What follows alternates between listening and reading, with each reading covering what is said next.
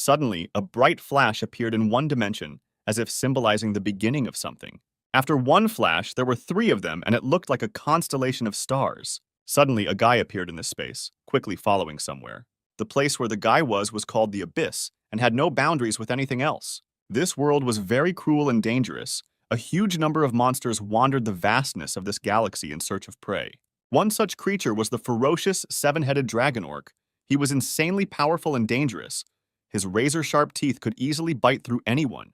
For a second, the guy hung in the air to concentrate and release a charge of powerful force. A blast of powerful energy was released from the protagonist's hands and struck the seven-headed dragon in a second. The main character fought this creature with dignity and determination, and was confident that it would not be difficult for him to defeat it one-on-one. Suddenly, the guy heard a loud roar of some kind of animal from behind. He was a little scared and looked in that direction. Right behind him was a huge and ruthless planet eater in this dimension. It was called Vulcan, and now the guy had to deal with several powerful monsters. They were fierce and controlled the territories that belonged to them right here in the Abyss. Suddenly, a strange noise in the wind was heard, which meant that another monster was approaching, but no one yet suspected what kind of creature it was. It was very rare to meet two creatures at the same time in such a place, but all three monsters were already participating in the battle. The boy quickly fell into the trap of a ruthless spider, who instantly enveloped him in sticky webs. When the monster approached the main character, he saw that right in front of him was the ruler of the spatial cave of the arachnids, Adio. The spider quickly began to descend with a loud hiss directly towards the victim and eagerly awaited the killing bite. The guy's eyes lit up like two constellations. He was ready to fight this creature, and a moment later a charge of light was released straight at the monsters. At one point, it seemed to the guy that this fight had taken more than 300 years, but it would have been much easier to deal with them one by one. The huge monsters were defeated. He lost too much time killing them, and now he needs to quickly find a way to return to Earth. As the boy was leaving this location, he received a notification that he had achieved success worthy of the title of Invincible Master of Training, and that the world now resonates with him. His presence became more noticeable here, and as a constellation he became much stronger. When the Earth was first connected with the Abyss, mankind learned that mythology is not just a product of the imagination. The beings called constellations were the closest to what people considered deities. They blessed them and expanded the ranks of followers. But as with any other rule, as the number of followers grows, so does the authority of the constellation. The Earth, with nearly 10 billion souls, was like a gold mine for the constellations, who fought to take followers from each other. But among them were also far more evil constellations, who wanted to take over the Earth not through blessings, but through sheer force. And this man, no, after these battles, it's hard to call him a man. This constellation appeared to stop this, a completely young constellation, Skylar. At that moment, the man was frying meat and carefully watched to make sure the piece did not burn, and he managed to turn it over in time. There was a brilliantly golden-colored frying pan with an insanely delicious steak on it, which was about to be ready to eat. Someone asked where this frying pan came from. The guy replied that it was a frying pan made of adamantine. The goblin was very surprised that it could cook meat, especially the meat of a bear that eats planets. Even the constellations are wary of this. The ruler of the Goblin Kingdom asked what kind of oil it was, because it contained a huge amount of magical power. The guy thought for a second, because this name was on the tip of his tongue. He replied that there was some constellation that looked like a cow, and he let it go in exchange for milk. Then the goblin screamed that how could he fight with a constellation? But at that moment, Skylar just wanted normal food. The guy added that his main top priority was collecting ingredients, since his hobby for tens of thousands of years in the Abyss was cooking. Then the main character took special kitchen utensils with which he made food fresh and added that it was a very valuable ingredient, but it was his first meat in 300 years, so he could splurge. The goblin couldn't believe that when the guy defeated the constellation, instead of killing for territory, he simply took the milk. His master was truly different from the other constellations. He watched as the boy deliciously devoured a juicy steak of meat. Skylar said it was time to eat and invited his friend to taste something so valuable. Cutting off a small piece of steak and putting it in his mouth, he began to slowly suck on it and feel this unusual taste. After the goblin ate a piece of constellation steak, he felt a powerful force literally bursting out of his body. The power of the adamanta was preserved in the meat. With the help of magical power and thanks to the oil from the mystical constellation, the meat rose to a higher level and its magic circle was activated. The old goblin opened a new mana circle and thanked the master for this dish, which was the best in his life. The guy watched all this from the side and couldn't understand what was wrong with him. Apparently, they really say that goblins are very strange. Skylar looked up and thought about how much he missed the ground. These events took place on Earth several tens of thousands of years ago in the very distant past. In the gym, they asked the guy why he was lifting weights and whether he really wanted to become stronger than he was now. It was the Korean teacher who reminded Skylar that he needed to be in class now. In the distant past, the protagonist was an ordinary person. These events unfolded before he became a constellation with the title of Invincible Master of Training. The boy was simply obsessed with strength from an early age. Skylar was an orphan with no one to rely on, and he knew he had to train to be strong, and he grew stronger and stronger every day. In the era of the Abyss, a new profession emerged. It was called Hunters, and was very honorable because they were engaged in protecting people from the dangers of dungeons and monsters. There are cores and items that drop from killing monsters and are highly valued, as well as artifacts from dungeons where monsters appear and attract many people who want money and glory. The main character had nothing to lose, so he became a C+ rank human hunter.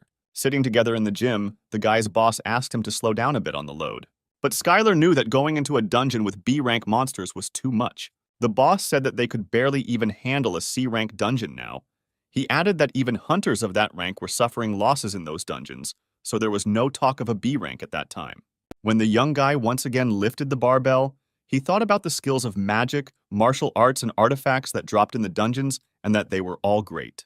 No matter how much people used them, they were still too weak. So the guy thought that it was really possible to become stronger just by raiding difficult dungeons. The boss was surprised by these words because does the guy really not care about his life? Does he not have a girlfriend? The guy dropped the barbell and said that even though he was a good guy, they still broke up. Skylar told her that he couldn't go on dates because of training, and she ended up sending him to date the monster. There was no disagreement between them, and it was a peaceful breakup. In one of the locations, one of the monsters was heading straight towards the main character. The guy was ready to fight the ruthless monster, and as soon as he approached him, he crushed all his mighty force straight into him. The hunters who were together in this location sympathized with the guy, because being a master of martial arts is not easy at all. They are hardy, and therefore they make good tanks. But their damage cannot be compared with the damage inflicted by mages. They couldn't fully understand why he decided to become a martial arts master, but while farming, they got a martial arts scroll. And because everyone was only interested in magic, he became useless, and it was from that moment that Skylar decided to start studying him. He cared little about what people said about him, and did not regret starting to learn martial arts. As it turned out, martial arts are simple and not as bright and convenient as magic, but the true nature of martial arts, in which fighters received as much as they trained, was well suited for the main character. In addition, no one has canceled the absence of regrets and desires to achieve greater results in training. The guy trained day and night, but it still wasn't enough for him. He fell into the corner of the room and thought that he had reached rank C+ through hard training.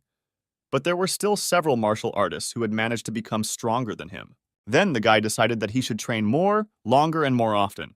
Even in his sleep, the guy was training. Maybe it wasn't as effective, but it made sense, because in any case, it was considered spiritual training. Suddenly, Skylar saw a bright flash in front of him and asked who was right in front of him. When the light dissipated a little, he saw the constellation of the abyss of the great magician. Between the two scales of the scales, the virtuous goddess of the scales appeared before him. She asked the guy to calm down, because they had little time left, and she got straight to the point. The main character could not have expected that the girl would offer him to make a deal with her. She said that people who meet the constellation always ask a lot of questions, but the guy quickly interrupted her and replied that he agreed to the deal. The great magician asked the guy in surprise how he could agree so quickly and not even want to ask anything about it. Then the main character asked only one question. Could he gain power by making a deal with her? The great magician replied that perhaps this was enough for Skylar. The guy asked why she chose him, because there are many hunters who have a higher rating and more fame. In response to this, the girl reminded that she is a virtuous goddess of Libra, and she has the ability to see the future. She told a story about a great danger that would befall the Earth in a few years. The evil constellations will begin to attack the Earth in full force, and when that day comes, the guy will think that the current dungeons and monsters threatening the Earth were just kindergarten. The goddess predicted this and added that he was the key to preventing this future. The guy was surprised by her words, because how could he influence the future alone? The girl turned to Skylar and said that she would make him much stronger through long, hard, and inhuman training. The guy was shocked by these words and was at a loss. He did not know what to answer. At this point, The virtuous goddess of Libra did her best to make the guy as scared as possible, because she knew that only a madman would agree to such a contract.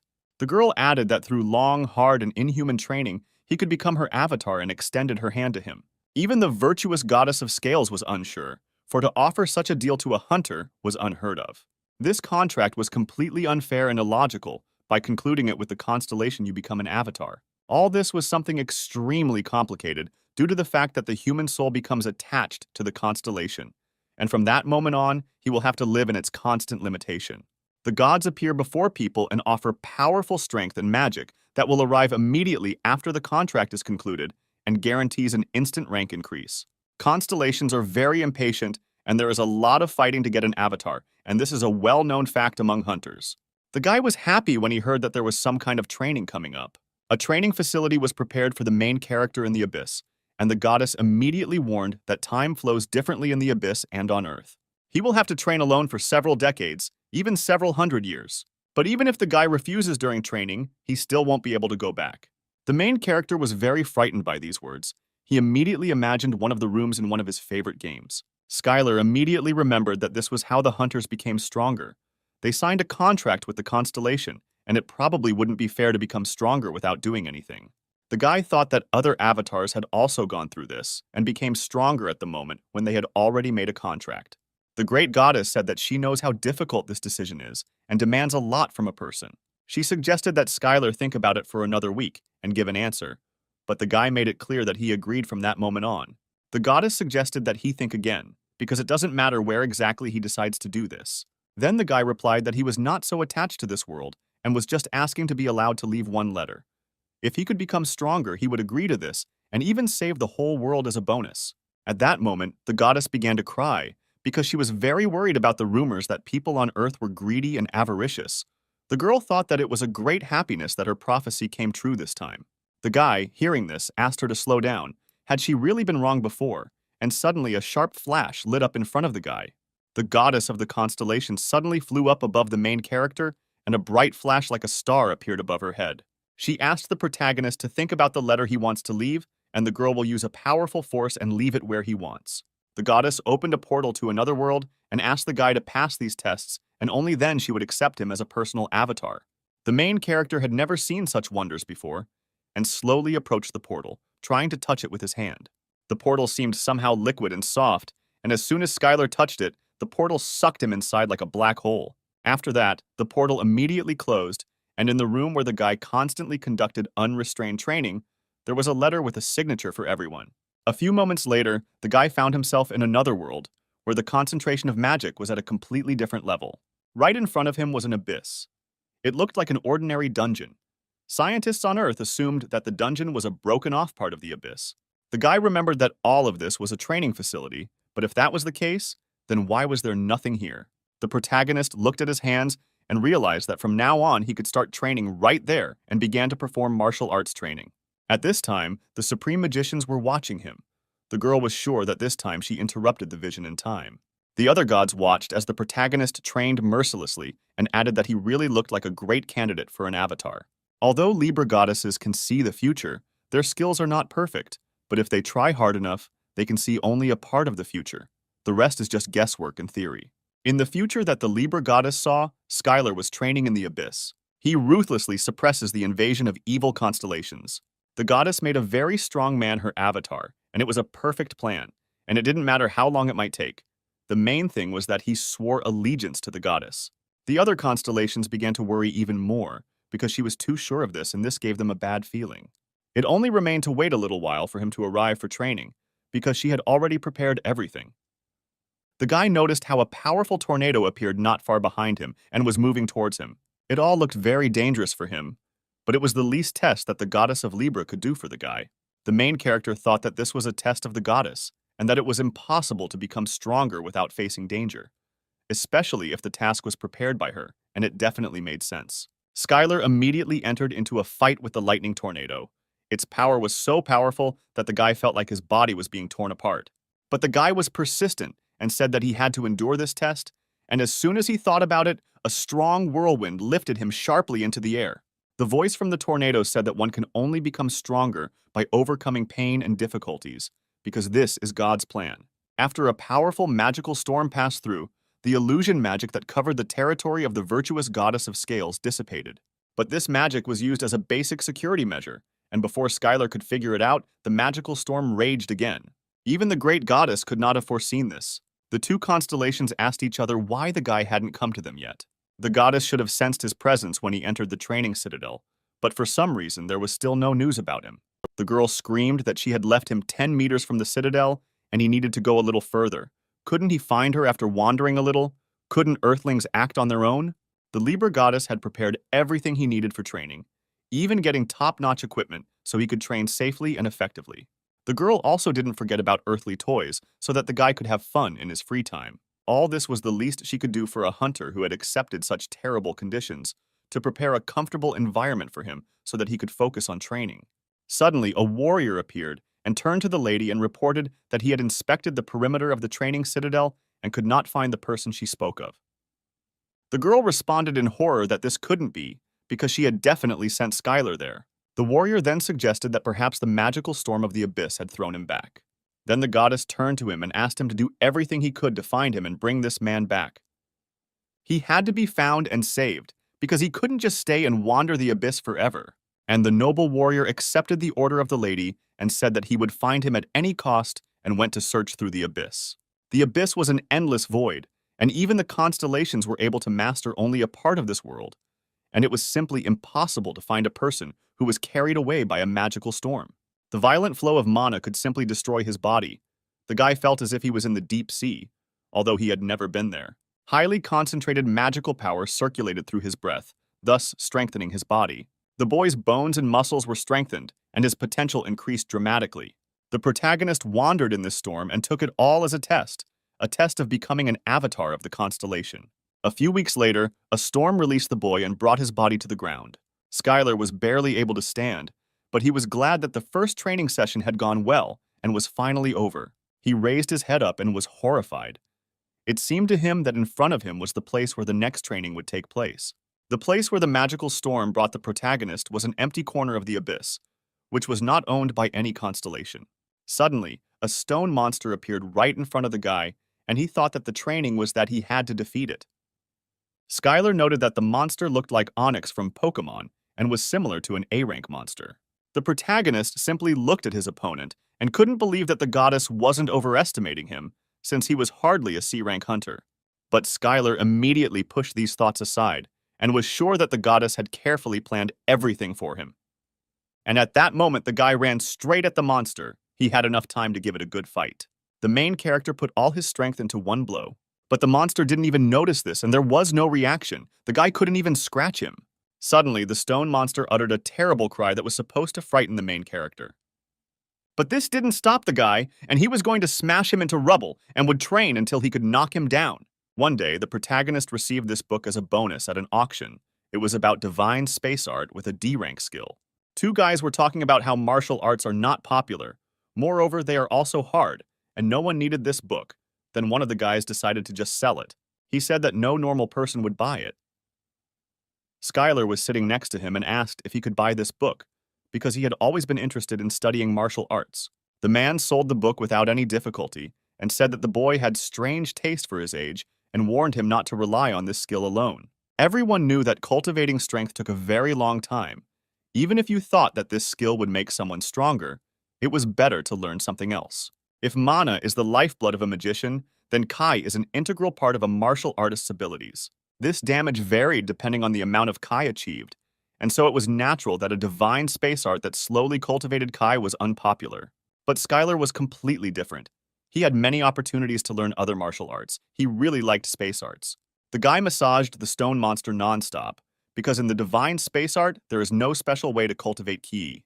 However, instead, Kai permeates every movement from a fist to a milky kick and returns back to the body. By repeating this process, a tiny amount of Kai accumulates inside, but each kick and punch slowly increases the protagonist's Kai. If this training is repeated endlessly, then eventually he will become a master of martial arts, of course. All this was about theory, but not everyone is capable of such training. The guy thought that he had no talent, but in fact he was deeply mistaken, because he has the talent to endure fatigue and make endless efforts. That's why he was able to withstand 100 years of repeating the same skill. Thanks to this, he learned the B+ rank skill, the internal destruction fist technique, and then the next level of divine space art. The young man had reached the level of an advanced martial artist and was now a B-rank hunter. Then the guy remembered one hunter who was able to become an A-rank martial arts master. He was a hunter from China, the only martial artist to reach a rank. The young man became an expert in martial arts, or in other words, about the level of a six-circle mage. The girl asked him with great surprise whether he was going to apply for a higher rank and immediately received a positive answer. The guy planned to become the first S-rank martial artist. The main character was not very inspired by this thought, because at this rate he would only be able to reach this guy's level in 1,000 years. At that moment, a stone monster looked at Skylar. The guy asked him why he was looking at him like that, because there was a fair fight between them. The stone snake didn't just ignore him. After the boy had been cultivating ki for decades, it could no longer ignore the damage it received. At that moment, the snake couldn't hold back her tears, because the guy had forcibly chosen her as a dummy when she was just doing her usual everyday things. At one point, the guy felt a little lost and decided to go somewhere, because it was a training ground, so now he can go wherever he wants. Suddenly, the stone snake sat the young man right on his head and moved forward. The main character found this idea funny, because simply walking through the abyss was an incredibly boring activity. At one point, the guy heard the sound he heard 100 years ago when he first fell into the abyss. It was the sounds of a magical storm. The boy regarded this as a gift from the goddess, which would lead him to the second test, but the dragon had a different opinion and believed that the man would simply die. The protagonist kindly asked the beast to go with him, but he was afraid, because even the strongest monsters can die if they get caught in a magical storm. Then the monster suddenly jumped and together with Skylar found themselves in the epicenter of a magical storm, because he had no choice but to agree with it. After reaching the destination point, the monster was exhausted, and the guy joyfully exclaimed that everyone in the abyss really moves so happily. When the boy reached the advanced level, he realized how incredible the magical storm was. It filled his body with mana and made him stronger, eliminating fatigue. All this was an incredible training in restoring the whole body. To control such a powerful constellation is truly amazing. But the guy didn't fully understand that it was just pure luck that he didn't die immediately after the magical storm caught him. Because if he hadn't taken it as a test from the goddess and allowed the flow to capture his body, the storm would have torn him to shreds in 1 second. The young man wandered through the abyss and wondered why there was no food here, since he had not eaten for over 100 years, but he still had no feeling of hunger. The guy wanted to chew something, and the monster kindly offered him to try the stone. The monster said that theoretically he could eat him because technically speaking, the stone of his body is meat. He happily shared a piece of the stone body, but the guy took it as revenge for using him as a punching bag for 100 years. The monster looked kindly at the guy and waited for his reaction, because he had no bad intentions. But Skylar refused such a treat, because no matter how hungry he was, he did not want to eat the monster. In response to his words, the creature happily threw him on its head and threw him into the air several times. From this moment on, the protagonist learned everything he needed to know about the stone snake. At that moment, the boy received a combat insight based on the stone serpent's movements. It was about the stone serpent's fist, strong enough to pierce the ground. The punch was strong enough to pierce the ground, but also flexible as if it was floating through the air. And the advanced level master immediately tried out a new fist technique.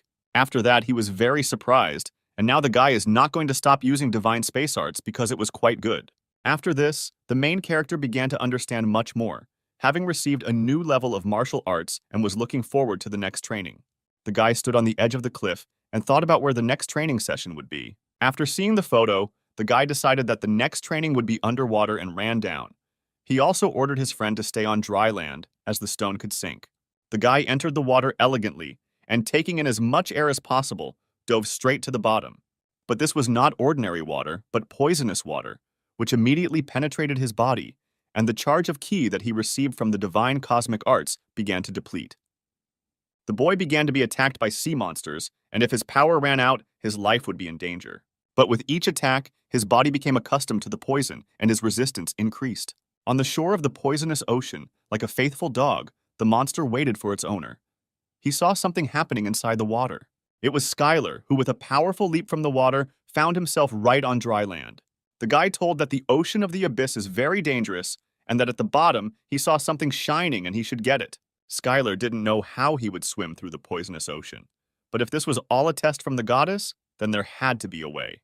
Then the guy began to think about what he should do and how to act in this situation. He then decided that with the help of divine cosmic art, he would accumulate enough ki power to swim across the poisonous ocean. But the guy couldn't imagine that all this would take a very long time. He was of course glad that he was becoming stronger, but he didn't understand why this process was so long, and he had been stuck here for 200 years. Then the young man saw his friend eating a lot of stones and asked how tasty it was. He also needed to eat something, but thanks to his mother, he was not hungry, but it was hard to live without food, since everything seemed very gray. When the main character was wandering along the shore, he saw in the distance a monster from the poisonous ocean. The guy's eyes lit up when he saw this fish in front of him. All that was left was to cook it properly. The main character decided that in order to eat normally, he had to cook it first.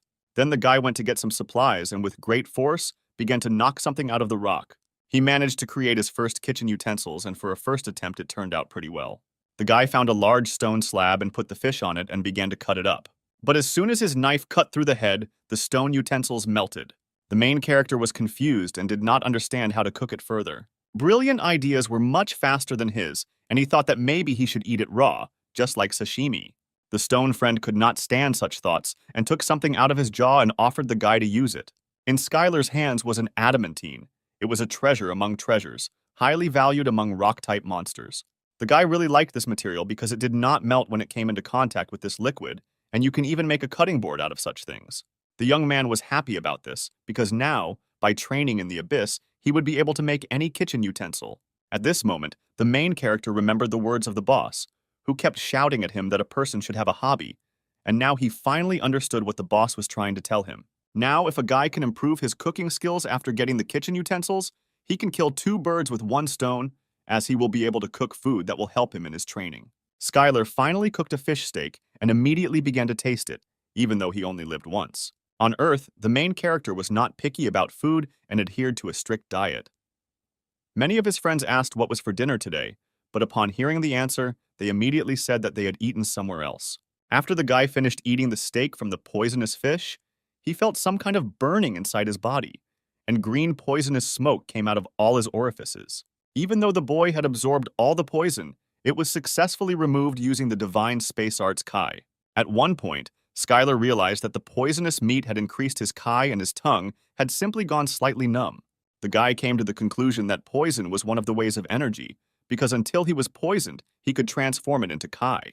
Then, the main character decided that it was time to start hunting and he was ready to eat each of them. Thus, several centuries passed. The guy pulled out poisonous fish over and over again and happily devoured them. During this time, Skylar's mind and body changed greatly. During this time, the deadly poison had been successfully expelled many times using the key of the divine space art, and his body now had maximum resistance to the poison. After the protagonist gained resistance to countless poisons, he obtained the A-rank skill, Perfect Poison Immunity. The poison no longer affected him, and moreover, he himself could release and use the poison, thanks to which his skill reached the level of an expert. The guy was talking about how he had gained full resistance to poisons and reached the expert level, something he couldn't even dream of on Earth, and should already be an A-rank hunter.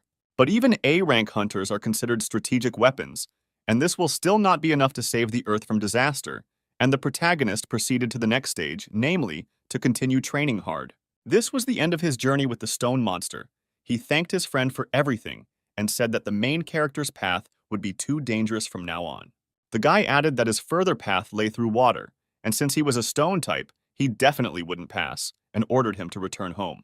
Because of his resistance to poisons, the ocean was no longer considered a threat to the guy, and now the cruel sea monsters had no choice but to flee from the hunter.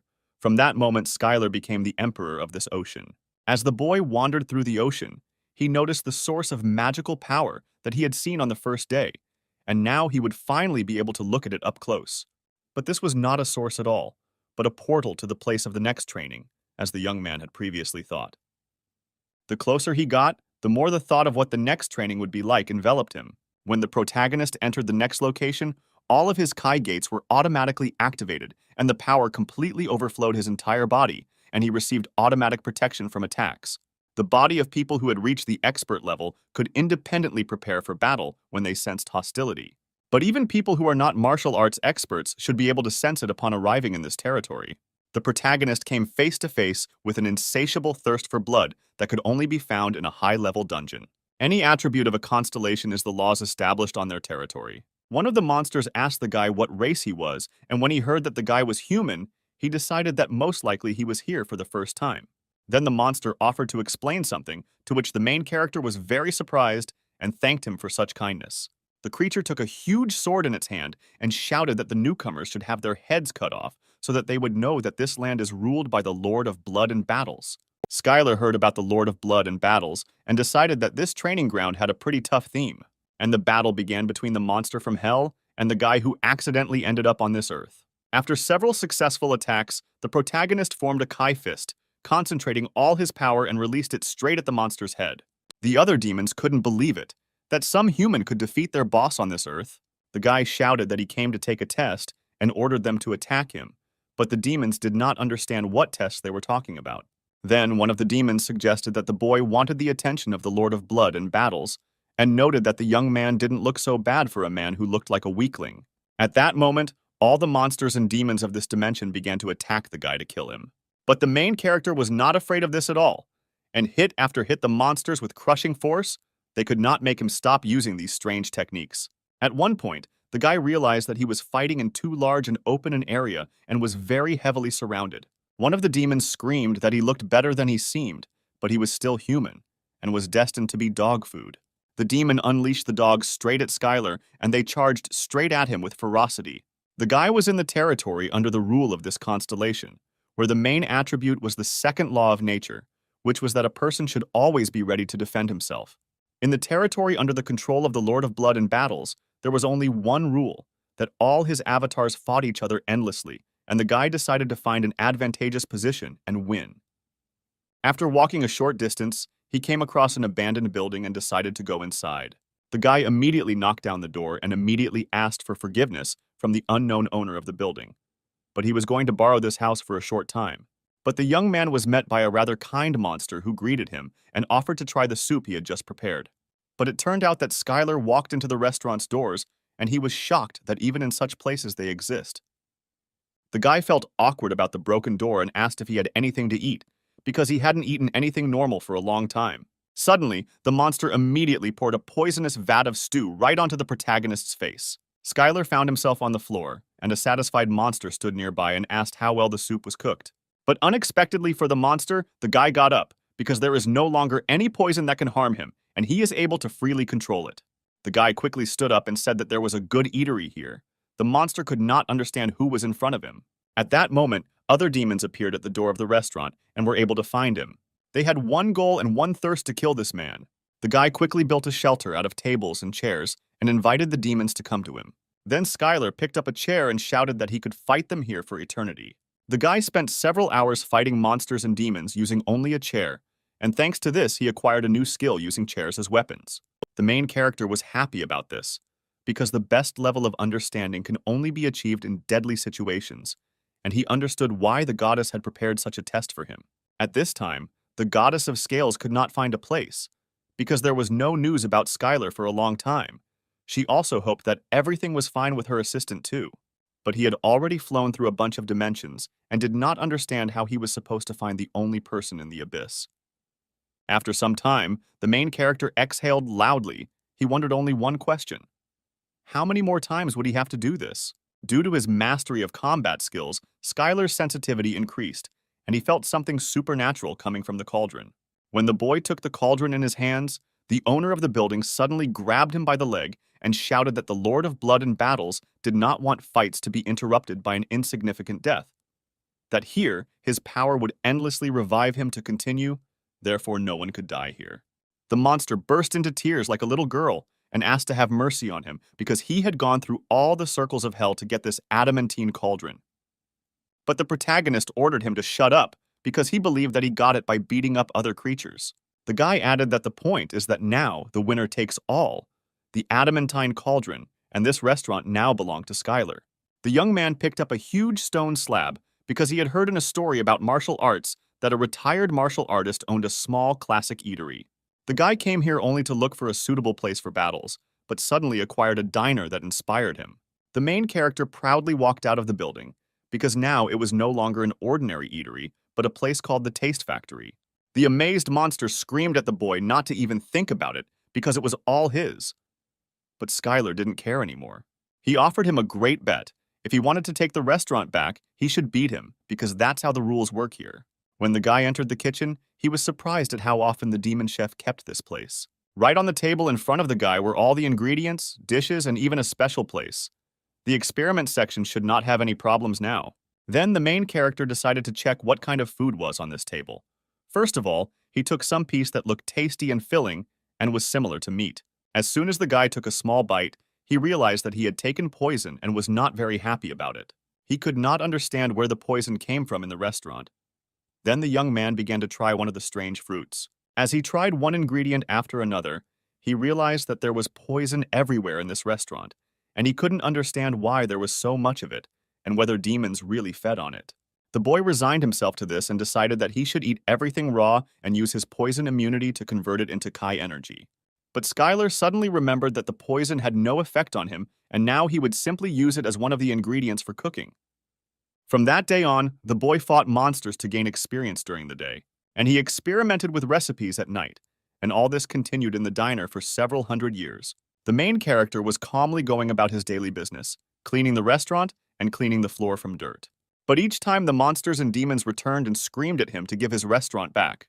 But the guy shouted that this was now a pub, not some lousy restaurant, and quickly threw all the creatures out of the building. At one point, the protagonist discovered that he had obtained a new skill. Through countless battles, he had obtained an A-rank skill, harmony of body and mind. Now, divine space arts had become more natural. The man received a surge of wild energy. The circulation of ki in his body accelerated sharply. The skill of harmony of body and mind was a state in which the body moves in accordance with the mind.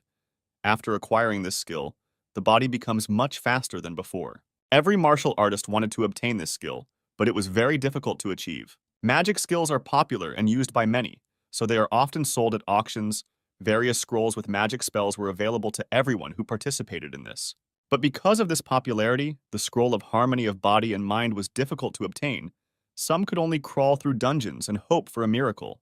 The protagonist did not understand why, but he was able to achieve harmony of body and mind through prolonged, deadly fights.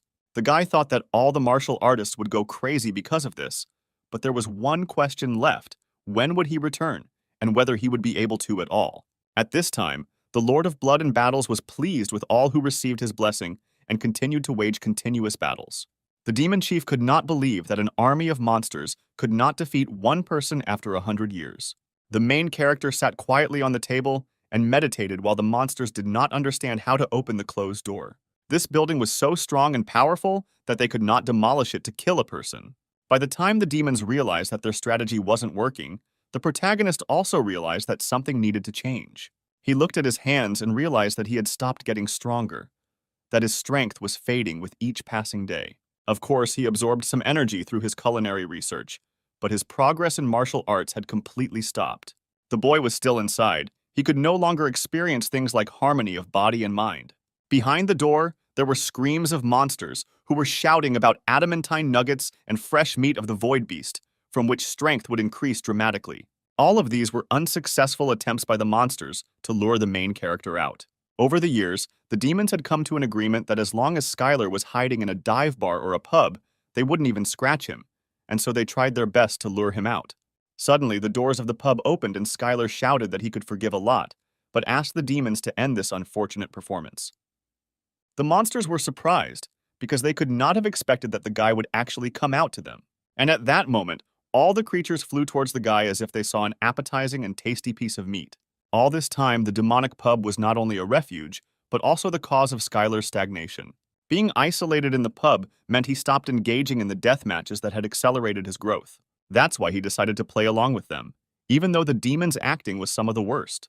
But at the moment of the fight between the demons and the guy, there was a huge and powerful demon, which became a small problem for Skylar. The demon screamed that today would be his last day and that he would no longer have to pretend to be a strong guy who would simply be hidden in this building.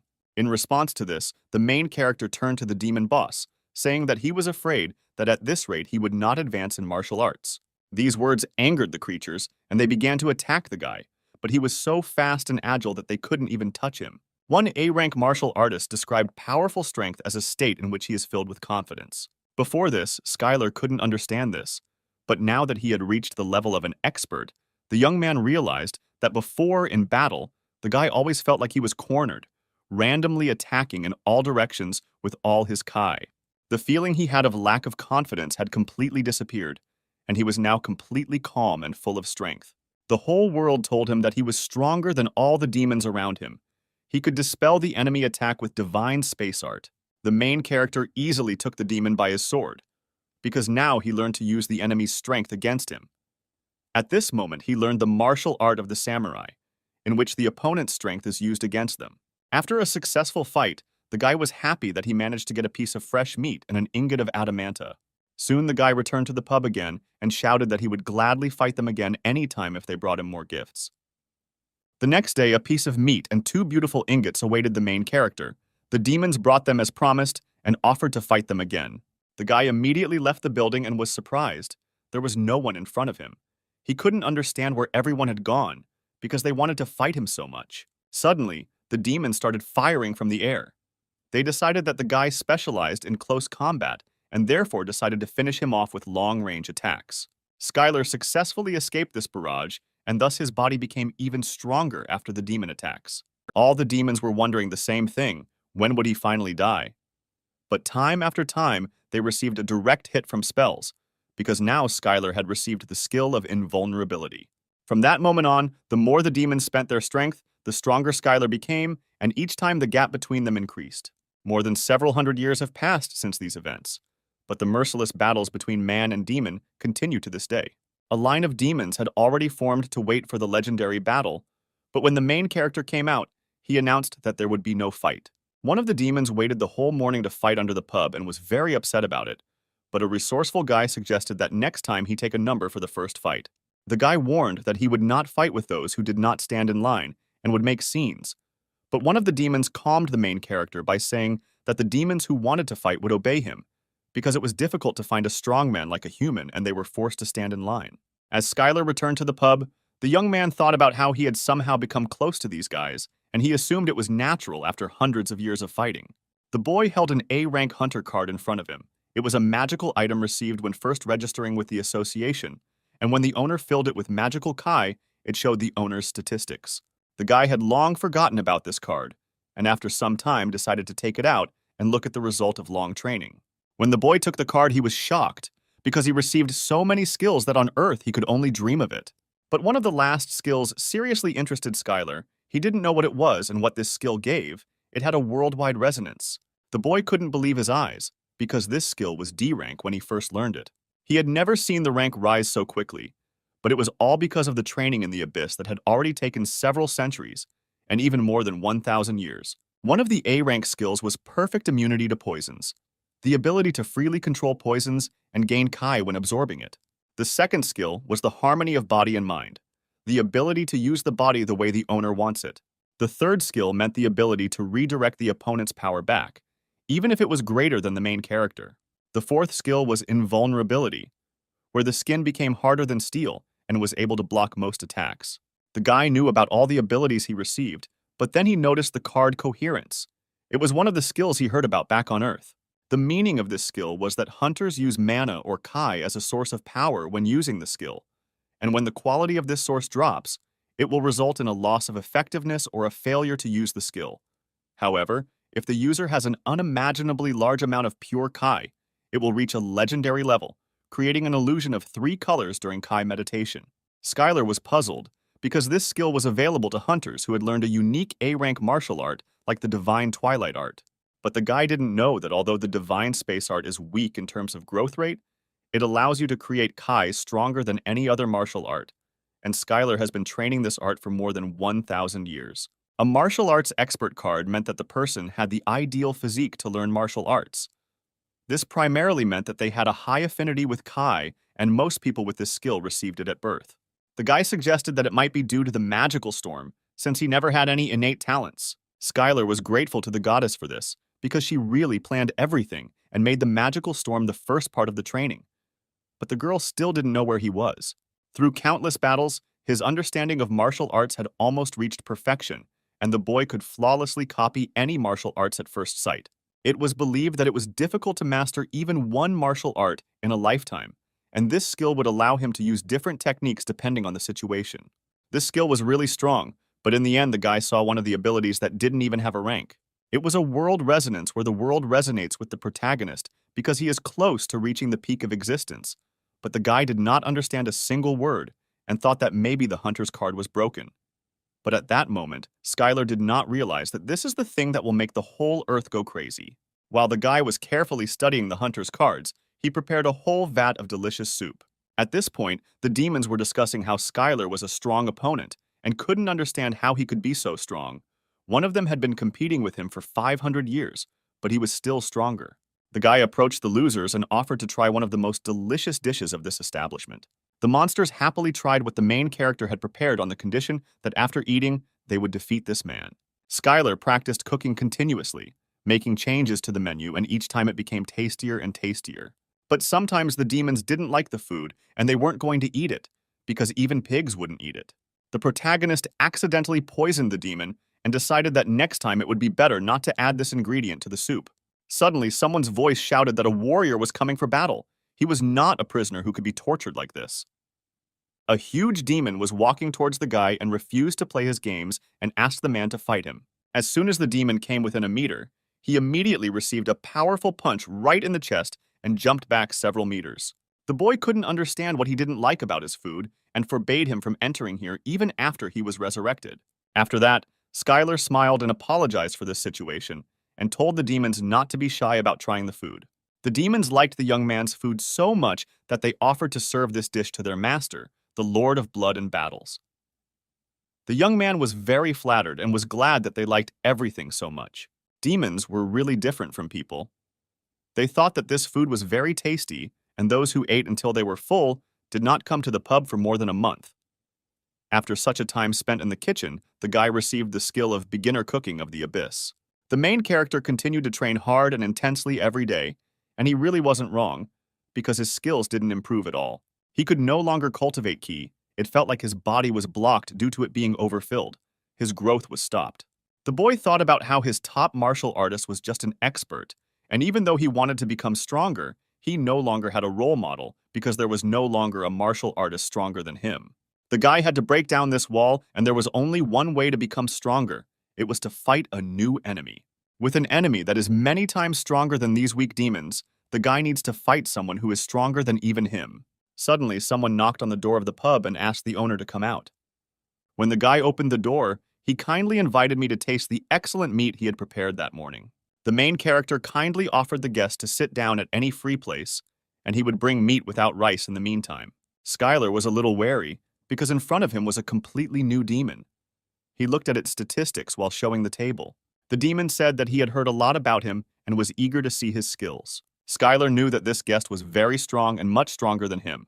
He had enormous magical power that was strong even for the demonic race.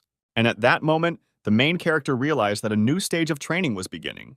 The guy kindly served the guest and brought him the dish of the day, meat without rice. The demon began to slowly taste the main character's food. It was clear that he was much stronger than the guy. When the demon finished eating, he thanked him for the food and added that he had heard that the owner of this place liked to collect valuable minerals. At that moment, he took out a huge ingot of adamantine, which was of a size never seen before. The guy held this ingot in his hands and did not know what to say. He thought that the demon paid him too much and offered him another portion of rice. But the demon refused, saying that one was enough, and everything was delicious. The demon turned to the man and said that his name was Varago. He was the first avatar of the Lord of Blood and Battles, and the one to whom he had given the bloody axe, and he had an offer from his master. The guy was very surprised by this and asked what proposal he was talking about. Then the demon added that all this time the Master Lord of Blood and Battles was watching him, and now he wants the guy to become his avatar. Varagot was sure that Skylar would accept the offer, but despite the fact that he is a wanderer from the outside world, the guy is not crazy enough to go against the will of the constellation. The protagonist cautiously asked for forgiveness, but he cannot accept the demon's offer. Varagot was furious because the boy refused his master's offer. The guy said that he was under a lot of pressure and that he was the strong opponent that the young man had been waiting for so long. The demon did not understand this, because the guy had a talent worthy of praise from the master to not hide his fighting spirit in front of someone who was definitely stronger than him. And this was exactly the quality that the Lord of Blood and Battles desired. The demon screamed about what the guy was not happy with if he rejected such a sweet offer. Then the demon suggested that perhaps the guy was already an avatar of another constellation, but he did not feel the presence of the constellation in him at all. The protagonist replied that he was not an avatar yet, but had already promised the constellation that he would become one when he passed her test. The creature tried to find out, because perhaps the guy was deceived, but the main character was persistent and did not understand what the demon was trying to achieve, because if he wanted to fight, he would be ready for it with joy. The demon asked the guy not to rush and listen to him, because what he was talking about did not add up in his head. Constellations enter into a contract with an avatar because of their desire. No constellation will accept someone unworthy as an avatar. And to be desired by one constellation meant that other constellations from the abyss would also desire it. And so the constellation immediately makes a contract with the avatar candidate so that others do not do this. But if they want to train the candidate, they do it on their own territory. This is all because there are cases where the candidate may be intercepted by other constellations while he is wandering outside, and if this happens, then the constellations will laugh at him for 10,000 years. But the boy shouted that Virago had missed something, because the constellation he had promised could see the future, and the boy was sure that she had chosen this strange method because she had foreseen it. The demon wasn't completely sure, because foreseeing the future is a rare and special skill, but the protagonist replied that this is what proves that his constellation is better than he thinks, because she was able to think that nothing would happen if he trained outside of her territory. After these words, Skylar bragged about the training he had gone through and all the trials he had faced for hundreds of years after he had been caught in the magical storm, and how carefully these trainings had been planned. But the demon replied that this made even less sense, because the magical storm of the abyss is not something that can be controlled, and even the constellations cannot do it. It is a dangerous and powerful catastrophe.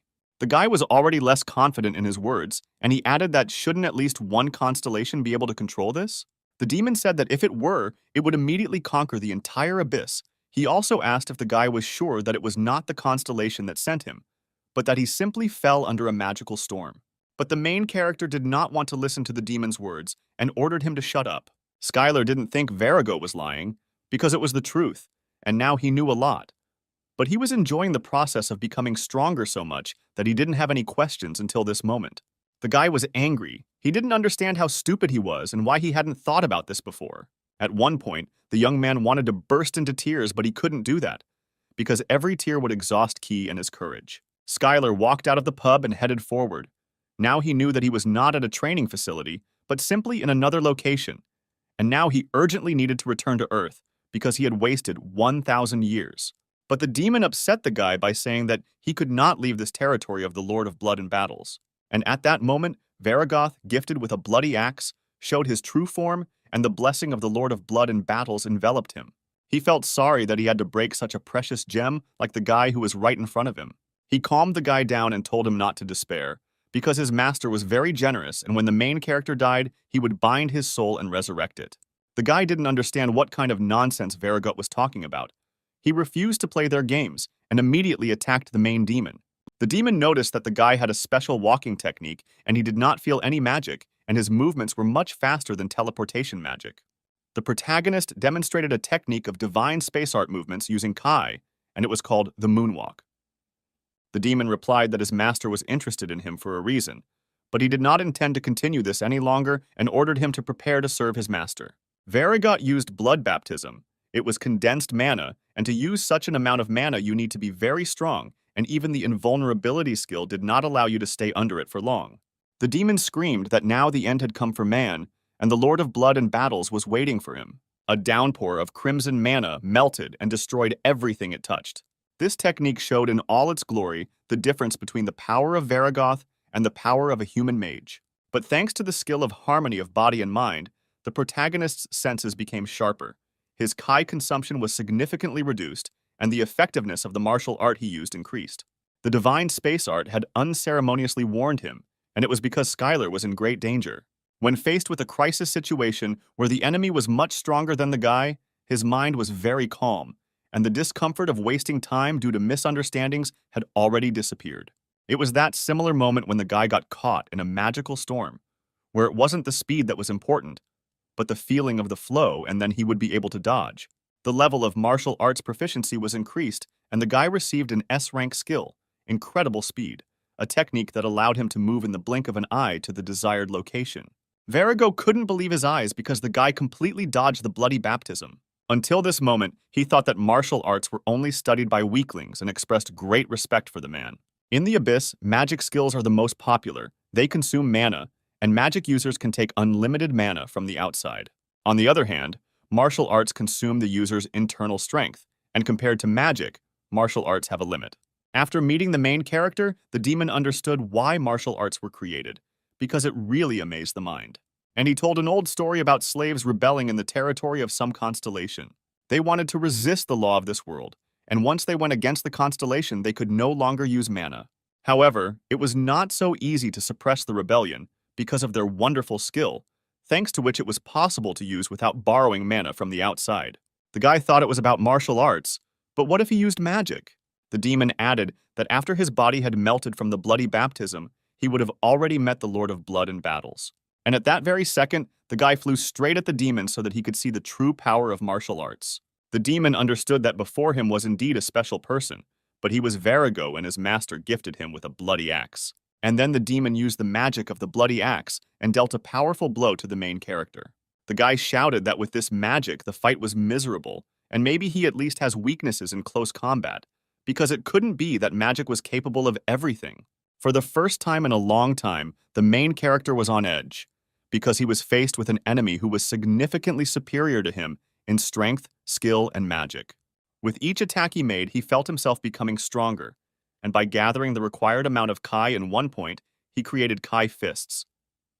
And as soon as he managed to do this, he performed the most powerful fist of space, which struck the demon with such force that Verigut could not have expected it. But even this was not enough, and the demon was amused by the interesting tricks. But this was not enough to completely defeat him. A few skills, such as using speed or dodging, were only good for defense, but the problem was with attack power. To break through the dozens of layers of protective magic with which Verigut defended himself, he had to deliver a powerful blow. Then the main character thought that Ki's fist was the result of Ki compression, but such compression would hardly be enough, but he decided to try anyway. In theory, the Kai fist did not fully utilize the compression of Ki, and it was possible to compress Kai to the point of materialization, and this technique is called Kai materialization.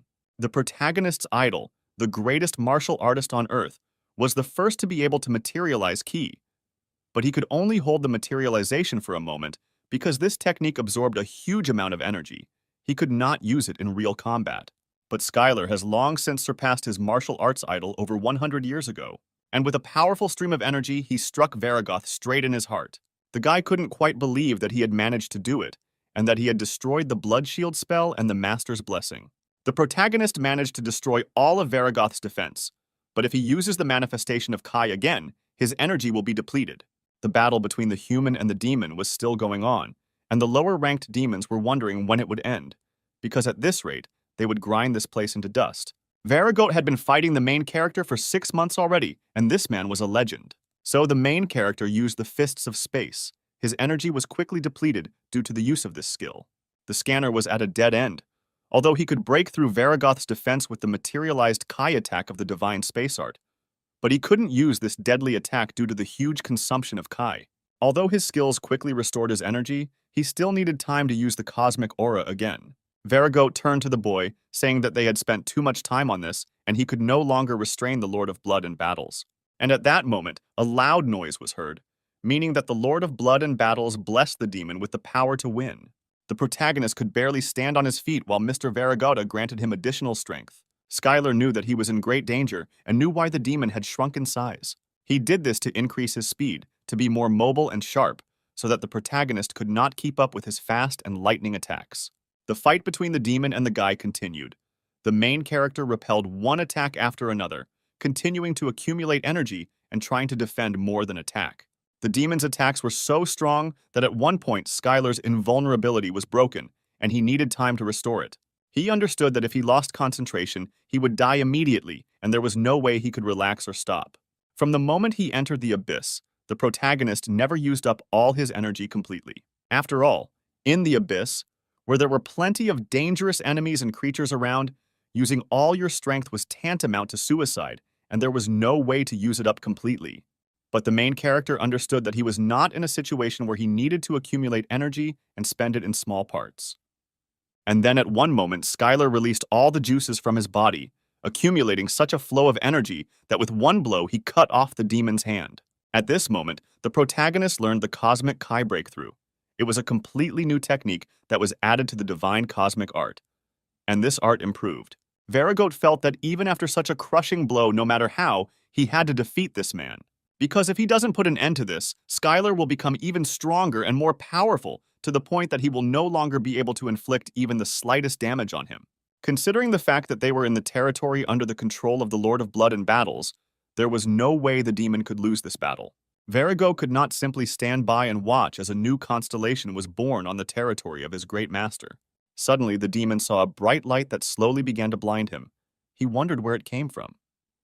As soon as he opened his eyes, he saw that Skylar, hundreds of times larger than him, was standing in front of him. At that moment, the protagonist realized what it meant to empty all the energy from Kai. The wall that the main character had encountered, the amount of ki that was in his body, all of this was now completely unimportant, because all the powerful energy was inside him. And now if he can take all the energy outside the body, then the world will become his energy. At this moment, the boy had achieved a perfect understanding of the ki materialization skill and was now able to freely use this materialization. The skill of world resonance has increased, and now the world awaits his defeat. The constellation of the Abyss watching the battle showed great interest in it. From that moment on, all the constellations were ready to get the main character as an avatar. The guy finished off his opponent blow after blow, and at one point the demon was able to utter the last words that he had lost this fight to the man. The guy defeated the first avatar of the Lord of Blood and Battles, the Demon King Varigoth, gifted with a bloody axe. The protagonist received power from the whole world thanks to the skill of a master craftsman. The demon was trampled right into the ground and added that the boy had now earned the right to reject his master's offer. Even though the battle was long and difficult, Skylar thanked the demon from the bottom of his heart. Varigote added that he should listen to his words because no matter what constellation offered him to become his avatar, he should not accept it from it. The demon advised the boy to become so strong that no constellation could look down on him, thereby becoming famous in this abyss and becoming a constellation. The protagonist looked at the enemy he had just defeated and replied that he understood everything and would definitely listen to his words. At that moment, the demon disappeared, saying that he would look forward to the next battle. The guy looked at the bright flash and shouted for him to come back, because he had to give him what he deserved. The protagonist began to think about words so that he would become a constellation, becoming a master, the level at which he accepted the world as a whole person. Skylar began to feel something that he could not previously. It was the gaze of the constellations watching him, their pressure and how powerful they were. The protagonist decided that he could match them if he became a little stronger. Suddenly, other constellations of the Abyss began asking Skylar to meet with him. The Abyss constellation did not move. They could not do so, as they were constantly targeting each other's territories, and if one of them accidentally left their post, they would fall in an instant. That is why the constellations watched the world without leaving their own thrones, watching the avatars or those who are worthy of becoming them. The guy couldn't believe that someone had been watching him all this time, as if he had been shown on the regional news. After the great battle, the Lord of Blood and Battles placed a bounty on Skylar's head, and every creature that was in that territory hunted him. But from that moment on, the protagonist had nothing to fear, because he declared that he would become a constellation, while others watched his triumph. On the ground in the gym, the men saw a guy on TV who had signed a contract with a star. He said that everyone envies him because they also want to sign a contract with the star, but in reality, everything is not so colorful and wonderful. The guys were surprised by his words, because they did not understand how one could speak about such things directly and openly. The man spoke about the rules of the constellations that connect him, and you are under observation 24 to 7 hours. Skylar heard his friends loudly discussing this guy about how he was handsome and became an avatar, and basically he already had everything. But why was he whining that it was so hard for him? At that moment, the guy realized what the hunter from TV meant. He was obliged to act according to the rules and obey the order of the constellation, but if he disobeyed, then an unimaginable punishment awaited him. Being an avatar that everyone envies means being a slave in beautiful shackles. All the while the guy was thinking, small demons attacked him and tried to avenge the honor of their master. Since childhood, the guy wanted to be strong. Not so that strong guys like them would pay attention to him, he wanted to choose his own path. As strange as it may seem, Varagot was right, and the guy can't leave his fate to the discretion of the constellation after he's come so far. At this moment, the main character received various messages from the constellations offering to give new skills or those who were simply impressed by the level of his martial arts. All this greatly irritated the guy. Skylar didn't know how to use magic properly, but it was as if it didn't need to be used, and it was better to achieve everything with the help of martial arts. Suddenly, one of the constellations of lava and magma gave the main character an ingot of adamantine and added that he looked like a hipster.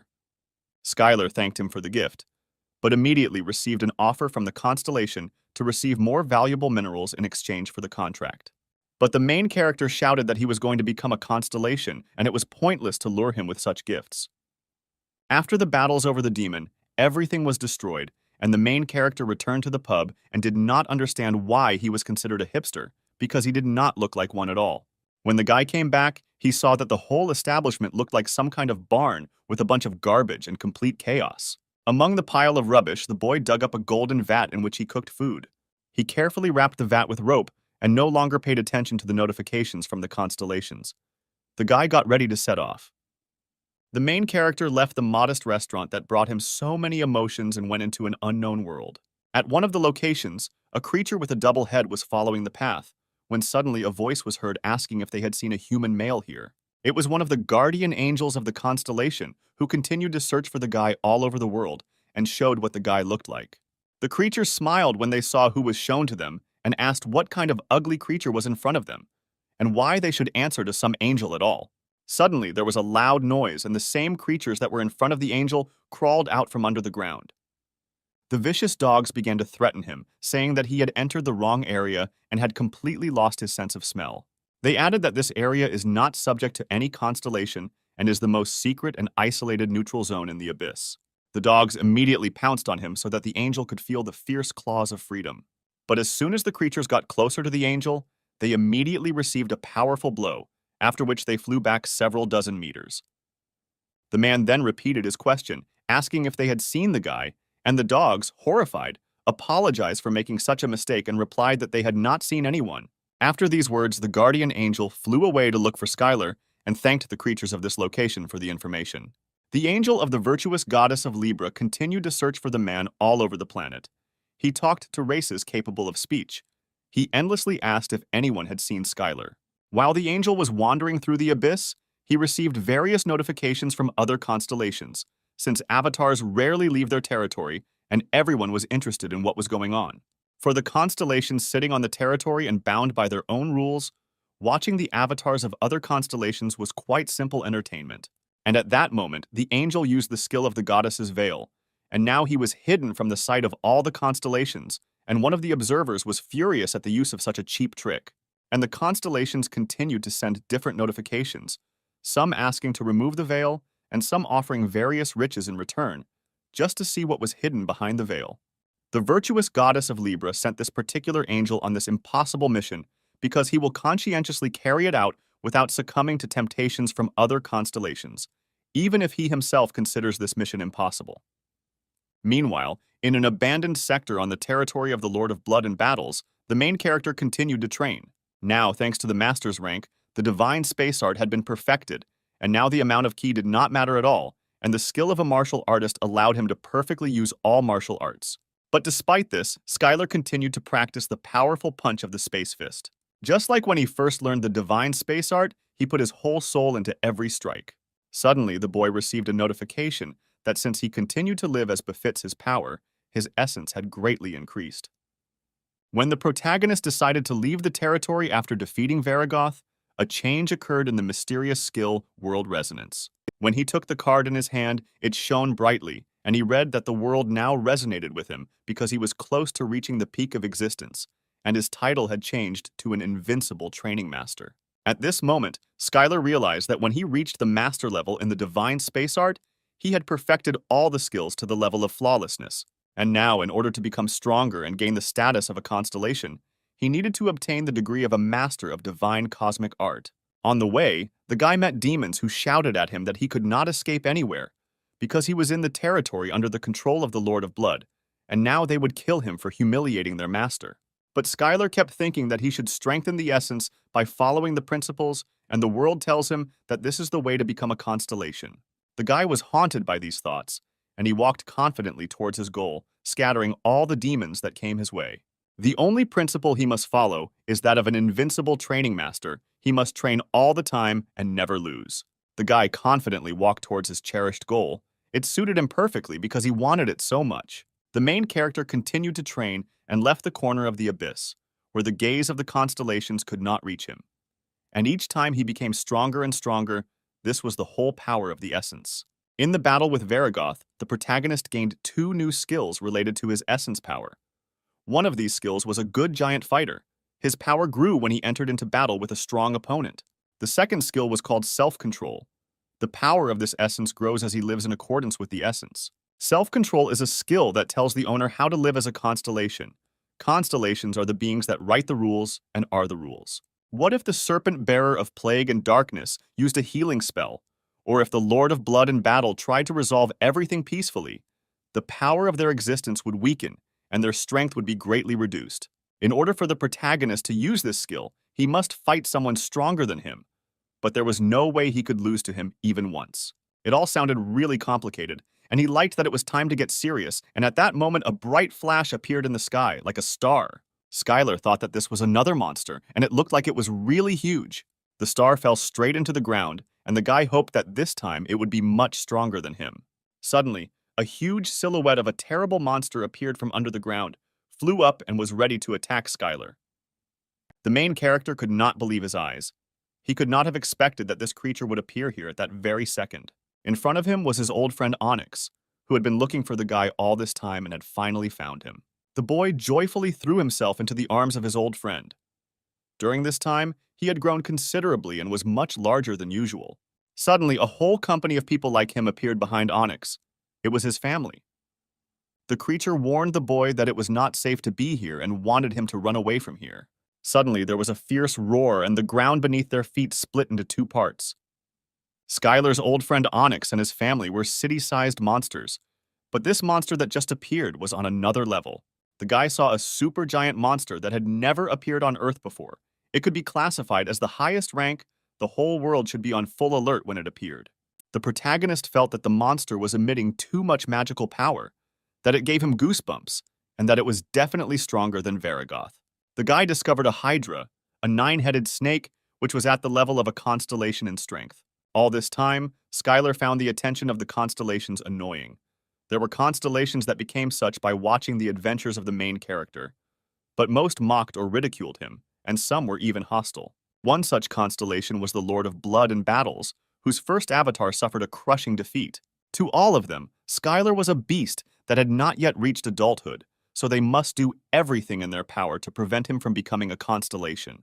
That's why the boy went to the neutral zone, where the constellations couldn't track him, but the lawless zone was a place where the strongest ruled. It was a place ruled by monsters that were as strong as constellations, and they weren't bound by the rules like constellations. The creature was amazingly strong and used powerful magical power and went at everyone like a bulldozer. If the guy defeats the Hydra, his power will essentially increase significantly. The World Resonance skill now resonated, and the boy received a notification that he was now an invincible training master. The protagonist's skills forced him to fight this monster, but even without them, his choice remains the same. The guy accepted this fight and immediately screamed sharply for this clumsy snake to attack him. Hydra had bullied his friend and his family, and it didn't matter how strong it was, the monster would now regret it. The creature began to attack the main character. It considered him an insignificant creature and was impatiently waiting for his death. It added that even the constellations fell to their knees because of its poison, and its breath would incinerate him in a second. His 9 heads emanated a powerful force that would freeze most opponents due to telepathy and bloodlust. But Skylar was already used to this, because he had already been in many battles on the territory of the Lord of Blood in battles. The guy suddenly took off and delivered a powerful blow to one of the Hydra's heads. This blow was so strong that it took off the head in a second, and the Hydra could not understand how this brat dared to do such a thing. But the Hydra restored its head thanks to the divine regeneration skill, and all the guy's efforts were in vain. The monster turned to the boy and said that he was able to cut off his head, but now he had to pay for touching him. The entire body of the Hydra was suddenly filled with the strongest poison, from which neither the hero nor the constellation could withstand. The guy didn't understand why the creature was saying what it was going to do, and why it needed all this. But before him stood a monster that even the constellations of the entire abyss feared. They could do nothing, even if they found out what would happen next. And only the nine-headed Hydra announced the fate of the enemy. The enemy has no choice but to accept the fate that the Hydra has predicted for him. When the monster filled the entire atmosphere with the strongest poison, a bright flash appeared inside this steam. In the distance, the Hydra saw a guy who managed to cope with this poison and survive. The monster could not understand how he stopped their poison. At that moment, the guy felt like his head was about to explode because of that telepathic scream. And if he hadn't had perfect immunity to poisons, he could have suffered. But this feeling was not the same as when he fought Varagoth. It was far superior to the power of divine space art and the materialization of Kai. The boy screamed that he wanted to cut his head off and began to perform one of the most powerful blows he had mastered. At that moment, the protagonist realized that his power of existence had grown significantly because this effect increased as the power of the entity increased. All this was written right in the skill description, and the guy couldn't believe that he now had such incredible skills. The main character was not cornered, and on the contrary, he was able to defeat the Hydra with one blow. But even after this blow, when the Hydra lost several of its heads, the battle did not end there. Despite the fact that the guy knocked off the Hydra's heads with his numerous series of blows, it regenerated them too quickly. The monster wanted to kill this man as soon as possible. His breath was too dangerous that being near him was already fatal. Skylar had an invulnerability skill that should have protected him from any damage. But even in the fight against Varagoth, he was unable to block all of his powerful magic. But the Hydra was many times stronger than Varagoth, and it was impossible to block its attacks with invulnerability. And then the main character decided that he could run along this breath with the help of the moonwalk and get straight to the monster's throat. From that moment on, the guy began to move as quickly as possible, moving faster through the Hydra's poisonous breath. And at one moment, a miracle happened. While Skylar was moving between safe zones repeating the phrase faster and faster, the flame and poison emitted by the Hydra stopped, and time immediately slowed down. Hydra couldn't control his breathing intentionally, but none of Skylar's martial arts had the same effect. And finally, the main character realized that all this was happening for the same reason that his attacks were much stronger than they should have been with his level of martial arts and skills. The power of the essence is not the same as enhancing magic or martial arts. It is the power that allows one to change reality. According to his imagination and desire, he received an insight on how to use the power of the essence because it was a power that could change reality. Now the guy is able to control it as he wishes. As a result of the insight, the skill of the essence's power has increased, and this power allowed constellations and creatures that have reached the peak of existence to rule in the abyss. The constellations use this power to transform the abyss and create a kingdom and bring gifts and blessings to their followers. As long as the constellations have enough essence power, they can do anything. The Hydra was furious. She couldn't believe how the guy dared to do this.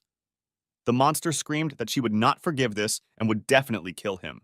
This being had a gigantic soul and a strong will. With the current power of the essence, Skylar could not shake or change her will. But did he need to do this? Because his goal was to change the power of the protagonist's essence, and not the Hydra. The power of Skylar's essence infused his materialized Kai and became a sharp blade capable of cutting through both the Hydra's massive body and the poison that could seal divine regeneration. And the guy with great speed like a razor blade began to rush through the body of the Hydra. She could not believe that this was possible. The main character remained calm and did not give in to his emotions, because this was also training. And thanks to this power, the Hydra's heads could not regenerate, and they immediately lost to this man. They used Plan B, which was to hide in a cave and wait until regeneration returned to them again. But with so many heads like the Hydra, it was hard to come to a consensus, and someone didn't want to return to the cave with such a body, because it was a great humiliation. Neither fire, nor poison, nor brute force ever had any effect on the monster, but without regeneration, the Hydra quickly died, and for it was a shame, because they lived for 10,000 years and never faced such humiliation. And at that moment, while the Hydra were arguing with each other, a sharp beam of light crashed into them straight from the sky. It was Skylar who bid farewell to the snake with a powerful fighting technique and admitted that she was indeed a strong opponent. After this battle, the main character greatly increased all the skills that were used during the battle, and the world began to resonate with him even more strongly. The main character inherited the Hydra's karma of divine regeneration, and now his invulnerable body is endlessly regenerating from this moment on. The guy noted that life was a strange thing, because being a martial arts master, he never thought that he would receive so many A skills. Now he only had to look at them. Even just one skill like that would make the boy an A-rank hunter, but that no longer mattered once he decided to step beyond being a hunter and step onto the path of the constellation. The guy asked the Stone family if everything was okay with them and how they felt. Everything was fine, and the Stone friend said that the guy had changed a lot. But this was to be expected, because after several thousand years, anyone can change just as much. The main character looked at the monster lying on the ground and asked his Stone friend if he needed meat, bones, or scales, because he had to figure it out somehow. But the Hydra's body emitted a frightening poisonous aura, which required one to forget about it, because even touching the monster's body was dangerous. But this didn't stop the guy, and he quickly began to chop the snake into small pieces.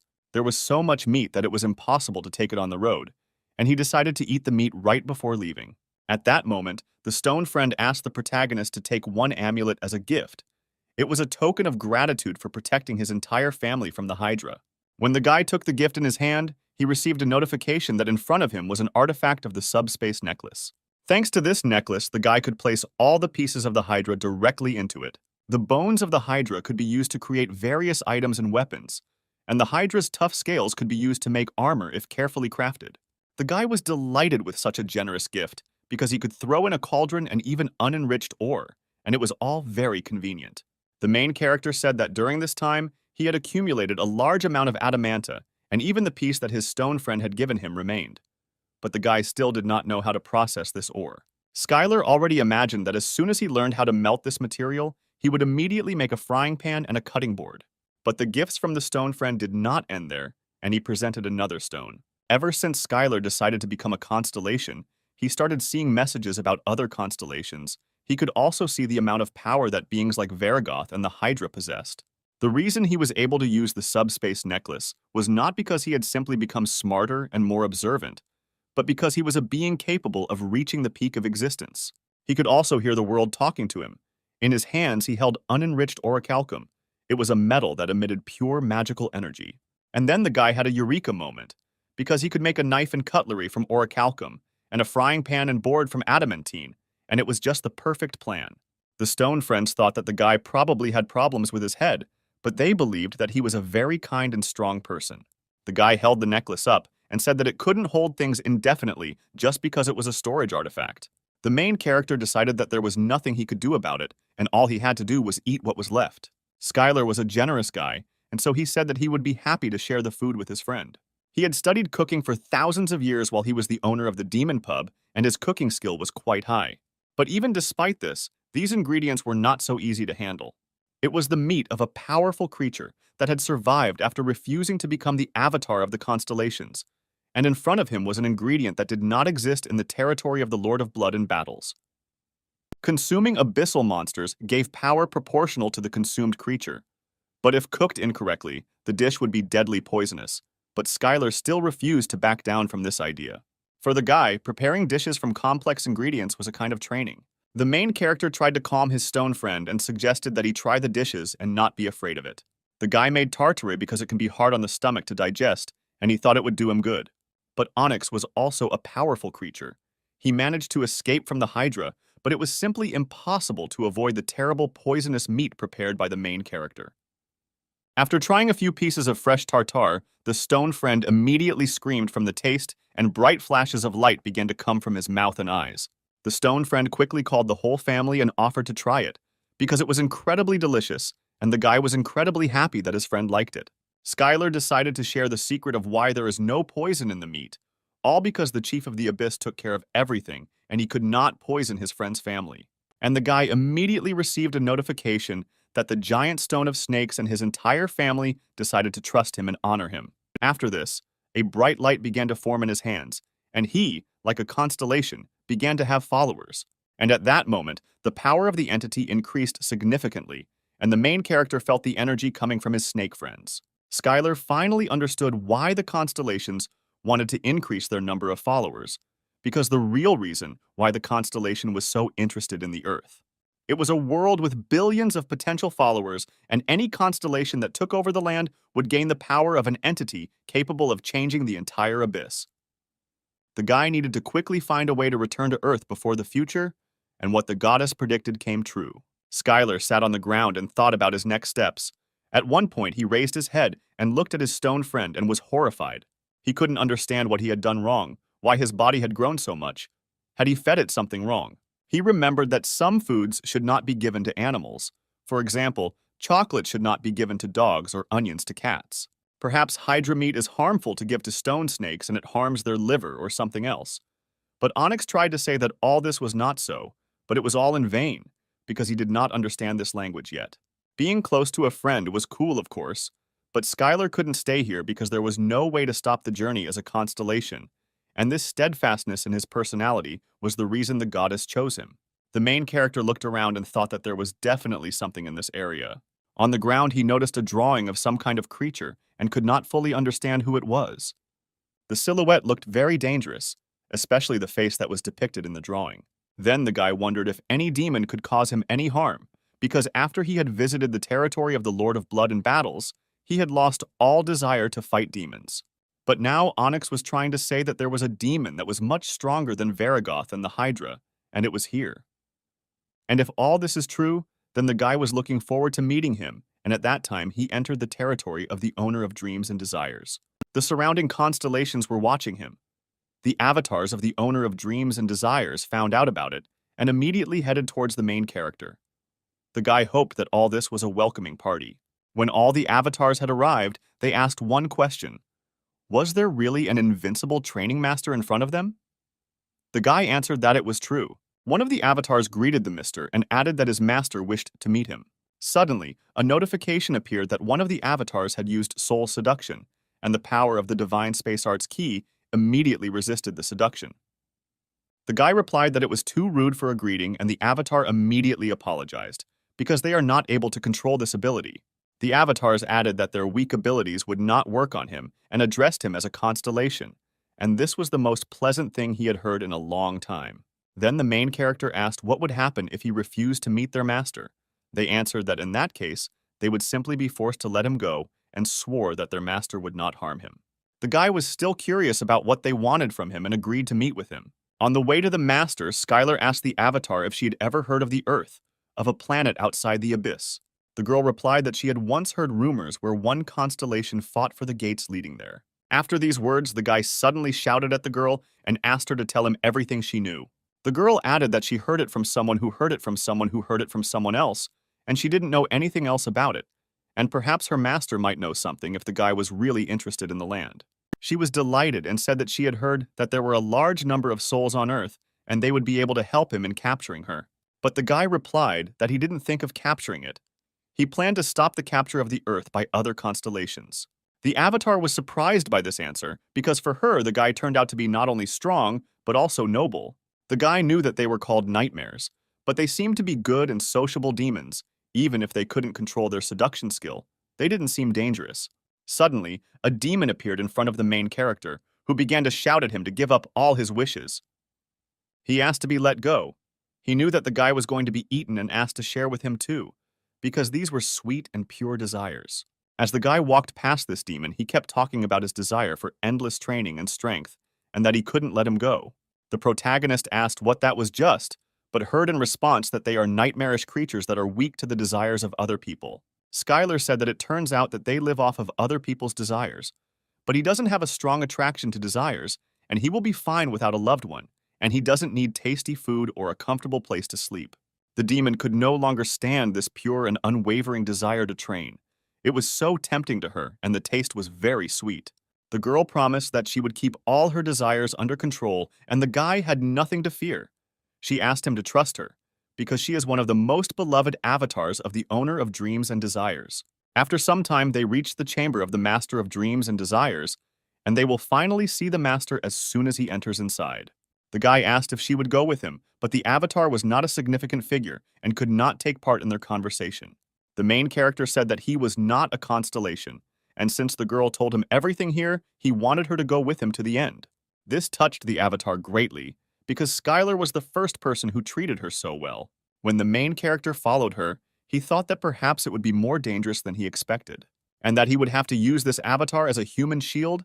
He was sure that the constellation would never want to lose its own dear avatar.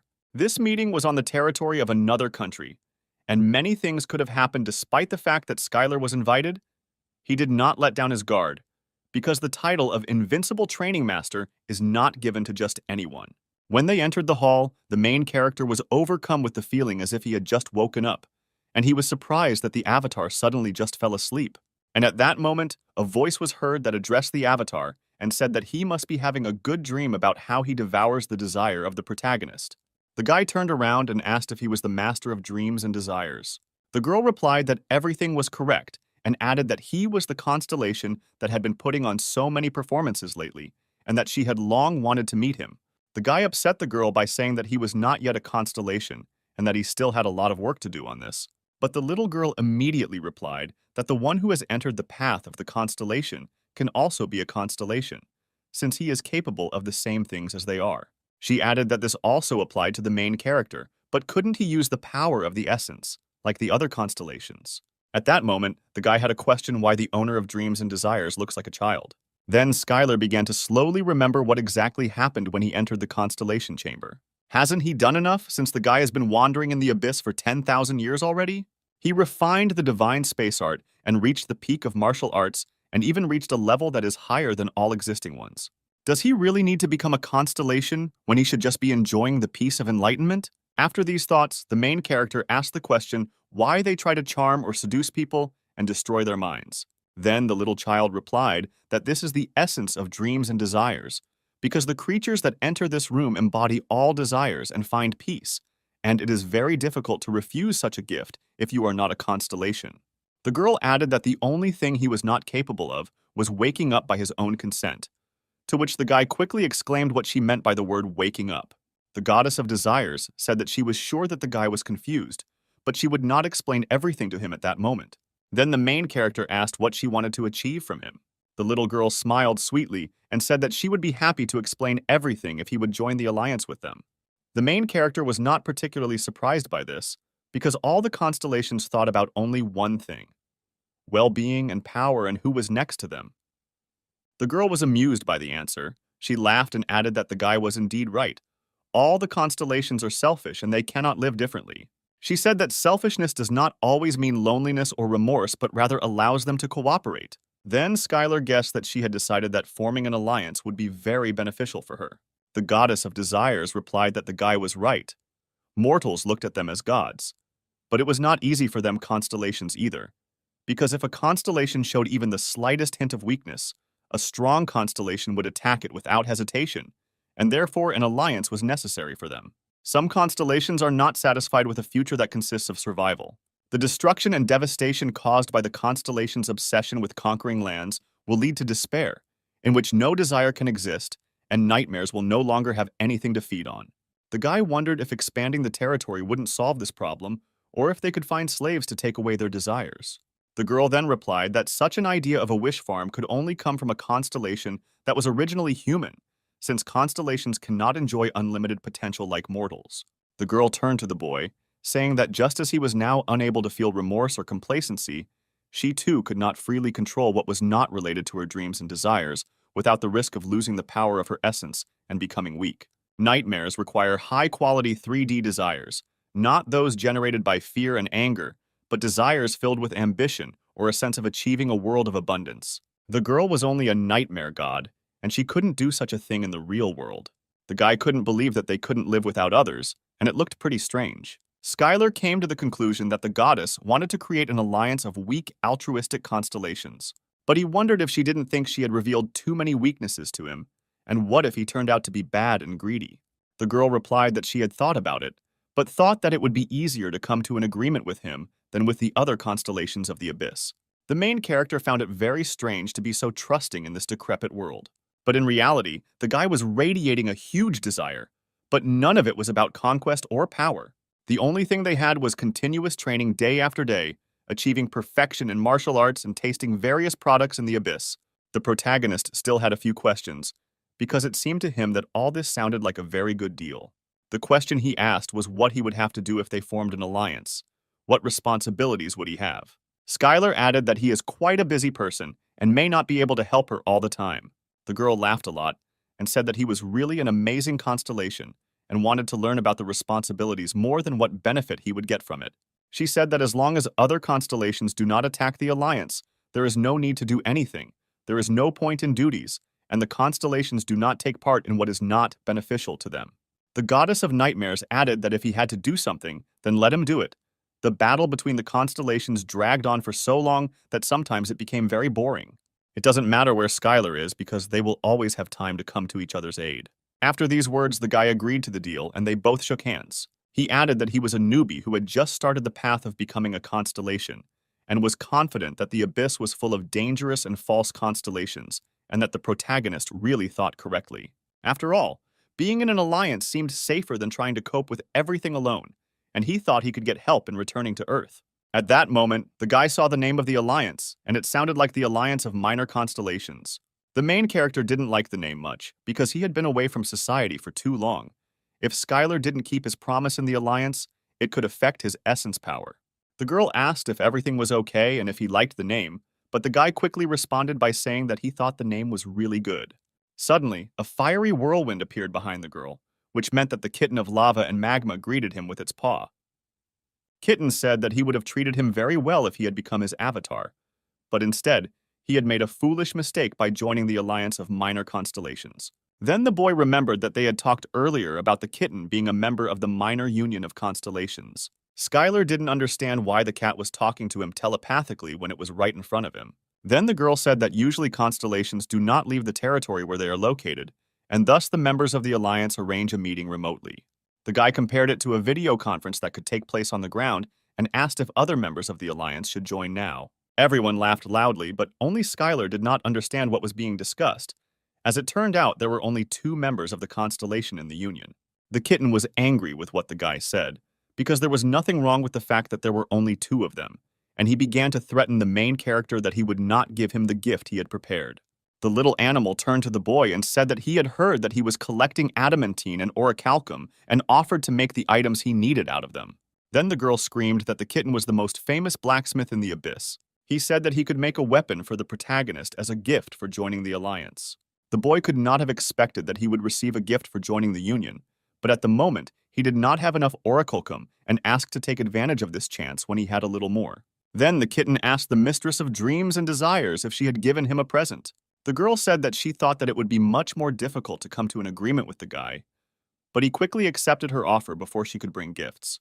Kitten laughed that the guy didn't take advantage of such an offer, but Skylar replied that he could still leave their alliance if he didn't receive a gift. Then the girl made a small wave of her hands and added that the constellations are arrogant and selfish creatures by nature, and therefore, before their meeting, they prepared something that might interest the main character. In his hands, the boy held an A-rank martial arts scroll, Kai Vampirism, and several orichalcum ingots. The girl said that Kai Vampirism is a martial art created by nightmares, and she thinks it will suit him even if it has the effect of absorbing magical energy. There is no nightmare that could become a master of this art, unless it is someone like the protagonist who has achieved such greatness. And she added that using magic is a much more effective way than learning martial arts. The guy asked how many days it took them to collect so many materials. It took more than tens of thousands of years to collect them. The guy really liked these gifts. He expressed great gratitude, and now he thought that it was possible to make the things he needed. The kitten of lava and magma excitedly asked the boy what kind of weapon or armor he wanted to create. He added that with this amount of materials, the guy will be able to create an epic sword or shield. Then the cat began to boast that he could create any unique design. He offered to create an indestructible shield from adamantine or a powerful sword from orichalcum. But the boy interrupted the great blacksmith, saying that this was not the equipment he wanted. The main character approached the cat and told him that he wanted kitchen utensils. Lava's kitten asked to answer seriously and could not believe that the guy wanted an adamantine frying pan and cutting board and to make a knife and dishes from orichalcum.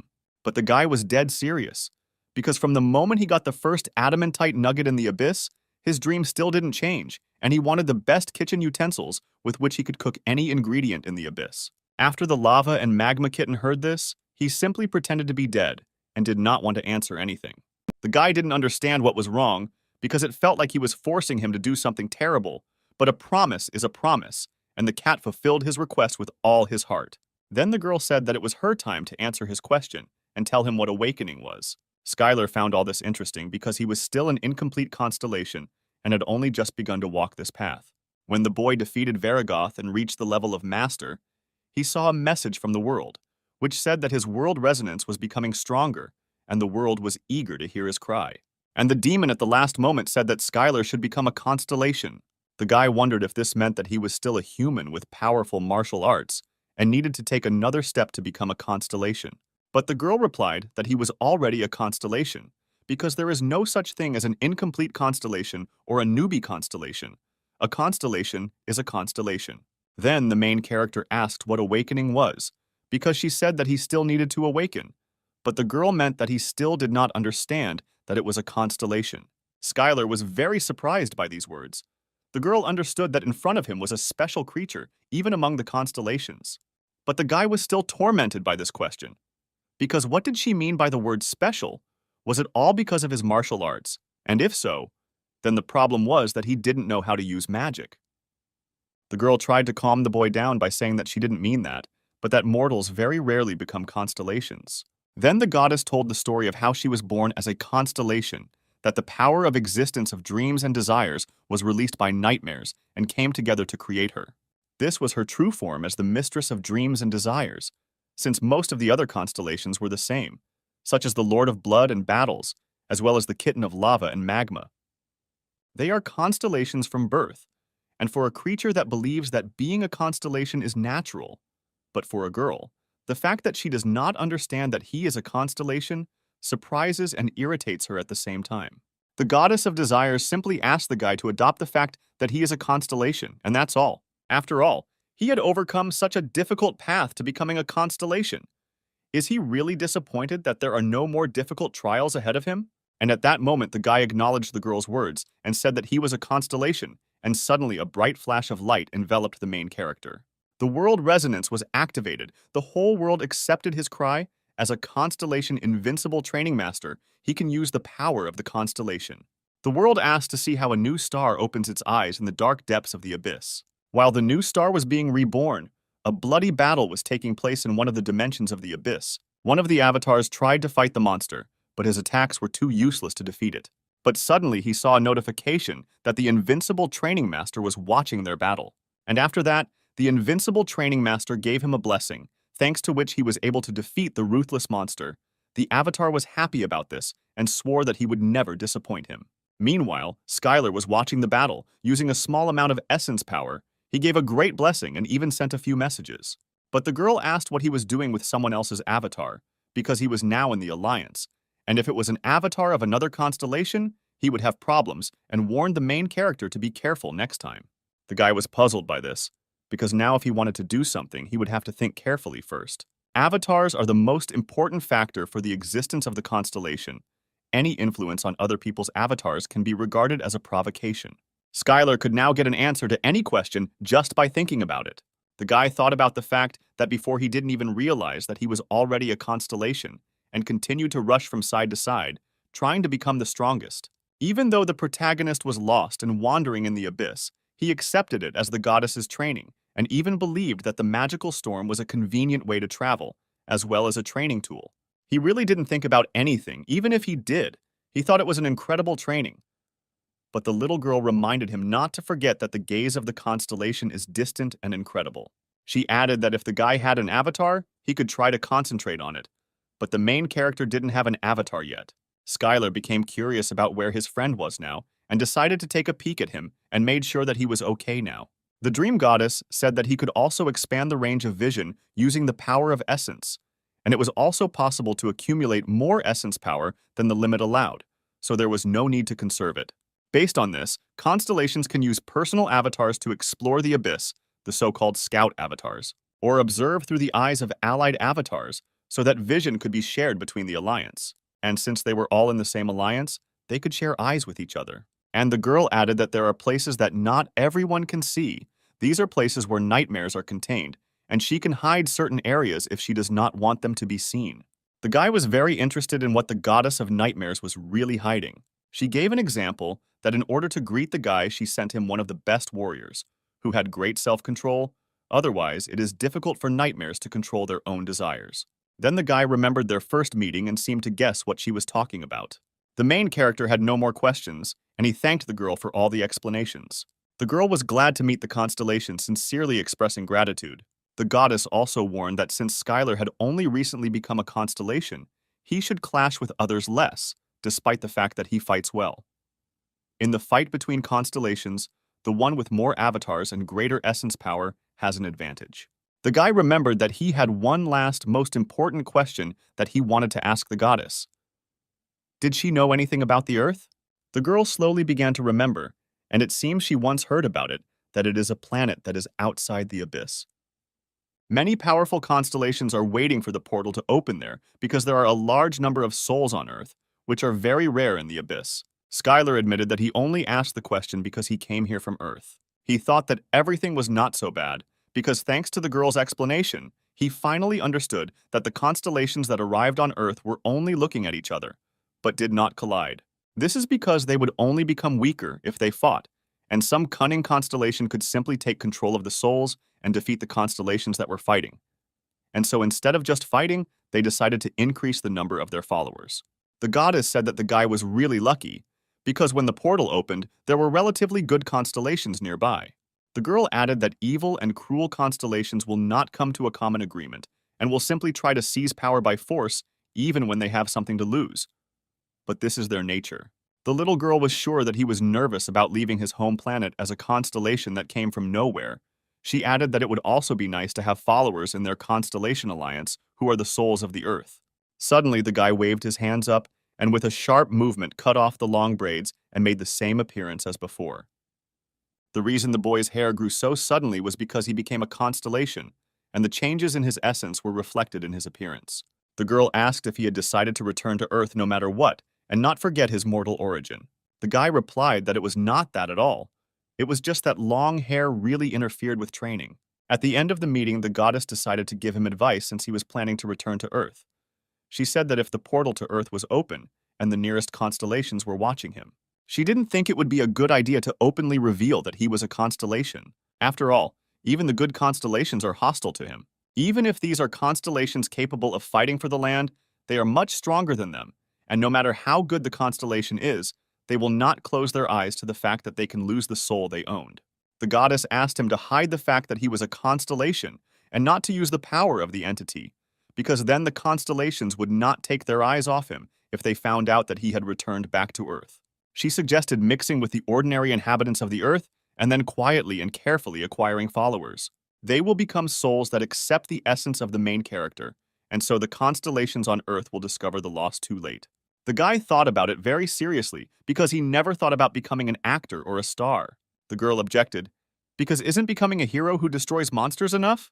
The guy replied that they are called hunters, and if you think about it, famous hunters also have fans just like he had an idol, whom he previously perceived as a fellow hunter.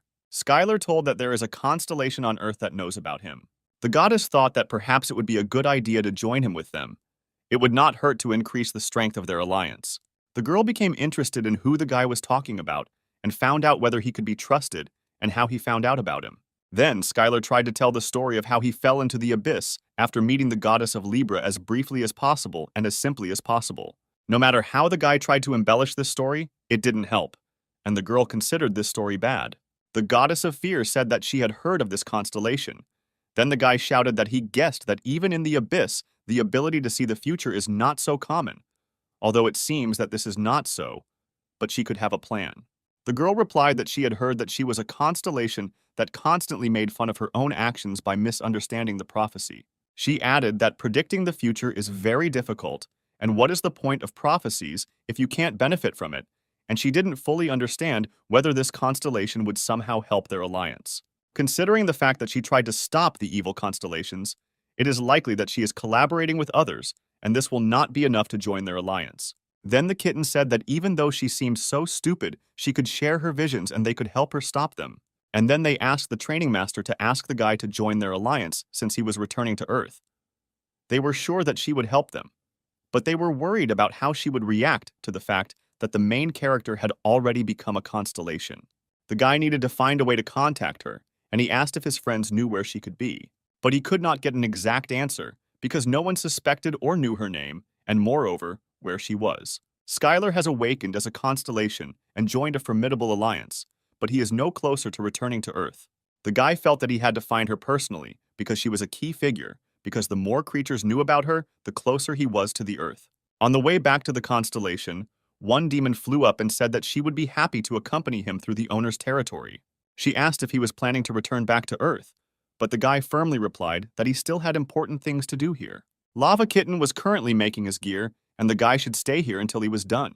The girl replied that she remembered those valuable minerals that the main character had been collecting for so long, and was absolutely sure that if the great blacksmith kitten made it, then this equipment would become legendary. The guy couldn't wait to receive this equipment, which would fulfill his long-awaited desires. The girl asked the constellation where she should take him, because this territory is full of beautiful places. The guy knew where he wanted to go. He told him that he heard from the owner about the Fountain of Enlightenment, about the place for their training to learn to control their own desires. If the main character has to wait here, then he must also undergo training that is only possible here. The girl laughed loudly because these were the words of a true master of training. The demon told a story about how many nightmares used this place in the old days, but since the owner was born, it became forbidden. It was all because it was incredibly dangerous here, and many had heard about how most of the nightmares went crazy during training. Then the guy took the Well of Enlightenment in his hands. The essence of the training was to drink water from the well. However, if this were really the case, then it would not have been sealed. The stronger the desire of the person drawing out the water, the heavier the water becomes. You can try to meditate and get rid of these desires, but this will not reduce the amount of water. If you let go, you can return to Earth. Doesn't the main character want to return to the old gym and touch the old barbells and dumbbells? Doesn't the guy miss spicy chili ramen or what happened in the latest issue of the novel he read or the Batman and Superman movie?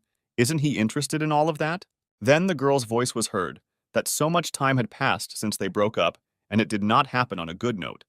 But their love had not passed, and they had already stopped hating each other. If the protagonist lets go of this rope, they can be together again. His friends watched this and believed that even if he was a master of training, it would not be easy for him, because this well excites and intensifies desires, and the bucket becomes many times heavier. The kitten asked if the master would be okay, but the girl added that the constellations were on a completely different level than nightmares, and at least he wouldn't just go crazy. The goddess was interested in what kind of illusions were tormenting him, and there was probably something incredible there. But at this moment, the training master continued to undergo tests and hold the bucket of water. When the others from the Alliance looked at the guy, they were horrified and could not believe their eyes at what was happening there. At this time, the main character was training with this bucket. He was working out to strengthen his muscles and doing several repetitions in a row. He used the weight of his own desires and thus got rid of them. The guy was addicted to training, and it is not surprising that thanks to this he became a constellation. They heard the boy ready to do 5 more sets for the workout, and the kitten muttered that this was too much. The essence of the training was that you had to pull out a bucket of water as heavy as your desires, and the one who wanted to pull the bucket out of the well would see illusions corresponding to his desires, and the water would become heavier.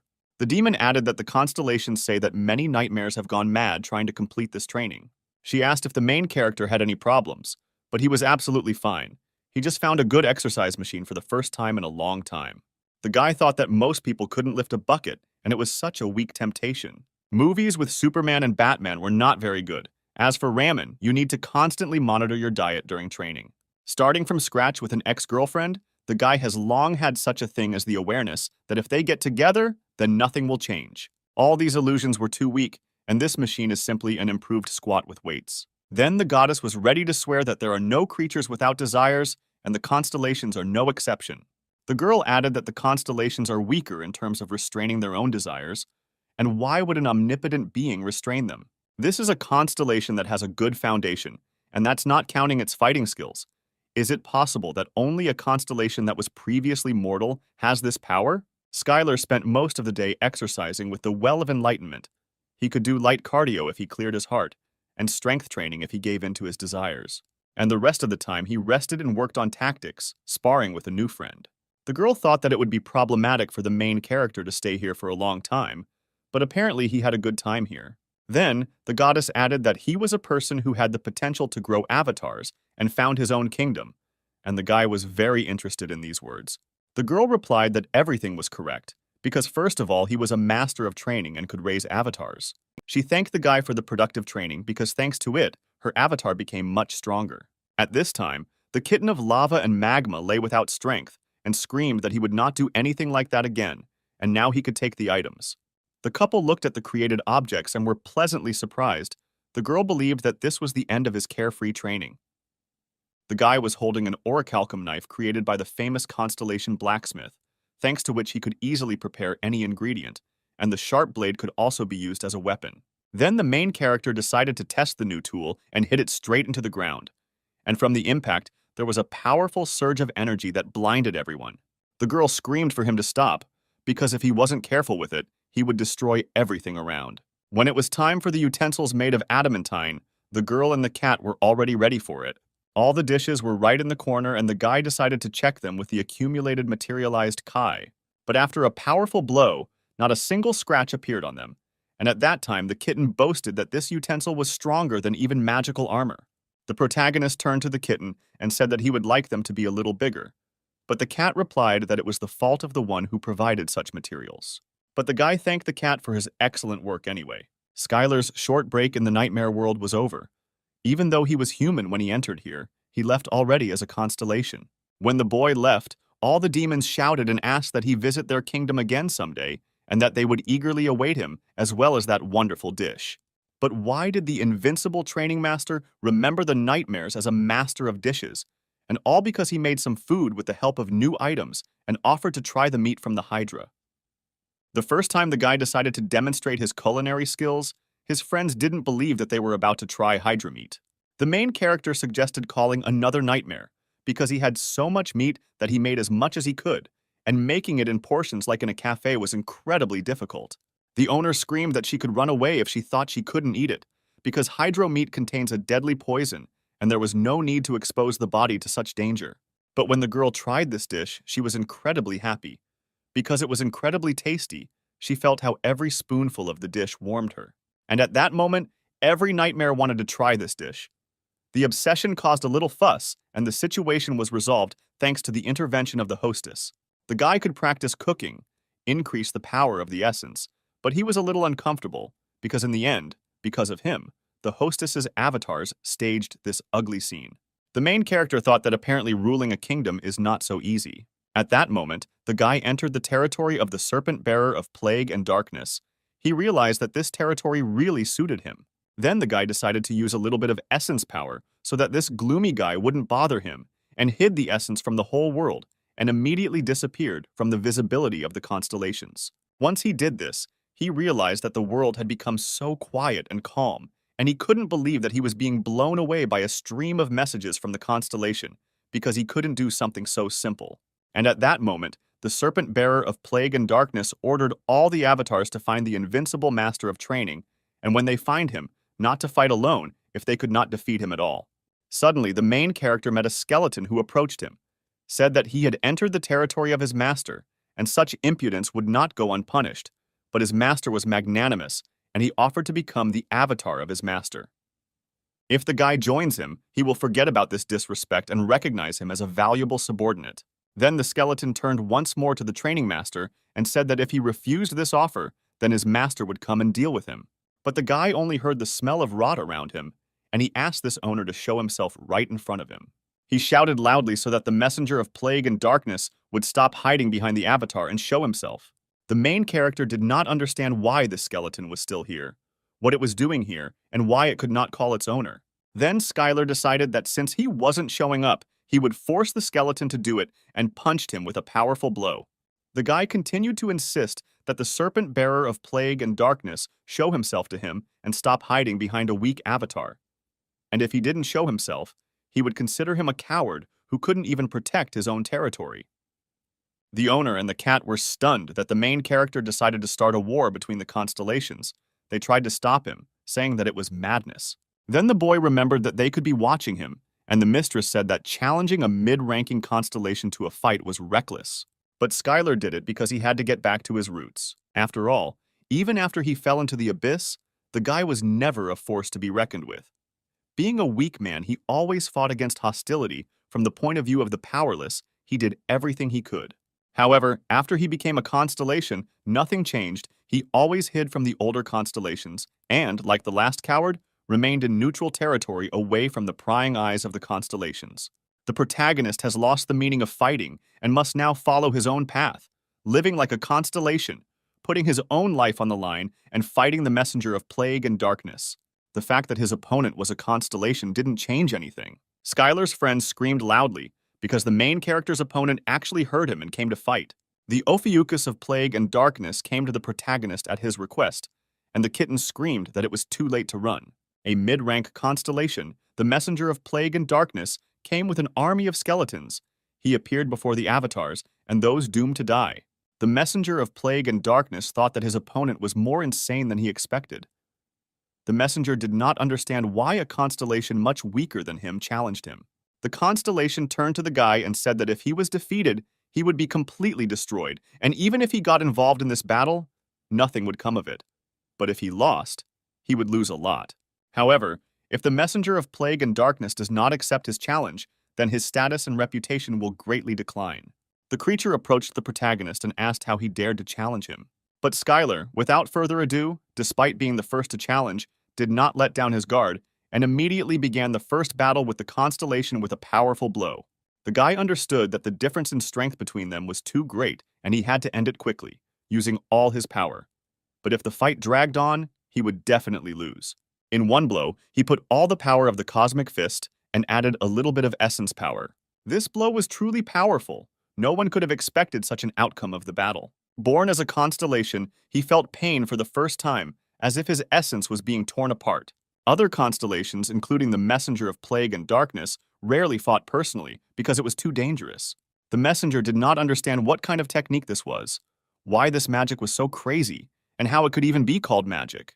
Skylar kept throwing punches. His attacks were working, and he couldn't pass up this chance to win.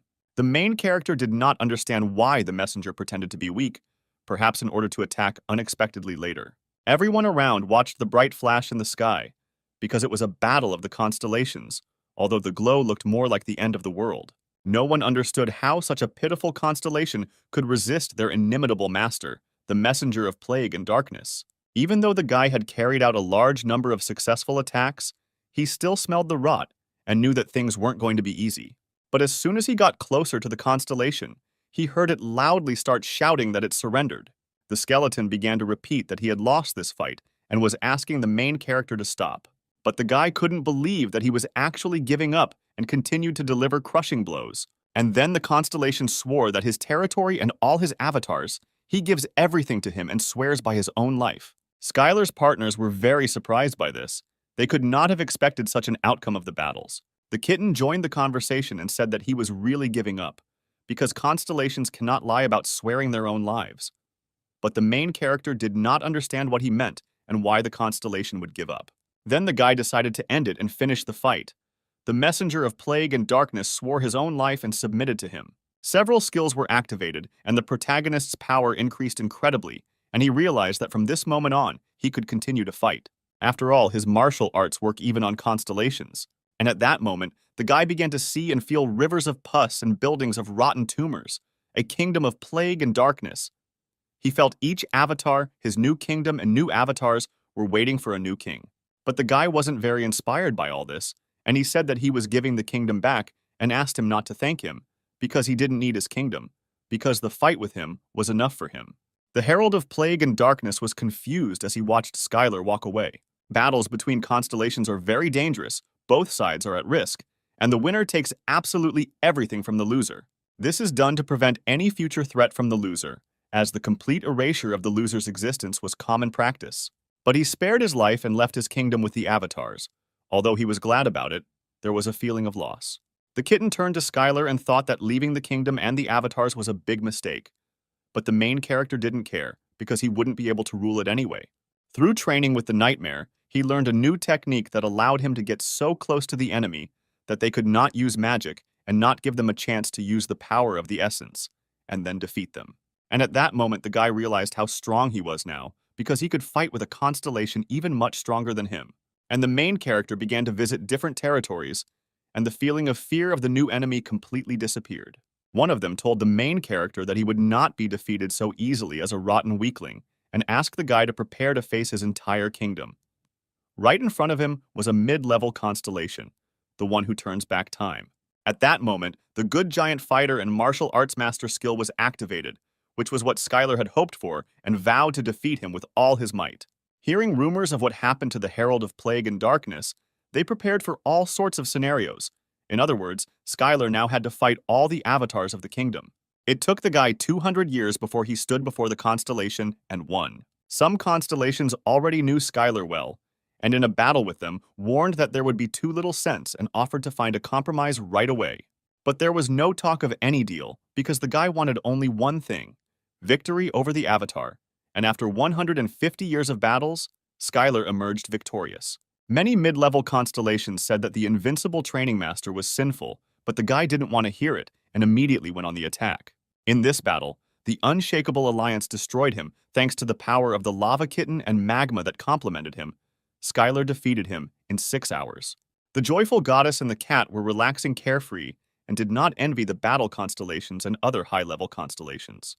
The girl was sorry that she still hadn't found a way to return to Earth, but it seemed the guy was in no hurry to do so. He hadn't been on his own territory for a long time and continued to improve in the field of cooking.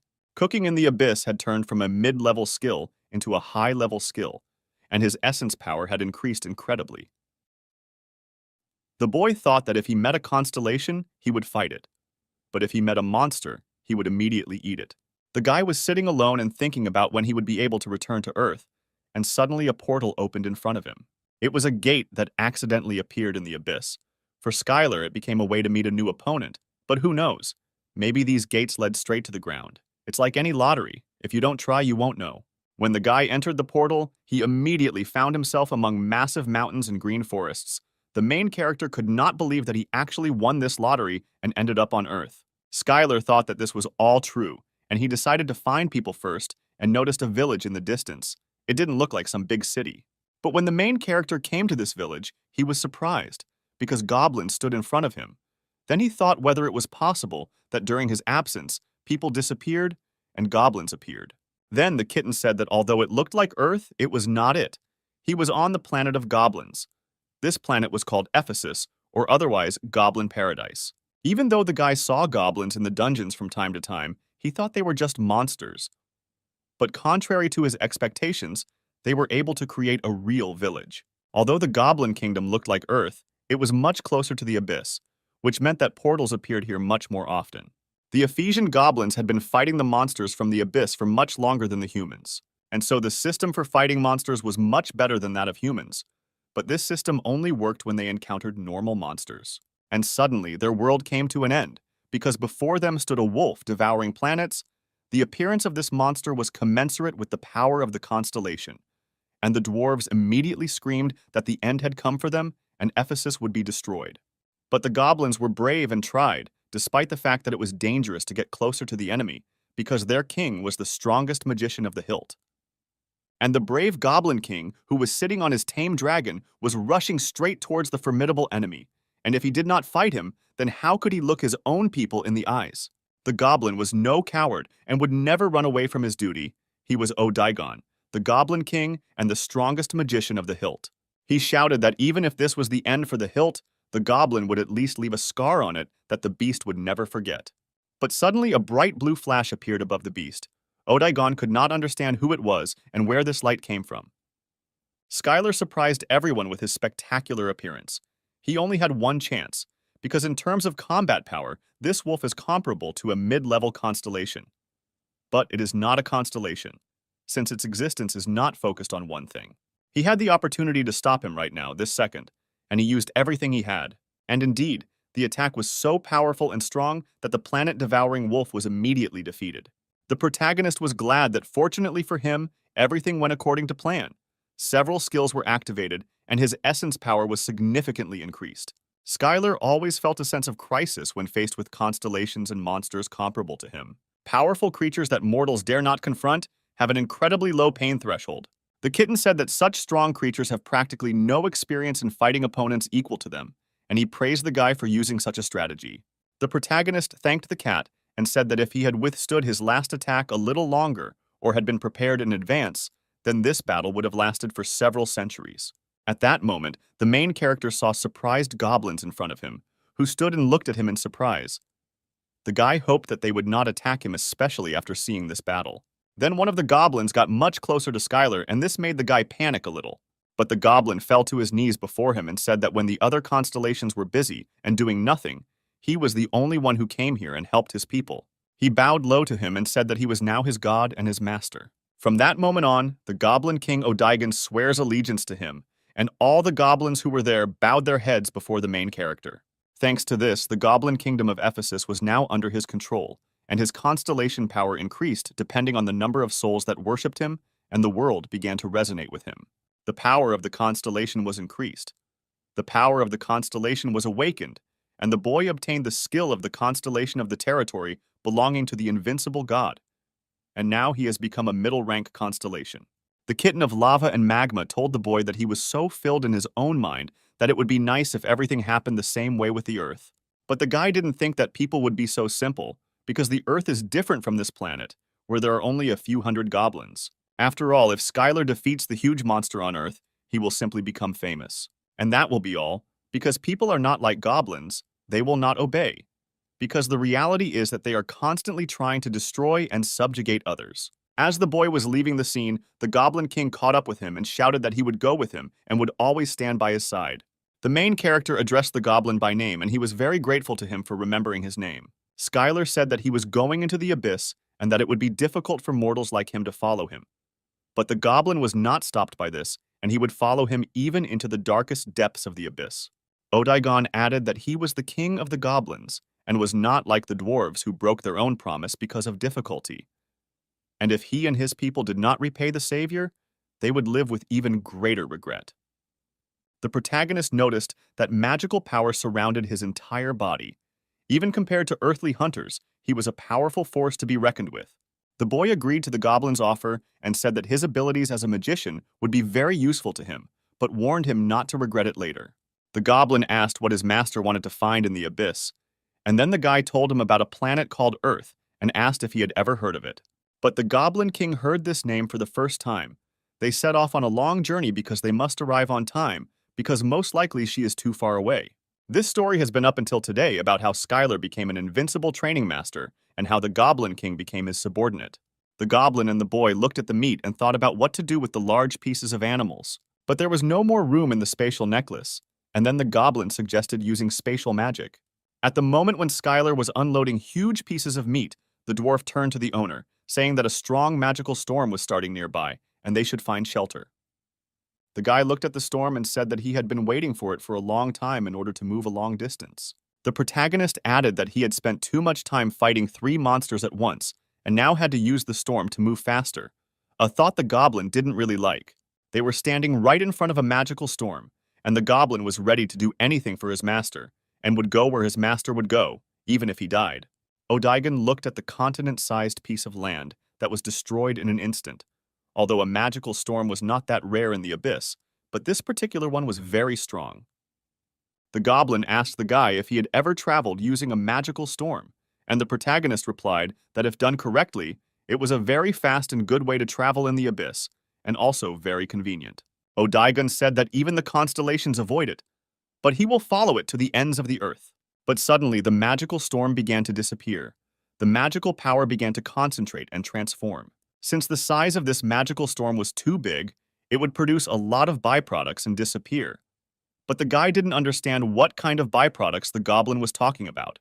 Odaigan then revealed that many of the places in the abyss were actually byproducts of a magical storm, and that this magical storm would leave the dungeon.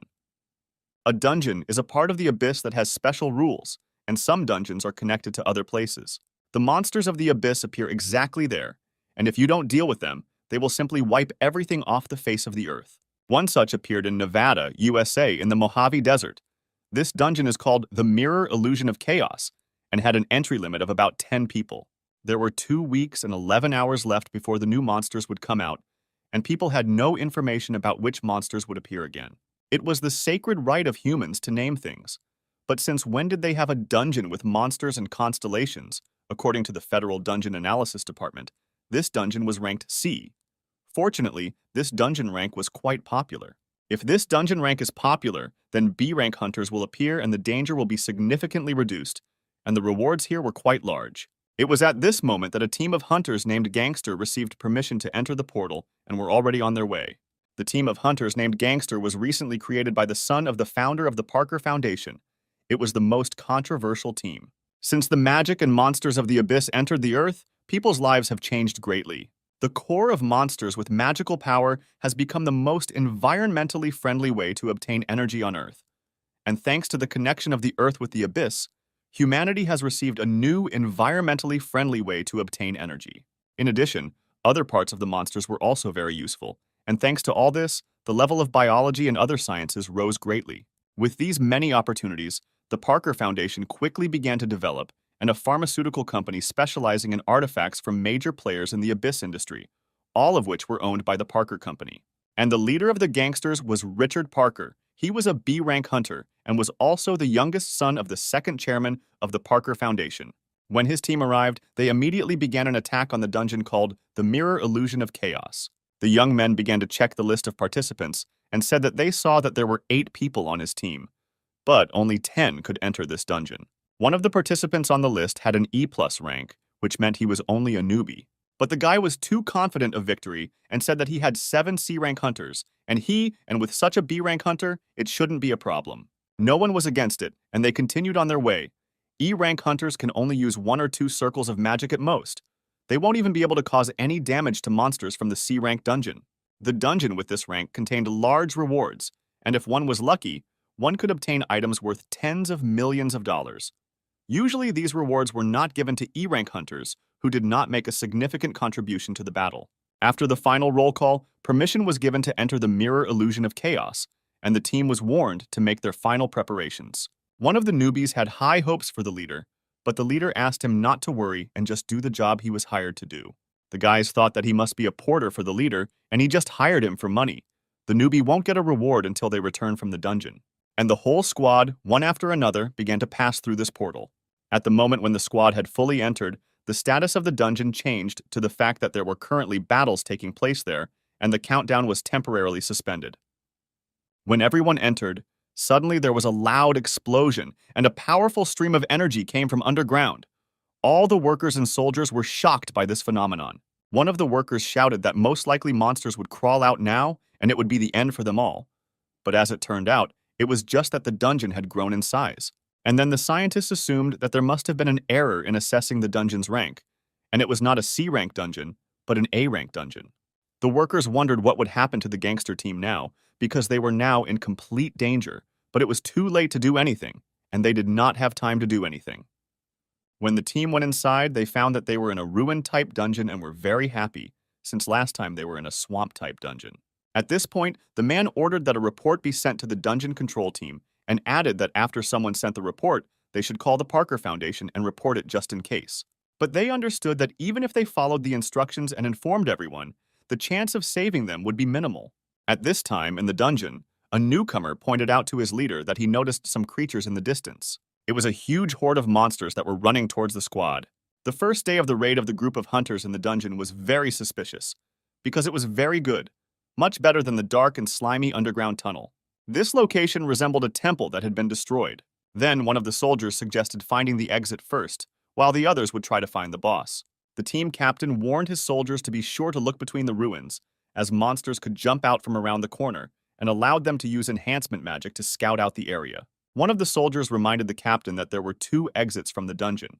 The first connected to the outside world, and the second to kill the boss guarding the center of the dungeon. And in C-rank dungeons, instead of looking for an exit, it's better to find the boss right away. When one of the soldiers was looking for a way out, he unexpectedly found a monster that was located not far from the squad. The squad captain ordered them to line up and not to get nervous, because their movements would be very easy to predict. But in front of them were F-rank monsters that weren't worth a dime. The monsters surrounded them from different sides, and one of the soldiers shouted that the magic of the second circle would be quite enough for them. The flaming arrows attacked the monsters, but they continued to advance and advance. The fighters were confident that they could handle them, because they were ordinary ghouls and could be stopped with just a couple of area of effect spells. After several shots towards the monsters, the fighters' mana was depleted, but the monsters continued to advance towards them.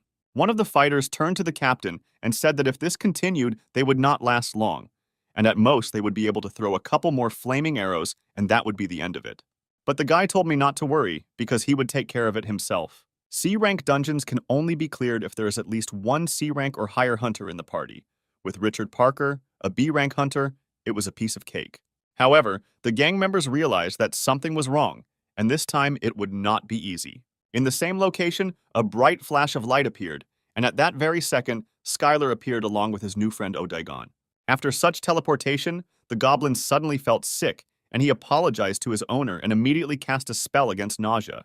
The Goblin King was greatly surprised that after going through all this and moving through time and space, the main character remained calm, as expected from his master. As soon as they landed, the guy smelled something rotten and assumed that there were ghouls nearby and ordered his partner to check if this was true. The goblin shouted that magic is a really convenient thing, and if the main character needs to learn it, he will gladly help him with it. The guy asked Odaigon to check the area he had just flown over, and thanks to the fact that the constellations can see through the eyes of their own avatars, he could see what his partner saw. The guy asked to check one of the places, especially check in the shadow of the building right in front of the goblin and examine everything carefully. As he got closer, the goblin noticed the dungeon food rations for C-rank hunters, but warned the owner that there were some symbols there and that it all looked very unusual.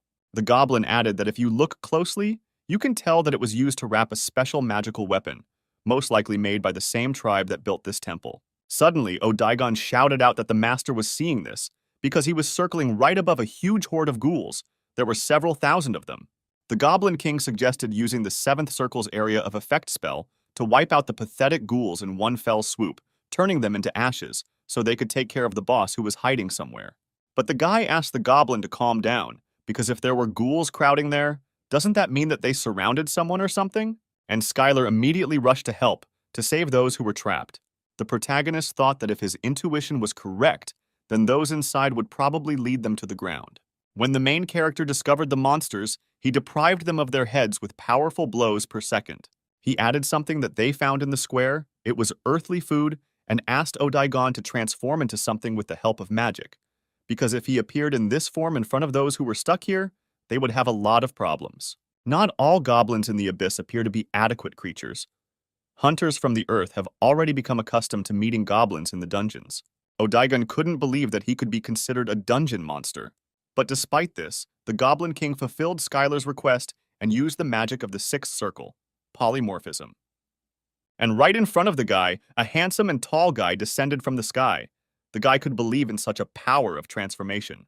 Odaigon didn't want to brag, but he added that among the goblins he was known for his incredible beauty. The guy said that now he looks like a perfect person, but his outfit was like a wizard's. The main character was surprised because the monsters simply surrounded the hunters and did nothing to him. It was interesting what kind of boss was in this location, and maybe he was hiding somewhere nearby. But the goblin reasoned that perhaps this was not so, and if he had intelligence, he would not have simply surrounded them.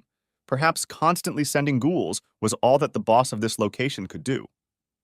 There was a possibility that these ghouls were not controlled by a truly powerful black magician, but by a monster called Tarun.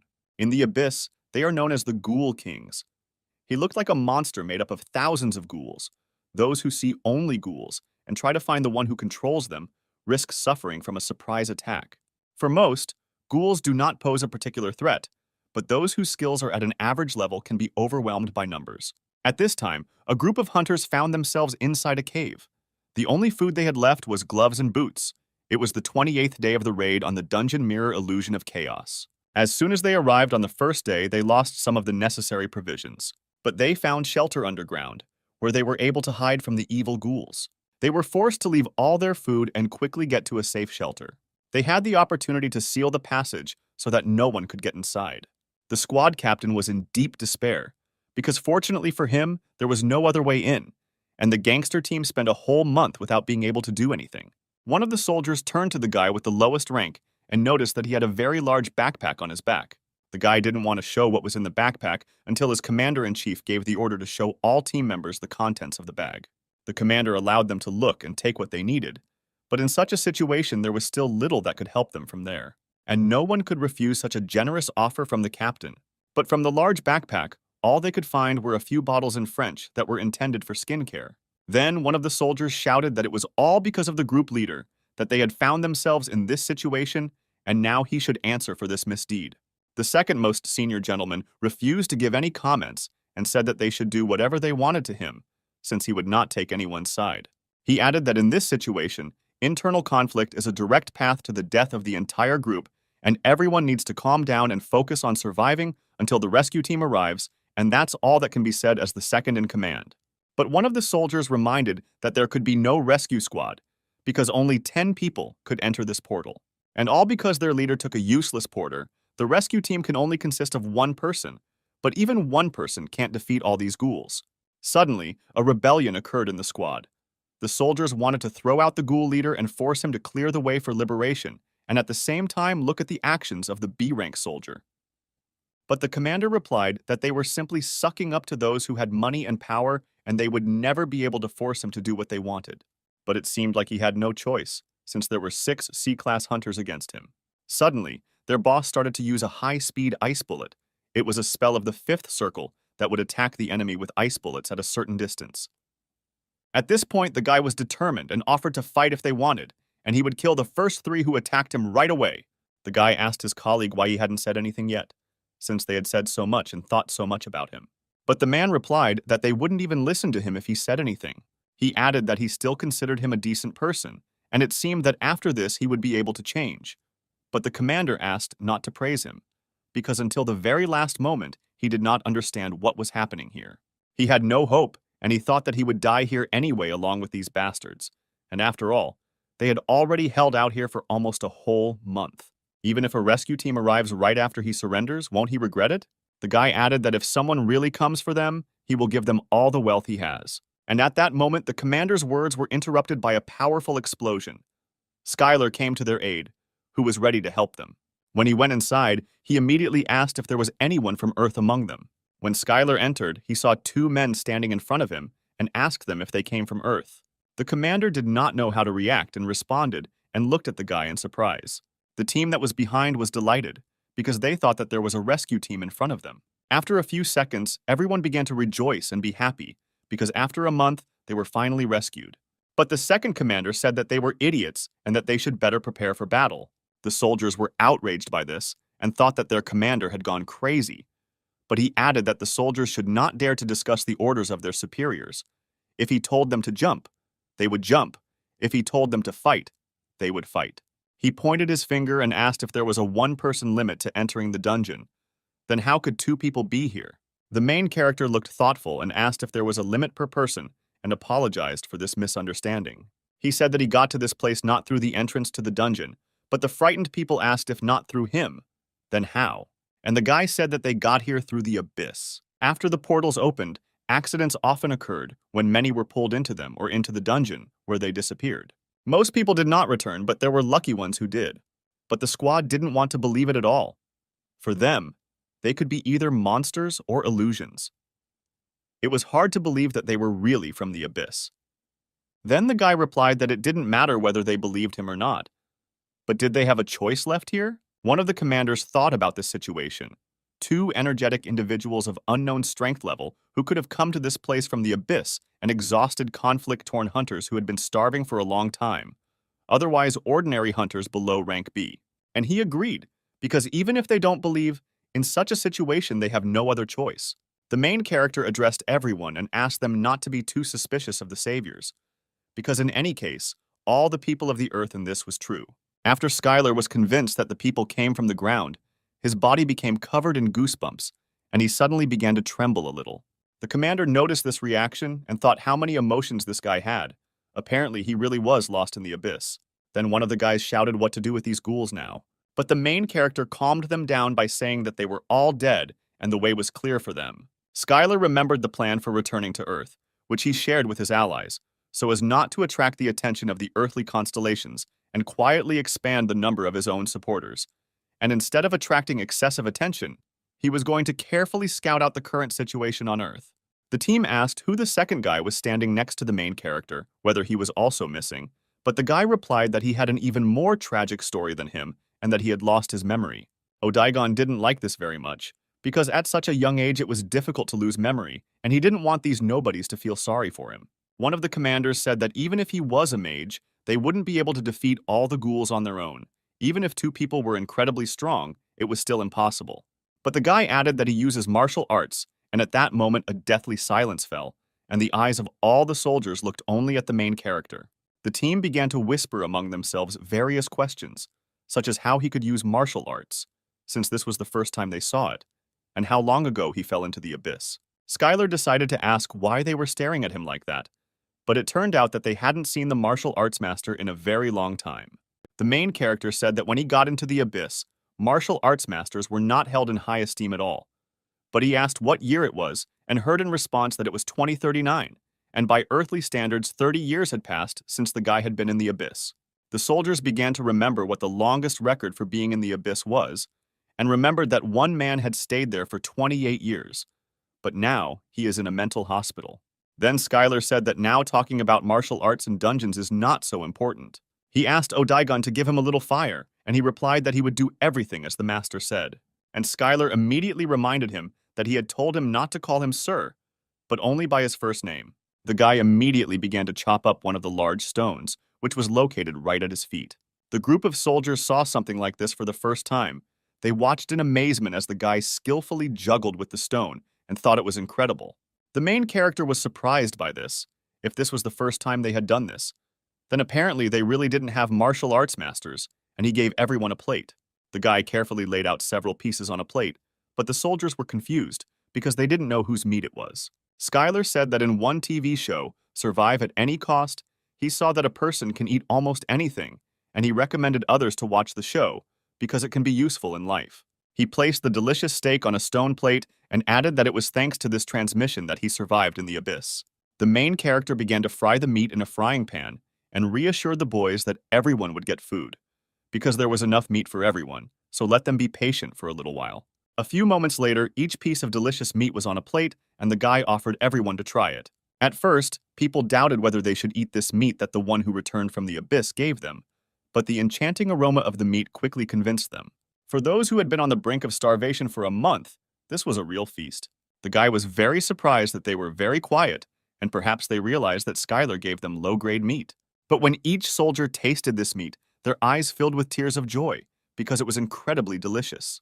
One of the soldiers suspected that this meat was unusual, and his mana began to replenish. Normally, if he used a few flame arrows, he would collapse from magical exhaustion, but now he felt like he could use a whole dozen of these spells. The soldier was grateful to the boy for giving them the special meat and thought he was a very generous man. But the silence made Skylar disappointedly decide that they looked so hungry that they would eat anything, and next time it would be better to throw away the low-grade meat. The dungeon was designed in such a way that the ghouls were not only ordinary monsters, but also a crowd that formed the boss. And if they took them all out, they would clear the dungeon. So in order to get out, they had to finish off the rest. The guy was asked how he knew all this, but he replied that it was all because he had seen all sorts of things in the abyss. The situation became tense among the soldiers, and the lead captain separated from the detachment. Skylar suggested that while they were locked up, they had an internal conflict and apparently tried to kill each other. Odaigon added that internal conflict during a crisis situation was unimaginable for the goblins of the Hilt, and considered the humans to be pathetic. Then the guy reminded him that he was also a human and asked the goblin if he really didn't know about it, and he replied in horror that he didn't want to offend him and asked for forgiveness. One of the squads of hunters who rebelled against the commander said that Odaigon was a very beautiful name. Apparently, they found another leader to take charge and said that they would take care of the remaining ghouls. A group of people tried to suck up to the man who could take them to dungeons and higher-level rewards and were very sympathetic to him because he had lost his memory. And if he didn't mind, they swore that they would be useful to him. But Odaigon quickly suspected their cunning plan and decided that he would let them do what they wanted, because the master asked him to talk to them carefully. Skylar asked what they were doing, and one of the commanders replied that it was hard to find a strong hunter who could lead others into a high-ranking dungeon. The soldiers were very polite with the guy because he was their savior, and since he had been here for more than 30 years, he was also an elderly man. But the main character suggested taking into account only the earthly age of 28 years. Skylar knew that humans were trying to put on a better show of relationships in front of stronger hunters, but he was just curious why they were only picking on Odaigon. The guy asked, even though he was a powerful magician, why they didn't approach him. But the commanders had mixed reactions and said that the reason was that he was a martial arts master. Even among the martial artists, there was an A-rank hunter. The guy did not understand why they were treated so badly, because every martial artist was incredibly strong. When the men found out that Skylar was talking about Master Lee, they grabbed their heads, and the guy did not understand why they were reacting like that and what was wrong with his master. In 2009, just when the guy fell into the abyss, there were the same hunters who chose the path of martial arts, although it was believed that martial arts were inferior to magic, and most of these hunters went to China, the place of their greatest concentration. Although the martial artists were weaker, with the involvement of a large number of disciples, the revival of the martial arts era was possible, and there was also a living legend who had reached A rank, which meant that martial arts had a bright future. At least that's what they thought. The shocking news came out that Master Lee was involved in a rank manipulation scandal. In 2011, similar scandals were revealed in various countries. Hunters bribed judges and changed ranks. C ranks became B ranks, B ranks became A ranks, and built incredible heroes. Master Lee was also considered an A rank hero of China, but he was actually a B rank hero and a fake. The guy couldn't believe these words because he even bought his photos and posters. How could he be a fake? The commander added that after this scandal, the reputation of martial artists suffered greatly, and many abandoned martial arts with the thought that it was impossible to achieve a high rank in this way. Today, no one uses martial arts because after the incident, this tradition disappeared, and there are no more students in schools where martial arts are taught. Skylar couldn't quite believe that his master had lied about this, and he began to calm down, because he needed to calm his ki energy, because sadness could cause muscle atrophy. Then the guy asked another question, whether everything was okay on Earth, but he was not quite understood. And he added that there was not an invasion of various constellations on the Earth. Then they asked him how he knew about this, because he was talking about the incident in 2011, when there was a disaster. But he was already in the abyss. The main character was upset, because while he was disappearing into the abyss, the goddess's prophecy came true and he was late. In the fall of 2011, when the case of rank manipulation was uncovered. That day, everything was not as usual, and a bright flash similar to the sun was approaching the Earth. It was a portal that was different from the normal portals in the dungeon, and the monsters were intelligent.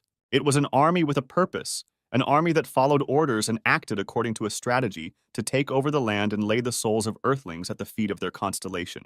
The guy started shaking the man hard and demanded that he tell him what happened on Earth next, whether the Earth had been seized by evil constellations, and he was late. But the man asked the main character to calm down, because where would they be if this happened, and he replied that they fought back. The man said that there were a large number of victims, but they were able to stop them. All the countries of the Earth mobilized some of the best hunters who stopped the invasion. These words made the guy start to choke because then he didn't need to do anything else, and why was he wandering through this abyss? After Skylar went into the abyss, 2 years passed, and evil constellations invaded the Earth. And yet the hunters of the land fully mobilized to fight back and succeeded. The protagonist did not know what to do next. Was the goddess's prophecy wrong, or did she just miscalculate? It was all rather strange, because it wasn't just a small skirmish, but a full-fledged invasion of the constellations. And even if the mortals had sent all their forces, was it really possible to stop them at all? The girl added that it was not just a matter of different levels of power, but that the constellation and mortals were completely different, and even if there were many hunters, they were just like small insects to them. Skylar clarified that they stopped the invasion, but how, and the hunters said that it was more like a truce. They were not sure that they needed to expand the territory they occupied, and the people would suffer too many losses if they tried to regain the lost territories. And they were worried whether the truce would last, but it still continues, and probably because of the constellations that promise to protect the Earth. The girl immediately understood that if there were constellations here initially, then this makes sense, because even if the Earth is captured by new constellations, they can transfer the power of the Avatar and make them fight. She added that unlike Skylar, the constellations rarely fight, but against him, they will have to go out and fight personally. Then the boy understood why the truce was still going on, because the invasion of the constellations changed the hierarchy.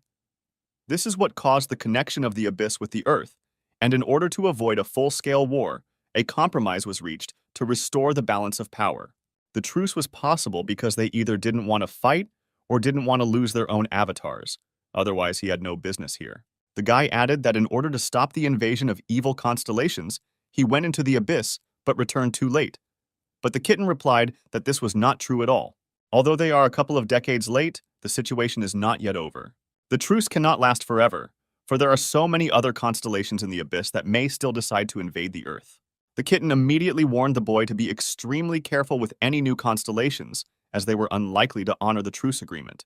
This meant that if the situation worsened, the Earth would turn into a battlefield where the constellations would fight for dominance over the Earth. At this time, Odaigon was praised for his magnificent shots and admired for his wonderful magic. One of the soldiers praised the guy, saying that he had never seen anyone use first circle magic so well. This really irritated the guy because all he heard was people admiring and praising Odaigon's magic. The soldiers were expecting that if they returned to Earth, it would be simply amazing, because he was at the level of B rank or even A rank. They discussed the guy and realized that he had lost his memory, and the soldiers were going to convince him to leave this Skylar and join them. They had one goal, to take the place of the main character, and then they would no longer have to obey the commander-in-chief of their squad. Skylar looked at Odaigon and didn't understand if everything was okay with him because he looked like he was eager for a fight. But he was even more frightened by the commander-in-chief of the detachment because he also looked as if he wanted to fight with someone. Then the main character asked directly if he wanted to fight these guys, but he waved his hands sharply and said that it was all wrong. Skylar didn't mind at all if he fought them because he was in such shock, and even if fighting each other in a dungeon for hunters was a crime. The boy began to fear that perhaps his thinking had become abnormal after being in the abyss for too long. But his friends warned him to be careful, because on Earth it was not enough to simply hide the power of existence. They added that a great battle between the constellations could break out on Earth, and if the protagonist did not properly hide his identity as a training master, it could provoke a conflict. But the guy swore that he would be careful. Then he asked one of the commanders what was happening to the people who had returned from the abyss. The man said that they were undergoing a medical examination where they were asked about their experience, and one day one guy told about a giant-sized cat with a giant smile. The man also added that after the invasion of evil constellations, most countries banned becoming avatars of evil constellations. The guy was surprised by this and replied that after the war people became very strict, and this was true. The fighter said that in any case the procedure is not that complicated and asked what country Skylar is from. He replied that she is from Korea, and then they will offer him new citizenship. He also added that most likely everything will be fine for the guy who lost all his memories. The protagonist turned to Odaigon and said that he had received enough information about the situation on Earth, and now he was also interested in what the skill level of the hunters was and whether there was a way to find out. Kitty suggested that there was a spell called Level Assessment that showed the level and characteristics. This would be enough and suggested using it on them. The kitten asked why he asked Odaigon to do this, but the boy replied that he couldn't use magic. But that wasn't the reason. Because the guy was a constellation, he didn't need to use magic to see the power level. He wouldn't need to use his own essence power to do this. Any constellation could easily do this. And at that moment, the main character used the Eye of Sauron and looked at the commander-in-chief of the squad. The guy revealed the whole essence of Richard Parker. He saw his level, strength, agility, magical power, and intelligence. The kitten added that if he mastered this ability, he would be able to see much more information, and he could also train this skill. Suddenly, the soldiers saw that the dungeon, the mirror illusion of chaos, had been cleared. And it will soon close, and the main character will finally head to Earth. The soldiers were very happy about this, because they would soon be at home on their native soil. The main character looked at the frying pan made of adamantine and saw that the kitten of lava and magma had tried hard, and it was much easier to cook complex dishes on it. Due to Skylar using the Eye of Sauron, his life force increased as he used the ability. At this time, a problem arose on the ground near the portal to the dungeon. Strange phenomena began to pass near it, and suddenly the dungeon became dangerous and unstable, and it was impossible for reporters to enter here. People saw and could not believe their eyes, because an entrance to the dungeon appeared there, and this meant only one thing, that it had been successfully cleared. A bright light formed, in which stood a team of hunters, as well as the main character with his partner. When Skylar appeared, the first thing he was surprised by was how bright it was here, and how beautiful the earthly sky looked. In a group of hunters, the gangster managed to clear the dungeon mirror illusion chaos in the Mojave Desert. The final dungeon rank became C rank, and the commander was furious, because it seemed impossible to him since there were 1,000 ghouls in there. The man said that he received help from a qualified magician, and that F-rank monsters alone were not many, and they knew this very well. The dungeon prank was determined by the strength of the main boss. They looked at the test stats, and that's why it was rated C instead of F.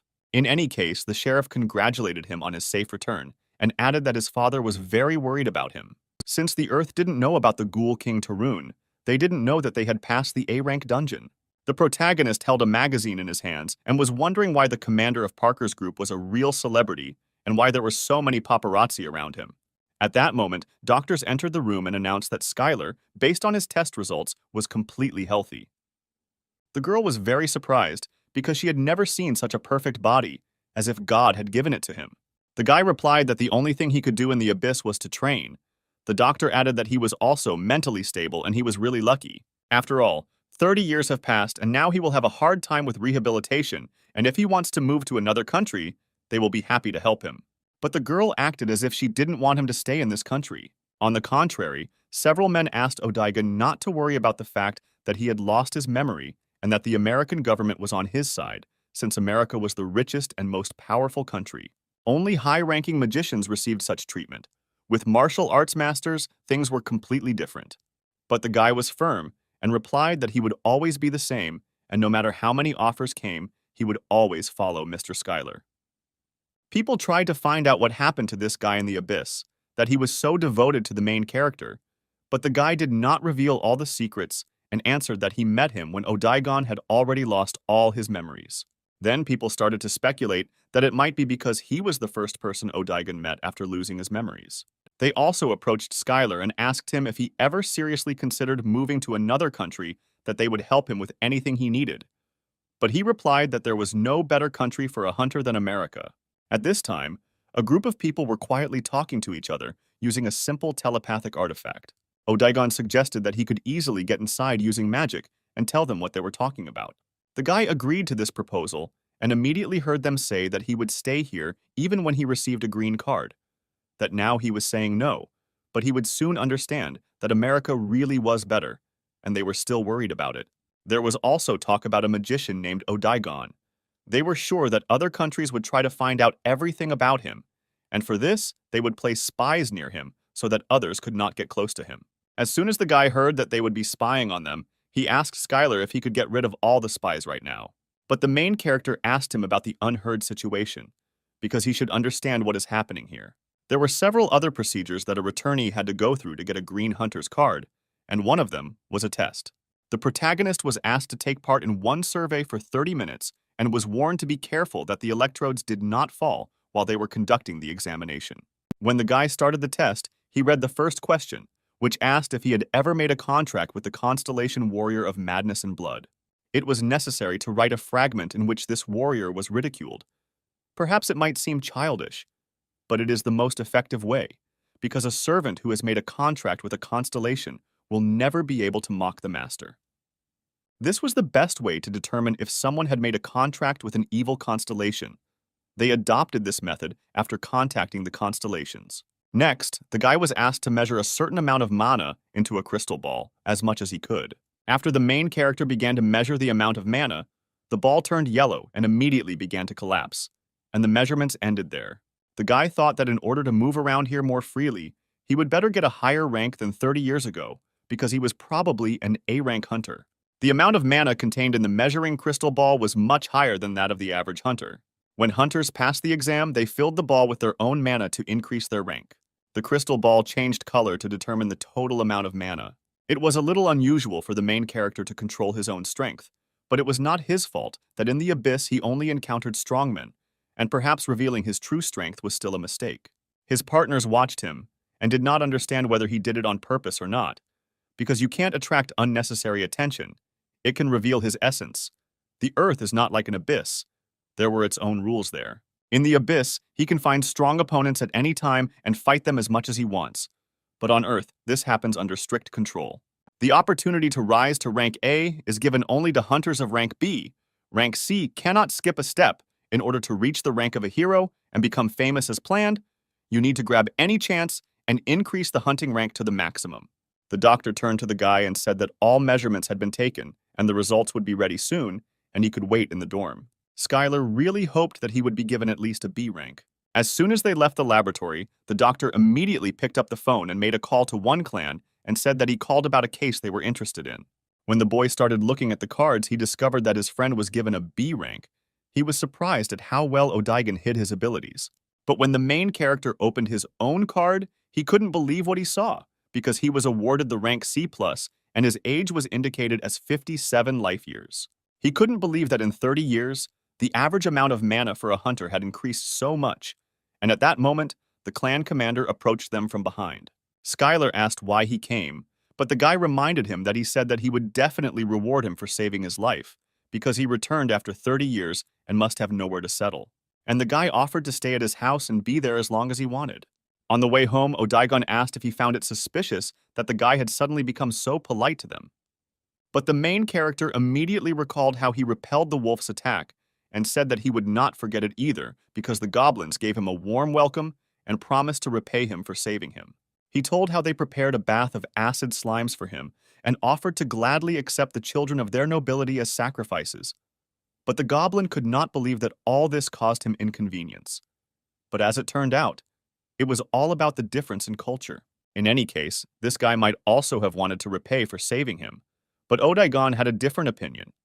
He believed that the race was annoying and incapable of magic, and yet gratitude was alien to them. The main character was surprised by these words, because in fact he was also a human, and the goblin remembered this and immediately asked for forgiveness. Skylar approached Richard Parker. He introduced himself to him as a very famous person in business circles, and then the guy added that he was looking forward to him giving him all his fortune. The main character said that he heard someone in the dungeon promising to give up all the inheritance for saving the commander. But the guy screamed in fear that this did not happen. Skylar said he was joking and replied that he didn't need much. He asked for a place where he could settle down temporarily until he could settle down somewhere himself, since he had been in the abyss for too long and was still not getting used to the ground. But Parker replied that he could live in his house as long as he wanted, something he could easily give to his savior. Odaigon decided that the guy was being too arrogant, having borrowed only some house. Suddenly, one of the sports cars stopped Parker's entire motorcade. The sudden braking caused everything inside to get mixed up, and no one could understand what was going on. Parker's driver said that someone blocked the way with a car. The main character immediately thought that perhaps this was an assassination attempt, and some evil constellation learned of his essence. At this time, Odaigon opened the door and asked the master to sort out this situation. The guys got out of the car and decided to first see what kind of psycho blocked their way. Skylar never thought he would see a car like this in the middle of the desert, but all that could be said about it was that it looked very American. A man got out of the car who was dressed very stylishly, and Skylar, along with Odaigon, felt that he was different. He was still mortal, but he could not be put on the same level with people. The man was very strong. When the man came closer, Richard Parker immediately recognized that in front of him was Sam, nicknamed the Dragon. Richard introduced himself to him, and Sam immediately recognized him as the youngest son of the Parker family. The man said that he heard that his father had a lot of worries because he became a hunter and advised him to do what he wanted. Then the man turned to the guy and said that he had lost much hope, but in front of him was the real Skylar. The main character couldn't believe it, but in front of him was the leader of his clan. The man heard rumors that they were here. A lot of time had passed, and they really hadn't seen each other for a long time. Everyone stood in a stupor, and Richard couldn't believe that the dragon knew Skylar, but it was all true. All the guards ran out of the car and were surprised to see an S-rank hunter, Dragon Sam, standing in front of them. They were talking about how they had heard that he had gotten married again last month, and it was his 19th wedding, and it was all too confusing. After all, was it really this man who stood before him, when in the distant past, he suggested that he take his time, since their strength was not up to a B-rank dungeon, and now he is the leader of the most famous clan. In 2011, attacks by evil constellations suddenly broke out all over the world, and the city of Seoul was no exception. That period was called the Seoul Disaster, at which time all the hunting clans located in the city responded, and the leader of the clan of the Great and Incomparable was one of those who tried with all his might to save the country. Thanks to the dedication of hunters like Sam, the Republic of Korea was able to somehow eliminate the threat of occupation. They did everything they could, protected everything they could protect, and were true heroes. All those fighting the threat were called heroes, and, as expected, they received nothing more than the title of hero. At this time, in the hospital, the guy turned to one of his partners because he still couldn't pay off the debt, because healing magic was not included in the insurance. And even the compensation for the hunter's treatment did not help him. He did not fit this article because he did not receive a shrapnel wound from a monster. And after that, Sam moved to America because the attitude towards hunters is much better here. He talked about how he got support, hunted monsters, started his own company, and even appeared on TV once. And that's how things gradually came together. The guy asked how much money he had, and even the rich son couldn't object to him. Then Sam asked him if he knew where he lived now, in Hunter's Hills. But the guy didn't know what kind of area it was. But as it turned out, It was the richest area in Los Angeles. He jokingly called the guy a brat and said that as before, you couldn't get the word out of him with pliers. After all, who else is capable of disappearing, leaving only a letter on one pitiful page? The man suspected that he was crazy about training, but he didn't think that he would go to such madness. Perhaps he should have been taken to the hospital earlier. Sam added that some even wanted to announce his death, since only a few returned from the abyss alive. The guys were even going to hold a wake in this honor. But when the man found out that he had been discovered, he was very surprised that he was on the list of those who had returned from the abyss. Sam then turned to Parker and finally asked what he was doing in his car. The boy was frightened and said that he had saved his life, and as a sign of payment, he was with him. The man was very surprised by these words, because he had already thought that he was taking him to the family estate for an autopsy. At this point, the destination was changed from the Parker's house to Sam's house. The guy saw how the world had really changed in 30 years, and all the city streets were now teeming with machines. After the gates opened in Los Angeles, rich and famous hunters began to flock to the city. All of their clanmates, rising stars who wanted to join them, and people who viewed hunters from a business perspective.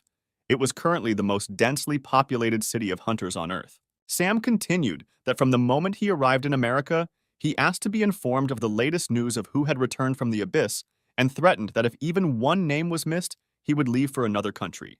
It was funny to watch the FBI and CIA report with stony faces. Otherwise, he would have quickly changed his citizenship, and the government would have suffered huge losses. The main character looked out the window and said that he had a very cool house, and that this house was the size of an Olympic stadium. But Parker interrupted the guy and said that these buildings were for hired workers and servants, and the real home of Sam the Dragon was located further away. They immediately approached the real house, past fountains, palm trees, and beautiful parks.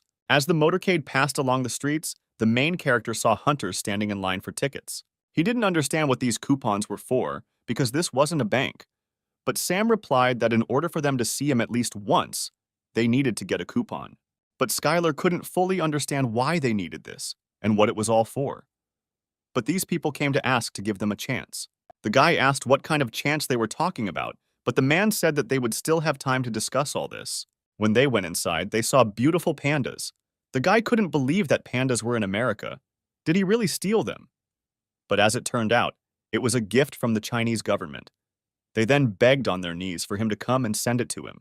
The protagonist asked what was troubling the Chinese government that they made such a generous gift. Then the man remembered that the guy was in the abyss and knew nothing, and then he urgently gathered all the secretaries in one place. He ordered to select the best teachers for him in politics, economics, culture, and other sciences, so that Skylar could be taught everything. At this point, Parker's driver said that there was a great chance to meet the dragon at the moment, and that some people had been waiting for months for the chance to see it. But the guy continued that their last name was clearly not Parker, and why should he beg for this chance? Besides, he had the feeling that next to him he was getting a year older with every minute. At this time, one of the secretaries asked if there were too many teachers and too much information, and if he could find out the real reason for this commotion. But as soon as the man introduced himself to him, he immediately heard that he was fired from that very second, because he hired them for a lot of money in order to entrust them with troublesome work. Sam's words and requests did not sound like a joke, and he did not ask not to answer stupid questions. Then the man turned to the sixth secretary and asked where all the models who were supposed to be at the party were, because he clearly remembered that he had missed one and ordered her to work faster. After Sam gave everyone their assignments, he turned to Skylar and said that they could now calmly think everything over. The guy couldn't believe that the man had changed so much in such a short period of time, because such situations were not a reason for dismissal. But the man objected, saying that he did not know how much he was paying them, and quickly ordered the seventh secretary to come to him. When the secretary approached, he said that in 2 weeks he had received about $230,000. But the main character still couldn't understand how the size of the salary was connected with being fired on the spot. Then Sam replied that when he hired them, he clearly warned that he was paying the highest salary. But in return, one mistake, and the employee is fired, and they all know about it. But Skylar was very disappointed with this approach, and then Sam decided to leave the seventh secretary. The guy turned to Sam and asked why he didn't become a role model, as a true clan leader should. In one of the audiences, a Stanford University professor who specialized in the science of artifacts and caves spoke to the main character. She also had experience as a manager of 2 B-rank hunters and 1 A-rank hunter. These words really surprised the guy, and he decided to surprise her in return and told her that in high school he once lifted a total of 500 kilograms. The teacher decided to briefly explain what had happened over the past 30 years. And after 30 minutes, the guy screamed loudly in the audience. He couldn't believe that evil constellations occupied China, North Korea, Europe, and Latin America. South Korea was not captured because it was one of the countries that resolved the situation relatively quickly. But after that, many Korean hunters went abroad, because America seemed especially profitable to many. Also, clan leader Sam also moved here at that time. His leader was so kind. What did he have to endure? He was the kind of man who was dumped by women every day and who discouraged him from going into a B-rank dungeon. But suddenly, he became the Dragon Sam, an S-rank hunter with a lot of money, who at 70 years old has married 19 times. The Lava and Magma Kitten said that everything worked out great and that this hunter could be a great avatar. Could this person really not be trusted? He could be trusted. Then Skylar went to Sam and told him everything about how he suddenly went into the abyss to prevent the end of the world.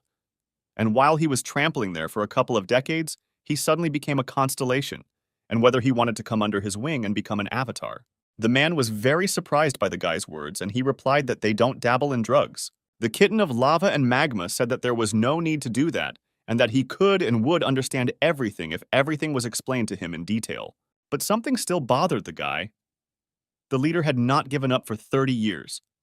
Trying to find him, the guy thought that he was the one who could be trusted, because there was training equipment here like a gym in the backyard, and the guy did not want to just drag him into the affairs of the constellations. When the guy came to the gym, he said that it looked more like a concert hall and that he must have invited various pop stars to parties here, but Sam replied that there was a cooler place for that. The kitten of Lava and Magma exclaimed in surprise, because it was the magic of the inside of the world. But the guy did not understand why he was so surprised, because it was not complex magic. The kitten said that it was rather a very popular magic among the constellations, and that mortals did not know how to use it properly. Sam said that even if you get injured in the other side of the world, they will not be reflected in reality. Roughly speaking, it is magic, something like super advanced virtual reality technology. But this constellation was used to train their own avatars. But the kitten said that most often the constellations use it as a playground to relieve boredom. The guy wondered if the magic of the underside of the world had taught the constellation. But Sam exclaimed that this magic was known to many, and the constellation had nothing to do with it. But if you think about it, there was a possibility that this technology was originally given to someone by the constellation. All this as some kind of evil plan. Skylar said that with such training equipment to prepare for war, all the hunters on the planet would be fully armed. But the man did not understand what kind of war he was talking about. He replied that all these devices were only for sports training. Then the main character exclaimed that they really use this magic to play football.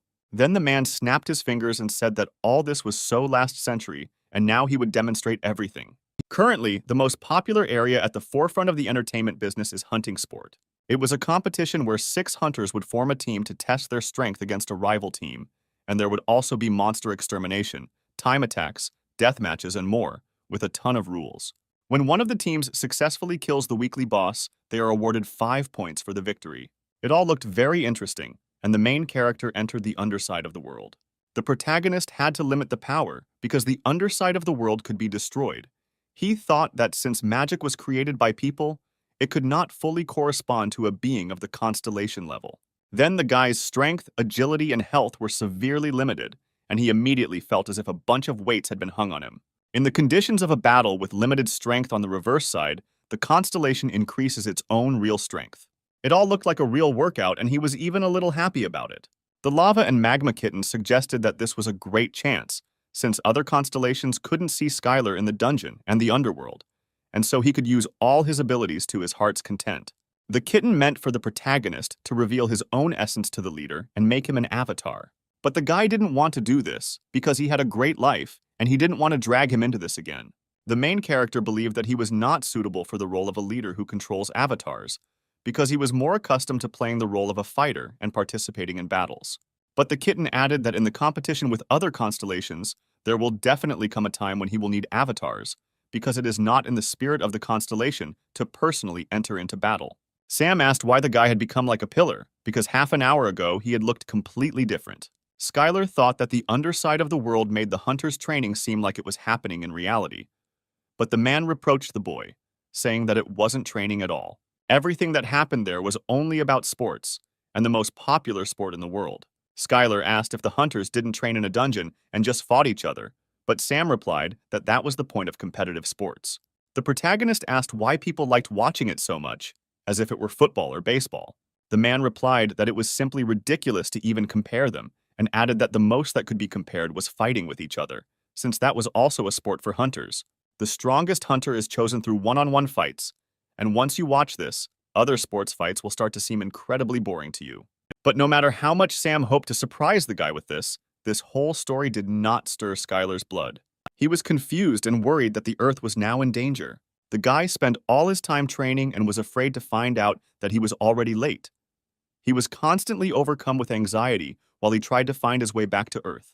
And in the end, the hunters of the Earth became sports stars, and Skylar did not understand at what time they were catching monsters. Then the kitten added that this world and fighting with each other is quite usual for the constellations and for the god of training, who does not take avatars under his own wing. This may be new, but for the constellations with an army of avatars, this is like an indirect war. The kitten suggested that this could be related to the spread.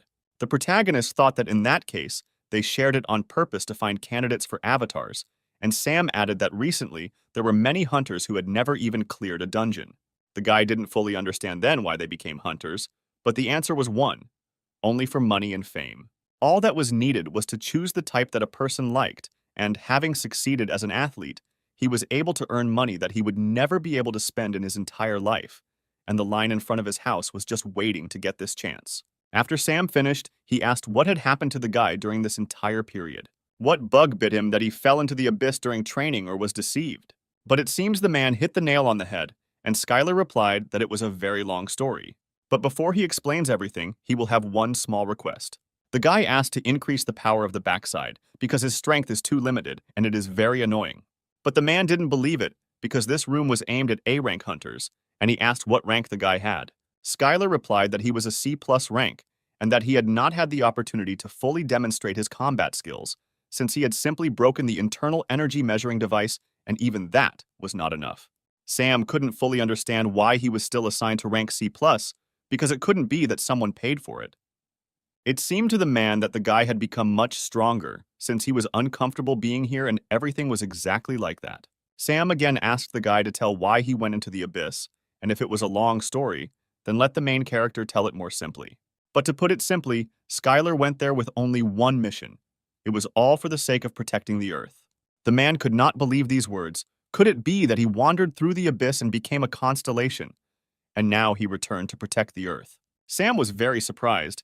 Then it turns out that he is older than him in age, but all this was unimportant. Then the man yelled at the guy because it was hard to believe, since many people who returned from the abyss had gone crazy. But since Sam couldn't believe the words of the main character, Skylar decided to demonstrate all this with his own strength. That's why the guy asked to lift the restriction, and he didn't give a damn about the others, but he wanted to share it with him. The man then took off his jacket and replied that no matter how strong he had become, he had never encountered an S-rank hunter before. Sam talked about how he had crossed paths with various opponents many times, and that on his last breath, he had gotten an A+ rank skill and leveled up through death. The guy laughed, because the man loved fantasy novels so much that he ended up becoming one of the main characters. Then Sam flew into the air and shouted that the little rascal hadn't gone far, and that it was not for the fans of fighting novels to talk about it, and immediately offered to wrestle for a while. The man asked the boy if he had ever heard of artifacts in the form of tattoos. Suddenly, Sam started shooting out magic projectiles and shouted at the guy that he would be able to dodge them now.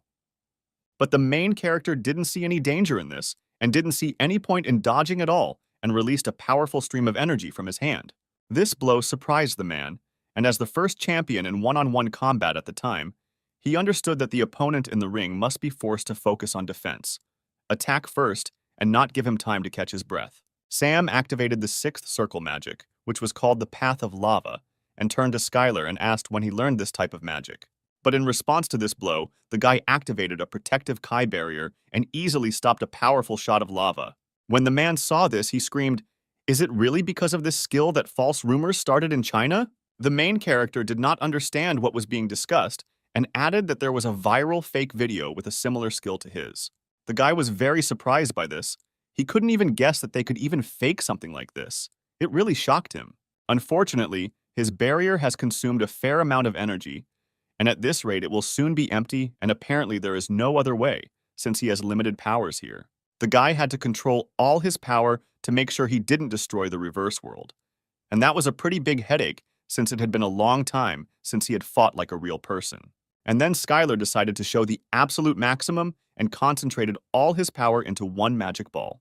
This ball was so fast that Sam didn't even have time to use fast teleportation, and his magic was destroyed, and after hitting, he received a lot of damage. He was shocked that it was cancelled even before it was activated, and how the guy could use those skills so quickly. But Sam didn't give up on this. He had no choice but to strengthen his own body with magic.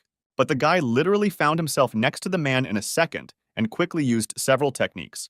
Sam had great hope when he tried to switch to close combat against someone who uses martial arts. His friend admitted that he quickly became confused because he usually never dealt with martial artists and found the guy to be quite assertive. Sam asked the guy how martial arts levels work and how he reached the highest level in martial arts. The protagonist replied that it doesn't quite work that way because he currently has the highest level, and if he steps a little further in development, he can go beyond the mortal boundaries. And at that moment, the man realized that in front of him was a real constellation. Sam replied that he couldn't imagine how ridiculous it sounded. But what did sound ridiculous was that Skylar's honest and kind-eyed friend had changed for the worse. And the men began to argue about which of them had become more successful, and then Sam asked what he wanted from him. Skylar started by saying that he wanted to ask him for help, and then went on to explain the situation in detail. Although the constellations have agreed to a truce, the treaty is only temporary, and new constellations may emerge from the abyss at any time. And those constellations that have made a truce may be plotting to seize the land right behind their backs. As for the other constellations, they already had many servants on Earth, and in general, there are a lot of them. But on the other hand, the guy has to start from scratch, so he is now at a disadvantage. In these words, the man heard that the guy was not going to ask for his help. After all, he lived his own life, and that's why Skylar didn't want to drag him into trouble. The man couldn't believe that the youngest of the clan had been defending the land by fighting in the abyss for 10,000 years, and he was just trying to be cool just because he was older. Sam loudly slammed his fist on the floor and shouted that why the hell was he worried about him? Because he should be worried, not the other way around. And who could help the main character if not his old friend? The man added that he would help him and that he was in no position to refuse the offered help, and he was absolutely confident in his words. At this point, the lava and magma kitten sent a message that he was quite pleased with how the guy was negotiating. The kitten thought that he had really lured him brilliantly to his side, but in any case, these were the sincere feelings of the protagonist. He didn't want the man the boy knew to be caught up in the battle between the constellations, and it didn't look like Sam was going to back down. And the man was faced with a choice, whether he would agree to become the main character's servant and serve under his command. The man did not think for long and decided to obey someone younger and let it be as it will be. And at that moment, he became a servant of the invincible avatar of training, and his soul was tied to the constellation. And if it disobeys the orders of the constellation, it can be subject to severe punishment. The young people had a delicious breakfast in a cozy establishment, and Sam still could not believe that he would enter into a contract with the constellation. After all, making a deal with a constellation was tantamount to selling it your soul. He was interested in everything. If he makes this agreement, he will be able to follow the main character and his clan whenever he wants. But if it will be too stressful, then the guy can simply not do it. Skylar's plan was to first hide the fact that he was a constellation, as it would be a huge problem if he was discovered. Sam thought about it because it turned out that the constellation needed to hide its own power. The guy said that in any case, he was going to continue to increase the number of servants while hiding the fact that he was a constellation, and he would need them when he encountered other constellations. The man replied that he could be trusted. Then Skylar asked if he could defeat the great demon one-on-one. But Sam clarified that didn't the guy fight him in the abyss, because hunters always act together and it is completely pointless to try to defeat the monster one-on-one. There was a certain uncertainty in the man's words, and for a second, the protagonist thought that he might lose. Sam added that whether it was the inside-out world or a one-on-one fight, a solo or team game, he was absolutely sure that he was not afraid of any of it, and he didn't care if he had to fight against the constellations or anyone else.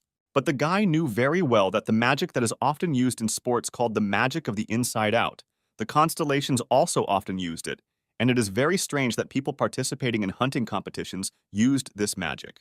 The whole reason was that this magic was very widespread, and was connected with the fact that the constellations fought in a similar way, when the servants of the constellations went to the inside out to fight each other. There is a very good chance that the constellations intended to make hunting competitions like one-on-one combat so popular that it would be easier for them to choose servants based on their strength. The guy wondered if this was too much for such complex speculations, because did the constellations really look at such nonsense? But everything was correct, and the kitten of lava and magma added that one should not underestimate the boredom of the constellations. Even now, most of the constellations are fighting with each other in the train car out of boredom.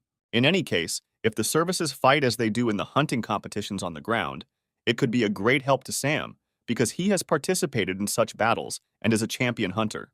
The number of servants the main character would have depended on all of this, because he had to become the object of their envy. He himself understood what he was talking about. He understood that the guy needed to become famous as a hunter and become one of the strongest hunters on Earth. With such hunters, everything is always very interesting. As soon as a Class A portal opens, the government of the country will be on its knees begging them for help. And despite the fact that people claim that their country's hunters are the strongest, everyone knows in their hearts that this leads to their faith and devotion. Sam certainly understood everything, because Skylar certainly has incredible power. Another thing was how they would demonstrate his power in the game. Then the man said that he would introduce him to the clan, but the guy didn't even suspect how many groups of clans Sam was responsible for, because it wasn't just one clan, because the profit of the company's clan groups went beyond this world. All the cores and items in the dungeons are purchased by the company, including support, bonuses, and other things, and with just loyalty, Skylar can be generously rewarded. But the main character still didn't understand why Sam was telling him to join the clan, because he could do it on his own. Then the man menacingly replied that he was going to hide the fact that he was a constellation. So why did he need all this if he needed to hide his own power properly? However, the protagonist decided to limit his own power to the maximum possible level, and so far he has been able to control it, and he can fight a monster or an S-rank adventurer. The man would send the boy to a clan that accepted the best candidates, so he recommended him to look for some nuggets there, because he could take them as servants if they proved themselves useful enough, and this was a pretty good idea. Skylar wondered if they would mind if he joined their clan, since his rank was still C+, which specializes in martial arts. Sam replied that they definitely wouldn't like it, and suggested that the guy just raise his rank, because as soon as he becomes an A-rank adventurer, he will immediately be listed as a strategic weapon controlled by the state, because only those who have achieved high results can get S-rank. If you think about it, it sounded pretty cool that the old man had an S-rank, since less than 10 people in the entire world had received that rank. He shouted that it was enough to sit around and it was time to do everything they could, and they immediately went to the qualifying round for the competition.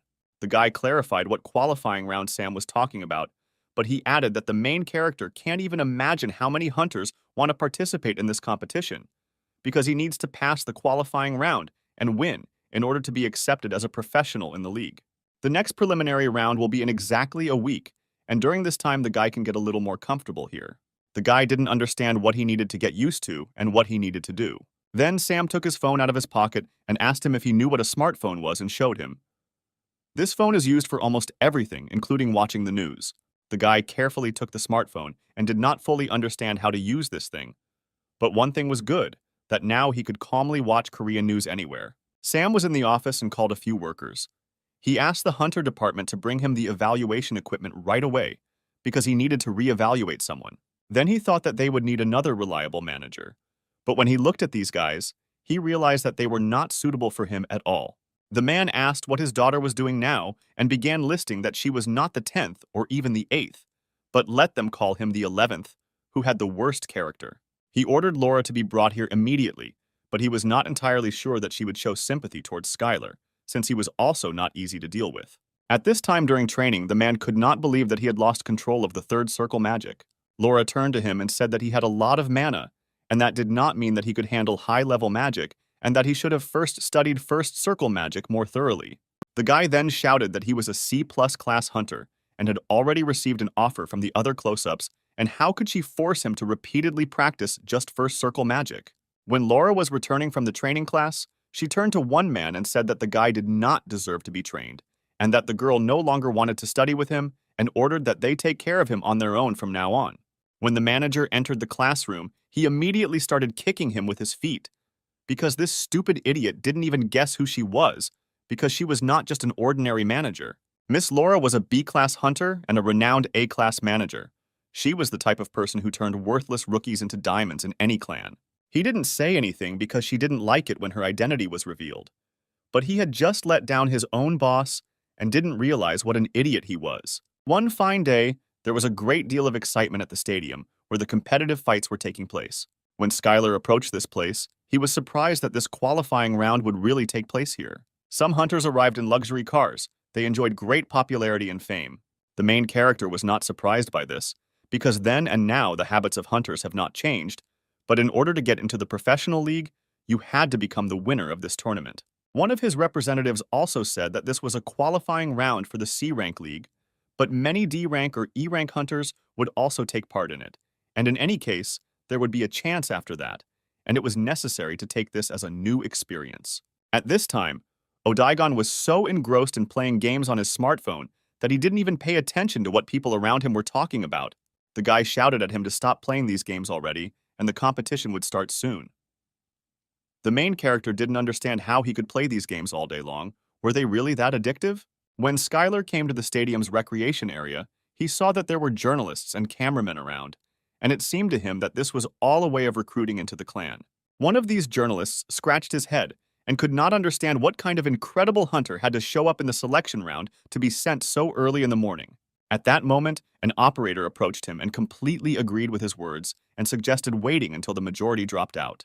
He thought he had seen this journalist somewhere, but it turned out he was a scout from the Gambit clan. The man hoped that this time the damn appraiser hadn't fooled him and had told him the whole truth. After all, they said on the phone that it would be just a bomb, because the guy even ground the measuring device into powder. The journalist had been studying the main character's dossier for a long time. He learned that the guy had gone into the abyss for 30 years, and that everything was fine with his head, and all the tests had passed the check, and no deviations were found. The men decided that if he lived 30 years ago, it was understandable why he used martial arts and suggested sending someone to recruit him. At first, the journalist couldn't believe that it was possible to break a measuring device, and no one could pay them to talk this nonsense. There was no way they could just ignore it, because the money had already been received, and they would hardly have contacted them if this guy was useless. The boss ordered the worker to personally check everything, and if his mana was in excess, then try to offer him to master magic. But the guy didn't understand how he should make him master magic, but that was already his concern, because the journalist gets a salary for it. Skylar's tryouts began, and he was invited to enter the center of the stadium. When the guy entered the inside of the world, he needed to limit his power, because otherwise the inside of the world could simply collapse. But the main character should have limited the power much more, because in Sam's house this thing was level A. Skylar successfully entered the inside of the world. He limited his strength, agility, and endurance.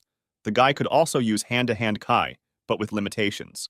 This did not stop the main character, because the more difficult the situation, the higher he rose, and this sounded logical. A bald guy at the stadium asked Skylar what the psycho was muttering under his breath, but the guy replied that he thought it was a good experience. The man was inspired by this when he saw a new rival and decided to immediately leave him in a smashed state. The referee shouted that they would be instantly disqualified for fighting without giving a signal.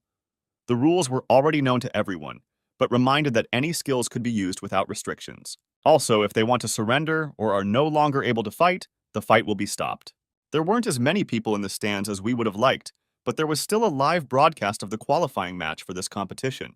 For the viewers of the broadcast, this was very interesting, because they had not seen a martial arts user for a long time. In their eyes, Skylar was no different from a living fossil. The journalist read his profile carefully and decided that he was worth a look. But when they read that he was a martial arts user, they couldn't believe that they still existed, and had already forgotten the last time they saw them. The bald fighter met a man who possesses martial arts for the first time. He decided that as soon as the battle began, he would immediately increase the distance and use second circle magic, and then release enhanced magic projectiles. As soon as the referee signaled the start of the fight, one fighter immediately flew into the air, and for a second, it seemed to him that he was much faster than his opponent. But it only seemed that way to the man, because Skylar's fist was already a few centimeters from his face. Everyone who watched the broadcast and was in the stadium was very shocked, because a few seconds after the referee gave the signal to start the fight, it was already over.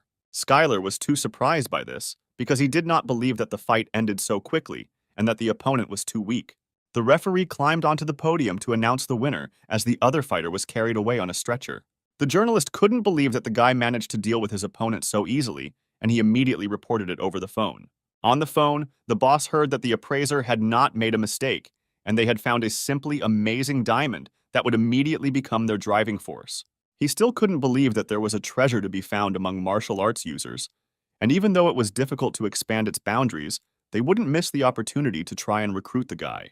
And the journalist decided that he would achieve success at any cost if he did not want to lose this job. While Skylar was resting in the waiting area of the stadium, other fighters were performing. At one point, a journalist entered the room. He turned to the hunter and asked him to ask a few questions, but the guy immediately realized that a clan scout was in front of him. The journalist was flattered that the guy immediately realized that he was in front of a clan scout, and he replied that the guy was fundamentally different from today's hunters. The man added that although the guy already knew, the current hunters in the past were not fit to hold a candle, because in a real fight, they could not even be called hunters. Skylar replied that he thought so too, but he thought that things weren't that bad, and it made absolutely no difference where you trained if your strength would end up being the same.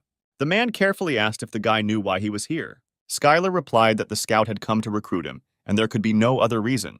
The journalist introduced himself as a representative of the Gambit clan, and he really came to hire him. The man hoped that the boy already had an idea about this clan, but the main character replied that he was hearing about them for the first time. Skylar said that he had recently returned from the Abyss, and that not much time had passed since his return, and he simply could not hear about it. The man began to gesture with his hands and convinced the guy that most likely he was having a hard time getting his bearings in the current situation, and was overcome with anxiety about what to do next, and which team to join. But he didn't even have to worry about that, because their clan would help him at all. And the journalist began the greatest presentation about their clan, that they provide great support, that training is only for top-level hunters, and most importantly, they guarantee a share of 1.5 people in percentage terms in dungeon expeditions. But Skylar wasn't particularly inspired by his speech, and replied that since he was used to fists, he should look for a clan with martial arts users, and laughed loudly. Then the man began to be pressured by the fact that his potential was at the level of a C-rank hunter, and that increasing his rank was not such an easy matter. But the guy was firm and refused to sign the contract for the second time, and the journalist shouted that he would greatly regret it. The main character was touched by this phrase, and he asked why, and asked several questions. He reminded the man that he had only seen him in the selections, and that his clan was not too generous to him to offer such fees and such impressive distributions. Then the boy counterattacked and shouted that this was the reason for their clan's strength. It was courage. But Skylar replied that it looked more like a trick than courage. The journalist did not understand what kind of trick they were talking about, and the main character added that if, for example, they had obtained information about his abilities in advance. After all, the guy knew that this had often been done in the past, when clans would hold back novice hunters by bribing an appraiser.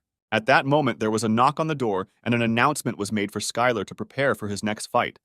The journalist wished him luck and said that he would support him in his next fight. The main character was at a loss as to what to do in this situation, but he gathered his will into a fist and decided that he should first show what rank B is capable of. When the guy entered the ring, he put 90% of his internal energy into speed and limited the power of martial arts, and with this, a new B+ rank martial art was successfully formed. The system asked Skylar to name the new technique, and since it was incredibly fast as light, he decided to call it Light Dispersion Mastery. The protagonist's strength steadily increased, but the speed was too slow and there were few ways to fix it. But the Lava and Magma Kitten thought it was nonsense and said that a good solution would be to recruit avatars and prepare a constellation temple or increase the number of believers. The idea was simply brilliant, but first the guy needed to sort out the qualifying rounds and then continue the main mission. Before the fight began, Skylar became curious and decided to check his power level and saw that he was close to rank C and was specialized in close combat. But he didn't fully understand why an opponent who specialized in close combat would hold a bow in his hands. As soon as the referee counted 3 seconds before the start of the fight, the opponent immediately took the bow and arrows and began to make the first attack. But the guy barely had time to release the arrow from the bow. Skylar was already next to him, and with a powerful push pierced him straight into the body.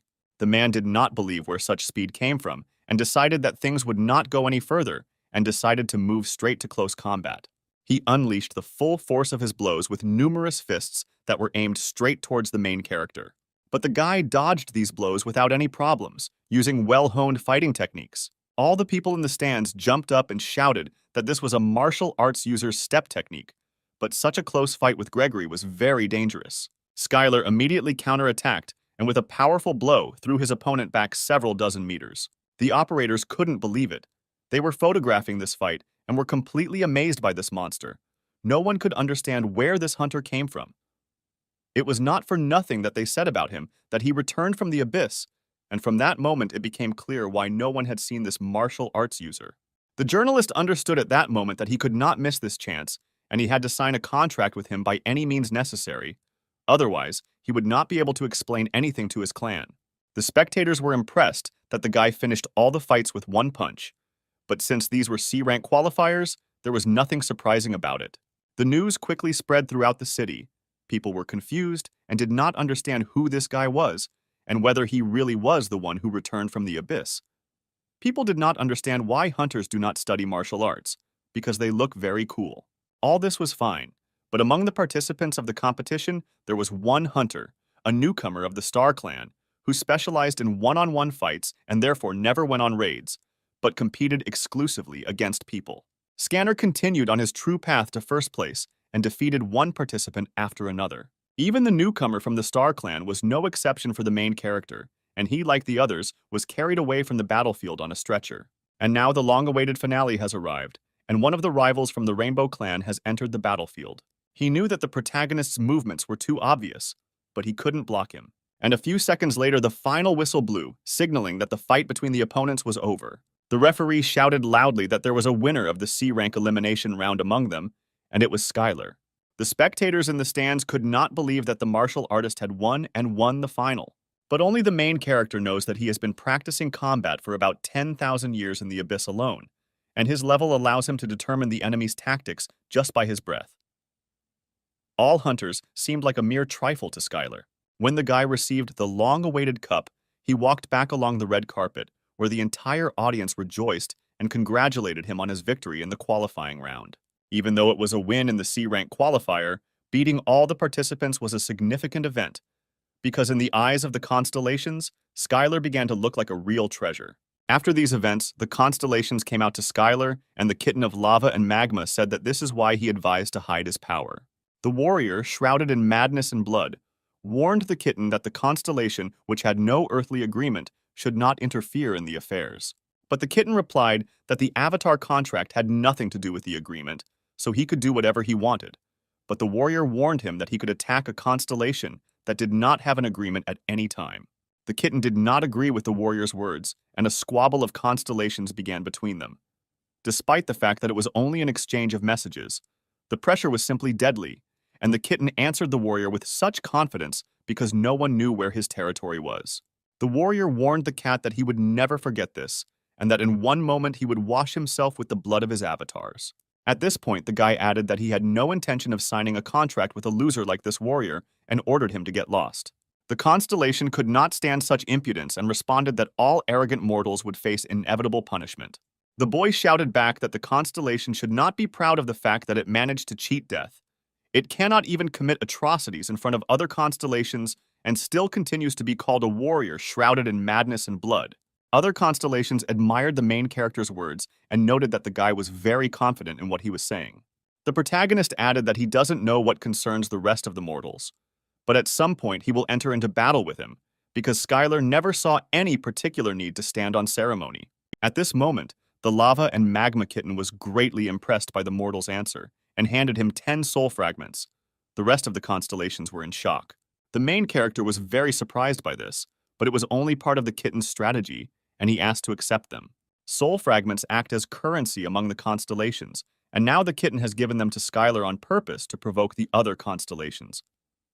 The guy needed money if he didn't want to be looked down upon. Up until that point, he only cared about strength and didn't even think about money. At this time, in one of the city buildings, one of the workers approached Sam. He apologized and said that at the moment, an additional investigation was being conducted to catch the appraiser. Sam couldn't figure out which clan this bastard came from, and his protege suggested that perhaps the Gambit clan was involved. Although the Gambit clan was considered an influential clan, it was no match for the Dragon clan, because the Dragon clan was endowed with the powers of the government at that time. The Gambit clan was just a newcomer that was just starting to gain strength. The man did not understand what they were planning, because they all knew that in their current situation, it was dangerous to deal with him, and they still went for such a provocation. At that moment, the secretary knocked on the door and said that the results of the selection round were known and that the winner was the hunter Skylar. The man turned to the boss and said that he would immediately call the assessor to assign a new rank, and if any problems arose, he would take full responsibility for it. Skylar's ability was being measured, and the man gave him a clear B rank. The boss shouted that he was blind, since it was at least B+, but the man replied that this rank was also worthy of admiration, and they also knew that martial arts users were inferior in real combat, and it would be better to start with rank B. The man was about to attack the appraiser, but Skylar stopped him in time and asked him to stop. He whispered quietly to him that he should be careful, because the constellations were beginning to show interest in him, and there was nothing wrong with moving slowly. This answer stopped Sam, and he agreed that rank B also satisfied the basic conditions, but the guy exclaimed, "What conditions were we talking about?" The man said that he had gotten him into the Ikaros clan, but if he was a C-rank hunter, he would be looked down upon. Sam added that it didn't matter who he was, because in any case he would be able to show a bunch of weaklings what abilities he had. At one point, the man threw down his bag and said that he had one good weapon in his collection, and he decided to give it to Skylar.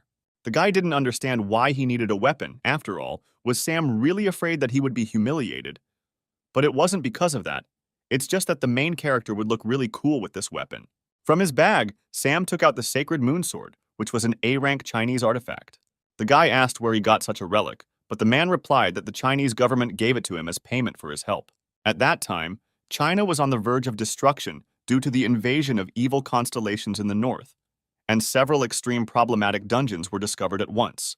3 A-rank monsters burst out of this dungeon, and the man went to help and received this as a gift. In the end, the guy had a hard time believing this story, but he accepted the gift. But that was not all, because Sam wanted to introduce Skylar to the manager. He shouted that in their time, even a dog and a cow had managers. He asked not to worry about the abilities of this man, because it would be his daughter, and Skylar was very surprised by this. One quiet evening, everyone was in the house and doing household chores. Skylar chose the offensive tactic and cooked dinner for Laura. The guy cooked Laura's favorite dish. It was Texas barbecue, when hefty pieces of meat are marinated in spices and then smoked for a very long time. But this spicy brisket turned out to be much tastier. There was actually a special magical taste that couldn't be compared to other tastes and aftertastes. And unlike her dad's food, the meat that Skylar gave had a fundamental difference in ingredients. Odaigan asked the guy if he had cooked the rotten meat again. Otherwise, why was she shaking and silent? Suddenly, the girl shouted loudly that the guy should become a cook. She immediately suggested that the guy open his own restaurant and she would even become his investor. But the main character did not even think about it, because he prefers Korean food. Skylar pushed forward a small bowl of rice and offered to try it, since he had prepared it just in case. The rice was incredibly delicious. Every grain of rice was cooked perfectly and had a very strong magical taste. The girl ate this dish with pleasure, even though she didn't eat any carbohydrates at all. The guy laughed and replied that so much food definitely wouldn't harm her. The girl was very worried that she would gain weight, but nevertheless her plate was completely empty. After a delicious dinner, she got back to business and said that she would now be his manager, and her responsibilities would include monitoring his schedule and movements. This graph showed what level the hunter's abilities were and what was needed to make him stronger. Although this analysis was the responsibility of a first-class manager, she was a top-class manager. The girl liked the confidence with which he led a real fight, and she and her father thought that they needed a real team to go through the dungeons. She said that there was a huge profit to be made from this, because the government had given this city to her father's clan, and the world was now such that somewhere there was even a guild that had received an entire country. Laura added that in any case, the Ikaros clan is full of psychos, but their abilities are quite consistent with the payment they receive. And if the main character is going to join them, then he must undergo special training to match them. She left her personal number, and if the guy needed anything, he should call her immediately. When the girl left the room, she agreed with her father's words that the guy looked too normal to have returned from the abyss. Even though he was overconfident, he should have been taught how to resist magic users first. He will soon have to face monsters from the B-rank league. At this time, in the gym, Odaigon turned to the owner and said that if there were any psychos in that clan, he would gladly grind them into dust. The main character turned to his friend and asked him not to call him master anymore, but added that there were enough psychos among hunters, and the word master would no longer embarrass anyone. Skylar asked that if he wanted to kill someone, he would first ask his permission. At one point, the guy put aside all his sports equipment and decided to conduct a test. The protagonist closed his eyes and concentrated on meditation. This meditation allowed him to join the broadcast of the constellations. All this was done in order to study in advance the countless number of constellations that we would encounter in the future. The guy continued sending signals, but the lava and magma kitten said that only constellations on the same level responded. A battle of constellations is when two constellations choose an avatar and compete. The loser pays the corresponding price, and naturally the constellations must be at the same level, and there is no reason to accept a fight from a constellation from which there is nothing to take. Then the guy decided that all he had to do was declare his mighty power and collect avatars, because he still lacked a lot. Suddenly, the main character remembered why there was no news about the virtuous goddess of Libra. He became worried, because something could have happened to her. The next morning began at the Icaros clan's training base. Individual training rooms and dormitories were located here. There were too many individual halls here, since everyone had their own set of abilities, and they all trained differently in any case. If a guy needed something, he could always ask for it. Skylar said that he planned to head to the training hall first and asked Odaigun what he would do.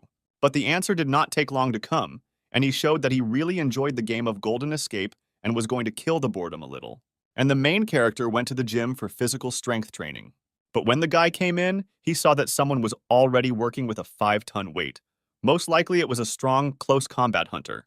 It turned out to be a very strong girl who turned to Skylar and said that she was seeing this newcomer for the first time. The protagonist replied that he was simply amazed by her training, and the girl replied that flattery would not work with her. She introduced herself as Eliza and extended her hand to the guy, suggesting that they try to get along with each other. Skylar happily extended his hand in response and added that he was very pleased to meet her. But as soon as their hands touched, Eliza felt a powerful energy that forcefully pushed her away from the guy. She was very surprised, because for the first time, someone much weaker than she was standing right in front of her. The girl asked if he was also a melee mage, but the main character replied that he was more of a martial arts user. Eliza was very surprised, because it was very rare to meet a B-rank martial arts user here. Then Skylar revealed that he learned all of this while wandering the abyss for 30 years. The girl confidently said that martial arts are not so useless, and she is capable of mastering everything that can be used. Then Eliza began to willingly show all the techniques of jiu-jitsu, wrestling, Muay Thai. She studied all the necessary types of arts, because it is not very pleasant when monsters breathe right in your face. At one point, the girl realized that Skylar didn't know her at all and bragged that she was from the ranked league and was in 19th place. After that, the girl shouted for the guy to follow her, because now she was going to check what martial arts were really good at. They came to the hunter's training hall, where other fighters were already training, who looked at the newcomer with disdain. One of them asked who the guy was standing next to Eliza, and she proudly introduced that he was a new rookie martial arts user. Then a guy approached the couple and introduced himself as Anthony, and added that despite all this, he was already familiar with him. But Skylar did not understand who was in front of him. Anthony couldn't believe that he hadn't heard about his achievements, because the guy had cleared the dungeon and set a new record for night raids, and in the shortest time rose to rank B. Then the girl screamed that Skylar had just returned from the abyss, and he knew nothing about it, after which Anthony asked Skylar to stay to clarify something. The guy added that he is the ace of this clan, and the rules of the clan are very simple for the main character. You just need to trust him and obey him in everything, and then all the problems will be solved. Skylar thought the guy was some kind of psycho, but Eliza reassured him that he was always like that and advised him not to get involved with him. After numerous dialogues, the couple finally decided to fight each other. They entered the main arena of the training camp and stood facing each other. Eliza was looking forward to the fight and was excited to see what martial arts techniques Skylar had. The protagonist decided to teach her the first lesson and started with the first rule that she should never go near a martial arts user. Much to the guy's surprise, she had a very good reaction and repelled his first blow. But no matter how fast her magic was, it was still inferior to the blows of a martial arts user.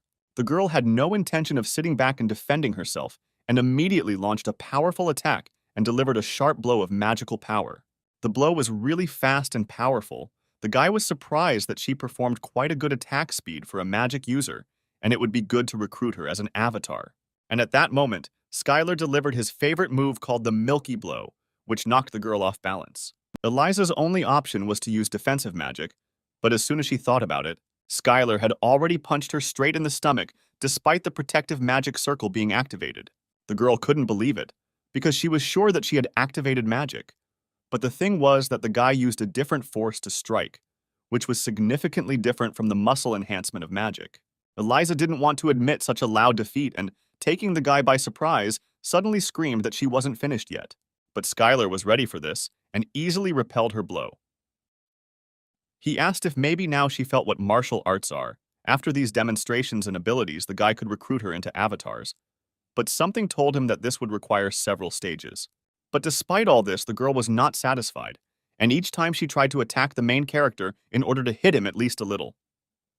But each time, the next attempt was a failure, and she again lay in the ring of the training camp. Once again, the girl stood up and told the guy that he really was different from everyone else and suggested that they try one last time. Skylar replied that she had chosen the wrong opponent and that she would not be able to fight to victory. The main character liked such persistence from the girl, and he happily accepted her attempts to attack. A few minutes later, the girl turned to the guy and suggested that they finish this training for today. But Skylar had already gotten into the swing of things and asked if the girl was showing any weakness of character, since now the most interesting part was about to begin, and suggested that they have another full-fledged training session. After the training, the girl turned to the guy and said that she had not been so tired during sparring for a long time. But Skylar added that this training was not enough for him and asked what she now thought about martial arts. The girl was persistent and replied that she would put him on his shoulder blades with her own strength and would continue to train until she became stronger. The guy didn't quite understand her answer, because with the help of martial arts, she could remove all unnecessary shortcomings. But for Eliza, it was a matter of pride. Pride was in not allowing herself to be trained by an enemy, because from that moment on, Skylar was her enemy. Of course, they would greet each other when they met, but she would never accept help from the guy. Eliza turned around and said goodbye to the guy, saying that she needed to go about her business. The magma and lava kitten said that the guy should take better care of his opponents. But Skylar did not accept these words, because he could not lose to her on purpose. The next day, in the training room inside the imagination, Skylar was one of the first to wait for all his partners. Among all the hunters, Parker came to training, which greatly surprised the main character. It was too suspicious, because the guy joined Icaros, and it was too strange a circumstance, because didn't his family have their own plan? One of the men asked if everyone was here. It was the clan mentor, A-rank hunter Ernest. The man introduced himself as the mentor of the Icaros clan and greeted the new faces, adding that he hoped that among them, someone would become a worthy hunter. Ernest asked those present what the most important weapon of a hunter against monsters is, and Skylar immediately answered that a person. And this was a completely correct answer, because unshakable faith in one's own strength, without it, nothing would have happened. And thanks to this faith, with which anyone can become stronger, Skylar also lasted for many years in the abyss. The main character's partners laughed at his answer, because for them it was considered a great mistake. But the teacher made it clear that the main character's answer was correct, and then one of the students shouted that last time he said something completely different. Odaigon believed that a strong creature capable of helping him would be the hunter's main weapon. Parker thought hard, but soon responded that it was teamwork. And this was also the correct answer, because the hunter's weapon that can fight off monsters is not magic or an item, but the most powerful weapon is unity, because even a rank S hunter will not go into a dungeon alone. The mentor added that even if he was awakened or had a high rank, humans were inherently weaker than monsters, and no one knew what might happen in the dungeon, so one should be prepared for anything. Suddenly, the teacher drew lots and announced that there would be a pair training session today. Bright rays of light connected the students with each other, and they saw who they would have to train with today, and the main character thought how good it was that Odaigon was next to him. But looking a little more closely, he saw that his beam had connected directly with Anthony, who turned to the guy and asked if he was nervous, and asked him not to worry, because his body, with the help of magnificent magic, would solve any problem. Skylar couldn't understand one thing: why he, as a constellation, had to be paired with this weirdo. After each pair confirmed their readiness for training, the teacher began it with the art of illusion at the highest level. Right behind his back, a wyvern formed, which was the strongest monster classified as rank B or higher. This monster made all the students hold fear and look at the wild beast with horror. The teacher noticed that the newcomers didn't even hesitate, and he came to the conclusion that the chairman wouldn't recommend just anyone to join this clan. A few seconds later, the teacher gave the students the task of dodging the attacks of a wild monster. One of the couples was very terrified, and their tactics did not coincide with each other's opinions. Anthony decided that despite the wide radius of the breath, his magic would allow him to dodge and use the third-level acceleration. Skylar noticed this and decided that since they were connected by magic, he would be dragged after him, and it looked very presumptuous. The main character didn't think long and immediately accepted his own magic, which was many times stronger than his partner's. Thanks to the actions of the protagonist, they successfully dodged the powerful attack of the wyvern. The teachers took notice and believed that the pair were superior to magic in terms of speed and evasion, and that this guy was the most outstanding martial artist he had ever seen. The power of Skylar's skills was incredible, regardless of rank. Such a hunter was strong even in real combat. And the man understood why the chairman liked him so much. At this point, Anthony shouted what the main character was doing and why he wasn't following his actions. But in response, he heard that the guy was too slow for this training. The guy kept yelling at the newbie to listen to him and kept reminding him of it. The teacher's first task ended, and he ordered everyone who could not pass the first stage to leave the site. All the participants were expecting the second attack because it could come from anywhere, and only Skylar suspected that a monster would attack them from below. Literally, in 1/100th of a second, the guy jumped out of the air with a sharp leap, grabbing his partner, who would clearly have been too late. Suddenly, an ancient sand monster in the shape of a worm, a stone eater, appeared from underground. Such monsters hide in the ground and, upon catching the vibration, immediately attack and devour the prey. They are a terrible predator living in dungeons, rank B and above. The other hunters started shouting that the stone eaters right after the wyvern were too tough a test, and that you wouldn't even find something like that in a B-rank dungeon. But the trainer was persistent and shouted that if they couldn't even react to this, then they had no right to be called hunters, and that instead of grumbling, they would be better off concentrating on training. Suddenly, Skylar heard a question directed at him. He immediately turned around to see who was asking it. Ahead of him was a B-rank hunter, Morris, who asked the guy how he guessed that the monster would come out from below. Skylar replied that he heard a sound. The guy became curious that this was all martial arts. The protagonist offered to help Morris since he was so interested in it, but the coach immediately shouted for the guys to get ready for the next stage. So the clan's training continued. The next was evasion by 3, training in resisting magic, and restraining comrades who had fallen under the influence of illusion magic. Each of the hunters was very exhausted, and then the trainer shouted that the warm-up was over, and they could rest a little before going to clear the dungeon. Skylar couldn't believe that they would actually go into a dungeon, but Morris replied that in their time, a dungeon could be simulated in the inside of the world. The main character pretended to be surprised and asked if it was some kind of sport for hunters. Morris answered that everything was correct, and said that since the guy came back from the abyss, he must have seen a lot of things, and asked what team he supported. Then the main character remembered and named his favorite baseball team, and Morris laughed loudly in response, because he was hearing about it for the first time, because for him, the sport was considered to be where there was a team of 6 hunters. Skylar remembered that baseball and football had completely lost popularity, and that hunting was the dominant team sport, with other sports existing only nominally. At one point, the guy decided to study the personality of the new opponent, and saw that he was also a close combat fighter and was much stronger than the main character thought. Morris turned to the main character and asked if his new friend could really teach him martial arts, because in their time, few hunters would agree to share their own knowledge. Skylar thought it was useless, because even if he trained him, the guy wouldn't achieve anything without effort, because out of 100 people, about 1 succeeds, and he suggested that Odegan go have a drink. The guy added that, in addition, it would take at least 100 years to master the highest category, which was too slow for Morris. When the guy caught up with the main character, he told him that as a child he was a fan of martial arts. Skylar asked why he hadn't studied them back then, but Morris replied that in his time, almost all of the first-generation martial arts users had retired, and there was nowhere to study. Then the main character got the idea to teach the guy and become his personal mentor, and maybe after that the prestige of martial arts will rise to a higher level. Sometime later in the training room, Skylar continued to slap Morris in the face so that he could feel the flow in his own body. He asked the boy to hold his pose and asked if magic users didn't use mana to strengthen their own body. But Morris replied that it wasn't done through the body, but by using their own mana, they attracted magic from outside. Then the protagonist figured out how it worked, but it was still a bit difficult for him because he could just start the circulation of his own mana.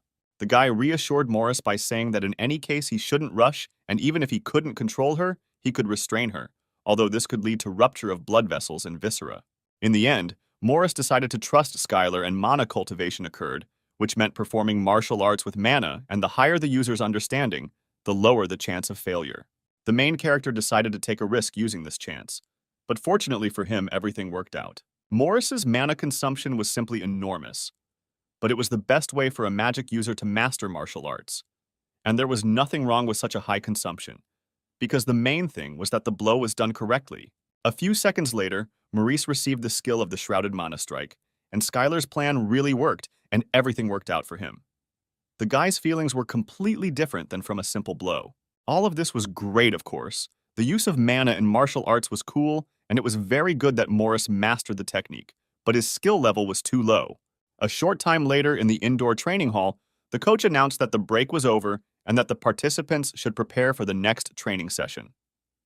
When everyone had gathered, he briefly explained what kind of training awaited them. The rules were that 6 would form one group and enter the dungeon, and their task would be to quickly and safely clear it. Each of the participants wanted to succeed in this training and definitely make it into the first team. Morris said that in their clan, only the first team participates in real battles, and if you show good skills in training, you can easily get there. The guy replied that unfortunately, he is not a member of the first team, he is not assigned to it, but he quite often takes part in real fights. Skylar added that he doesn't see anything terrible, and there's no need to be ashamed of one's own weakness, because all of this can be compensated for with great efforts. Then the coach snapped his fingers and said that he was starting to form groups and ordered them to find members of their own group and start training. Odaigon noticed that he didn't intersect with Skylar in any way, and it was a mystery to him whether it was intentional or not. The protagonist saw that Eliza grabbed her head and said that this cleanup team was doomed to failure. He replied that with such an expression on her face, she was greatly offending him. Her team included Skylar, who had recently returned from the Abyss, a rookie hunter named Richard Parker, and a guy who had absolutely no team spirit named Anthony. A sneak and the only sane person, the girl had never been pushed out of the first team, but this time she should have been worried. Morris asked if anyone was okay with Anthony taking the leadership position. Skylar added that if he liked to dictate, then he was totally fine with it. The guy asked Eliza how things were going with his abilities, and she replied that he liked long-range fights, but he was also good at close combat. Despite his rather strange character, he possessed some rather rare skills. The protagonist didn't plan to recruit him as an avatar, so he wanted to skip it, but it's better to test his skills as an opponent. The more Skylar used his vision to study his opponent's personality, the greater his power became. But at this time, Anthony was running around the field, waving his arms and shouting for everyone to just trust him, because in front of them was a real captain, and Skylar thought that there was a real psycho on his team. The power a hunter uses can be honed through specific training, and Anthony had 2 skills: mind protection and narcissism. Apparently, both skills were aimed at maintaining mental control. Suddenly, Javier joined the conversation, saying that he was looking for friends and asked them to take care of him. But everyone reacted very negatively to him and asked him to just leave there and not even hope to join them. Skylar couldn't understand his partner's reaction, and Eliza said that this guy only knows money and divides people by profit. Javier said that he is not so bad, because everyone knows the principle of mutual concessions and others simply cannot accept it. But if you get something, you have to pay an equal price. Morris didn't want to listen to this and reminded him that when he was in the first team, Javier pretended to be a good guy. But when the guy dropped to the second team, he immediately threw him on the blacklist. Even though the guy was a B rank, he was a really valuable doctor who could heal anyone at the right time. He asked to team up with him, and then Javier would help during training. But Skylar didn't need this at all, because he was already good in combat, and Javier could only wave his arms. He warned the main character that the guy could help him once, because he was using magic anyway, and when he really needed it, his services would cost twice as much. And at that moment, Javier left. He understood that Skylar still hadn't realized reality after so many years of wandering through the abyss. But soon, he would understand everything. When the team found themselves in the dungeon of the Crossroads trial, they had not even heard of this name. The rules were to clear the dungeon as quickly as possible and avoid fighting with the opposing team. The provisions of essential goods were enough for 2 weeks, and Eliza suggested dividing them among everyone and carrying them. But Anthony did not agree with this, because his body should be concentrated on magic, and there should be no luggage on him. The guy didn't want to listen to anyone and moved forward. He wasn't afraid that he could be attacked, because his body could cope with any such trifle. But the girl was a master of close combat, and she could not allow the guy to go ahead of her, because Anthony was much inferior to her in this fighting technique. The man added that he was better than her in any case, and that there was nothing to be embarrassed about, and that the mere possibility of comparison with him made her a great hunter. The guy insisted on his own and went forward and ordered the others to stand behind him to help. But Morris interrupted the guy and said that his words had already been ignored, and one of them had simply gone forward. Ahead of them was a stone chameleon, which was very dangerous for the rank of this dungeon. Anthony screamed for Skylar to stop, and he would cover him with powerful magic of anger and chaos. The monster was very smart, and thanks to its unique ability to blend into the landscape, everyone lost sight of it except Skylar. Thanks to the powerful acceleration skill, he found himself right in front of the chameleon in a second and delivered a crushing blow. In his hands was the sacred moon sword, which was a national treasure of China. The main character upgraded the subspace necklace he received from the Onyx and attached it to his belt, and thanks to this, he could get the item he needed at any time. When Anthony approached Skylar, he shouted that the monster was his, since he was the one who discovered it first. But the guy replied that shouldn't he save his strength for a meeting with a stronger monster since he was such a master. This turned out to be perfect logic for the guy, and he asked to be given the opportunity to catch him with his own hands when he showed up. The whole team went straight after Skylar deep into the dungeon. Along the way, the guy encountered several of the same stone chameleons, which he successfully dealt with alone. The whole team was taken by surprise because the main character dealt with them single-handedly so quickly that they only had time to reach them. At one point, Anthony realized that his body had a powerful force and it would not lose. He approached Skylar and said that the guy was determined and offered to show him the ability of his own body. And at that very second, the two of them rushed off somewhere, and their team was left behind and did not understand what they were left to do. Eliza thought that in this regard, only Anthony was bothering her. But who would have thought that there would be two psychos on the team? At that moment, the trainer and his team were watching all the actions of the participants in the operations room. They were discussing whether they were going to keep Anthony in the first team. After all, if you look at all this objectively, the guy has outstanding all-round developed abilities, but he is seriously lacking a sense of team spirit, and with his participation, the team game will simply collapse. The man noted that his progress had slowed down significantly. It was clear that he had no desire to give it his all in training, but his transfer to the second team could have had the opposite effect. The man asked to observe him a little longer, and later he would personally make a decision if there were no changes. Then the guy turned to Ernest and told him to look carefully at the screen. They noticed how the boys began to get along with each other. They turned to each other and did everything together. The guys carried out joint attacks and were willing to give up several kills due to their cooperation. They actively helped each other and covered each other from both sides. The teacher watched all their actions carefully and could not believe his eyes, because what was happening on the screen was called teamwork. Eliza couldn't imagine that with such a team, the cleanup would go like clockwork and everything would be done cleanly and in a commanding manner. Anthony agreed with her and added that Skylar secretly thought it was a great idea to trust him with his rear. After a few hours of wandering through the dungeon, the girl suggested making a stop since they still needed to restore their mana. Morris offered to stand guard, but was immediately interrupted by Skylar. Everyone stopped abruptly, and the guy shouted that the enemy had surrounded them and that they should prepare for battle. Suddenly, Anthony shouted for everyone to move because couldn't they hear the enemy approaching, and Eliza couldn't believe that he had started listening to the others.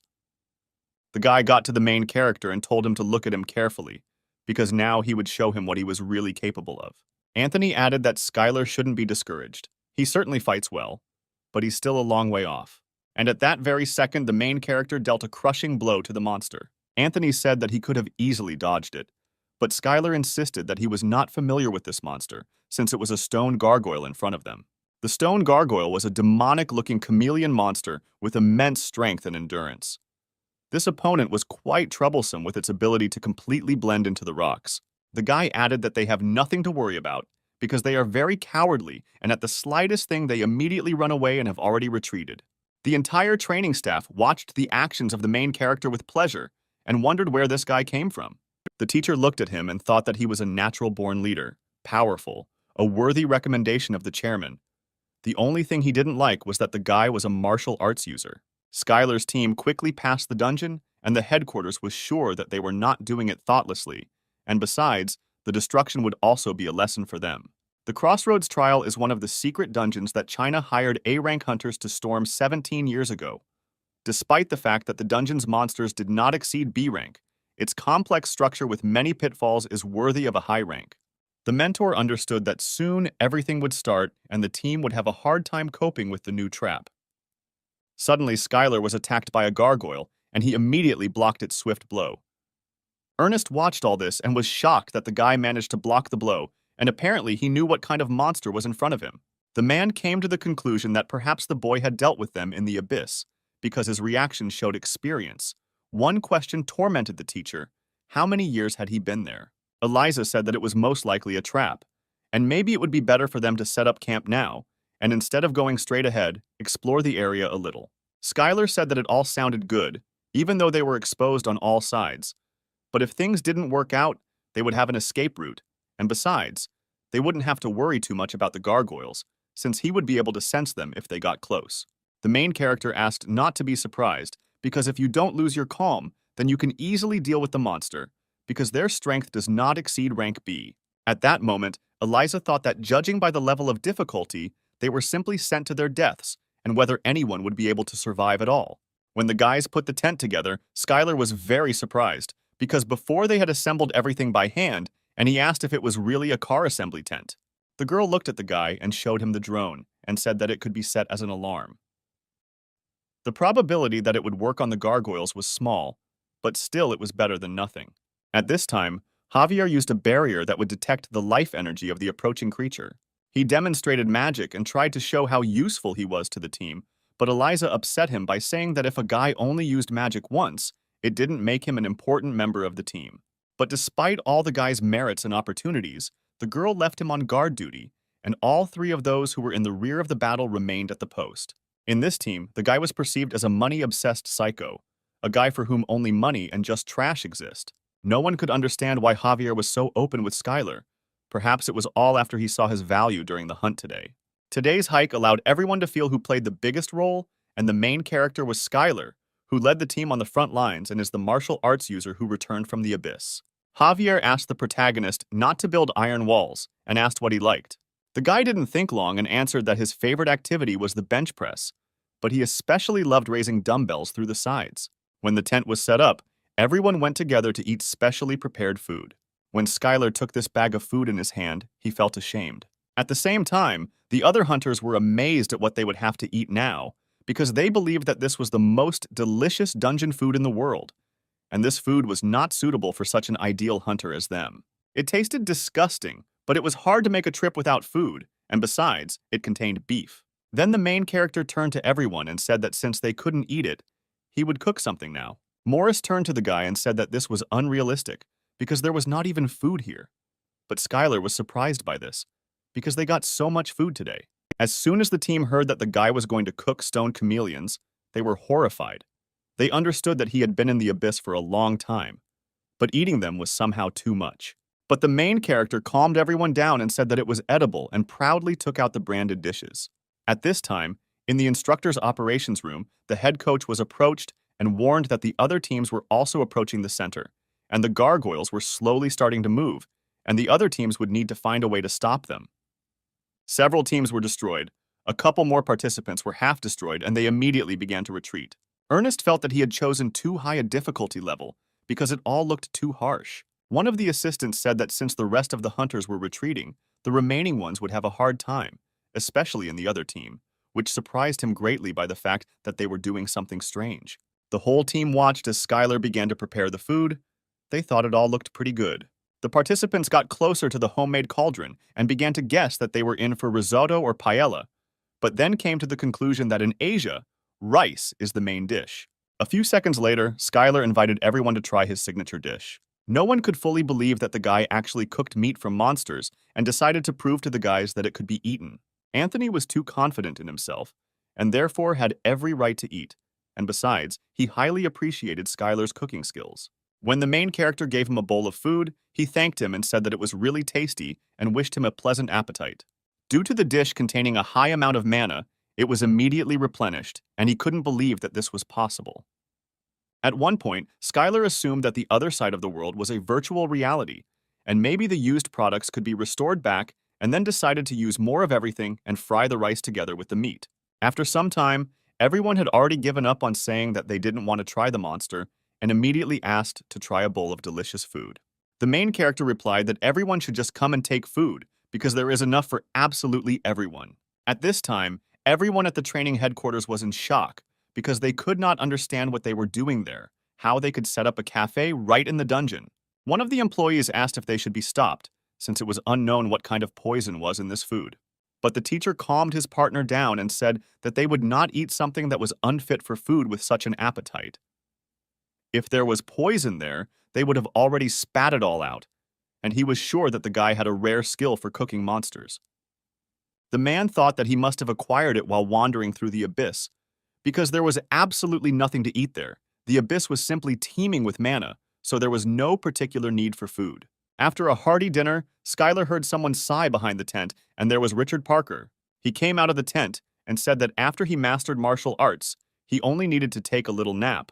The main character asked if something had happened while he was on guard here. The protagonist turned to Richard and asked him if he felt depressed, being surrounded by hunters who were stronger than him. Skylar calmed the guy down and added that this worries every hunter, and he should not fill his head with thoughts and instead focus on training. Richard was touched by these words, because such words had never been said to him, and on the contrary, in his family he was called a genius. At that moment, Skylar took out a Chinese sword and ordered Richard to wake up all the boys. The people in the tent heard that the attack was beginning, and, with difficulty opening their eyes, began to come to their senses. The main character warned his partners and said that apparently there were not only stone gargoyles here, and that someone much larger was approaching. The stone gargoyles led the dungeon boss to them because they had excellent intelligence and apparently realized that they could not cope with this team alone. The boss of the dungeon was a stone predator. It had the form of a huge worm, and this monster had a power and order of magnitude higher and was able to break through the earth and stones. Its main food was stones, but it could easily tear hunters to pieces. Ernest watched all this from headquarters and said with regret that it was quite annoying that this training would have to be ended, because besides, the gargoyles did something to bring the boss right to them. As the gargoyles got close to Skylar, he used Moonwalk to quickly and suddenly attack several monsters together. Richard Parker didn't want to stay away, and also started to use Ice Bomb magic when suddenly the scanner screamed that something was going to burst out from below. The main character barely saved Richard Parker, and when they landed on the ground, he screamed in horror that there really was an onyx in front of him. All of Skylar's partners were shouting at him to get out of there immediately, because there was a dungeon boss in front of him, but he didn't think about it, and instead entered into a fight with this monster. At one point, the protagonist thought about whether it was worth catching him without using the sword's aura, because he was still a B-rank hunter. But then he thought that the sword's energy would also be useful in this matter. A few seconds later, powerful sword blows cut through the monster's stone flesh. The team couldn't believe that these were the abilities of a B-rank hunter. Skylar never doubted the monster's strength for a second, and decided to end it all with one powerful blow. When the headquarters watched all this, they could not believe that Skylar was far from being some kind of uncut diamond, but could already be called one who had reached the perfect limit of a hunter, and they could not understand how the chairman brought him to them. A few hours later, the chief of staff came to visit Sam right in his office. The men were not very surprised by his visit and asked how he liked the boy's abilities. The teacher said that he had recruited an A-rank hunter. The man added that this might cause some trouble with the government later on since they didn't report the A-rank hunter. But Sam said that it wasn't their fault since the government overlooked it. The teacher said that it would be troublesome to confirm the A rank, but it was only a matter of time. But he was worried about whether a hunter of that level would continue to work for Sam. But Sam calmed him down and said that he didn't even have to worry about that and asked him to trust him. At this time, a list of names of the first team, which included all the members of Skylar's group, appeared in the lobby of the clan building. The other hunters couldn't understand why martial arts users were in the first team and how well he demonstrated his skills, since he was most likely just dragged through. Anthony overheard this conversation and said that since they themselves lacked abilities, there was no point in denigrating others. How could a hunter think so narrowly? Anthony walked around campus and believed that the newcomer Skylar was his only worthy opponent, and the guy decided to help him in a friendly way in honor of joining the first team. At this time, Skylar was riding in the car with Javier and O'Dagon, and he turned to the guy, saying that he immediately recognized his abilities. O'Dagon lost the game on the phone again, and Javier's mouth didn't close, and he kept telling boring stories that no one wanted to listen to. The guy didn't pay much attention to the main character's partner, but wanted to maintain good relations with Skylar by any means possible. A few days earlier, in the strength training room, Javier discovered Skylar had come there to train. The main character was glad that someone came to see him, and decided to immediately start training with leg presses, but Javier did not come for this. But the guy was already doing the bench press and was yelling at Skylar to stop training him. Then Skylar yelled that he understood what he wanted and suggested they do deadlifts and start with 30 warm-up sets. Between breaks in the approaches, Javier found a moment and asked if the main character would like to ride around the city with him. After all, he had recently returned from the abyss. But the guy didn't care at all and he only thought about training. In the end, the guy agreed, and now Javier was telling about this city of hunters, where there is literally everything connected with them. He told them that they were considered aces of the Icaros clan, which meant that wherever they went, they would be welcomed with joy. Skylar thought that being a hunter didn't give one any special status, but in their world it did, since they were the aristocrats of the time. At one point, the car stopped and Javier got out and told me that Chinatown starts at this line, and it is known here as a black market. The protagonist could not believe that the government here simply turned a blind eye. But Javier replied that the main thing was not to sell abroad, and then the government would not touch anyone, even if the organizations trading on the black market lived by the law. First of all, the guy noted that the main advantage of the market is the ease of obtaining very dubious artifacts. When the boys were standing near the bench, people in hoods were watching all this. They could not understand how this worthless man could boldly humiliate their master, and they decided to wash away the shame with his blood.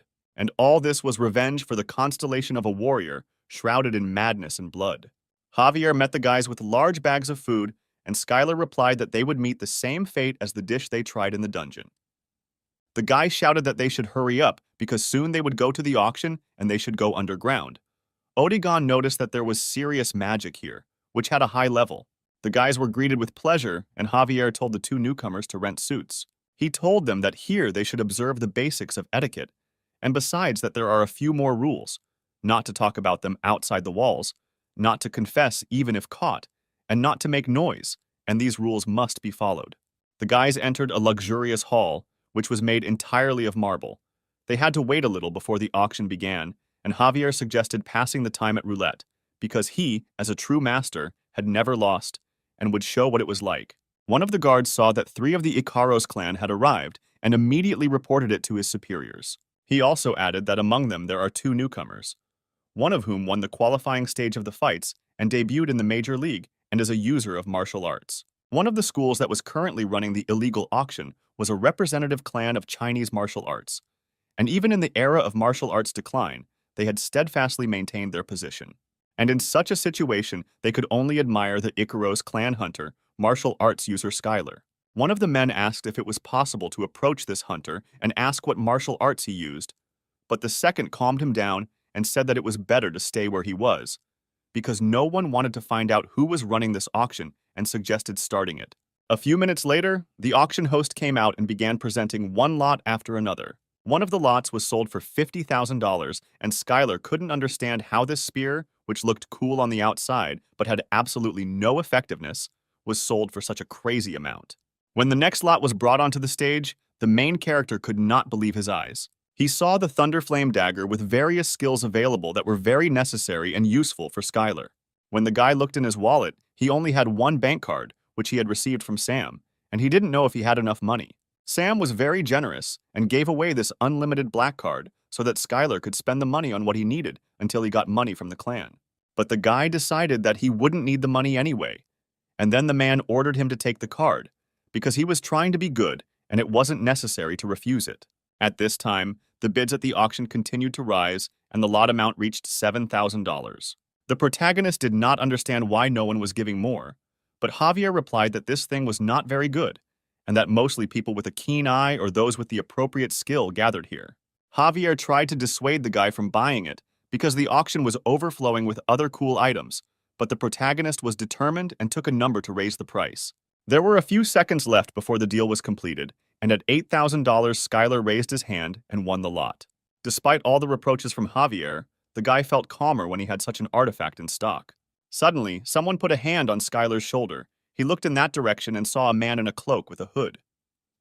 The madman turned to the boy and said that he really thought he could escape unharmed after insulting the master warrior shrouded in madness and blood. When the security saw that some kind of battle was starting at the auction, they immediately moved towards them and shouted at them not to move and to stay where they were. Skylar thought that the warrior did not act rashly and sent people to avenge that incident. The warrior grinned and said that now the guy only had to survive if he could. But considering the fact that he was hiding behind the warrior, he was a complete coward, and the main character decided to use this chance. He shouted loudly that in the name of the constellation of the invincible god of training, he was challenging him to a fight, and as an avatar, he would deal with him in an instant, that very second. Odaigon was shocked that the guy would resort to such deception. But the warrior ignored the guy's words because he had never heard this name. The protagonist added that he was really afraid of a one-on-one battle and sent the killer like a cowardly chicken. Then the warrior immediately replied that he would accept the battle of the constellations if the guy survived it. Suddenly, the lights went out in the auction hall and all the people were frightened by this and immediately shouted to be thrown out of here. The warrior was infinitely glad that he was now locked up with the guy and he would finally have a feast on his blood. The protagonist grinned and replied that he was the one locked up with him. Odaigon took out a mighty staff and shouted that they were all locked here with him. Of course, Skylar was pleased that his partner stood up for him. He thanked Odaigon and suggested that he save his strength. At that very second, the protagonist used a milky finger strike, the force of which collided with the powerful defense of the warriors.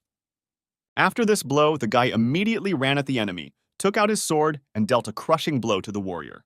All the people in the auction hall were surprised because they saw martial arts, and at the highest level. As Skylar approached the warrior, he felt someone take his hand and tell him that they would take his blood. The protagonist wondered if it was only blood, dreams, and desires that had awarded him this right of the great law of absorption. With this skill, he could use this power in reverse. And the guy did it. And literally, in a second, the main warrior was no longer there. Skylar destroyed him in front of everyone. The other warriors started shouting for him to be stopped, but it was too late, because they were already the next target for the main character. The warrior could not look at this any longer and gathered all the power of the avatar and concentrated it on one avatar. A few seconds later, the warrior descended to the ground and was already independently controlling the killer. He collected the splattered blood and immediately increased the avatar's power. Skylar thought that controlling an avatar by inhabiting his body seemed rather cruel. In terms of mana collected alone, he was superior to a rank A hunter, and even if he was left alone, he would self-destruct, and the best option would be to avoid the fight. But in that case, the people present at the auction would die. The guy immediately activated the Good Giant Slayer skill and received a notification that if he did not avoid the avatar and fought him in battle, his strength would be increased. And the battle between the avatars began. The skill of Divine Space Art helped the guy perfectly repel the enemy's attack. But no attacks could penetrate Skylar's defense, and he destroyed the enemy with a powerful blow. The protagonist saw a message that the warrior acknowledged his abilities and thus accepted the battle of the constellations. He pointed to Skylar as the avatar who would take part in the battle of the constellations. At this time, the kitten of magma and lava said that everything was going according to plan. Perhaps everything looked reckless, and Skylar first needed to become a top-level constellation and then enter the battle. But the kitten said that everything was fine. One of the organizers ran up to the guys and asked for forgiveness for this incident, that they did not check and allowed strangers to enter. But the guy replied that everything was fine and he would keep it a secret. But before letting the guy go, the man asked to ask him a couple of questions about martial arts and to spend a little time if the main character didn't mind. After the men moved to another room, Skylar approached him and said that it was difficult to meet martial arts users lately, and could he find out why he started studying them? The guy apologized again for such a tactless question, because he was just happy to meet martial arts users. But suddenly, an elderly man appeared from behind the guards and asked the guy if he had ever heard of a clan called the School of Masters. Skylar replied that wasn't this one of the Chinese clans that was famous 30 years ago, as famous as Master Li. At one point, the guy jumped up and shouted that he couldn't believe his own eyes, because was it really the real Master Li in front of him? The man replied that everything was correct and thanked him for remembering it. The main character didn't think long and immediately tearfully asked the master for an autograph. The guy was surprised by this, wondering if he couldn't ask his childhood idol for an autograph. But that wasn't the case, and he could take as many as he wanted. But the man wasn't the one signing autographs, and Skylar was thinking about how it had taken 10,000 years to meet him in person and even get an autograph. There were hunters from the School of Masters present in this place, and there was some business with the guy. An elderly man approached Skylar and asked for permission to learn all martial arts from him. China was merciless to hunters who did not obey the government, and the Great Invasion became a reason for many hunters who dreamed of self-affirmation or revenge to leave China, and the School of Masters gathered such hunters under its wing. They were determined to become stronger in order to return. But the reality was not so simple. The founder of the School of Masters lost an arm and a leg during the invasion. And what's more, martial arts began to decline. It was already too late to switch to magic. They had to go with martial arts to the end. The students had the task of reaching the level of the great, but they did not know how to reach it, because even Master Li was unable to rise to this level. But at that moment, Skylar appeared, and all the elders came running to the noise and could not believe their eyes when they saw this guy fight. And the masters immediately ordered that this man be brought to their hall immediately. The old man said that the boy was the strongest martial artist they knew, but the protagonist was wary of this, since the master was the only one who had reached the perfect level. But this turned out to be a lie, after which the number of martial artist users noticeably decreased. The men began to wonder if he was by any chance the avatar of the constellation of the invincible god of training and what he needed to do to reach his level. The lava and magma kitten told the boy that he would help them and lead them personally, and that someone like the god of training was quite closely related to martial arts. The guy replied that he could help them, and immediately his faith in the god of training increased, and his strength was greatly increased. The main character became interested in whether other constellations get their power in the same way. It was quite invigorating, but he didn't know anything about it, and then the magma kitten answered that this road begins with the first step. The old man added that they were not just asking for training, but in return they were promising unconditional loyalty. The old man's words made the guy very wary. It was too unexpected a proposal for him, and he replied that he would think about it and give an answer later. The masters replied that they would wait for an answer from Mr. Schuyler and said goodbye to him. The next day, the guy came to Sam, as he wanted to know if he had managed to fit in with the Icaros clan. The main character replied that everything was fine and that there were quite a lot of strange guys there. Schuyler decided to ask Sam if he remembered a clan called the School of Masters. The man replied that perhaps it was that ancient Chinese clan of martial arts users. They were defeated during the first wave of the Great Invasion, when all of China was in an uproar, and later Master Li falsified his rank and was defeated in the second wave, and most likely the rank falsification was the work of the government, because the master would not have done that. Sam wondered why the guy suddenly remembered this, whether he had finally decided to go looking for this master, but Schuyler replied that he had met him here. The man said that there was no news about him, and he decided that the master either disbanded the clan or died, and he was in the city all this time. But the guy replied that for the master of this city, his awareness is not very good. Sam then pointed to the large stack of reports he received every day, in which he addressed important American political issues and reports on other major developments and pressing city problems. The man told how he had dinner with the American president the day before yesterday, and even went to the sauna together, but the guy had a hard time believing it. Sam advised the protagonist to use the master if he needs it, and if not, then just drive him away. The guy also said that he had agreed with the warrior about a battle, but Sam said that since he was his only avatar, he was not ready yet. The guy said that it was okay, because no one knew that he was a constellation and therefore would personally take part in this fight, to which the man thought that in front of him was a cunning and calculating bastard. The next day at the Star Game, the god of training accepted a warrior's application for a constellation battle. The type of competition must be fair, because all the constellations guarantee the fairness of this fight, and the god of training proposed a one-on-one duel, and the avatar that the god sends will be Schuyler. The warrior joyfully announced the battle to the other constellations, and the observing constellations exploded with joyful cries. The warrior has placed a bloody fortress on this battle, and if Schuyler wins, she can get it. It was the land of the orcs, so vile that the boy did not even want to get it. But the kitten of lava and magma admired the high value of the land, and only a constellation of at least a high level could possess this territory. But in response to such good possession, the protagonist had absolutely nothing to bet, and he decided to bet everything he had to match these scales. The guy put divine space art, voice from the depths of the sea, and the one who turns back time, all three of his most important skills. The two constellations came to an agreement, and the treaty was successfully drawn up, and if one of the parties loses, its influence will be significantly weakened. The kitten said that he should be able to easily defeat such a trifle, which Schuyler completely agreed with. Suddenly, the warrior put forward an opponent with whom the boy would have to fight. His name was Akarat. He was a berserker and had high magical defense. With powerful regeneration, he would be good even in close combat.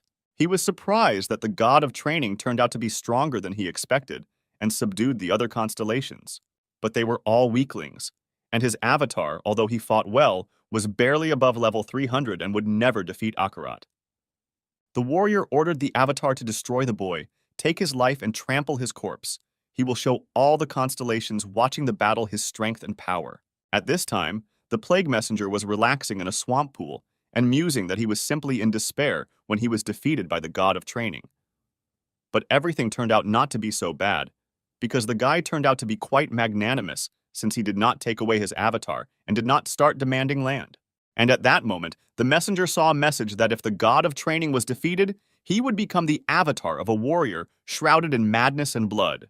The messenger turned to Skylar and said that this was not how it was done, and if he had decided to fight, then he should have been called too, because he could have lent him several avatars. But these avatars interested the guy the least. Moreover, they even scared him a little, and he would not be able to borrow them. The constellation realized that he would only find more problems if he entered into subordination to this monster. The battle between the avatars has begun and will continue until one of the sides admits defeat or dies. The berserker began to attack mercilessly, attack after attack, not giving the slightest chance for the boy to start a counterattack. The avatar was very surprised that the guy was able to dodge all of his attacks and still remained on his feet. As soon as the berserker began to approach the protagonist again, he used the divine space art skill to reflect Akarat's magic. All the constellations who watched this merciless fight admired the skill of the main character and complimented this scene. But Akarat was a very strong warrior and quickly restored his health by using the Scarlet of Resurrection. At one point, the guy realized that the more he hurts him, the stronger he becomes, and if you compare him to a hunter, he has a rank S, although given the complexity of the situation, it is possible even higher. Berserker used a 6-tier magic skill and collided with the protagonist's milky finger. Their blows were equal and no one could hit the opponent properly. Then Skylar decided to use the great law of absorption with this skill. He began to absorb Akarat's mana, and at that moment, all the constellations began to say that this plan was too reckless, and the warrior laughed and added that he would die from an overdose of power. But at one point, something went wrong and Skylar could not let go of his hands from the berserker's body. But it only seemed that way to Akarat, because the main character suddenly absorbed all of the warrior's mana and received the blood mineralization skill. Skylar thought that this was a very dubious skill, because when the blood boiled, the mineralization process started, and he lost his mind. But his combat skill increased rapidly. The berserker turned to the guy and said that if he was going to kill him, then let him finish him off, because he was a great soldier and would never admit defeat. The guy didn't know what to do with it, because the fight could only end after he finished him off. Then all the constellations agreed with Skylar's words and accepted the fact that the battle was over and offered to finish it with dignity. Eventually, the warrior declared defeat and the battle of the constellations was over. All the constellations began to praise his courage and sent soul stones as gifts. One constellation expressed respect for his battle, and another offered to become his avatar. Skylar received a notification that the bloody fortress that the warrior had erected had come into his possession, and since he had survived the first battle of the constellations, he was included in the ranking of the earthly constellations.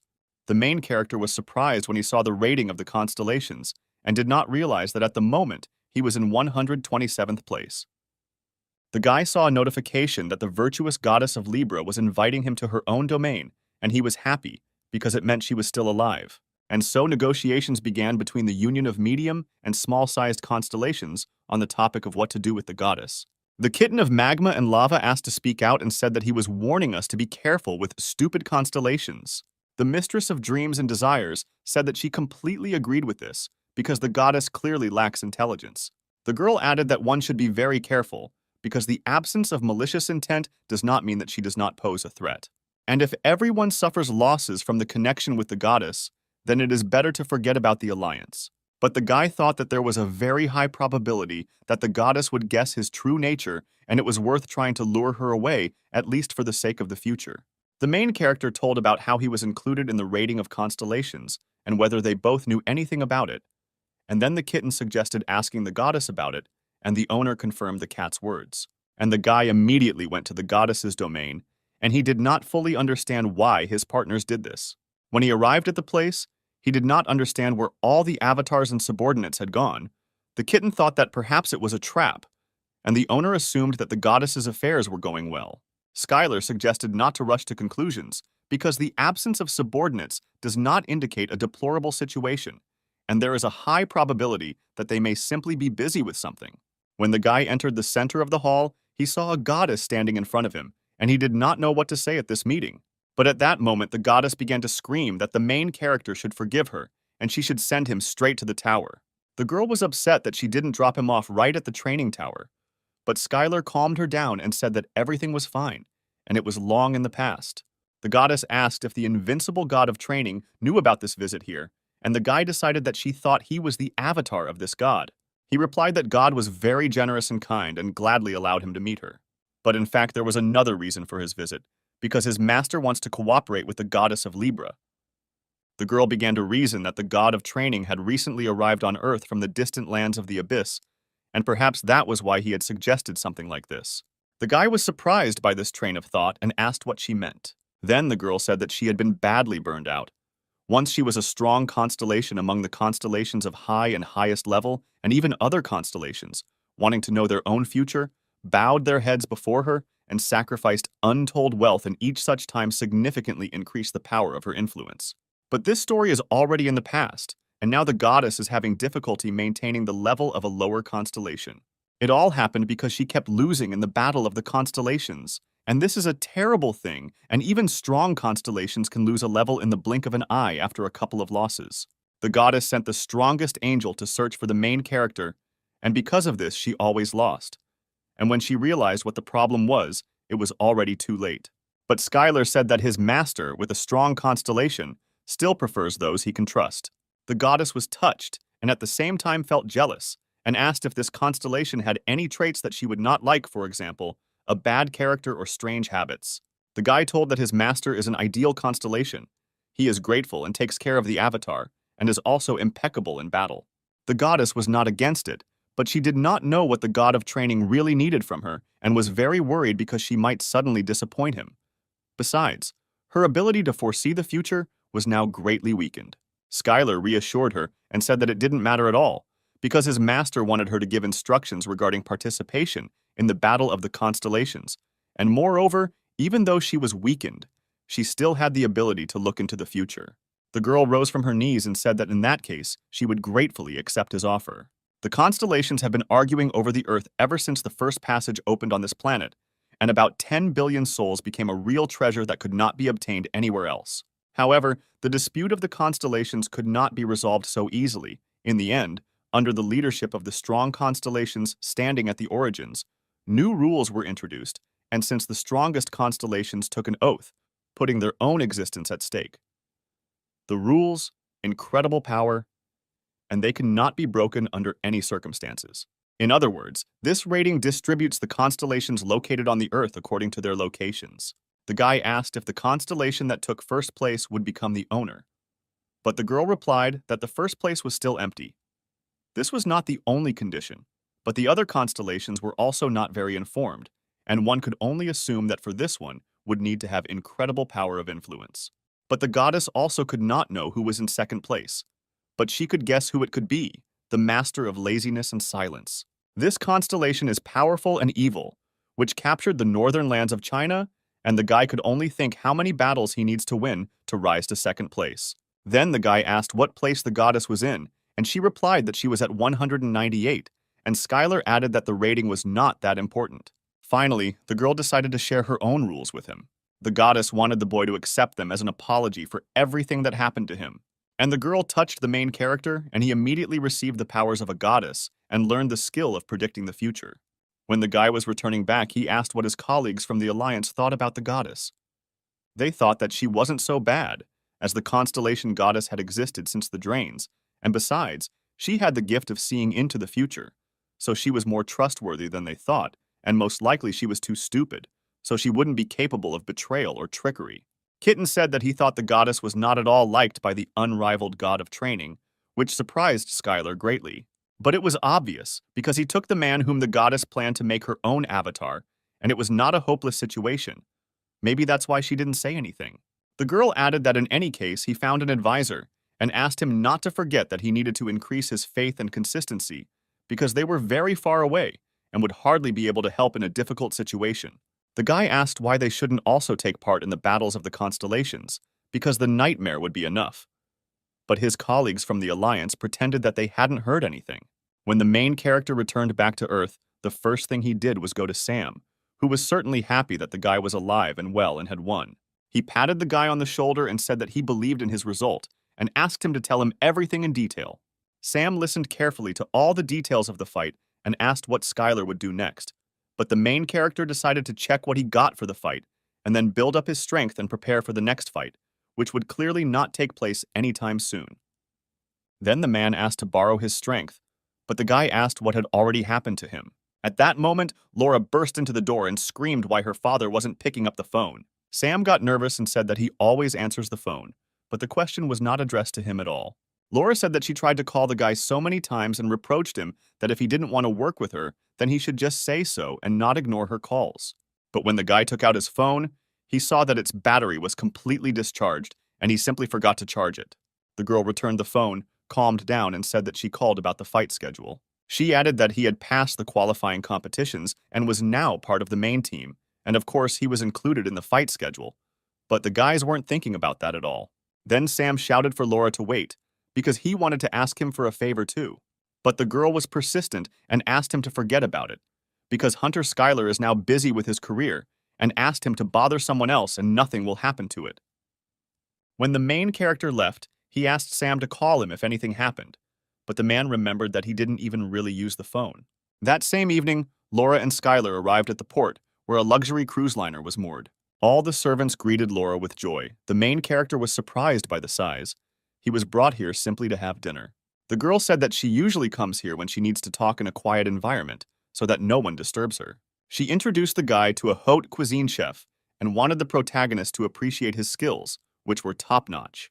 But at that moment, Skylar spied on the dormant skills of an ordinary person, and his power of influence increased, because the more he improves the vision of the constellation, the greater his power becomes. When the guy carefully studied all his skills, he was pleasantly surprised by who she invited. The girl laughed and asked if he had ever heard of him. The main character added that he realized this when he looked at his posture and the girl's energy. It surprised her, and she thought that he used martial arts here too. But that was not the case at all, and the guy added that it was just intuition. When several dishes were brought to the table, Skylar began to try one after another with pleasure in order to taste them and come up with a new recipe for his own pancakes.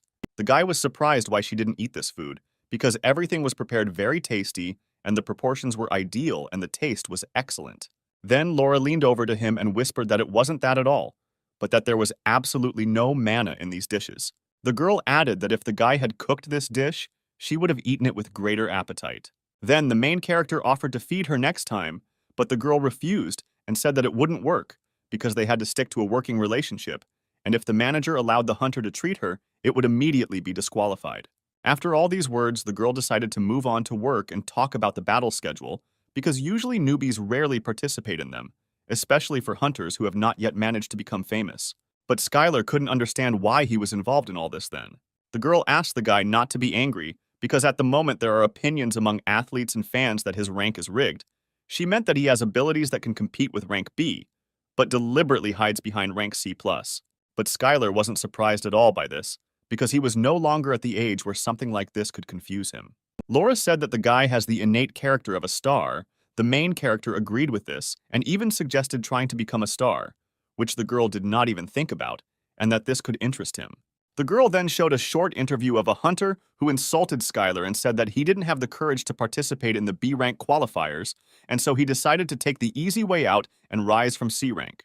The guy challenged the main character and threatened him that if he rejected his offer, the whole world would know that he was a coward, and it would be better for him to accept the challenge and accept defeat. The main character asked if there were many elves on Earth now, and Laura answered that after the passage opened, they could be encountered quite often. Skylar said that the elf's words did not offend him at all, because he understood that when he met him, he would tear him to pieces. But now there was no need to be angry. Laura liked his words and said that it was an absolutely excellent idea, and that a bastard like him should be beaten half to death. And the guys came to a decision to schedule the fight within these 2 weeks, and by that time Laura would collect all the information on it and send it to Skylar. A week later, Skylar was already standing in a beautiful tuxedo and did not understand what he needed to do next. The girl explained that the guy should come out, listen to all the questions and answer in moderation, provocatively drill each other with their eyes and pose once for the camera, and that would be enough. When Skylar sat down at the table, the host announced that people could ask questions in the order of the established queue. The protagonist received various questions, some of which sounded like he was thinking about whether a martial arts user could last in the B rank league or whether he thought he could beat the 21st ranked hunter. Questions from journalists kept coming in, but the guy answered them briefly and concisely. One of the journalists asked a question about him deliberately lowering his rank and measuring it again after winning the qualifiers for the C rank league. The main character thought that it was not his fault, but only that he was measured incorrectly and that this should be asked not from him, but from the one who did it. At this time, the elf took the microphone and said that he was a shameless asshole and looked down on the league because he had rigged his own rank. The guy challenged him to a fight because he left evidence of rigging and is going to punish him personally, and this match will not be a test for Skylar, but a sentence. Then the guy told him that if he was so unhappy, he could have found him a long time ago and beat him up, instead of pouring out his anger after he waited for the match schedule to be set. The main character immediately suggested fighting here and now, and not in augmented reality. But the elf couldn't hit Skylar because it was against the rules, which greatly disappointed the protagonist, because he continued to be angry, but still followed the rules. Suddenly, Skylar stood up and shouted that he gave him a chance to fight. But this idiot chickened out and ran away, and he doesn't even have experience in clearing a dungeon. If he were in such a situation, he wouldn't show his nose. Regional channels broadcast the main character's words so that everyone could come boldly if they doubted his abilities or were unhappy with something, because Skylar was not going to evade or run away. But the guy wasn't going to fight them in the other side of the world, but wanted to fight only in reality. After Laura heard Skylar's interview, she decided that the other side would also try to trample him, and he had to win at any cost by any means necessary.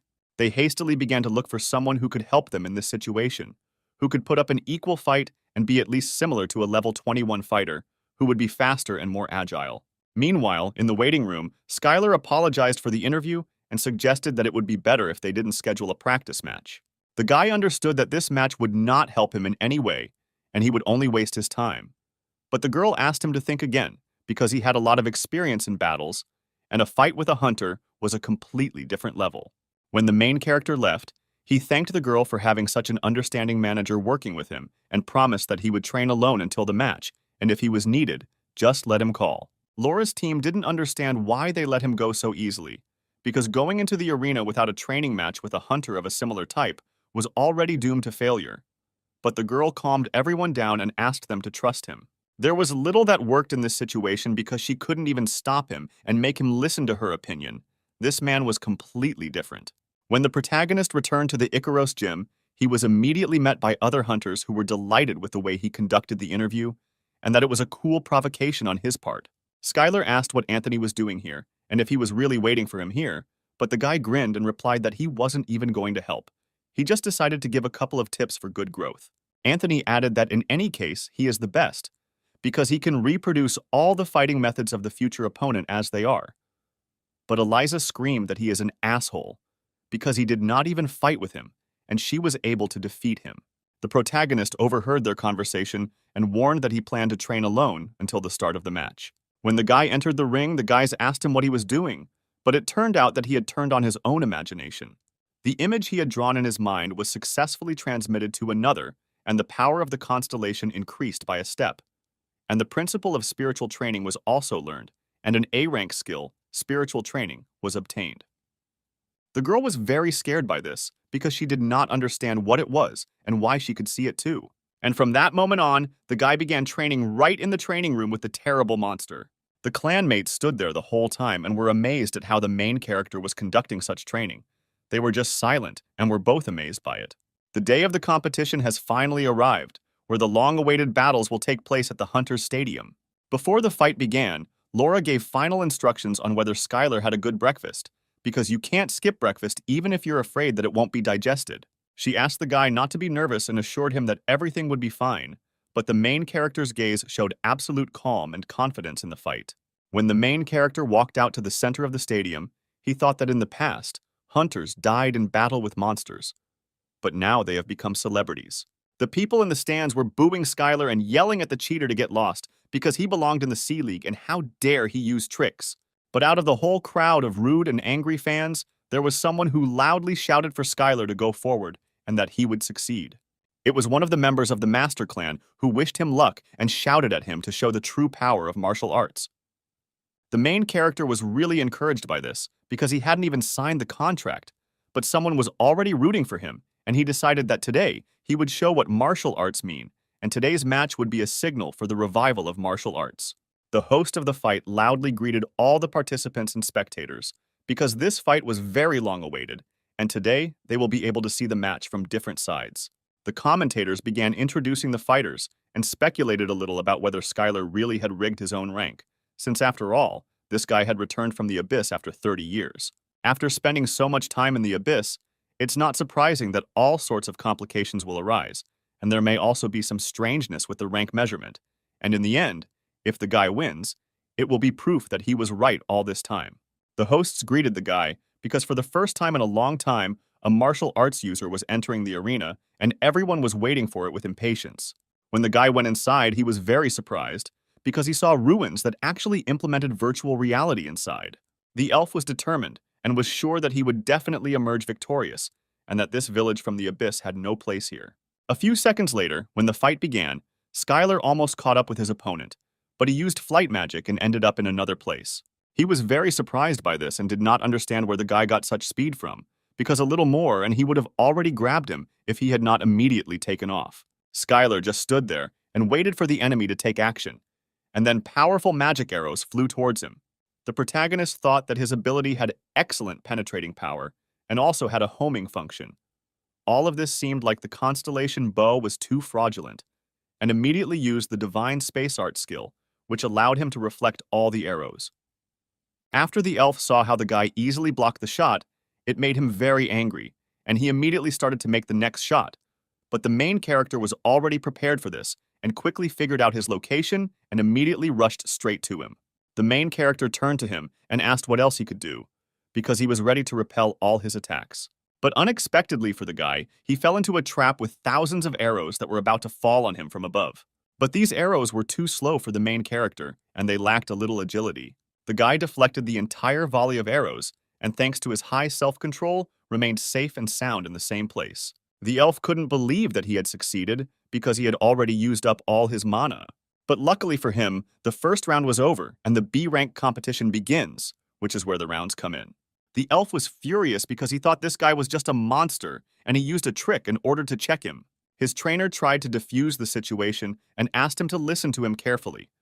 From now on, he had to forget about the bow and keep his distance and focus on restoring his mana reserve, which was already less than 10%. The man recommended forgetting about the magic of the 4th and 5th circles and buying time with the help of the 1st and 2nd, but against this guy, everything seemed unrealistic. The man thought that this was a better way than to lose the fight, because without victory, he was nothing. But the elf shouted at him to shut up immediately, because the constellation had chosen him as an avatar. And then the bell rang that the second round was about to begin. When the elf heard the bell, he immediately rushed away from Skylar, using acceleration. The guy wasn't satisfied with this game of catch-up, and he suggested ending it all before he was completely disgraced. But his opponent was not satisfied with this, and then Skylar decided to catch up with him and convince him again. The commentators couldn't believe their eyes, because they had just seen the steps, one of the movement skills in martial arts. They couldn't believe the speed that the guy had developed. When the main character finally caught up with his opponent, he immediately dealt him a crushing milky blow. The elf lay unconscious on the floor 100 meters from the guy. The commentators couldn't believe the outcome, as Skylar finished the hunter in the second round. Commentators added that now the top 10 hunters should start worrying, because they have a new rival who has outstanding martial arts. The host came up on stage and handed Skylar a microphone to ask him how he felt after a perfect match where he didn't take a single hit and finished the second round with a knockout. Skylar surprised the host, because for him it was a normal fight and his opponent turned out to be too weak. Suddenly, all the people in the stand started chanting his name and rejoicing at his success. As crowds of people chanted his name, his essence power increased greatly. All this was implied by gaining popularity, and his essence power definitely increased. And suddenly, the guy's skill of predicting the future was activated, and he did not understand why this skill had started working now. The main character saw Las Vegas, which was engulfed in flames and evil monsters. They all escaped because they failed to clear the dungeon in the limited time, and a disaster occurred. At that moment, Sam was watching an interview with Skylar in his office and laughing loudly throughout the entire office, because he hadn't had such a good time in a long time. Suddenly, one of the workers came to the door and warned that there was a call on his personal phone. Sam thought it was his ex-wife calling again, and he was ready to give her pocket money without asking questions. But he was interrupted and told that there was a man there who introduced himself as the Korean hunter, Chwan. The man immediately understood who they were talking about, because he had had a fight with him when he moved to America and they had not contacted each other for a long time. On the phone, he immediately heard a question about why he hadn't warned that Skylar was back, but Sam replied that he didn't remember them being too close, especially after he had scolded him just before leaving. But Chwan was not bothered by this answer and asked to pass the phone to Skylar, but Sam said that he was not around and next time he should call him personally on the phone. Sam was expecting an apology for what the man had said to him when he left for America, and then he might help him contact Skylar. But the man didn't want to apologize for anything, and then Sam replied that from that moment on, he was on his blacklist. When the guy and Laura were walking to Sam, the girl was arguing that he couldn't deprive her of her managerial rights even if she couldn't determine the client's ability. She should have trusted Skylar more. The guy asked the girl what chances she gave him of winning, and her answer beat him, because she gave 9 to 1 of losing. On the way, the main character was met by students of the School of Masters. They immediately fell to their knees and asked him to teach them martial arts. Skylar didn't understand, because they had a teacher and why they needed him, and then they told the story. The events took place in the main residence of the Master's School. The students honed their fighting techniques and recorded every movement that the Master showed. But as soon as they made just one mistake in a word, the Master immediately scolded them and said that they were shameless people who did not even know the basics. At that moment, they realized that they wanted to learn martial arts, but the elders' teachings were too outdated and they begged Skylar to teach them. For the protagonist, this was a chance to solve their problem and at the same time increase his faith and his own authority, and he immediately agreed. The guy replied that he, as the avatar of the invincible god of training, would teach them martial arts and those who would become followers of the god of training. The students were very happy with this answer because they loved martial arts. The next day, Skylar decided to visit the bloody fortress that he had received in a duel with a warrior shrouded in madness and blood, and this place turned out to be too disgusting for him. These possessions were obtained after the Battle of the Constellations, and he will enter the territory of the orcs for the first time. But since the guy was too busy, all the affairs were entrusted to Odaigon. But at that moment, Odaigon was tearing and throwing all the orcs, because they were still fools who could not learn an easy spell, and it seemed that he was not very good at dealing with them. Skylar suggested that if learning magic wasn't producing any results, then why don't they just learn martial arts since they all had axes? But since everyone had little understanding of the true art of wielding an axe, the protagonist took the axe in his hands and showed how to use martial arts skills and showed the technique of the green dragon axe. Then the orcs asked a few questions about where they should jump forward or backward and how to swing the axe from the right or left. And then the guy realized that there was nothing he could do, and since they didn't understand with words, he would have to master everything with his body. And one by one, the orcs were trained in the technique of the green dragon axe, and at this time, the power of the protagonist's essence only increased. But one of the orcs was no longer up to training, but Skylar continued to insist that he learn and complicate the fighting technique. And from that moment on, the orc territory forgot about a quiet life under the rule of the constellation of the god of training.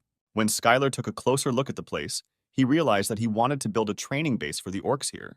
Odaigon also warned the boy that the construction would take a long time, and if he wanted to get the building quickly, he could visit the constellation shop where various deals would be available.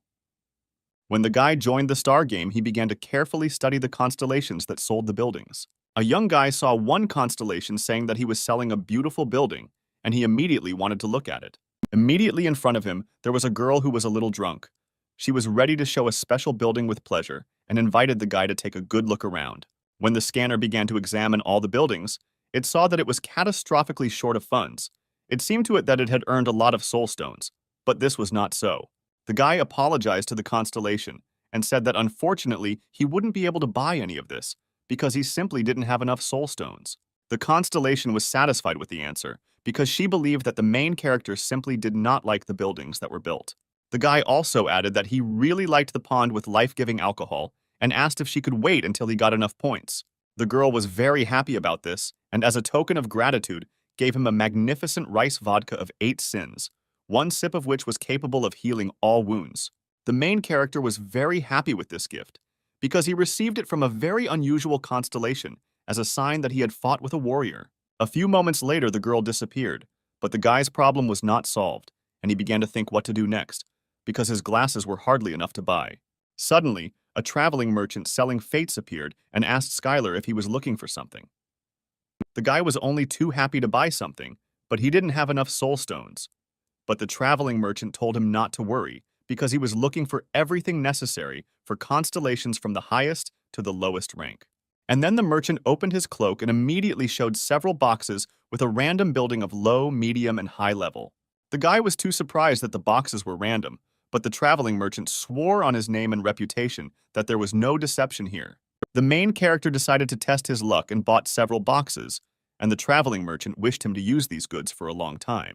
Skylar didn't quite understand what to do with this box, but when he found himself on the ground, he immediately threw the cube straight onto the ground. And then chaos broke out of the box, deciding his fate, and it was a model of a small temple, an ancient warrior's sanctuary. If installed, all inhabitants would receive the skill of the ancient warrior's strength. But because the building was too old, it would collapse in 30 days. The guy thought that everything wasn't so bad and decided to open another box with a building. And in front of Skylar there was a luxurious temple of the Shining Elf.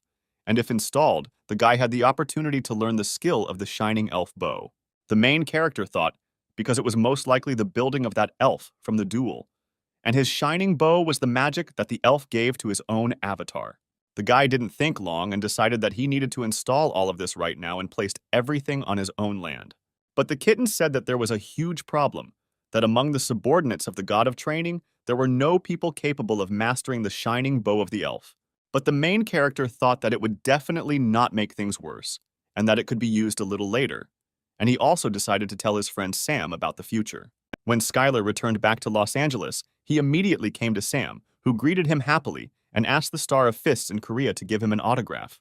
The main character asked what kind of nickname this was, and the man said that now everyone calls him that. Sam asked the guy not to relax because there were 10 of the best real strongmen ahead, who were avatars. Skylar was at peace, and now, first of all, he was a constellation, and he would somehow definitely figure it out. Between words, Sam said that Chuan had recently called him, to which the guy was very surprised. The man did not like this reaction because he feeds, helps, and acts under the name of Skylar's avatar, and also provides him with financial support. The guy was very surprised that Sam had become so petty, but he asked him to just not hang out with him because Chuan was such a bastard. And then Skylar said that he was here for another reason and told him everything in detail that the gift of the goddess had shown him. The guy told about Las Vegas, which was drowned in fire and the invasion of rock drakes, and he himself was very surprised by this because he could not believe that all these events took place in Las Vegas. Then Sam almost let it slip and said that there was something you couldn't do in Las Vegas. The man replied that this territory was not under his jurisdiction, and he did not decide anything there. All they could do was go there and explain the situation and try to convince everyone. But the guy didn't get it, because Sam recently told how he went to the sauna with the president, and now he has no influence. And then the man suggested that it would be better for Skylar to go instead of him, because in his appearance, they would not see sincere thoughts, unlike the guy. The guy exhaled and said that he would try to sort everything out and go to Las Vegas and talk to them. In Las Vegas, the guy immediately came to a large clan that controlled an entire city called the Black Cactus. He was met by security and asked what he needed. The main character said that he was from the Icaros clan and he needed to see the head of the clan. But he was told that he could not come here on a whim and see the head, and first he needed to make an appointment. The men didn't like the guy's insolence and asked him to introduce himself first. Skylar then said that he was a B-rank hunter and a member of the Icaros clan. The man from the clan could not believe that in front of him was the same fighter who had wiped the elf's nose in the duel. The guy said that this fight was just killer, and he really regretted not attending this match, and immediately added that the security had nothing to worry about, because even if he wanted to do something, they still couldn't stop this guy. Skylar asked again if the clan leader was in the building, and the man replied that he was inside, and that all sorts of scum often visited him. They said over the phone that the head of the clan could receive the guy, and he would now be kindly escorted to him. When they went inside, the guy saw how the hunter was being loudly and severely scolded. He was surprised, because he could not understand that the head of the Cactus clan was really a girl with such a character. The guy thought that perhaps it was worth measuring her level. And indeed it was the head of the Cactus clan, Roxana, level 288, who asked what the man from Icaros was doing here. The girl asked the guy to skip the formalities and get straight to the point, and then Skylar told them that their clan would lose to the monsters, and he was here to offer help. The girl was very angry at these words and she asked to repeat these words because couldn't they clear the dungeon? A B rank or higher dungeon explosion will soon occur in their vicinity. If the dungeon was not cleared within the allotted time, hordes of monsters would pour out from it, and the released monsters were nothing more than a natural disaster for human society. Roxanne asked if the guy had found out about the appearance of a dungeon that they didn't know about, and the guy added that he used the latest magic from Dragon Industry. The Ikaros clan had no intention of destroying the dungeon and ignoring the clan located in this city. The guy asked in return to simply allow him to watch all this from the outside so that he could react in time if an explosion occurred. Just one mistake could lead to the death of many people. The girl said that the guy returned from the abyss and stayed there for 30 years, and now he can be considered a first-generation hunter. She meant that most of the first-generation hunters were considered heroes, and they were always on the side of the people. The guy was ready to intervene if they couldn't shut him down, and not just watch from the sidelines. The girl stamped her foot and added that she would believe him, but threatened that she never forgave those who lied to her. She will be ready to follow even to hell to punish this person if someone deceives her. When the guys were walking along the streets of Las Vegas, Skylar asked if the dungeon was B rank. Then the boss was B rank, which meant the clan leader should intervene, and how things were going with her abilities. Then the guy replied that his sister Roxana was the best in this business, and immediately let it slip about their relationship and asked not to tell anyone, and if this information leaked out, it would be the end for him. Suddenly, someone radioed that a dungeon had been discovered and that all clan members needed to gather. The portal opened in an abandoned building right on the outskirts of the city. The hunters were happy that the guy from Icarus told the truth, and they were incredibly lucky that they quickly found the dungeon. As soon as they noticed it, they realized that with that amount of mana, it was definitely not rank B. As soon as they got a little closer to the dungeon, they saw a message that it was called the Thicket of Endless Predators, and they had 6 hours and 11 minutes left to clear it, and the entry limit was 1 person. The hunters encountered something like this for the first time, and only 1 warrior could enter there. At this time, an emergency situation began on the streets of Las Vegas, and an evacuation order was issued. It was necessary to close all hotels and casinos and clear an area 10 kilometers long.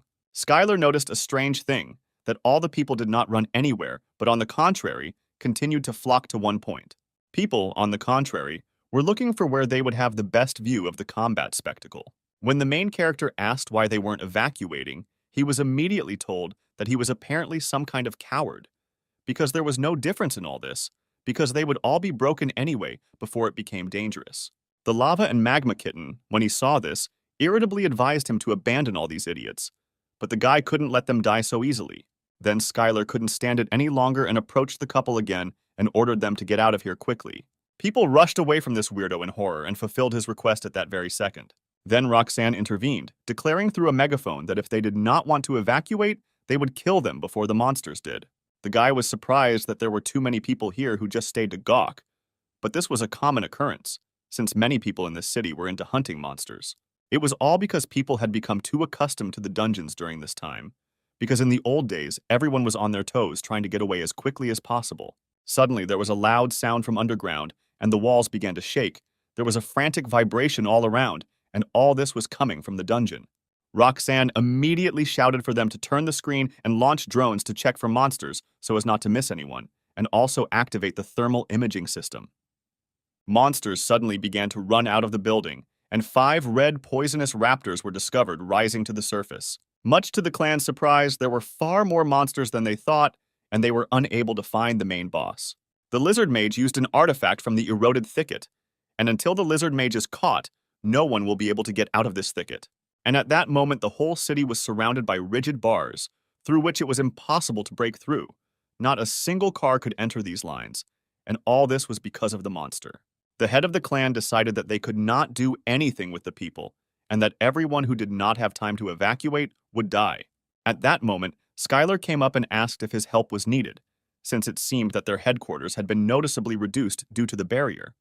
But the girl replied that without an agreement between the clans, everything could end in a lawsuit, and recommended that he go somewhere safe.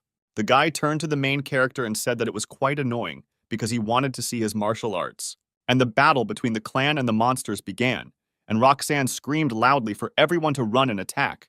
The first to appear were the C-class monsters, who immediately felt the magic of the Chaos Spear and Ice Arrows, and killed him in that very second. But there were 4 more ahead, and Roxanne decided to deal with them as quickly as possible and use the magic power boost. The girl temporarily increased her own magical power, and thanks to the fiery whip, struck several more monsters. Her blow was truly on point, because no one expected anything less from the clan leaders. Exactly 6 monsters were approaching from behind, and the girl decided that it was time for them to leave, and that was enough talking. She turned to her brother and shouted that he was now the hunter from Icaros. If something happened to him, they would have a lot of problems. But when they looked around, Skylar was not near them. And at that moment, the main character bravely and ruthlessly defended ordinary people from monsters. They were delighted that the guy protected them and saved them from death. And next time, they will definitely obey and leave immediately. People immediately rushed to their new idol and shouted that he was now their new hero and thanked him for saving them from such stupidity. The main character approached the girl and asked her not to worry, because he would take care of the problems on the other side. Roxanne thought that with his abilities, he could be one of the strongest hunters in Icaros, and with a guy like that, she could turn a blind eye to what happened. The girl thanked him for his help and, as a token of her gratitude, allowed him to officially thank her. But Skylar decided to leave all this for later, because there were still many monsters here that needed to be killed. The guy came to the conclusion that judging by the movement of the monsters, someone was controlling them all, and in that case, someone must be behind this. Roxanne thought that this idiot of the clan was completely reckless and could not understand where they even found such a monster. There were monsters ahead on the left and at the crossroads, and the guy ordered everyone to prepare for battle. But unfortunately, all the hunters missed, and then the guy decided to engage in close combat and hit one of the monsters. On the streets of the city stood a huge monster that was capable of trampling any person located underneath it. The people stood in a stupor and did not understand who was in front of them, because the scale of this monster was comparable to the dungeon boss. Then Skylar remembered that it was him he saw in that prediction, and that such a monster was under someone's control, the owner must be somewhere nearby. On the roof of one of the buildings, he noticed the dungeon boss, a small lizard with a staff in his hand. The main character immediately approached the lizard and cut off its head with a powerful blow of his sword. At this time, the clan's hunters simultaneously began to attack the huge monster, and Roxanne incinerated the monster with powerful magic, which left him no chance. The lizard mage was defeated, and the corrosion forest artifact was successfully destroyed and immediately disappeared. The news reporters reported that the barrier was destroyed in a very short period of time, and people finally started to come out, and now they will continue to explore the situation. The guy started to wonder how many people died, and if there were any survivors. Some people said that they thought it was the end for them, because the sky suddenly changed color, and monsters started pouring out from everywhere. The man was surprised, because he definitely heard the sound of an explosion, but as it turned out, no one died, and it was all a hunter with chestnut-colored hair. People started saying that an Asian hunter with a sword saved the entire nation and that he was a real hero. Journalists asked Skylar to give some comments, because people believed that he was the one who made an invaluable contribution to closing the dungeon. The protagonist replied that he was not trying to save people, but got rid of the monsters before they started killing, and so it might seem to everyone that he saved the city. Skylar didn't like that he was considered a hero, and he denied it, and immediately shut the journalist's mouth and hit him lightly, because the guy didn't want them to try to make a hero out of him, because he couldn't stand that more than anything. He couldn't appear to be a good person in the eyes of people. Otherwise, he would be criticized immediately if he didn't help even once. The girl's brother from the clan immediately wanted to be like the main character, but she asked him not to talk nonsense, because this only happened because it was Skylar, and his existence was unique. Martial arts masters are extremely rare these days, and the strength that has reached its highest point as a result of persistent training and enormous combat experience can make him an absolutely unique person. Roxanne thought about how after meeting him, she no longer understood why there were so few martial arts users left, and the thought occurred to her that it was worth getting closer to the Icaros clan, and there was nothing shameful in it in order to become friends with the hunter Skylar. At this time in the office, Sam was reading the news about how a hunter attacked a journalist in Las Vegas and laughing loudly about it. Then Skylar reminded him that he once hit a journalist too. Sam told them that this time they had properly divided the reward for going into the dungeon, but the main character was not very interested in this. The guy didn't run a multi-million-dollar company, and he was least interested in how much money he brought into the account. Skylar was more interested in when he would get a rank up, but that was very difficult since any rank above B was limited to clearing dungeons. Then the guy decided to leave the office and go teach some guys martial arts. Sam thought about him training the Icaros clan hunters and thought he was a good guy. The guy brought the students straight to the training field, which was controlled by the Ikaros clan, and asked them not to worry about anything here. To the guys, all this equipment looked super cool. Before that, they had only trained in dilapidated gyms. Skylar said that from now on they can train here as much as they want and use the center to its fullest. Unexpectedly, among the guys there was a girl who introduced herself as Iris and represented the young hunters from the School of Masters. But as it turned out, she was the daughter of one of the most famous masters in China and was the best among all the students in the school. The guy was very embarrassed because he could not expect such a person to come here. The girl apologized and said that she didn't want to embarrass him and asked when they would be training. First of all, the main character started doing squats with a barbell and thought that since everyone here was a hunter, it shouldn't be difficult for them. Then one of the students asked when people use one of the advanced techniques and pointed to the cool modern exercise machines. But the guy had no plans to take them there, and they lifted weights for several hours, hoping that they would finally be able to work out on modern exercise machines. The next exercise began with a squat, and they had to feel their own strength of internal energy and muscle strength. Thanks to the guy having the title of training avatar, his subordinates received an additional bonus during training and became stronger at a rapid pace. Little did they know that the training they were going through was an amazing opportunity for them, because no constellation would suit them as well as Skylar. The guys trained like madmen and showed no mercy to the body and trained like no other martial artist. But everything the coach told them was just a normal workout. After a few exercises, all the students quickly became exhausted and could no longer exercise. And then the main character approached them and said that they could move on to the main training, and they were done with the warm-up. The next training session was held in the training room of the other world of Ikaros. There is nothing better for martial arts training than to use the terrain. Suddenly, the students found themselves knee-deep in a swamp, and it was simply impossible to move here. In the distance, they saw the silhouette of some kind of doll. This silhouette seemed familiar to them because there was something similar in the hall too. But suddenly, this doll flew at them at breakneck speed and delivered several powerful blows from its knee. The goal of this workout was to fight against a dummy because they first trained their muscles in the gym, and now they have to go through this step to move on to the next workout. The main character left the arena and said that if any of them could handle this guy, then let them come out and tell him about it. The students had no choice but to simply defeat him, and they immediately pounced on him as a team. Meanwhile, in the Ikaros Clan's lounge, the guys were sitting and discussing Skylar's excellent work in Las Vegas. Anthony added that despite the great victory, the main character was still far from him. But Eliza disagreed and said that he could never have done better. Then Skylar told them to stop and asked which of them wanted to learn martial arts. The guys sensed a catch, but the guy said that he was not going to force anyone to do anything in return, and if they didn't want to, then let him say so. Eliza replied that she didn't mind, and in return would be happy to teach him some magic techniques. The protagonist's entire alliance was not against him learning something new, and everyone agreed that it was a great idea. When Skylar accepted their offer, they immediately began recommending their own magic. Eliza suggested learning defensive magic, and Anthony suggested ranged magic.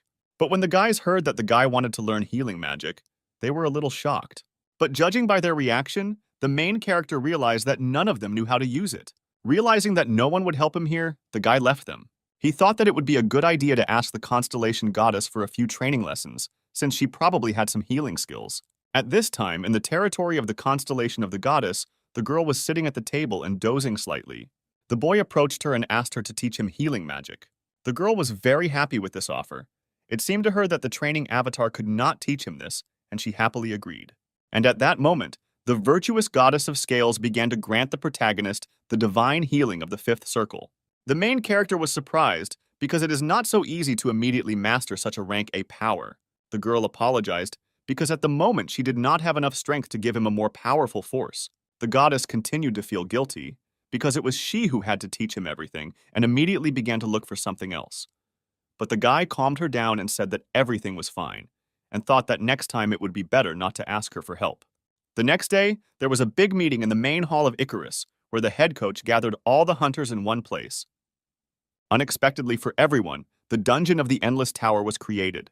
The hunters could not believe their own eyes because it seemed like sheer madness to them. But for the main character, it was not so famous, because he heard about it for the first time. A couple of decades ago, a dungeon of such complexity appeared that it broke an infinite number of hunters. And if on the first floor there lived F-rank monsters, then as they ascended, their strength increased and it was an A-rank dungeon, which subsequently simply exploded because not a single hunter could clear it to the end. The head coach announced that the winner of this training session would be the one who would get ahead of his opponents and reach the highest floor.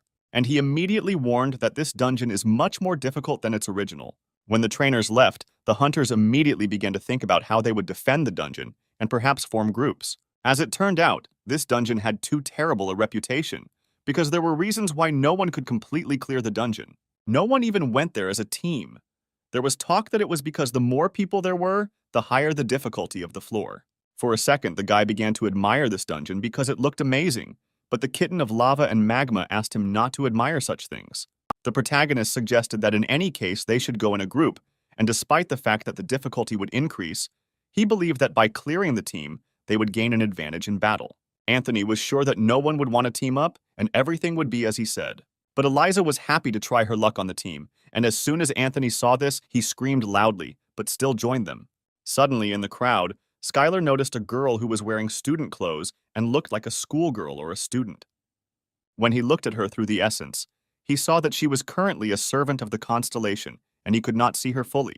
The girl noticed that the guy was carefully examining the stranger and added that judging by her clothes, she was made of ivy, which surprised the guy greatly. Then Lisa explained what she meant, because recently there are a lot of private schools that teach awakened ones. Among them, one of the most popular is Ivy. At this point, Anthony said that he saw no need to hide it, since he also graduated from an Ivy League school, although no one asked him about it. When the boys were talking, they attracted the girl's attention, and she quickly approached them. But as it turned out, the girl did not speak English at all, and they began to communicate using a special skill.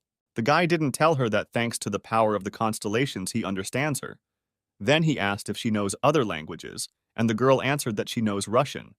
But because of the contract, she can't speak it, and also speaks a little Korean. The guys from the clan stood to the side and could not understand what language they were speaking, but nevertheless they looked very happy. When Skylar decided to ask what constellation the girl served, she couldn't tell him because of the contract with him. The main character said that they were currently forming a team and invited her to join them, to which the girl happily agreed. The guy added that it would be inconvenient if they couldn't communicate with the others and suggested switching to Korean. But the girl didn't know it very well, but thanks to the translation device, it was possible to communicate.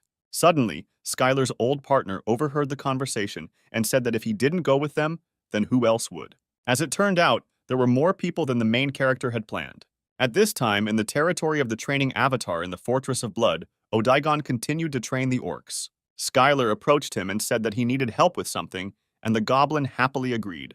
He was infinitely pleased, because finally the owner needed him. He thought that the guy must have had a big crisis. Once Odaigon found out that they were going to go into the dungeon, he was very surprised by it.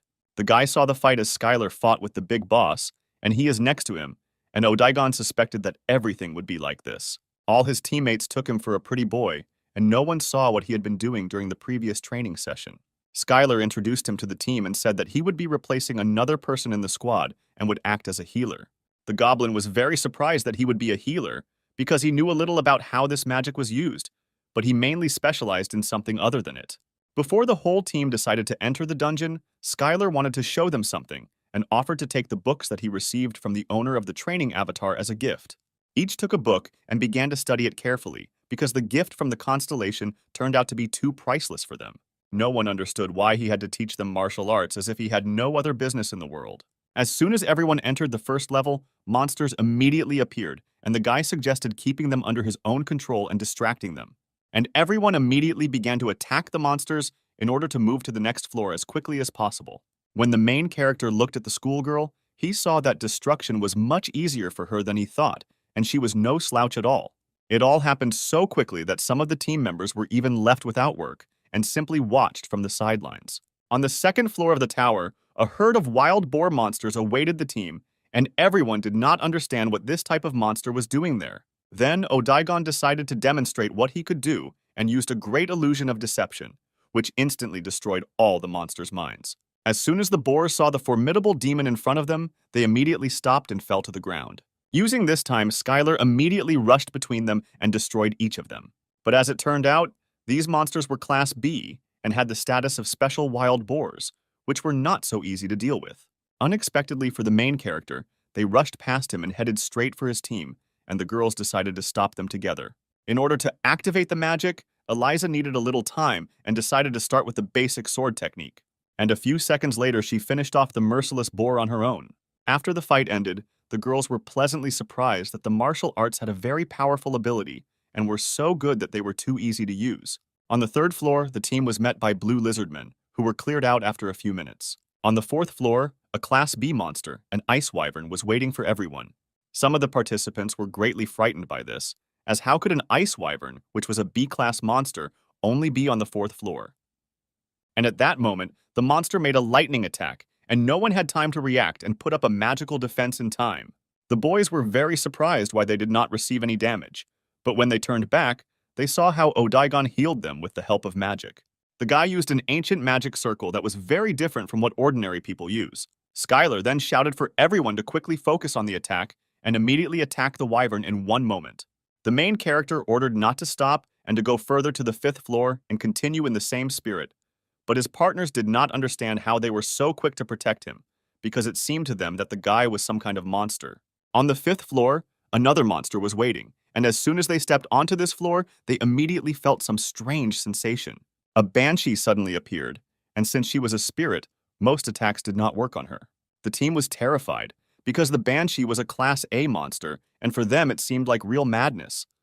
But only Skylar thought that today was a great training session, and today they were in for a great battle. This monster was known for the fact that its scream was capable of bursting all eardrums in a second, and no one could withstand it. Skylar asked Odaigon to use the cure, and in the meantime he would buy them some time. Thanks to his excellent footwork, the protagonist used a sky jump and found himself behind the monster in a second. And then he struck me in the back with a sword. But as the boy suspected, she needed to be finished with just one blow and the first was not enough. While the guy was trying to heal his partners, he heard Skylar screaming for help. And at that moment, he immediately dropped everything and ran to help the owner, and the guys could not understand how he could just stop using his own restoration magic halfway. But some miracle happened, and the magic was still working on them. It was a shock to them that the guy could use such a high-level recovery magic on the go. When Odaigon came running, he heard the instruction that he should use the enhancement magic directly on the main character, so strong that it would work on the banshee. And the guy immediately used the spirit strike, the glowing sword and the illusory clone, and the main character's damage increased significantly. Now the magic was so strong that the protagonist could fight it without any problems, even with restrictions, because the enhancing magic turned out to be much stronger than he thought. Suddenly, a notification appeared that the dungeon was cleared and the alternate world ended, and no one could understand what was happening here. When everyone returned back, they were unhappy that there were only 5 floors, because the name had another meaning, namely the Dungeon of an Endless Tower. The head coach announced that the hunters who had passed were preparing to go to New York because a plane was already waiting for them. They received a new task as a new dungeon appeared, and the clan responsible for it failed, and now it was time for Ikaros to try his luck. Everyone was incredibly happy about this, because despite the fact that they would be in a real fight, they were also in the first squad. When the clan arrived at the site, Skylar noticed that there were too many people near the dungeon. The trainer received information that the dungeon was originally a B-class dungeon and allowed for 300 people, when 23 were already inside. Suddenly, Skylar's clairvoyance skill activated, and he saw that the other hunters were shouting to someone that there was a traitor here. He saw the constellation of the demon god with the crazy bastard who made a contract with him, and it was all a trap, and everyone was screaming for immediate evacuation. Then the guy realized that someone who entered the dungeon had made a contract with the constellation of the demonic god, and the kitten of lava and magma asked him to be careful. After all, if the guy goes into the dungeon, he won't be able to help him in any way. After all, such were the rules that if a servant entered the dungeon, then the constellation could only watch him, and this worked even with the strong constellation of the demonic god. The kitten asked the main character to be extremely careful, because even the constellations were worried about all this, and the guy asked not to worry about him, because today, the constellation itself was entering the dungeon. Eliza suddenly came up with 2 glasses of beer and offered to have a drink before entering. Of course, Skylar immediately refused, because he was afraid of losing his own muscles. But few people understood his humor, and he simply wasn't a fan of alcohol, but he certainly wouldn't have refused a protein shake. At that moment, a girl approached the guy and asked if these people were really going to come up with some kind of plan. But the guy replied that he was nobody here to teach them how to act correctly in battle. At this moment, the main character had an epiphany, because now he really thought about the fact that perhaps Alea could be a servant of the constellation. After all, she could just as easily make a contract with the demon god constellation, even though the clan's scout had checked her. The main character invited the girl to join them and go to the dungeon together, and the girl was very surprised, although she clearly did not expect such a question. The entire city watched as the Ikaros clan entered the dungeon. Other hunters also watched all this and believed that whoever cleared the dungeon first would win. When the clan entered inside, they found themselves in a place called the Sanctuary of Defeat and Laziness. Suddenly, a strong wind of chaos blew, which soon separated all the clan's contenders, and this was not very good news. At that moment, Skylar realized that he was completely alone in this strange place. A few meters away, he saw a hunter lying on the ground and asking the protagonist for some water. The guy immediately reached into his bag to get a bottle and helped the unknown hunter. He immediately approached the guy, carefully lifted him up and advised him to drink slowly, since it was dangerous to drink quickly in such a state. Then the young man said that he was one of the hunters of the New York Lights squad. After that, the guy asked if Skylar had seen other hunters from his clan, but the main character replied that he had not seen anyone. A few seconds later, the young hunter realized that standing in front of him was Skylar, the most famous Korean hunter and martial arts enthusiast from Las Vegas. But the main character suggested that it would be better to tell about what happened here because it was completely incomprehensible. The guy said that the first one who entered the dungeon was also separated like them just now, and while everyone was looking for their clanmates, they were the first to be attacked by a monster. The hunter unfortunately lost his weapon and broke his leg when he fell. Then Skylar started thinking about what kind of monster it could be and came to the conclusion that it was most likely a two-headed chaos hound, and after that it was quite difficult to teleport. The main character also added that he did not see the New York Lights rescue team from the outside, and no one outside had any idea what was really going on here. Suddenly, Skylar rose above the guy and shouted menacingly that now he had nothing else to do.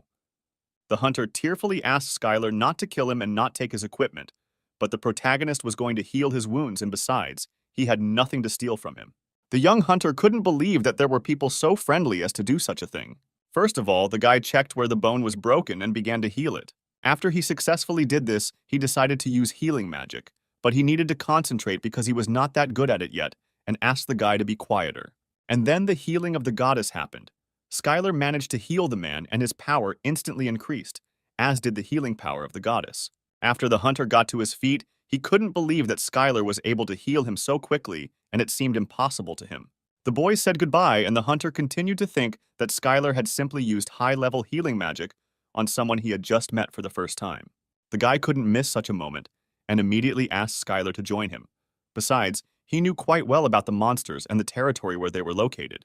At this moment, the main character decided to contact Odaigon, who immediately answered the owner and asked if everything was okay with him. He told that he had already found other Icarus hunters, and the main character asked how quickly he was able to do this. But since Odaigon trusted few people, he marked all their things with magic. Skylar said that he was going to go deeper into the forest and asked Odaigon to bring the entire clan to him. Suddenly, the main character heard some kind of roaring of dogs, and he immediately shouted that there was a two-headed chaos hound next to them. When the hunter turned around, he saw a huge two-headed monster standing behind him. The main character, without thinking twice, used the magic of the heavenly finger, and immediately after that pounced on them and cut them with his sword. When the hunter saw all this, he considered the guy too strong. Skylar shared with him that if you know how to defeat a monster, then everything will not be so difficult, because you only need to calculate the attack, parry, and counterattack. The young hunter watched in horror as the guy butchered the monster, but the main character calmed him down and said that they needed food anyway, and there was absolutely no poison in this meat. Of course, the guy had heard that being in the Ikaros clan meant knowing something like that, but for them to eat monster meat was too much for him. Suddenly, the main character heard someone's speech and rushed in that direction, because it seemed to him that hunters were gathering there. After several dozen meters through the dense forest, they discovered a clan of New York Lights. When the hunter saw his teammates, he immediately screamed and ran towards them. They could not believe that their fighter was still alive. The New York Lights clan was not very happy about the approaching hunter from the Icarus clan, but their brother from the clan told them that he saved and healed him. The other hunters didn't believe this because for them, it was some kind of nonsense that someone would help a hunter from another clan. At that moment, Skylar felt his existential strength increase because someone bowed to him, but he couldn't figure out who it was again this time. Right in front of the main character stood the same hunter who stood up for him and shouted that the guy used magic to heal him, although they were not connected to each other in any way, and called his clan scum. The main character didn't like it. The hunter defended him so vehemently and asked him to just keep quiet. But the guy didn't stop doing this, and then the main character had no choice but to simply hit him and shut him up by force. The others in the clan didn't understand where this madman came from and started beating another hunter in front of everyone. Then everyone remembered that this was the guy who had fought with the reporter. The main character wondered why so many people had gathered in one place, and then he was offered to look at the reason for this. Not far from this place there was a golden hourglass, which hung in the air and attracted with unusual energy. Skylar could clearly feel the summoning magic. The people told him that the sand had been falling since they arrived. Most likely some boss will be summoned here and they will gather here to kill him. There was a high probability that the demon god constellation and the person who had made a contract with it were right here. The main character decided to try to look at all this with the sight of the constellation, and even it could not help or advise him. Then he decided that they would show who was who when the time came. The demon god constellation that made a contract with the ambitious hunter was a traitor with a poisonous dagger and was called Eunice. This constellation was not very strong, but it was much stronger than all ordinary mortals. Eunice mistakenly thought that his master was one of the strongest in the abyss, and he wanted to make his master happy with him. As soon as the grains of sand in this hourglass run out, a boss was supposed to appear, and then the main character would have a chance. The guy was very worried about the martial artist and made him seriously nervous. One of the clan's hunters offered Skylar to join their team for a while, since wandering around the dungeon alone was tantamount to suicide. Despite the fact that the guy was very confident that he would be fine and in general he didn't care at all, he agreed to this proposal. The hunter was kind and offered Skylar some food and took some dungeon food out of his backpack. At this point, everyone was too hungry, as everyone tried to rationally eat their own lunches. Then Skylar reached into his bag and said that since they had met, he would be happy to feed them a little. He took out the meat of the two-headed chaos hounds and offered it for dinner. The guy said there was too little meat in it and that there were monsters nearby, and they had just recently seen some red-horned turtles in the swamp. But no one was going to cook the turtles, because the most delicious thing they had was that the eggs had quite useful properties. A few seconds later, as much as the hunters didn't want Skylar to go after these turtles, he immediately appeared in front of them with eggs and meat. Since the main character had all the ingredients, he decided to start cooking, and for this he needed a little bit of spices. The hunter was very surprised by this, because it was the first time in his life that he saw a spatial artifact. Then, using the magic of pure fire of internal energy, the guy began to fry the meat over the fire. Few people understood why a guy who uses martial arts would use magic to cook. After some time, the main character prepared a delicious meal, which consisted of monster meat and turtle eggs and looked really appetizing. As soon as the guy took a small piece of food straight into his mouth, his pupils immediately dilated and he was enveloped in a feeling as if he had replenished all of his own magical power. The hunter was very pleased with such delicious food and asked for more. Skylar couldn't resist such a compliment and happily offered another plate. And at that moment, the main character fed the whole clan. And it was not an invention of the Icaros clan for preparing such dishes, but just Skylar's usual hobby. After a delicious lunch, all members of the clan began to communicate with each other and discuss tactics for the next battle. Suddenly, a man approached the main character and introduced himself as the leader of the Ambidus clan and offered to unite with him into a clan, because the other guys didn't even have a person who would heal the fighters. The clans began to argue with each other, because the ability to lie and represent their own clan was their main trick. Skylar suggested that everyone calm down, because this was not a way out of the situation, and killing each other's clan was clearly not the best idea. Then Eunice approached the clan commander and suggested that they needed another hunter, since there were a lot of other clans here besides them. At that moment, the last grain of sand in the golden hourglass fell, and time ran out for all clans. The clock rose sharply in the air, because soon the night of laziness and defeat should appear. All the fighters began to actively prepare for the battle and wait to see what would happen next. From under the ground appeared a knight of sloth and defeat. He was majestic, and in his hands he held a huge sword. All the clan hunters were incredibly surprised by this appearance, because they had never seen such a monster and did not know what to do with it. As soon as the knight rose above them, he immediately turned and asked who wanted to pass his test first. This knight was a servant of the constellation, and although the dungeon was called the Sanctuary of Sloth and Defeat, there was a possibility that it was a trap of the constellation of the demonic god. Although it took a huge amount of existential power to create the dungeon, only a strong constellation could do that. One of the clan leaders did not wait to see who would be the first to pass the test, and immediately used the magic of the fifth circle and sent all the fighters into the attack. But the monster easily detonated the magic and didn't even move, and everyone thought it was an S-class monster. The monster added that only one person could take the test at a time and immediately chose him. He pointed at the hunter, but he was completely unprepared for this and used a forced teleport. The magic was so strong that none of the hunters could withstand this test, and time after time the hunters lost. No one understood what this monster was actually testing, but fortunately everyone remained alive. When the boys were asked what happened to them, they answered that as soon as his sword touched them, they lost all strength and could not move. This monster was much stronger than they all thought, because if they attacked him, he would force them to pass his test and try to find a better way out. At that moment, Skylar shouted that he would go to him, and everyone was suddenly surprised, because no one expected such persistence from the main character. One of the hunters he saved screamed at the guy not to do that, because that hunter was just lucky and he could die. When Skylar approached the monster, he immediately asked him if he was ready, and the guy confidently answered that he was. Then the knight took out a huge sword and announced that he was beginning the test. As soon as the sword was pointed at the protagonist, the knight used the power of limiting laziness, and Skylar was immediately bound with chains. And the guy at that very moment understood how the knight takes away the will to fight from others, because the hunters immediately want to rest, sleep, and just do nothing.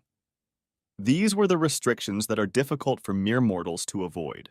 But Skylar was a constellation of an invincible training avatar, and his properties were completely opposite to this constellation, and he could not lose. Once the protagonist began to think that he always wanted to become stronger than others, it gave him additional strength to get rid of this trap of chains, and he was freed. After this, the knight announced to the boy that he had successfully passed this test. He added that it is quite difficult to free oneself from laziness, and this test shows the subject's desire to fight it. And since the main character passed this test, he will allow him to meet his master. And at that moment, the power that supported the sanctuary suddenly disappeared, and the dungeon will soon be closed. Skylar thought that everything couldn't be happening so quickly, because it was too easy for him and something was wrong here. Suddenly, the protagonist felt dozens of two-headed monsters rushing straight at them, and it turned out that these monsters were also part of this test. The knight raised his sword into the air and shouted that he could already feel the presence of his master, because everything would not be as simple as they thought. A huge horde of monsters ran straight to the place where all the clans were located. The guy understood that they would be here soon, and he had to protect all these people. But the other hunters did not feel this. They were happy and laughing, because now they could calmly return back, and this was the long-awaited moment for them. The protagonist activated a skill that would greatly increase his existential power if he protected the weak. At this time, sensors noticed monsters several kilometers to the east. All drones were destroyed, and thermal sensors detected medium-sized monsters to the south. The hunters were very surprised because they thought that they had already cleared the dungeon. But since it was a special dungeon, they had to hold out until it disappeared, and they immediately prepared magic for battle.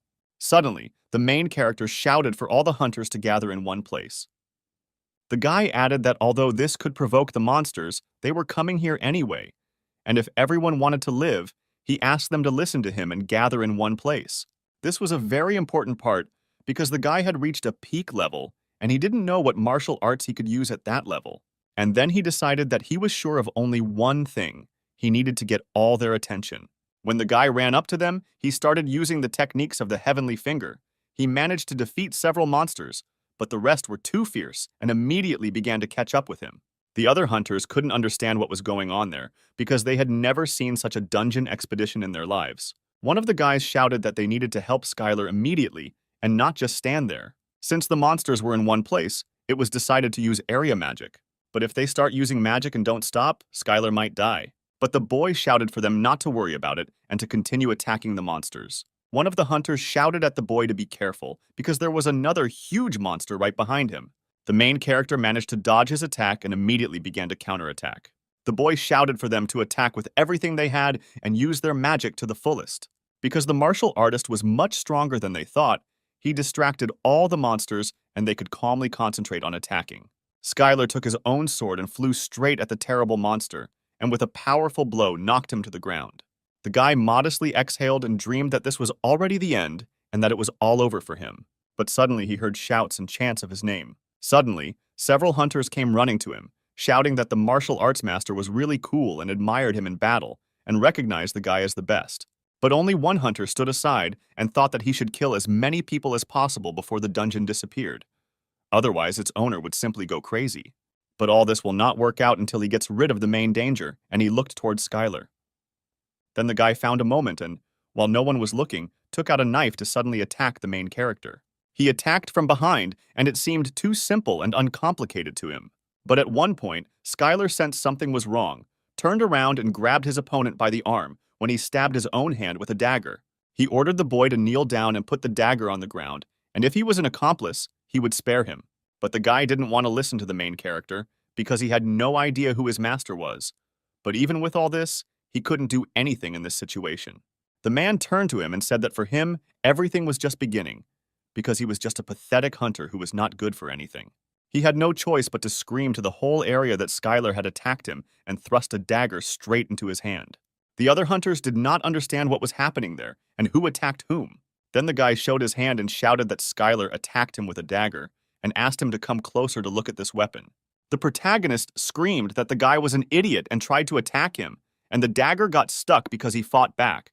But the hunter denied it all because he could never have pulled something like that off if he had actually attacked him from behind. Then the man turned to the chief of the clan and asked for help, but he doubted his words because he believed that Skylar would never do such a thing. But no one believed these words. Everyone thought that the guy, despite being a whiner, simply attacked Skylar because he was jealous of him. Then the guy started asking if they really believed him because the main character gave them some meat. But in response, he heard that he was the one who ate more meat. Then the hunter realized that he would no longer gain trust here, and he decided to go with Plan B and shouted that he was releasing a poisonous fog. The other hunters were glad that he was bad, because now they could deal with him, but Skylar warned that no one should approach him. The protagonist said that he most likely made a contract with the demon god constellation and should not be underestimated, but it was too late. The boy used fourth circle magic, the fang of a wavy snake, which headed straight towards the other hunter. Despite the fact that the man had a protective artifact, he was unable to save him, and the guy fell sharply to the ground. The man couldn't believe that the B-rank hunter was writhing in pain after his attack, because at that time, he was a C-class hunter, and he was glad that he chose this constellation. Skylar interrupted another attack and shouted that he was the only one who would die here now.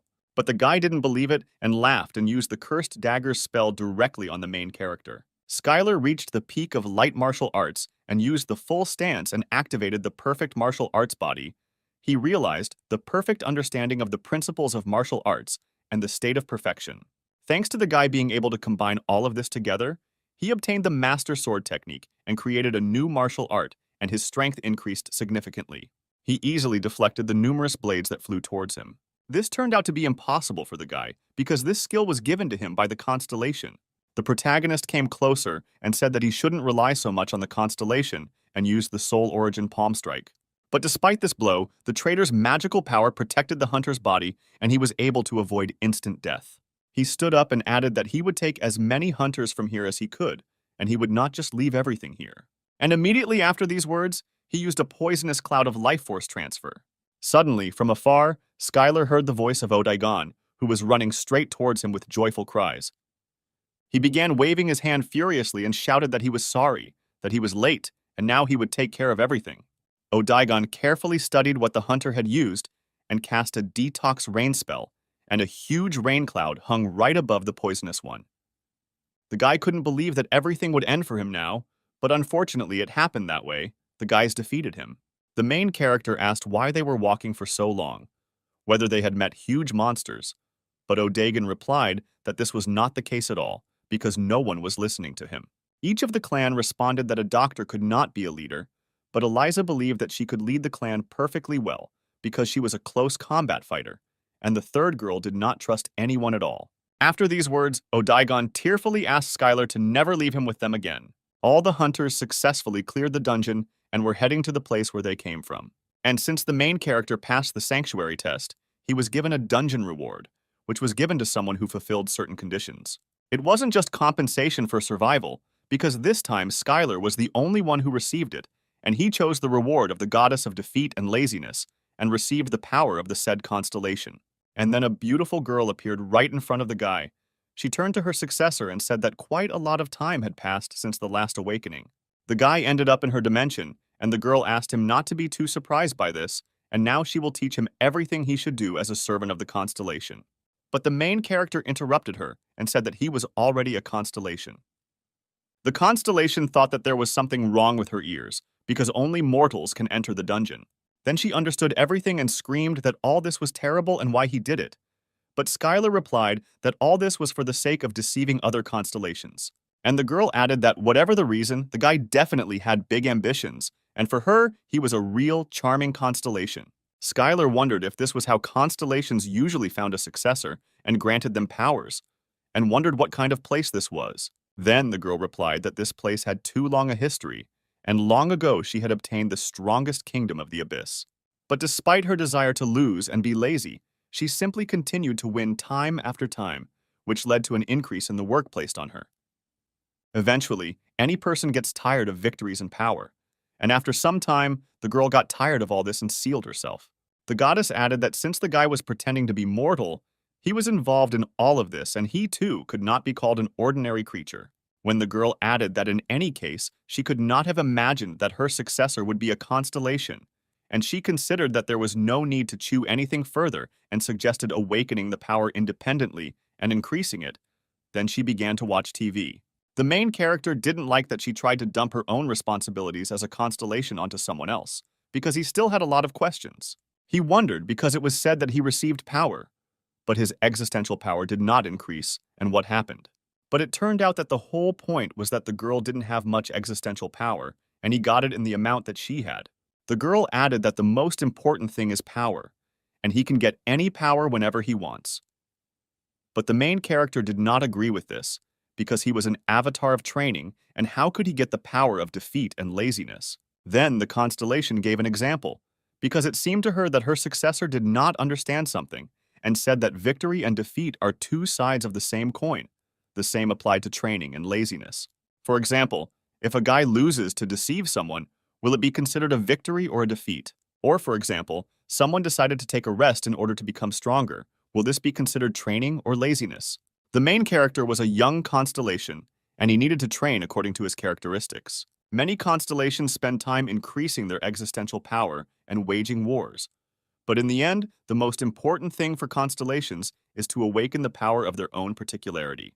And at that moment, it was as if a revelation had dawned on the guy.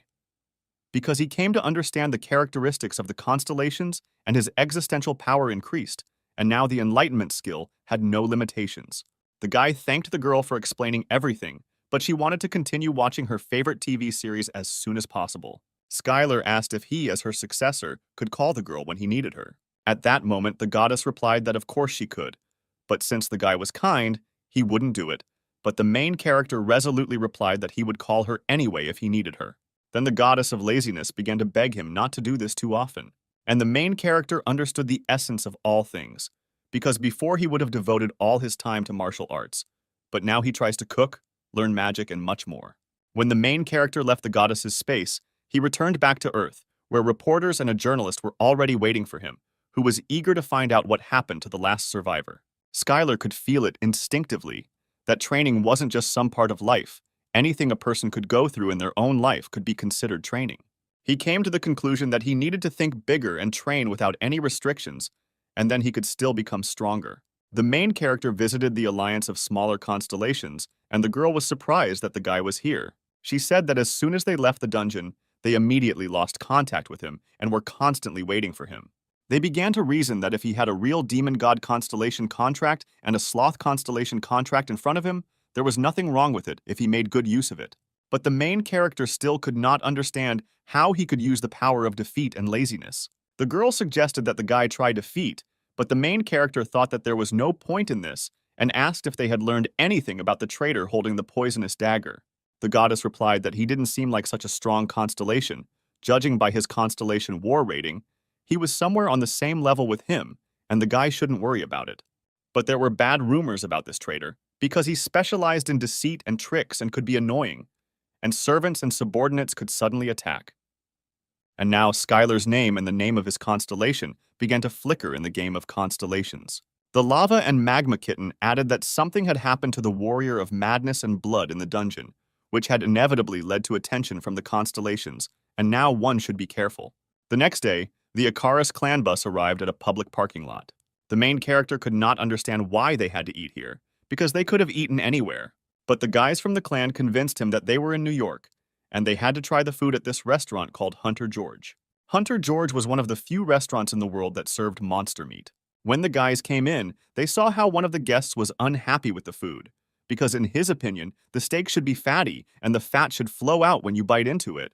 No one understood why he decided to complain here, because of all the places he chose Hunter George and did something stupid. This young man recognized the people who had just entered, for he had heard of the Icaros clan. The guy asked Skylar about what happened in the dungeon and wondered what was wrong with the food. He said that he asked them to repeat the monster dish that the main character made, but no matter how much they tried, all attempts were unsuccessful. The restaurant owner and chef George came out and asked if it was he who had prepared that very dish. This chef specialized only in monster dishes because the skill of cooking them was very rare. For the man, the existence of someone capable of preparing monsters other than him was something that caused excitement, and he immediately asked Skylar for one favor. He asked the protagonist to teach him how to cook that dish in the dungeon. The guy didn't understand what he was doing in the chef's kitchen because he was supposed to be a student, not a teacher. The man looked like he was crazy, waiting for a miracle, but the main character warned him that he was not a chef and asked him not to expect too much from him. On the cutting board was minotaur meat, the finest piece that could be found in the entire city. The protagonist poured internal energy into it to make the meat soft. It was his personal recipe for meat, honed in the abyss. The man was surprised by this, because usually they spend hours pouring mana into it. But Skylar added that the method is indeed similar, but he uses martial arts for cooking. Then the main character took out a knife and began to cut the meat into perfectly even pieces at such a speed that they literally flew into the air. The main character used everything he needed in this kitchen, and he had no restrictions for this. To light the fire, the cook used magic to give the meat a unique flavor. Skylar did the same, but used martial arts. After all this, he turned to the chief and showed that there was nothing wrong with it, and they completely agreed with him and added that he was simply excellent. When the dish was served again to the guest, he shouted that this was exactly the taste he had experienced again. Anthony added that it was a wonderful dish. The restaurant's chef thanked Skylar for learning so much from him. And as soon as the chef acknowledged his culinary skills, the protagonist's existential strength increased, and at that moment the guy realized what was happening. When the main character came to Sam, he told him how everything happened and he smiled slightly. After all, he remembered how just recently the guy ate chicken breast with chicken breast and didn't understand how he became like that. The main character told what happened in the dungeon, that he was attacked by a servant of the constellation of the demonic god, but he was not so strong. The man found it difficult to talk to the guy because he answered him in 3 lines, which really irritated him. But he added that in any case, he called him at the right time. And then President Thomas from the Dragon Artifact walked through the door and Sam kindly began to introduce them. Sam asked if the guy knew what the Dragon Artifact did because he had clearly heard about what a monster core was. The man said that it was something like a clot of monster mana, and now many companies are developing an energy business on them. He added that now they even create artifacts from them, and one of the best companies in the field of creating artificial artifacts is the branch of the Dragon Artifact. The protagonist continued to not understand why he needed this acquaintance with a person, but Sam added that there is nothing wrong with meeting people, and the production of artifacts always needs hunters to help with tests. The man added that he wanted to introduce them to each other in the hope of fruitful cooperation, and the guy quickly agreed, which even surprised Sam a little. When Skylar left with the president, the man was very happy about it, because one day he would make him the president of the company. The protagonist asked what his role would be in improving their artifacts, but the president replied that research and development were important in this business.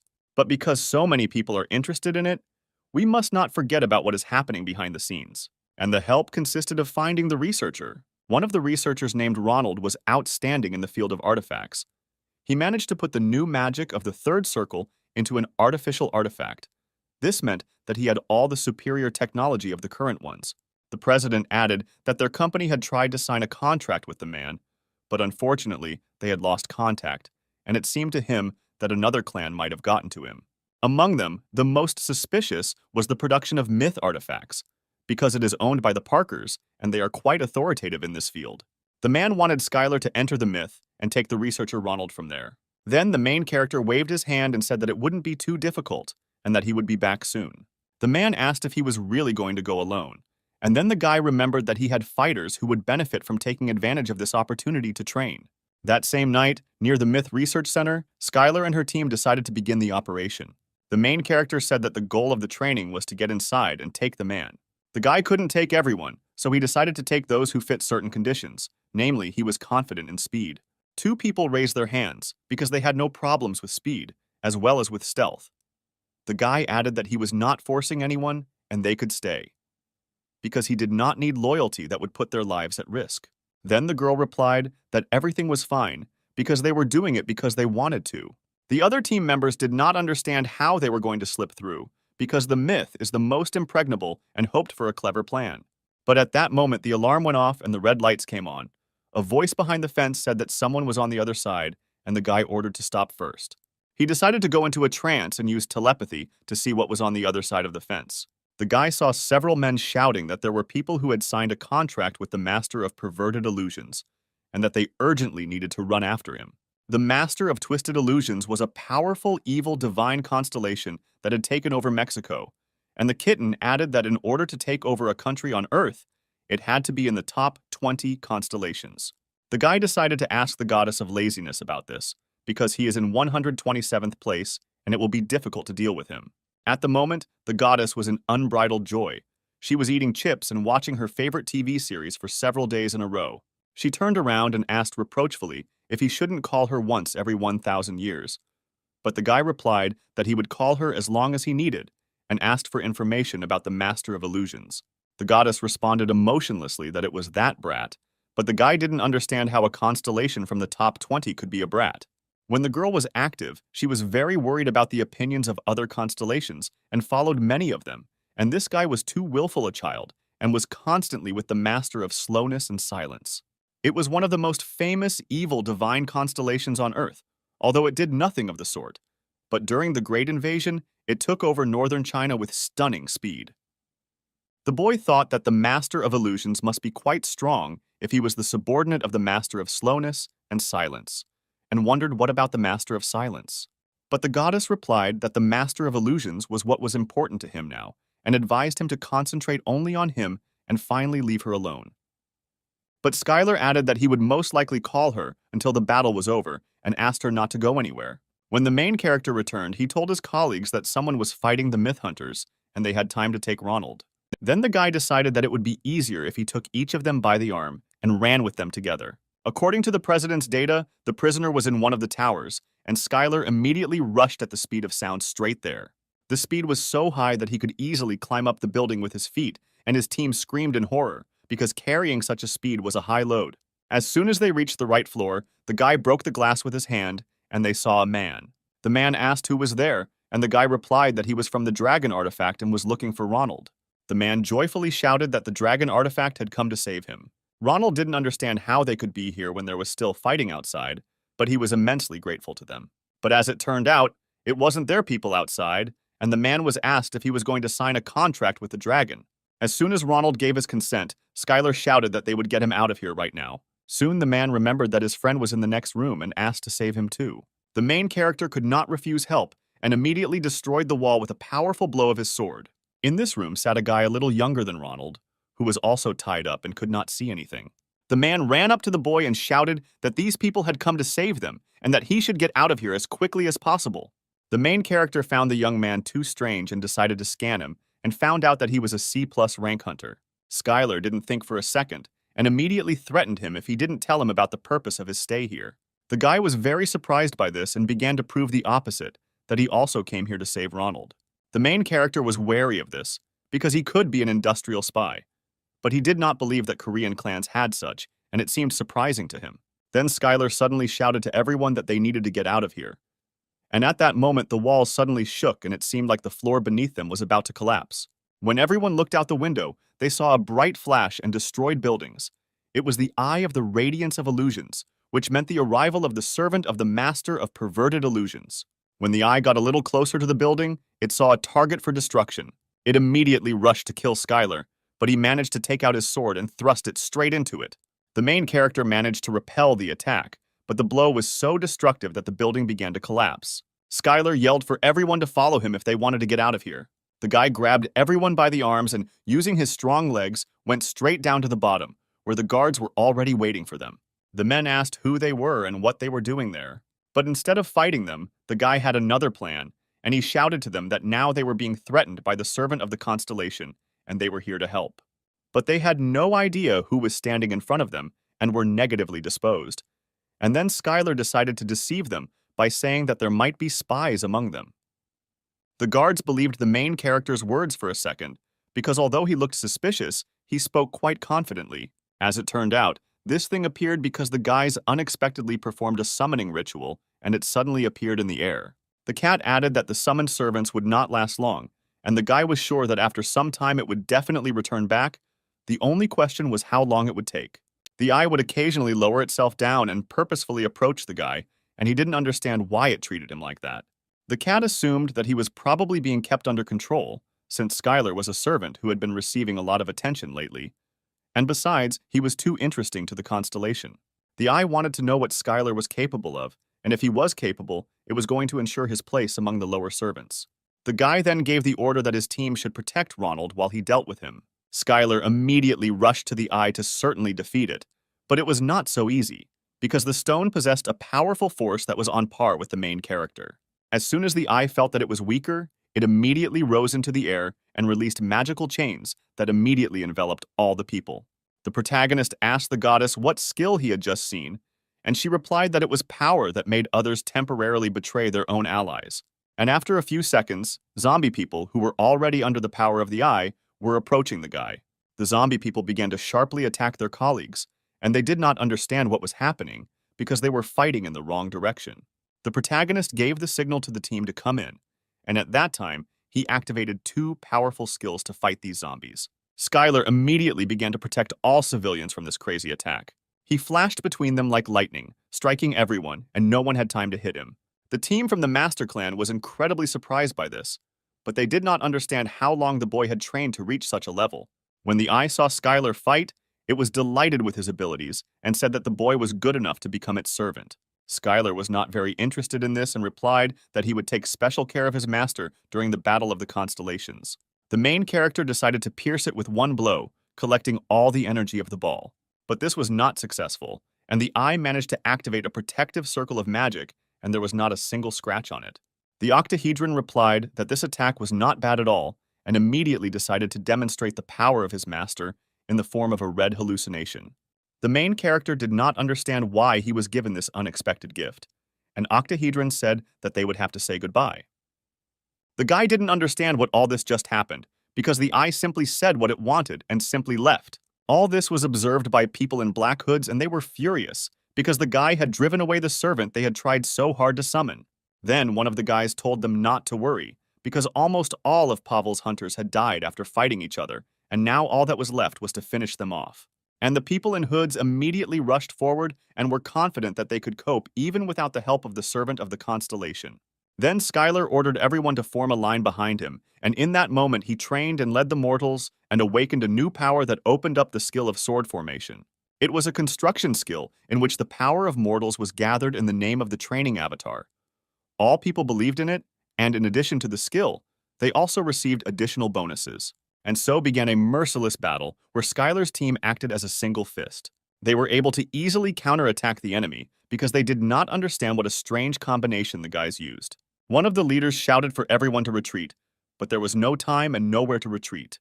And the girl from the clan of masters finished off the enemy with a powerful blow. After all the events, many people who had something to do with this place gathered at this place. One of the men thanked the hunter for his help and was glad that they all came to help Richard Parker, and announced that he would give them a reward later. According to their calculations, none of the teams suffered a single loss in the battle.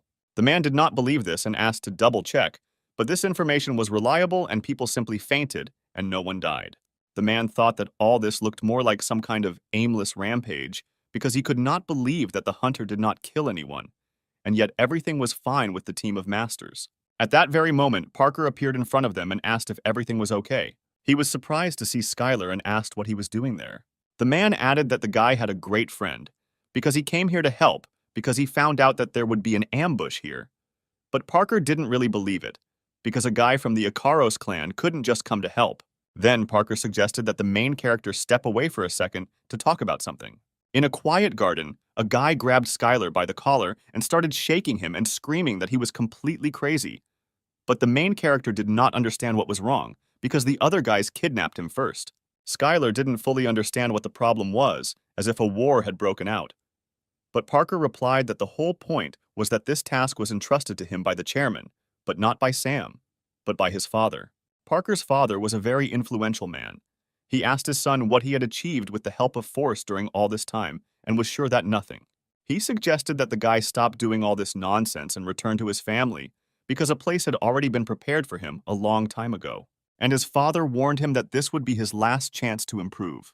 The main character asked why he should stay in a family where they think so badly of him, but it wasn't that simple. Then Skylar gave Richard advice that if he couldn't stand firmly on his own feet, he would soon reach the limit of his strength, and if he wanted to break all ties with his own family and stay in the clan, then Sam would help him.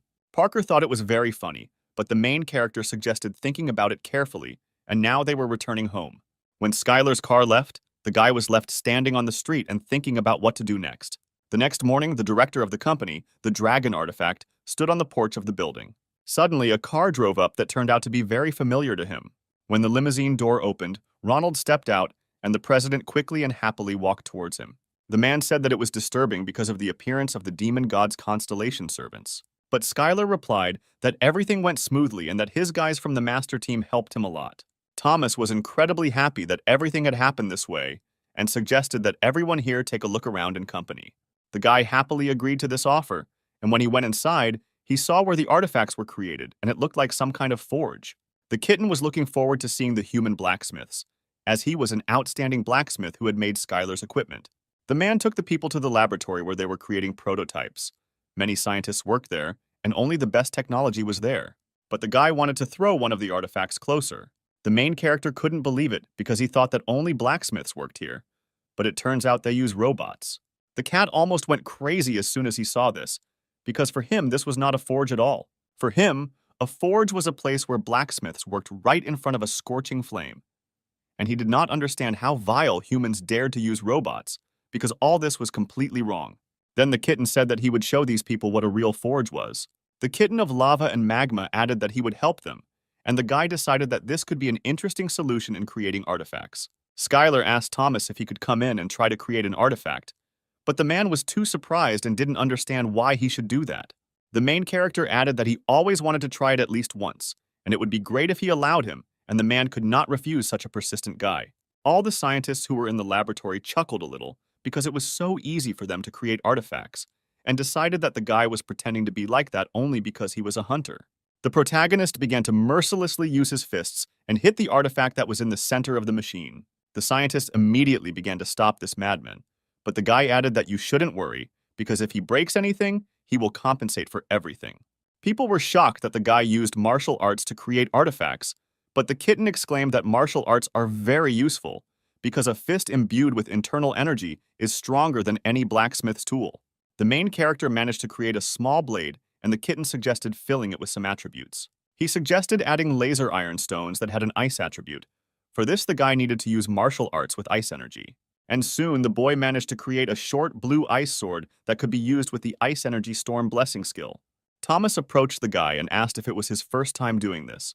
But the main character waved his sword right in front of him and asked him not to be surprised and to check his characteristics first.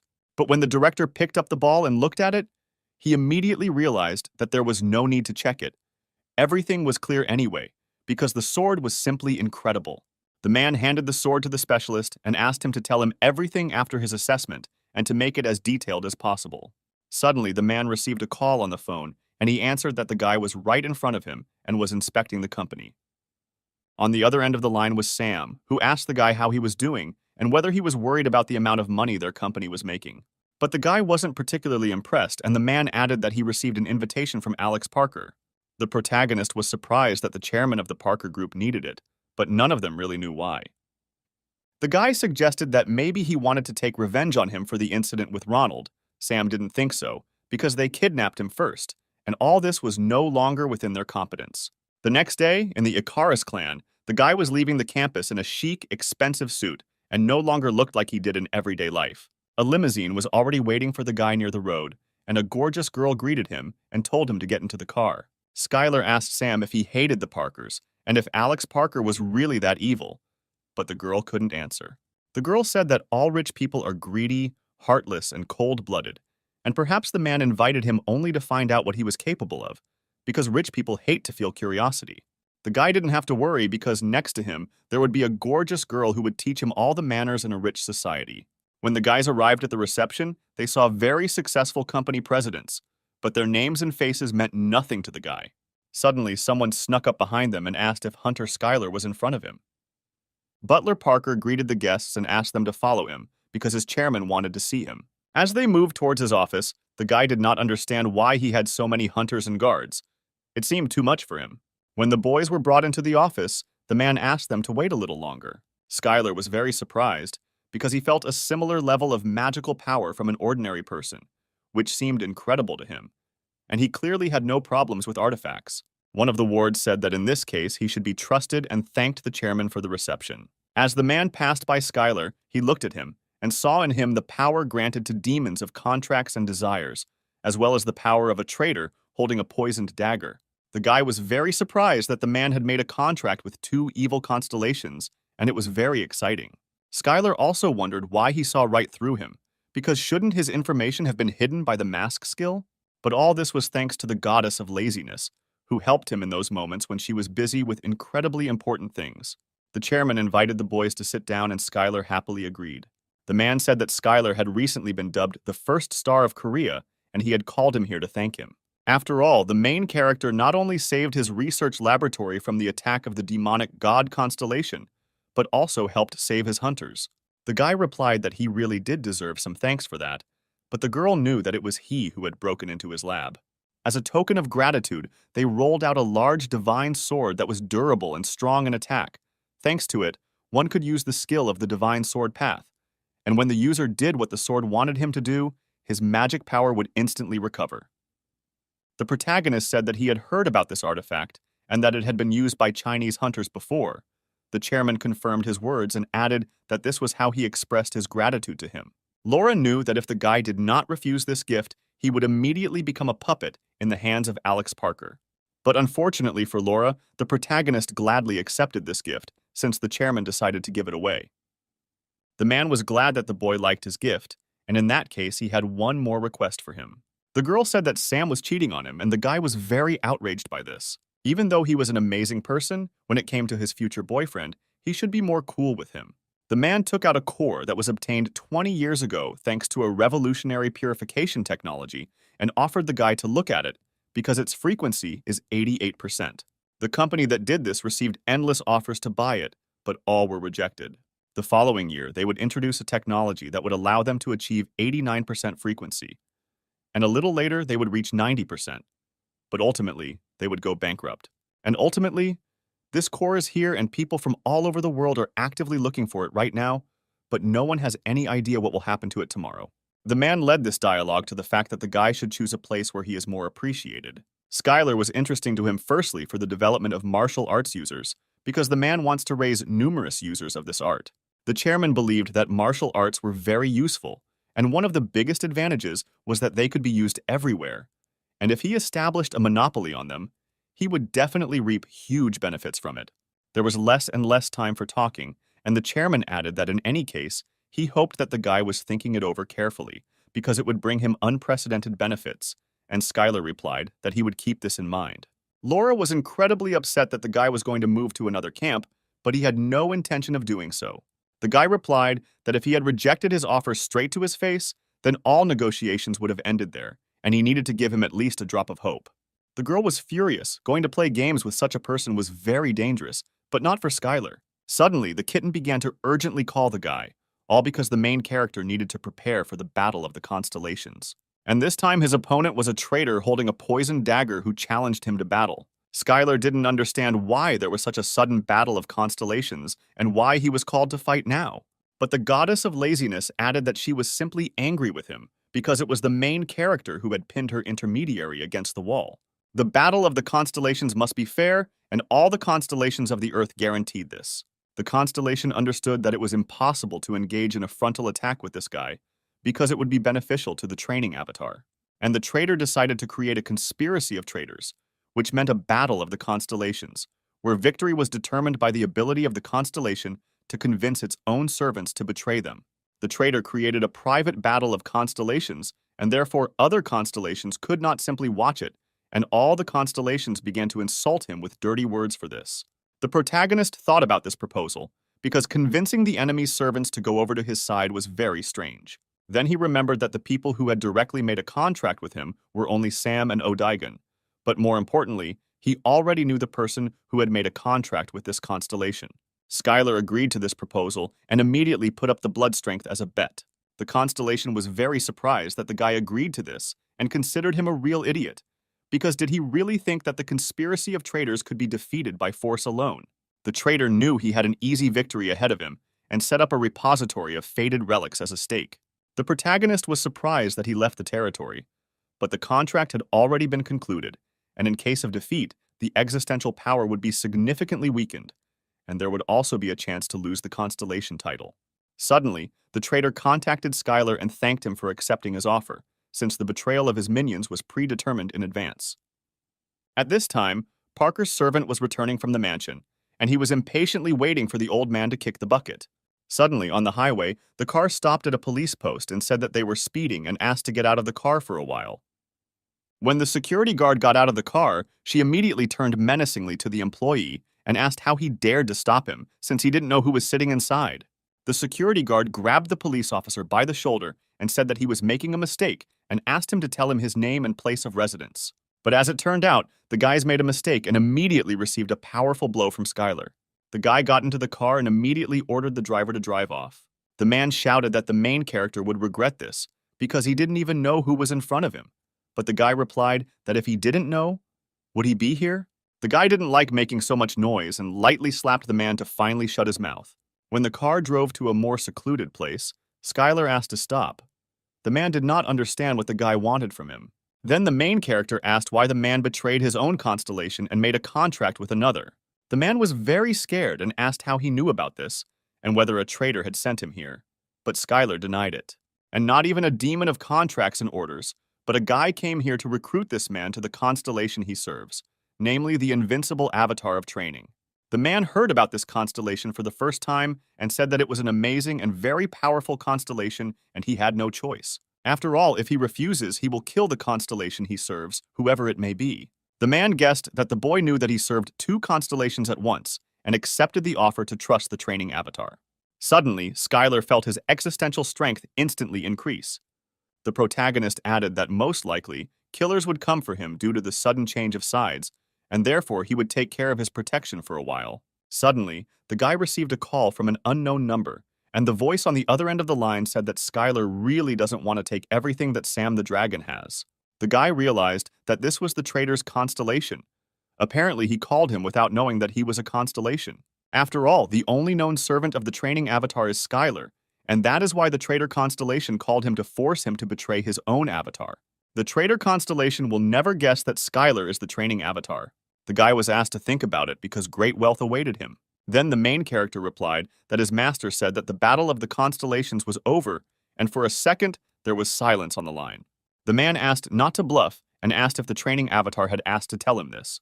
But according to the rules of the constellation battle, which all the constellations swore to abide by, the training avatar won and declared victory, and the constellation battle was over. The traitor could not understand how quickly he managed to do all this and how he could lose everything. The main character immediately received a reward for the battle with the constellation, which went straight to him, and he decided to open it a little later. Skylar was surprised that the constellation was so weak, because after his victory, he only moved up 2 places and now ranks 125th. The traitor was indignant. He thought that it was impossible after all. How could the guy have figured out who was who? Otherwise, it was impossible. But the guy decided not to reveal all the secrets and simply asked the constellation to get lost. Suddenly, Skylar noticed how orcs worked on this land, who were harvesting crops with the sweat of their brows, and he couldn't believe that this was once a terrible fortress and that Odaigan had really done a good job. When the orcs saw Skylar approaching them, they immediately ran up to him and joyfully began to greet him, because their master had finally returned to his homeland. They thanked the protagonist for the fact that now they could collect stalks of grain with one swing of the axe, and it was just great training for them. The orcs were willing to work even harder to make more land and collect much more grain, and at first they were not very trusting, but now they began to train so hard. The guy made them happy and said that they would increase their sowing and harvest even more crops, and all this would be training for them. But first, Skylar decided to test this rice in cooking. Suddenly, one of the orcs approached the main character with a request to raise animals in this area.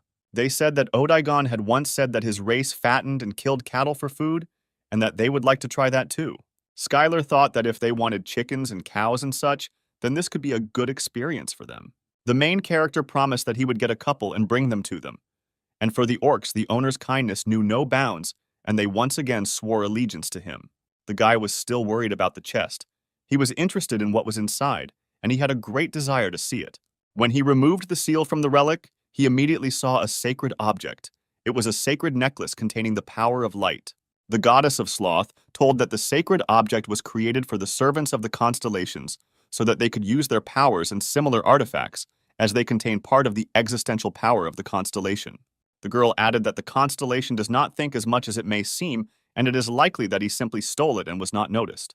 Then the guy decided to take this necklace and do something with this territory, and take something for the orcs. Skylar decided that he would bring cattle from the land, and immediately decided to check the soul stones, and it turned out that he had exactly 8,200 stones on his account. Although the traitor constellation did not put many soul stones, but he did not understand where such numbers came from. All this money was gifts from other constellations, and the guy decided to return what the goddess gave him, because she was already quite poor. Then the guy decided to give the orcs buildings so that they could use them. Suddenly, a traveling merchant selling destinies appeared and asked what the main character was looking for. The goddess was very interested that this guy was still in business and always appeared at the right moment. The girl said that she knew him a little, because it seemed to her that he had stopped doing business because he had made too many enemies. But apparently she was wrong. The guy said that he had already made a deal with him in the past and thought that everything would go well.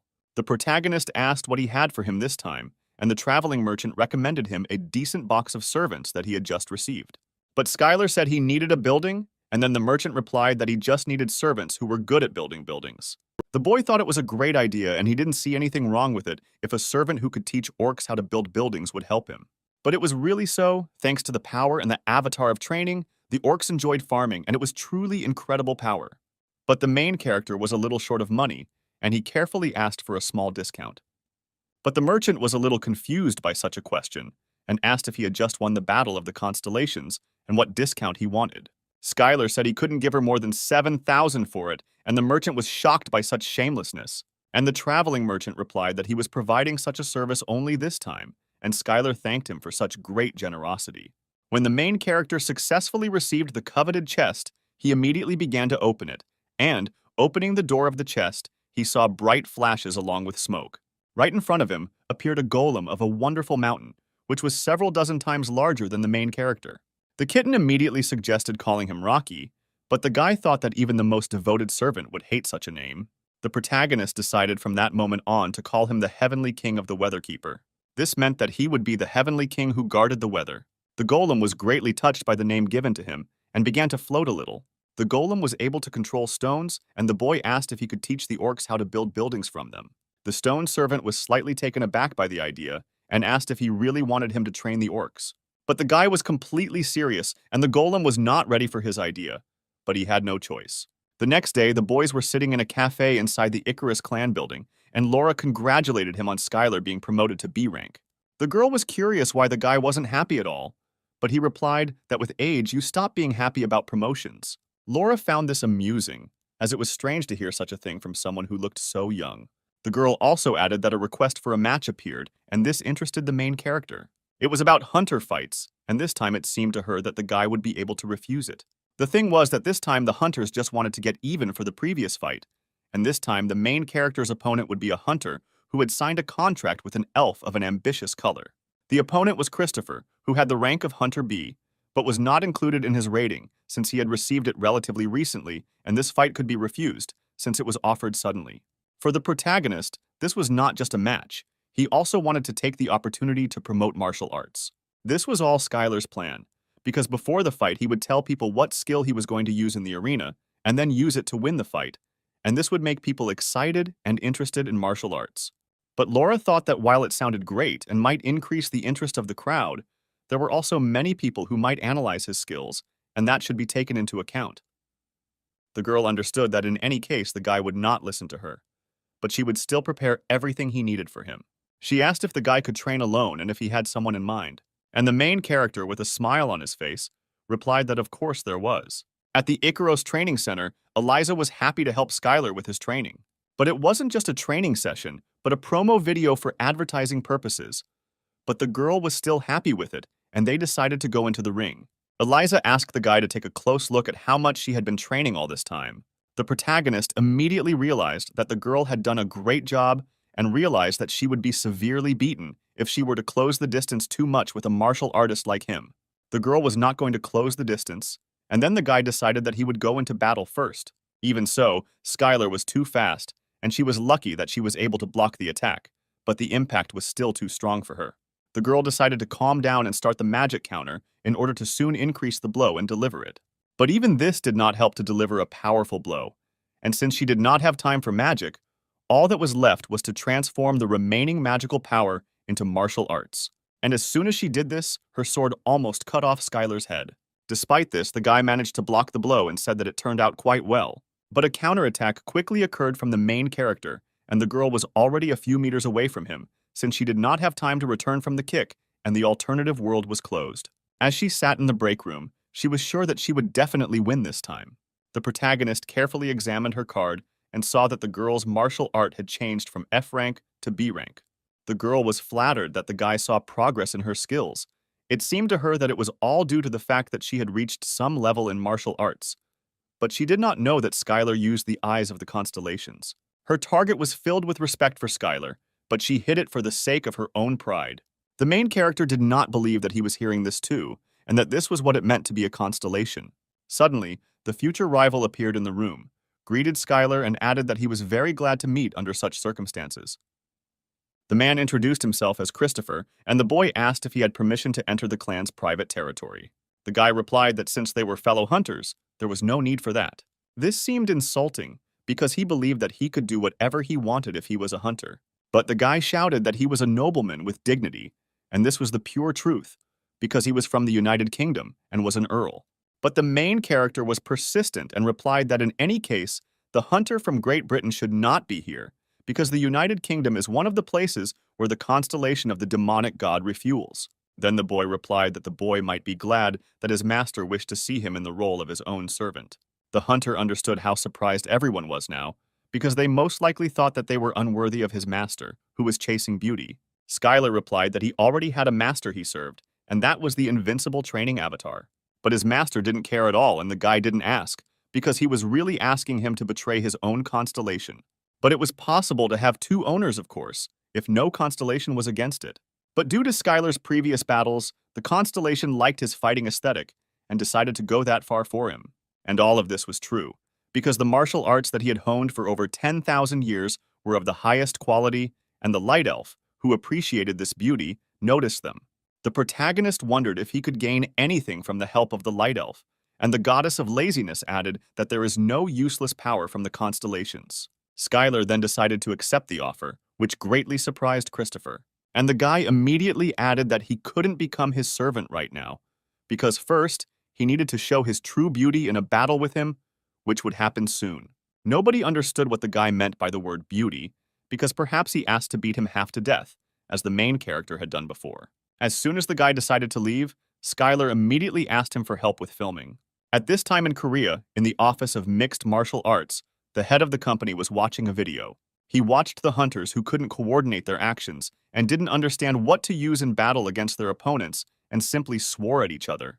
The man did not understand how this could be called a team, because these participants did not have any teamwork. Suddenly, he saw a popular martial arts basics video where Skylar was the author.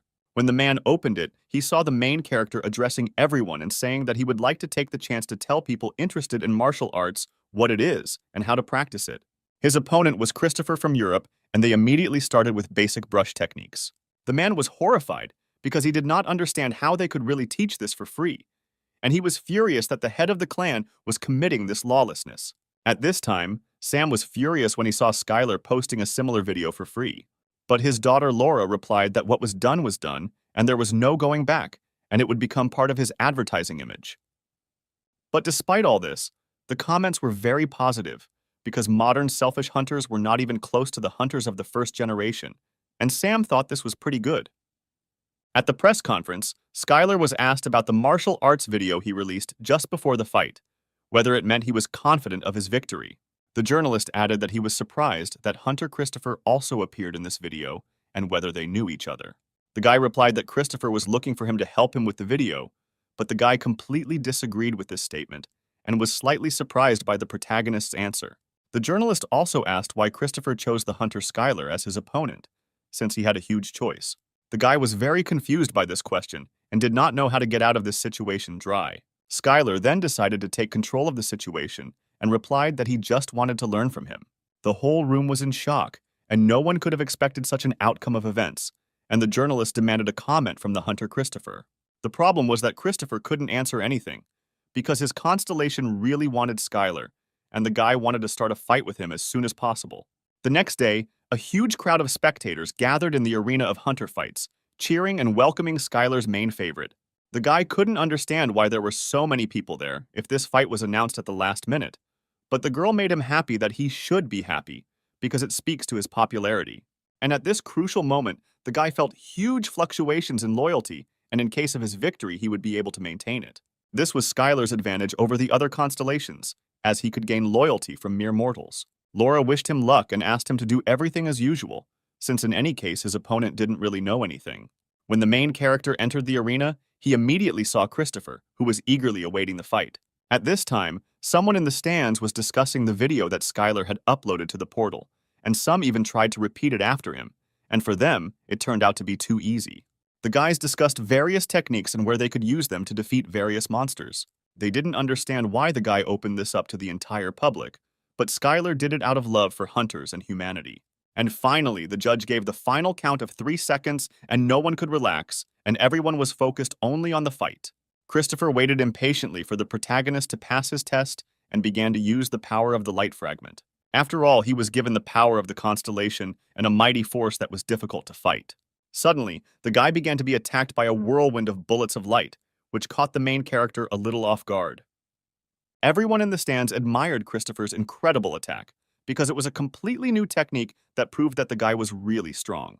Then Skylar decided to counterattack and immediately pounced on Christopher in response.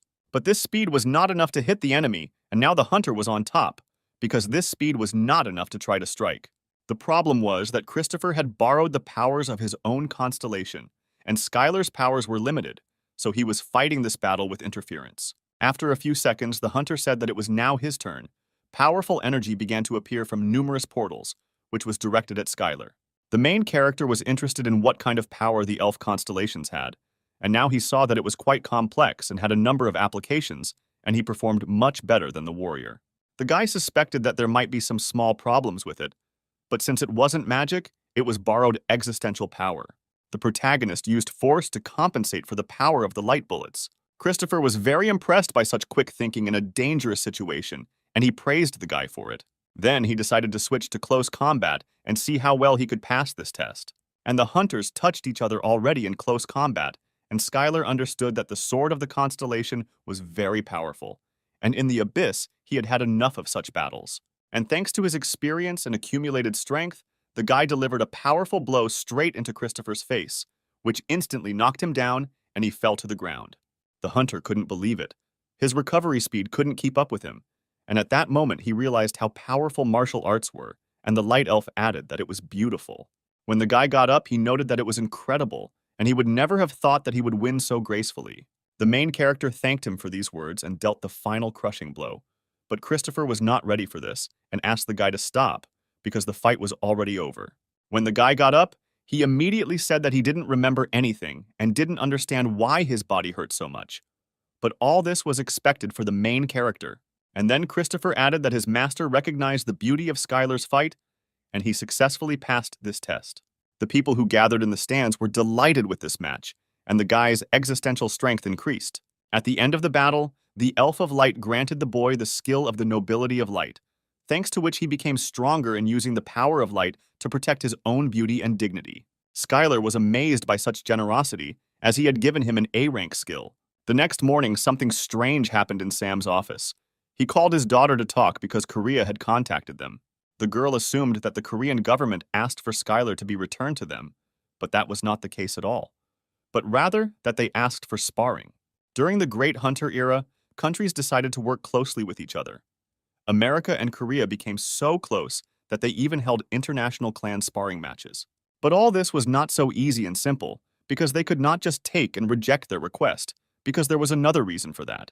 Then the girl added that if there is a reason for it, then why not just go ahead and accept the offer, because sparring is needed so that both sides can learn something from it. But Sam was very afraid that the guy would get too close to these people. Sam warned the guy on the phone not to get too close to them, and the main character understood everything and was even happy about it for a second, because he hadn't been to Korea for quite a long time, and it would be great if someone went with him. He began asking his clan colleagues if anyone would like to join him, but Eliza immediately declined his offer, saying that she was busy honing her new skills. The second one really liked Korea, but this time he couldn't, and Anthony was out of the question. And for the main character, it was very unexpected that no one was found. The guy was extremely unhappy that the main character didn't even ask him, but Anthony was ready and wasn't even going to refuse, and moreover, he was ready to demonstrate the results of his martial arts training. Then a new girl from the clan overheard the conversation and asked to take her to Korea and forget about this annoying person. The guy thought that taking Leia was also a pretty good idea. Besides, she spoke a little Korean. On the plane, the girl asked him because the sparring was supposed to take place in Jeju, but they were flying to Seoul, and the guy replied that he needed to stop somewhere first. Upon arrival in Seoul, the guys visited the National Cemetery in Seoul. The main character really needed to meet someone here. He approached a large monument that was dedicated to the hunters who died during the invasion. The guy thought that most likely, if he had not gone into the wasteland, he still would not have saved them, but their death would forever remain a heavy burden on his heart. When he put the flowers down, he saw that someone had also come here, because there was a bouquet of fresh flowers nearby. When Anthony turned around, he couldn't believe it, because in front of him was a first-generation A-rank hunter, an Iron Blood Ice Emperor. When the man came a little closer, he saw Skylar and immediately recognized him. The man said that quite a lot of time had passed and suggested to drop the empty talk and asked why the guy had come to Korea. It was incredible for Anthony to see the Iron Blood Ice Emperor right there, and he wondered if he was Skylar's friend.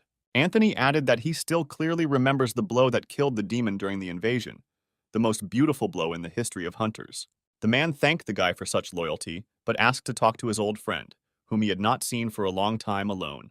At that moment, Leia remembered that she was supposed to prevent the conversation with the Ice Emperor of Iron Blood when they met. The main character was surprised that the man was there and asked if he was really expecting to meet him, but the man replied that it was a coincidence, and he didn't think the guy was in Korea. The man asked the guy if he had thought about returning to Korea, but the main character was not sure about it and had not thought about it yet. And then the man added that if he changes his mind, he should not even come back. The main character did not understand what this meant and asked a question. The man then replied that since he was doing well in America, there was no need to return to Korea, and added that with the power of the current clan leader, it would be much more comfortable to live in America. But in response, Skylar said that he would come to help in any case if it was needed. The man thanked him for this and said that in any case, he hoped that the sparring would go well, because his martial arts would be a good experience for the Korean hunters. After this meeting, the protagonist's plane headed to Jeju Island. When the boys arrived on the island, no one understood what they were supposed to do at the international battle, and only Anthony was shocked that they had never participated in it. He talked about how usually each clan or their hunters share a video of one of their dungeon runs, and they can choose to show their skills or not. But most just show a small part, and there have been many cases where important skills were hidden, and then negotiations came into play. Negotiations involved using things like money, artifacts, and skill information that could be exchanged for whatever you wanted. Unexpectedly, at the airport, the guys were met by a guy named Lee, and he seemed very familiar to the main character and somewhat similar to his old friend John. Skylar asked if he had any connection with the hunter John, and as it turned out, it was his father. The guys were very surprised by this because the guy looked a lot like him. Lee came to the airport just to say hello to him, even though his father asked him not to do this. The main character suggested having lunch together and invited the guy to go with him. In one of the cafes, Skylar went into the kitchen and began to look around to see if there were all the necessary kitchen utensils for preparing lunch. He offered the landlady a large sum of money so that she would borrow her own kitchen for a short time, and would be very worried about whether everything would be okay. To make a delicious soup with a deep taste, it was necessary to cook it for a long time. But the guy did not need this, because he used martial arts. Next, rice, which was grown by orcs, was put into cooking. While the main character was busy eating, there was complete silence at the table. There was an awkward silence between the guys, and everyone was impatiently waiting for Skylar to return. After some time, the main character returned to the guys and filled the table with delicious food, and everyone was very grateful for this. The guy asked if he was so hungry that he thanked him so generously, but he replied that it was not at all the case, and he was simply thanking him for the food. As soon as Lee tasted one spoonful of rice, his hair stood on end, and he was ready to scream from the taste. The guys really liked this food. They found it too excellent, and for this reason they could come here again. The hostess in the kitchen was curious about why they were making so much noise, decided to check the ingredients, and poured herself a small bowl. And at that moment she realized that in such a long life she had never tasted such delicious food. Lee thanked the guy for preparing such a delicious meal, and the protagonist replied that he could consider it a normal lunch with his nephew. Suddenly, the boys felt an increase in strength, and for Skylar it seemed impossible, because they received the blessing granted by the land of learning. The protagonist realized that it was because they ate the food he made from the rice that was grown by the orcs, and their abilities grew from eating the food. At this time, the goddess of laziness suggested that all this was the power of the constellation, and it was common for things created by constellations to influence others, and added that the power of the constellation had no limits. The guy said goodbye to the guys because he had business in his own clan and he left, hoping that they would see each other again soon. The guys stayed in the same place and planned where to go next. Suddenly, Skylar's clairvoyance activated and he immediately saw terrible events in the future. He saw an underwater dragon monster that would cause great damage to the coast of East Asia after breaking out from the sea underground. It was a wild monster that wreaked havoc, and it was at least B+ class, with the size of A class or higher. People were screaming about an emergency, that a dragon had appeared near Jeju International Airport, and were screaming for help from a hunter. But the radio waves were not working well due to the weather changes near this dragon, and no one realized that this huge monster was heading straight for them. The guy decided that first of all, he needed to let his friends from Korea and Sam know about this, because it simply couldn't be ignored. At that moment, Sam read a message that an underwater dragon would soon appear, and he asked to start preparing for it without causing unnecessary panic among them. The man didn't understand what the underwater dragon was doing there, because he had sent him to an international battle, and what was going on there, and why the guy was sending such important information in such a simple manner. At this time, in one of the city's restaurants, hunters were bragging to each other that they could clear out as many as 15 dungeons. When the main character passed by these people, he realized that the hunters were arguing, and he saw nothing new in this. The guys immediately found out that Skylar had come to them, because he had already become famous thanks to his hunter fights and his videos using martial arts. A fairly large-built B-rank Chinese hunter greeted the protagonist. This hunter was a professional close combat fighter who was famous in these parts. After a strong handshake, the guys realized that each other had more than enough strength. Unexpectedly, at this place the main character met Lee and asked if he knew what the international battle would consist of this time. But the guy couldn't answer because first the clan leader had to say something, and they came to the conclusion that it could be climbing the mountain. When the other hunters heard about this idea, they immediately laughed, and for them it seemed too funny and found it complete nonsense. They ridiculed the hero with this phrase and said that if this were really so, they would climb this mountain naked. Suddenly, an A-class hunter, the Azure Dragon Sword of Korea, who was the leader of the team that was holding the international battle, entered the hall. This man was known for being an artist in battle, as he used dozens of types of magic with his sword to tear monsters to pieces. Then Skylar remembered that he had met him in the past, because he was the man who had wet himself right in the dungeon. Next to him was a girl hunter who had received rank A at an early age. There was a feeling that she had been seen somewhere before, and it seemed that the twin sister had fought in the B-class Hunter League battles. The man greeted everyone and thanked them for participating in the international battle and began to explain the events that would unfold in this battle. The man asked everyone to pay attention to the mountain that was outside the window and was called Sankal. It was a beautiful spiritual mountain of their people, and so it was until the gates appeared and the mountain was influenced by the abyss and began to appear strange. Climbing a mountain has always been a great workout, and so the man wanted to declare it the first event. The hunters thought he had gone crazy because they thought it was crazy to climb the mountain.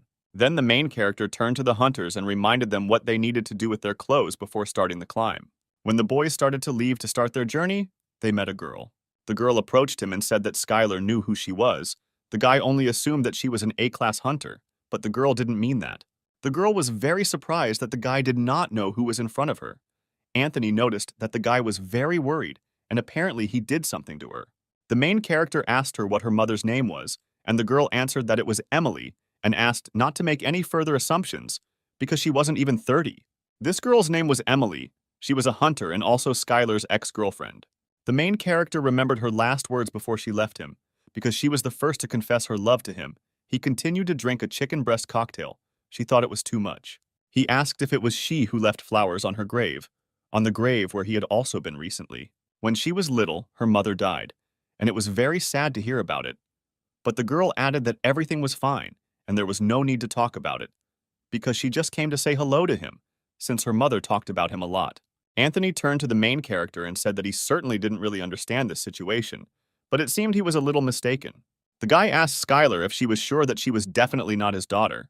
The main character was haunted by this thought, but he was absolutely sure that this was not his daughter, although until the end he did not know what Emily told her about him.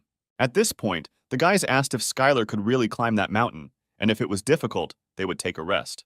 The entrance to this mountain reminded the guy of an abyss, because he could not believe that it had turned into such a state. Skylar ordered everyone to stay alert and continue following him. At this time, from the control room of the international battle, Emily's daughter was keeping a close eye on Skylar. The man asked if she knew him because he had seen them talking at the hotel. The girl replied that she had a feeling that the man was familiar with him and had seen him in the past. When the man laughed loudly and added that he knew him a little and had met him a couple of times in the dungeons, Jane became incredibly curious about this man and asked to tell her more about him. But the man remembered him only as someone who was hanging from constant training. He said that the guy had always been a hunter who put all his efforts into whatever he took on and had a really good character. Jane liked it because it was similar to what my mother had talked about. She often praised him for taking care of his own body. Then the girl suggested that since they knew each other, they should meet and talk together and tell the guy what was good about her and everything else. At this time, on the mountain, Anthony felt that the path they were walking on was much worse than the one he had found. The main character thought that it would really be better, and at that moment someone flew in the sky right above their heads, and it was flight magic, which using here was not exactly a good idea. Because there was strong space magic here, the hunters who were in the air immediately fell to the ground, and this was too predictable for Skylar. Then the guy took out his sword and chopped small stumps from the trees, which later served him as heavenly steps.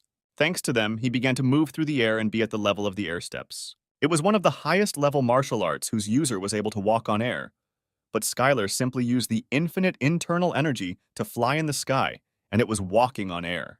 Thanks to this, he flew up, grabbed the hunters, and carefully landed them on the ground. He warned them that the competition was important, and they should refrain from using flight magic in such unstable places. The boys were grateful to the guy for saving them and asked if he had really used the air stages right now. Skylar replied that it was something else and asked not to say anything weird about it. The other guys thought it was impossible, because they didn't believe that the guy could use the air stages and that such a thing was possible for a person who had reached a level that was incomprehensible to them. The hunter asked the boy to step aside and not interfere with them climbing the mountain.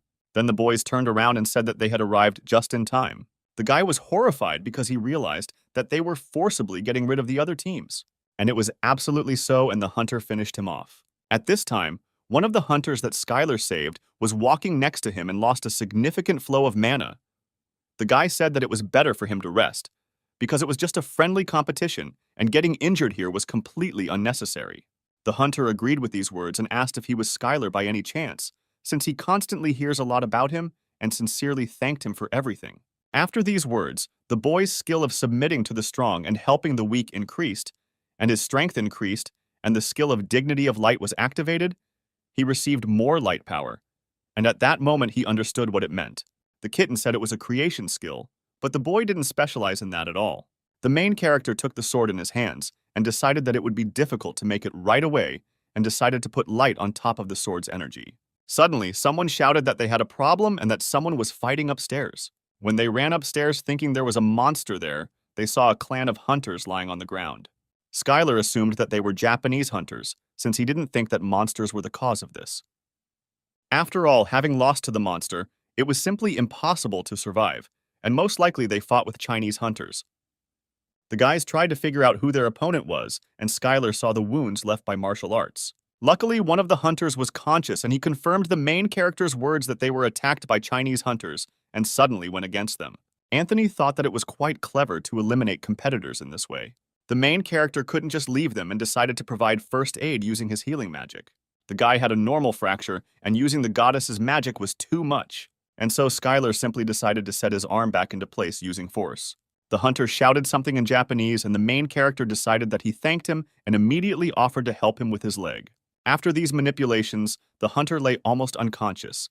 Then the guy looked at the rest and said that now they were next. But the hunters shouted that they were fine and that nothing hurt at all. But Skylar didn't believe it, because he noticed how their arm was bent and said that he just wanted to help them. At this time, the hunters were glad that now there was no one better on this trail than them. Suddenly, one of the fighters shouted that the man had appeared again. It was Skylar and his team, and it seemed to the guy that he was using air stages to move through the air. The main character was a man who started his own training with the Tornado of the Abyss, and some space magic could not stop him in the air. The hunters did not understand what he was doing, and shouted that they needed to run after him urgently. At this point, Skylar's team landed near a small crater where no one had ever reached before. The team heard that it was usually always dry, but today the crater was somehow filled with water, and it was probably due to the influence of mana. Suddenly, some bubbles began to appear from under the crater, and Skylar ordered everyone to prepare for battle. Right in front of them appeared a huge monster, Argo, which was rated as Class A. As soon as the dragon appeared, he immediately began to use flames to destroy the entire team. Skylar then began to use his own magic in response to prevent any damage. The guys were shocked that he could use it too, and shouted that they should retreat from this Class A monster. Then the guy realized where he came from. Even though it was unexpected, it was necessary to stop him here so that civilians would not be harmed. The protagonist confidently said that they would kill him, but Anthony replied that he was crazy because there were only 3 of them. At that moment, Skylar calmed him down and said that he would use the power given to him by the constellation. Anthony was surprised that the guy would use the power of the constellation and shouted that he would also fight and was not going to retreat. Even though it was dangerous for him, once they had the power of the constellation that Skylar served, he began to be filled with curiosity. And at that moment, the guy started using spells to destroy the huge dragon. When Skylar headed towards the dragon and dealt him a crushing blow, the guys did not believe it, because it turned out to be too powerful and too simple for the power of the constellation. Then the girl suggested that Anthony look at his mana reserves, and they shocked him, because only A-rank hunters could have such reserves. At this time, Skylar was fighting, and it seemed harder for him than he thought. But there was nothing he couldn't kill. With his advanced martial arts and internal destruction techniques, the boy could ignore muscles and armor, and this technique Skylar learned to survive in the abyss. Then the monster Argo summoned an ice storm and a huge whirlwind, and the weather in this location became simply terrible. The protagonist realized that the monster was trying to destroy the surrounding area and return to the sea to recuperate, and this had to be stopped. And Skylar began to use the existential power of the constellation to capture the territory of the invincible avatar of training. Thanks to this power, this world changed, and a place for one-on-one combat was created, where no one could leave until the battle was over. Then the guy turned to the monster and suggested that he try the same thing again, but here. At this time, the organizers ran straight to the mountain, and Jane asked the man why this particular test. But how was he to know that there would be an A-rank monster hiding at the top of this mountain? It was too much of a problem for them, and they didn't think that a couple of Ikaro's clan hunters could stop him. He knew that the scanner would not escape and would fight to the end and wanted to help them as quickly as possible. But when they arrived at the place, they were surprised and did not understand what was happening there. At this time, the girl was filming everything on her phone and asked him to stand in some way differently so that the photo would turn out more beautiful. The main character stood right next to the monster and posed for the best shot, because all this was for a long memory. The organizers couldn't believe that the main character was taking a photo against the backdrop of the huge monster Argo. They didn't believe that they had defeated Argo, but Lee replied that the hunter Skylar had done it all alone. The protagonist admitted that he borrowed power from his own constellation to win this battle. The organizer couldn't believe that the guy had defeated an A-rank monster all by himself. Skylar said that he would definitely tell everything, but first he needed to butcher the beast himself. Everyone around was in shock, and it was very surprising for them that even in the abyss the guy succeeded in this. It turned out that he was also a professional butcher of monsters. When the guy was cutting up the monster, he saw a small soul stone inside and thought that the constellation had put it there. The soul stone can only be used by the constellation, and thanks to it, it could control Argo, and the stronger the monsters of the abyss were, the more difficult it was to control it, and most likely someone was going to use this monster somehow. But in the end, they abandoned it. The guy would come back to this later, but for now he would finish cutting up the monster. and after a few dozen minutes, a huge skeleton of a monster lay in front of him, with fresh pieces of meat nearby. The main character decided that he would gladly feed all those who worked hard for this. When some hunters were going to the top, they saw those scumbags who attacked them. The hunters were surprised at how quickly their opponents recovered and decided to break everything once again, since they had not understood it the first time. But their argument about who was stronger was stopped by the smell that came from the top of the mountain, as if someone was frying meat. They immediately decided to postpone the fight for later and check where the smell was coming from. When they ran to the place, they saw Skylar frying huge steaks right on the fire. Skylar was glad that more people had come here, because there was enough meat that he could share it with everyone. The main character said that there was a monster here, and this was his meat, and offered to eat a few pieces. The man held a large plate of monster meat for the first time in his life and was afraid to taste it. While some were thinking, others were already gobbling it up because it was too good. When the man tried one small piece of this meat, he could not believe that his strength was restored so quickly, because it melted in his mouth and the taste was incredible. When the chairman saw all this, he could not understand what was going on here. All the hunters were having fun, eating meat and dancing around the fire. Just recently, they were all fighting with each other like dogs, and now they have made a truce to eat, and as soon as they return, they will most likely fight again. Still, the man found it incredible and asked if he could have a couple of pieces. The guy happily agreed and asked to pass it on to his daughter Emily and tell her to strengthen her own body with this. When the guys were returning back, they were already at the international airport and thought that this time the international battle was very interesting, even though a monster appeared unexpectedly. But everything ended very well. Right at the airport, the guys were met by a man from the hunting bureau in Korea who offered to talk to Skylar for a bit. The man's goal was to clear up the misunderstanding, but the boy couldn't figure out what the misunderstanding was. The man then added that they knew Skylar hated Korea and he was here to talk about it. The man was referring to the Great Invasion in the past, and because their country did not take any serious countermeasures, the other great hunters left from that side. At that time, the government acted very badly and there was no justification for it. The man continued that the system had already completely changed, and from that moment on, everything would be different. But Skylar could no longer believe it. The protagonist apologized, but he didn't need anything. Of course, he was sad to see his former clanmates die or be denied compensation. But at that time, he wasn't even in Korea. The man didn't know how to persuade the guy, because he needed to resolve any misunderstandings and build a good relationship with him. But he didn't even hold a grudge.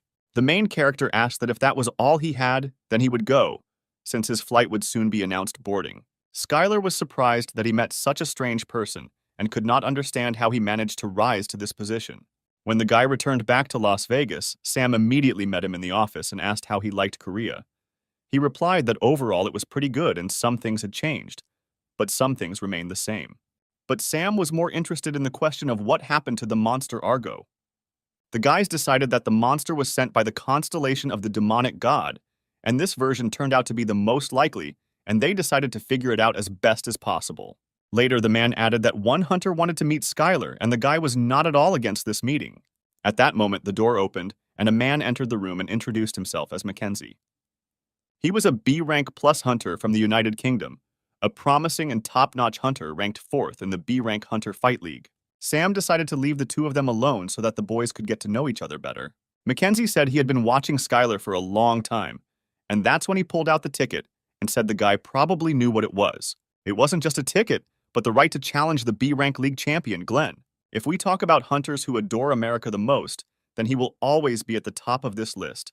The fighting arena is a place where fights take place only by agreement of both parties, and in order to fight him, you need to be the chosen champion. The guy added that due to special circumstances, he could provide him with this ticket. The main character did not understand why he needed this, and Mackenzie replied that the guy was aiming for rank A, and if he used this chance and became a champion, it would greatly help in achieving this rank. Skylar thought that indeed, after all, defeating monsters alone would not bring him A rank and asked what he wanted in return. Then the guy invited Skylar to take part in the 2x2 constellation battle. It was important for the main character to know everything down to the smallest details, and it turned out that the guy serves the constellation, a fighter of sweat and blood. Skylar wanted to take on the challenge and help the boy in any way he could, but participating in the battle of the constellations without knowing anything was a little stressful for him. And then the constellation fighter turned to the guy and said that he would promise him a huge amount of soul stones, and also tell him who was behind the incident with Argo and pay for everything needed for the battle of the constellations. The main character didn't lose anything from these conditions, because even the constellation was going to tell him who was behind the incident with Argo, and apparently it really wanted to win. When Skylar asked who his opponent would be and what the battle would be, Mackenzie replied that it would be a race.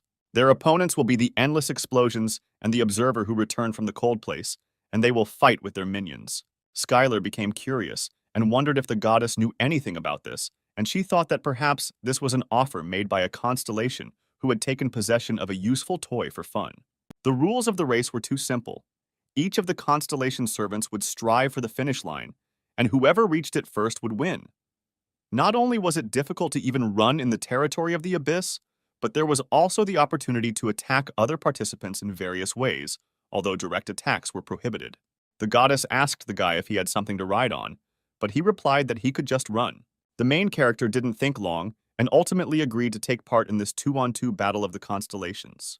The guy was incredibly happy about this and thanked Skylar and added that he would contact him as soon as the exact date was confirmed. Finally, the day of the Battle of the Constellations came, and all this took place in the dimension of the abyss. Skylar carefully studied the opponents who were next to him. One of them was on an ice dragon, and the other on a mechanical one, and it all looked quite majestic. Previously, the guy believed that there was no civilization more advanced than the Earth, until he saw the mechanical civilization of the abyss, which was truly impressive. Mackenzie looked at Skylar and asked if his constellation had given him nothing to ride with. But the main character came on foot, and this did not make the guy very happy, and then he wished him luck and suggested that he just try hard in the race. Skylar asked why the constellation Mackenzie hated him so much, because his animal didn't look very fast and clumsy. Suddenly, the robot turned to the boys and said that people are weak flesh, bones and fatigue cannot defeat them.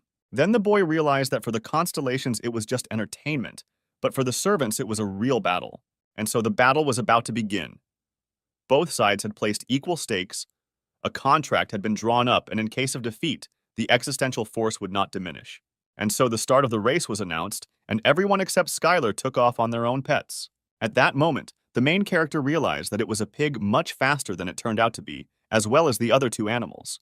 When the robot turned back, he realized that this race would be between the three of them and that martial arts user could not be counted.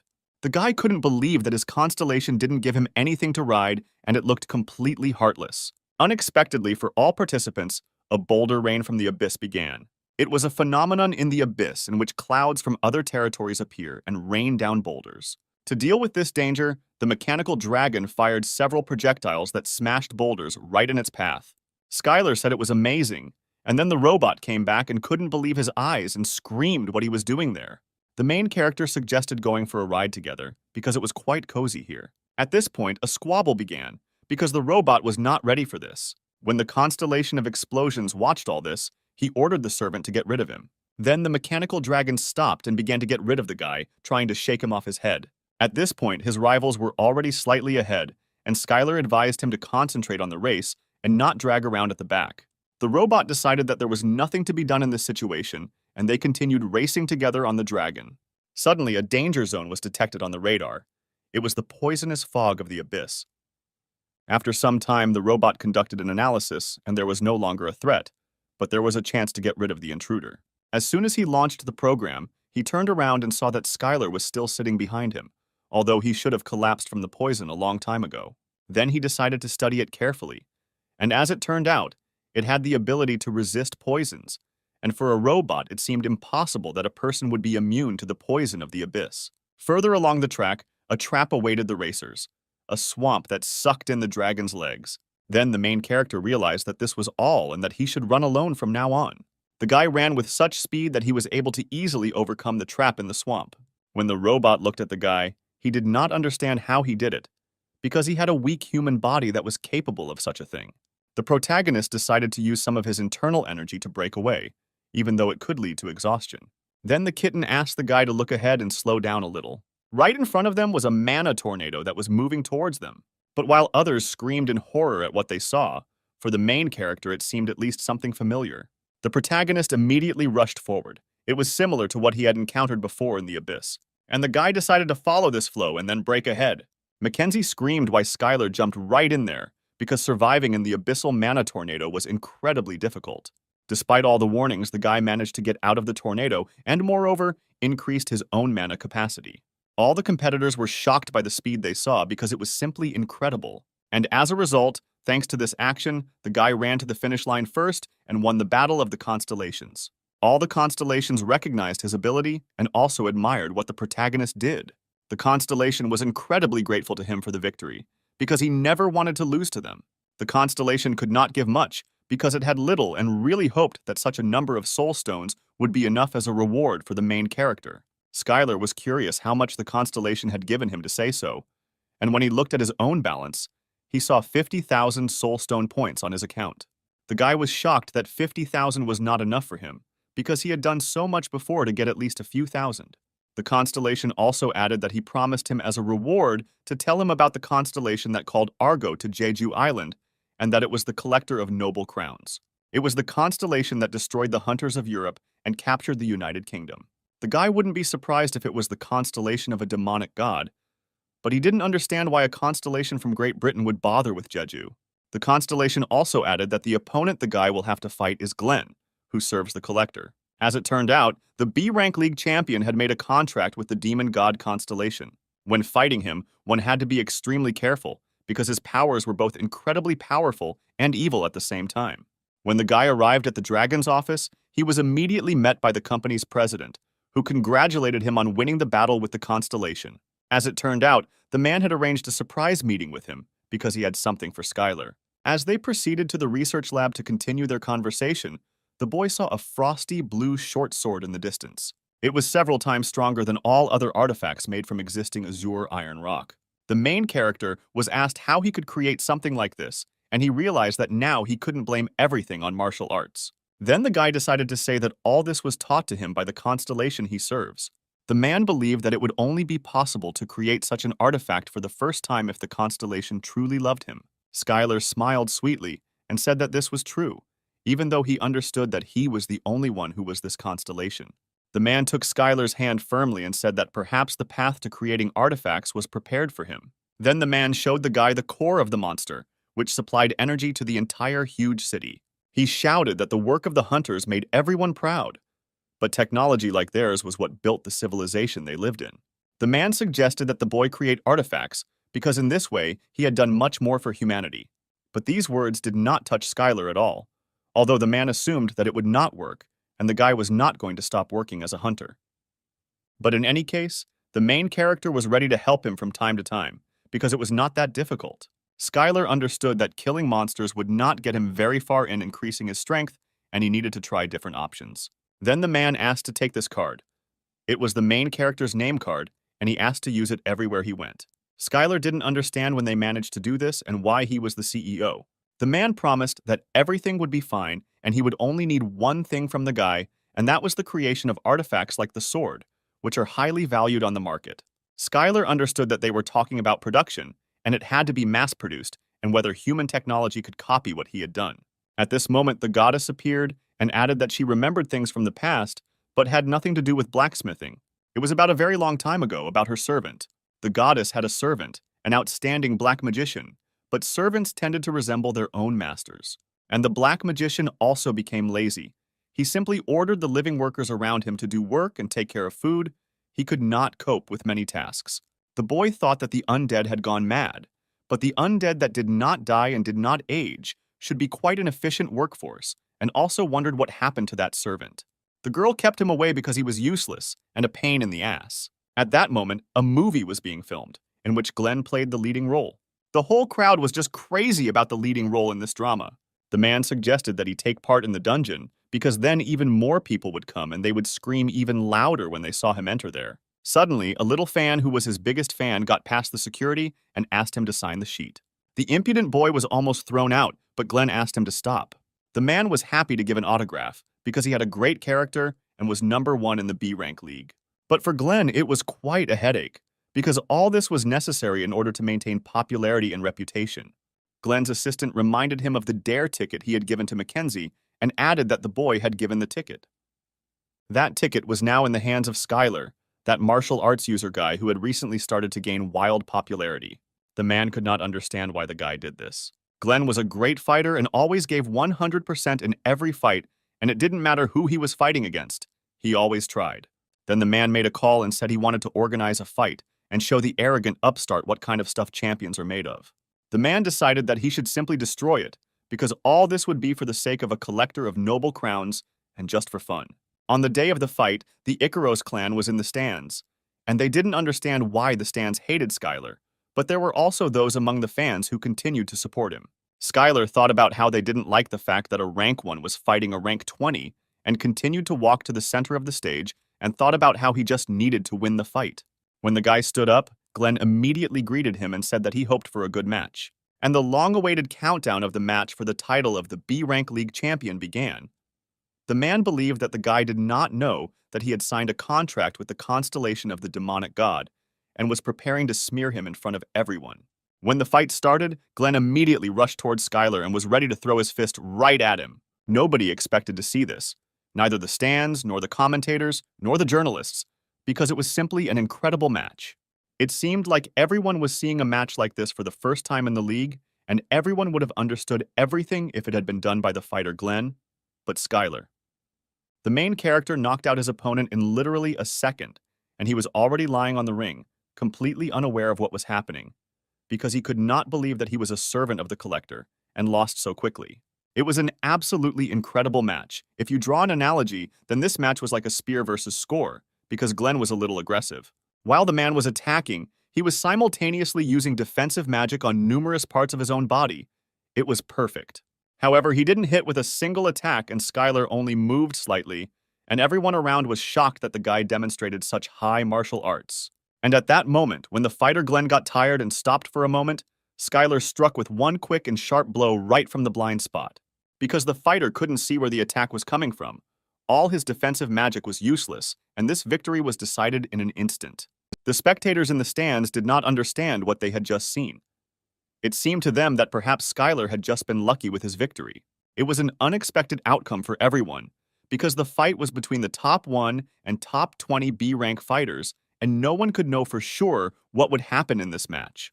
Glenn was in severe shock, and no one could guarantee that he would be able to recover from this. Laura was furious, because she didn't understand why the commentators didn't just say that Glenn would have lost, even if he was twice as strong as he was now. In the waiting room, the main character was congratulated by the clan of masters on his victory, because the match was simply magnificent. A few minutes later, the others arrived and added that the fight was truly incredible. Skylar believed that Glenn was much stronger than he thought, and did not think that it would be easy with him, and sent him flying with one blow. But he still couldn't believe that he had a contract with the demon god constellation. After all, it turned out that they still had many servants on Earth who were stronger than he. At that moment, the main character suddenly had a vision and saw dead people lying on the asphalt.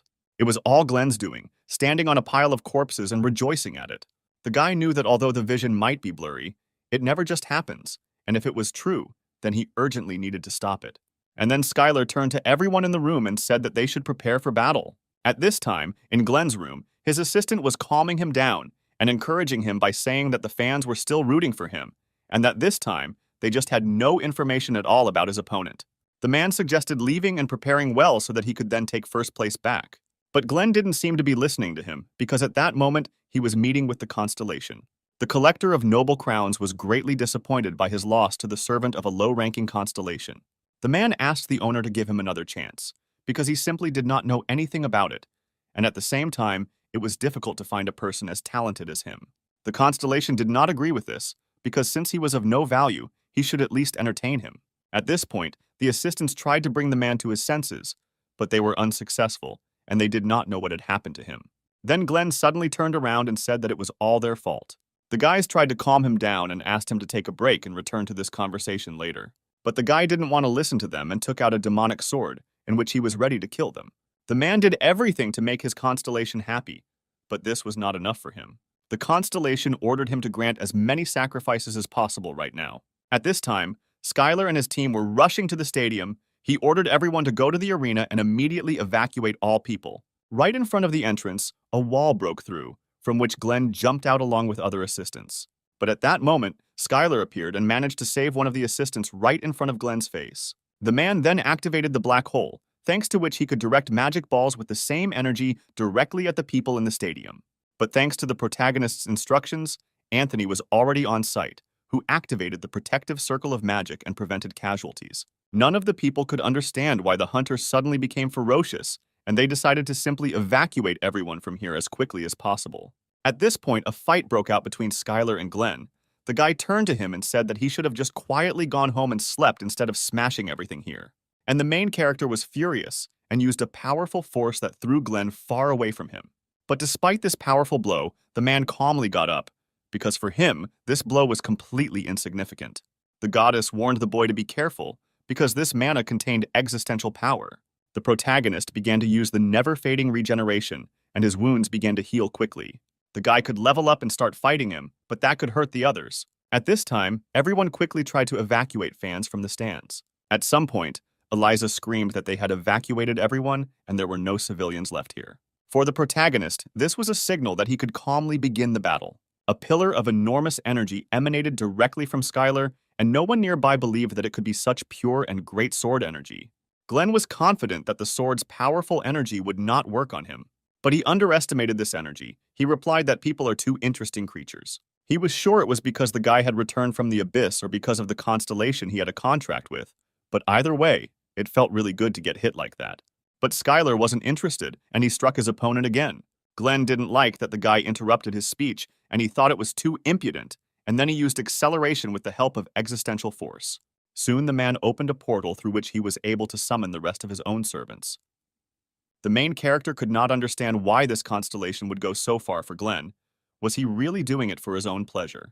The boy entered into battle with these servants and dealt with them one by one without difficulty. The constellation turned to the guy and told him who he had just killed. One of them turned out to be a member of the royal family of the United Kingdom. After all the summoned servants were people, and the collector currently ruled the United Kingdom.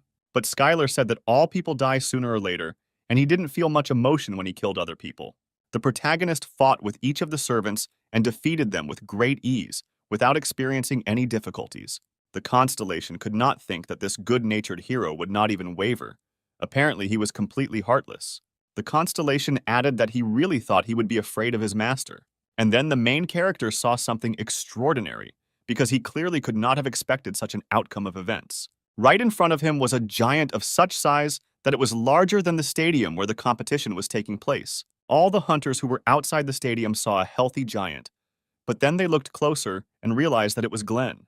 And all this was because the forces of his servant were gathered together. The giant shouted menacingly that today this land would clearly hear his name and immediately struck his fist straight into the ground. The man outside screamed for help and asked the hunters to stop him right now. Otherwise, there would soon be no living place left here. The hunters were not against helping, but even they did not understand what they could do with a giant of such size. Suddenly, Skylar came running to them and asked if everything was safe. The protagonist turned to the hunters from the School of Masters and asked them for help, but warned that they could refuse because he was not forcing anyone. The request was that they go with him to finish off this evil giant. The girl immediately shouted that of course they would all help him because they were waiting for him. Then Anthony turned to Skylar and asked if he needed them, and he replied that no one asked them, and they were going with him by default. And at that moment, all the hunters rushed towards the giant as one. Skylar commanded the hunters from the Master School to construct the Azure Prison Sword. Skylar created the Azure Prison Sword system specifically for martial arts users, as it increased the strength of the weak several times over so that they could fight the strong. The guys both attacked and defended together, because it was not so easy to break this giant, and sometimes they were not enough to win. The entire team continued to maintain formation and use martial arts in battle. Suddenly, Skylar broke through under the leg, and with a sharp blow of his sword, cut off half of the right leg. Then the protagonist gave the next command for the second attack, led by Iris, and they attacked from the other side of the leg. After these attacks, the giant fell to the ground and could no longer rise on his own. The constellation didn't understand how this happened and why simple martial arts could create so many problems for him. The moment for the final phase had arrived, and the Ikaros clans began to use magic for the next attack. At that moment, the guy rushed right behind the giant and tried to get through to Glenn so that he wouldn't listen to this evil constellation of a collector. But the giant did not want to listen to him, because he believed that Skylar was performing some kind of trick again, and his servant should not hear it. The guy made another attempt and turned to Glenn, asking what he thought his master would have done to him if he really were him, and whether he would not have helped him much earlier. Wasn't Glenn upset that he had gotten involved with some strange constellation, because someone like him could most likely achieve greater success if he signed a contract with another constellation? The constellation understood that it was becoming more and more difficult for him to control Glenn with each passing minute, and he ordered him to obey only him and no one else. After all, if he continues to use this power in this way, he may lose all the glory that he has earned and worked for so long, and the time will be wasted. And then Glenn realized that it was true, and it was not too late to get everything back, because the collector was just using him, and Skylar was right that he was a victim. At one point, the giant screamed that he had regained control of his body and asked not to attack him anymore, because he was not going to destroy anything anymore. The protagonist could not believe that his words had worked, and the constellation of the demonic god disappeared. Glenn added that all this time his mind was controlled by the constellation and asked not to beat him anymore because he would pay for his own sins for the rest of his life. The hunter has earned quite a good reputation over the years, and now he will have a chance to justify himself by placing all the blame on the constellation of the god. But Skylar wasn't impressed by these words, and he delivered a powerful punch to the jaw. Because did the giant really think that everyone would forget what he did with a snap of his fist? The boy beat the giant until he turned back into his previous form. Suddenly, a demonic spirit began to emerge from Glenn, which gradually began to get rid of this body. Everyone who stood nearby did not understand what was happening, because it turned out to be very strange for them. They had never seen the expulsion of a spirit from a body. Suddenly, Skylar saw a constellation that was next to Glenn and turned to the guy, saying that from Jeju Island until now, he would never forget what happened today. After these words, the constellation left the earth, as well as the hunter's body, but it believed that one day it would definitely finish off the guy. The next day, already at Sam's mansion, everyone happily congratulated Skylar on becoming an A-rank hunter. All this seemed too early for the guy to be rank A, but he still thanked the guys for the holiday. But Sam explained to Skylar that this is usually the case, but this time the scale of the incident was too great, and if it were not for the main character, a great misfortune would have happened. A government official showed up to present the guy with a certificate of promotion to rank A as a hunter, and was happy to inform him about it. The man handed the boy a new hunter's card and documents and asked him to look at them. But because of the large number of pages, the guy replied that he would definitely read it all. But later, because he didn't see any pleasure in it. The man left and said in closing that he hoped that Skylar would continue to serve humanity and civilization in the future. When the civil servant left, Sam turned to the guy and said that he couldn't believe how quickly he got rank A and that he would soon become a real hunter because there are two dreams. The first of them is to return all the territories of the earth captured by the constellations. The guy doubted this because despite all this, the land was teeming with servants of demonic gods and it seemed completely impossible to win these lands back. Then Sam added that there was a battle of the constellations that he wanted to talk about, because now Skylar became an A rank, and people would ask him to participate in the battle of the constellations, and if that happened, he would have to refuse at any opportunity. The main character did not understand why he should do this, and then the man replied that most of these proposals were garbage, and while he was away from Earth, quite a lot of crazy people had been added to the world. Sam decided to give an example and reached for Skylar's phone and asked to look at the Knights of the Sacred Temple. After the demon god constellation took over the United Kingdom, the exiled royal family and their hunters founded this group, where the main goal was to take back the United Kingdom. The main character didn't see anything wrong with that, and then Sam added that they kidnapped the US president and tried to fire nuclear missiles at Great Britain. He asked the guy to be careful, because now they would be attacking him from all over. Skylar heard the request and replied that he would be careful and asked what the second dream was. It was a trip to the gates of the abyss, because the first gates appeared in the middle of the earth, which were connected to the abyss, and most of the trips there failed. This abyss gate is one of the businesses that their company has previously invested heavily in. But the expedition there completely failed, and there was almost no information left, and Sam demonstrated everything they managed to get. Among all the territories of the abyss that are watched over, the first will be the Kingdom of the Abyss. When the guy looked closely at the picture, he realized that this was the territory of a warrior of sweat and blood. One evening, quite a lot of hunters gathered near the Icarus clan. All this seemed a little strange to the others from the Icarus clan, because they did not understand why they were all here. The girl then suggested that most likely the people were waiting for the hunter Skylar, who had been promoted to rank A. Then in the distance, the guy saw Skylar running towards them. The main character did not understand what the commotion was about near the stadium. And then the guys asked him if he had really left the car and run here on his own. Skylar felt like he was relaxing a little and decided to practice a little. The clan colleagues were happy to congratulate the main character on receiving a new rank. Skylar was incredibly pleased to receive congratulations from everyone, and he sincerely said thank you.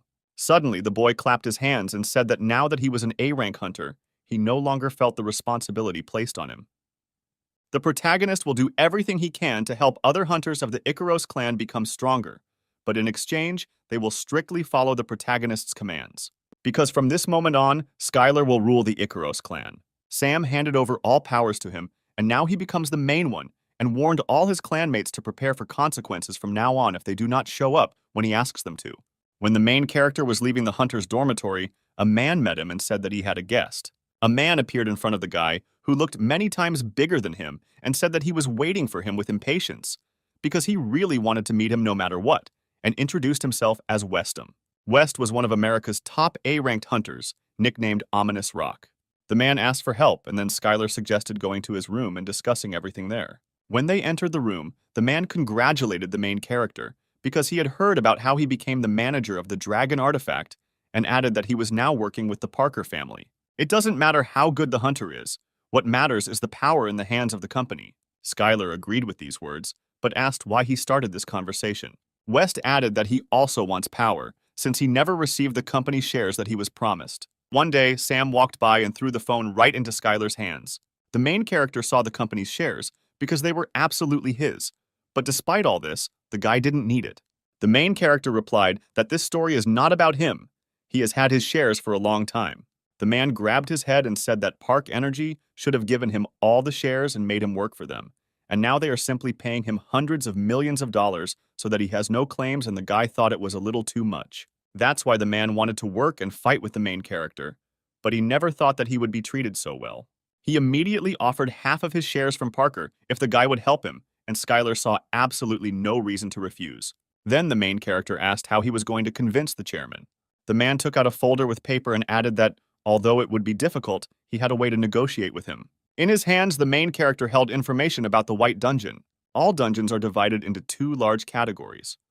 Red dungeons have restrictions on the number of people and time, and white dungeons, which are much safer due to the absence of any restrictions or prohibitions. It was clear that the white dungeons were especially valuable, as they allowed one to hunt monsters without any time limits or clearing the dungeon. This dungeon was ranked B and meant almost an endless golden duck. Parker's company illegally acquired this dungeon and uses it to finance its own factories. West decided to go after him to negotiate with him, since they had already gotten their hands dirty and he was sure that they would try to hush up the problem quietly. But the problem was that this dungeon was guarded by an A-rank hunter, and even for a man it was difficult, and so he decided to ask for help from an expert in the fight against people, and then the guy asked if he knew what kind of hunter he was. And this hunter's name was Jane, who was from Korea. The protagonist could not understand that it was she who guarded the Parker family's white dungeon. Then the main character replied that he could not interfere with her work, asked for an apology, but the man would have to forget that he had even started such a conversation. The man made an additional offer and asked to think about it again, because he could include Jane in the share, and then all the shares could be divided between the three. In any case, it made little difference whether they were divided between 2 or 3, since there was a lot of money at stake. Then Skylar told the man not to have high hopes, because even if she refused to join them, their chances of success would not increase much, and the idea could be forgotten. The protagonist dialed Jane's phone and approached her with a proposal to work together on one small matter. The girl didn't have time to listen to the guy's proposal. She already agreed, no matter what it was, and shouted that she would come right now. Let him just wait. The main character was shocked that the girl didn't even listen to him and immediately agreed.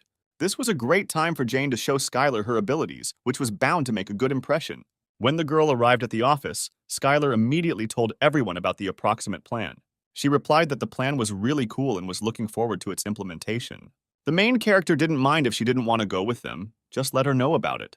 But with 10% of the Energy Park shares at stake, worth at least a couple of $1 billion, it was a much better deal to be involved. Then Jane immediately picked up the phone and decided to break the contract with the Parkers that very second. That same night, the guys decided to enter the territory, but 2 guards stood in their way. But Jane offered an alternative and said that they could just walk in and showed her ID. After security confirmed her identity, she and 2 other visitors successfully entered. The guys couldn't believe that everything was so simple, and it seemed that these people hadn't yet been told about her termination of the contract with the company. When they walked through the plant's territory, the guy realized where the materials from the White Dungeon were being processed. And the most surprising thing was that the dungeon was located right at this plant. Jane warned that the dungeon could appear anywhere, even on the wall of a house. When the guys went upstairs, the girl was greeted by a security guard and asked where the director of the laboratory lock was now, and the man replied that he was talking to the CEO right now. Then Skylar asked if by CEO they really meant the first son of the Parker family, and that it was all just like that, and quite unexpected to come here so suddenly. The protagonist couldn't understand why this was so important, because they could just knock everyone out and take everything they needed. But if they did that, they would raise a lot of suspicion. Then Jane made the guys happy by saying that this plant was illegal, and they would get absolutely no punishment for it. When they went towards the meeting room, a security guard met them and ordered them to stop, because a meeting was taking place there right now, and entry was prohibited. But this didn't stop the girl much, and she immediately started fighting with the guards. After that, they kicked down the doors, burst in, and ordered everyone there not to move and to stay where they were. But at that moment, there were already other hunters there, who had already tied up all the company representatives and were ready to leave the plant. One of the hunters immediately began to attack, and the man immediately built a defensive wall for protection. And then the guys realized that these were not ordinary guards, and they needed to take them as quickly as possible and run away from here. Jane screamed that they weren't going anywhere and cast magic on one of them, and the man in the wardrobe on his shoulders flew into the air.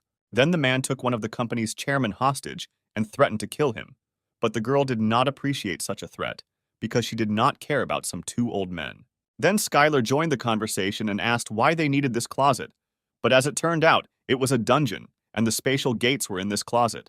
The guy assumed that there were industrial spies in front of him, and he said that he would spare their lives if they handed him the cabinet. Skylar said that they also came here for him, and said to do with them whatever he wants, because they only need the dungeon here. Suddenly, at that very second, a powerful explosion thundered throughout the entire territory of the plant. The guys shouted that it was the work of those hunters, but they denied it, because they were going to get out of there quietly. They had no need to cause such a powerful explosion. Skylar noticed a strange slime running down the windows, and he thought it was a monster, and asked how they ran the factory to have such creatures there. And it was really a monster, and the main character shouted that he was coming after them and ordered everyone to follow to the exit. When they successfully got out of the building, they were a little shocked, because he could not have expected liquid slime. Jane decided to attack first and summoned an advanced wolf, which immediately rushed at the monster. The girl couldn't believe it, but there wasn't a scratch on the monster. She didn't want to embarrass herself in front of the guy and warned him that she wasn't that weak and wanted to try again. But at that moment, Skylar screamed cautiously and miraculously managed to save her from the poisonous slime. The main character told the girl to concentrate. He himself did not understand who it was, because even in the abyss, he had never seen him. Then he assumed that this was another attempt by another constellation to cause a catastrophe for the city. This monster absorbed energy from the core of the refinery and became stronger and stronger with each passing second. At that moment, West approached Skylar and said that something terrible had happened, because all the nuclear factories around the world were attacked at the same time. The protagonist didn't know who was behind all this, but this person was very smart, because the summoned monsters became stronger if they were summoned to the nuclear factories, and something had to be done about this. But to do this, it was necessary to finish with this monster as quickly as possible. Then the main character decided to cut him until he died. Skylar immediately rushed straight towards the slime to deal him crushing blows. Unexpectedly, other hunters came running to help, but they were too late, because the guy had dealt with him long ago, and for him it was surprising, because in the other regions there was a fierce battle. Jane approached the main character and showed the main news at the moment, and it said that all factories in China, Korea, and other countries were attacked by monsters. At that moment, Sam called Skylar and asked if the guy knew anything about these monsters, but no one really knew where they came from, and the man suggested that some idiot could have done it, and the stock prices went into some kind of abyss.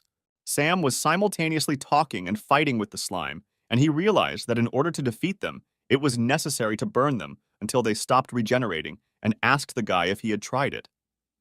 The man then asked where Skylar was fighting now, but was told that he was a little busy and would call back a little later. Jane suggested that the guy go to Korea, and he thanked her for her help, and added that he would send her share as soon as he finished sorting out all this mess. The girl was embarrassed by this, and she replied that she was not there for the reward, but would gladly accept it. As the boys loaded the closet into the pickup truck, Skylar said he never thought there could be a dungeon in a closet.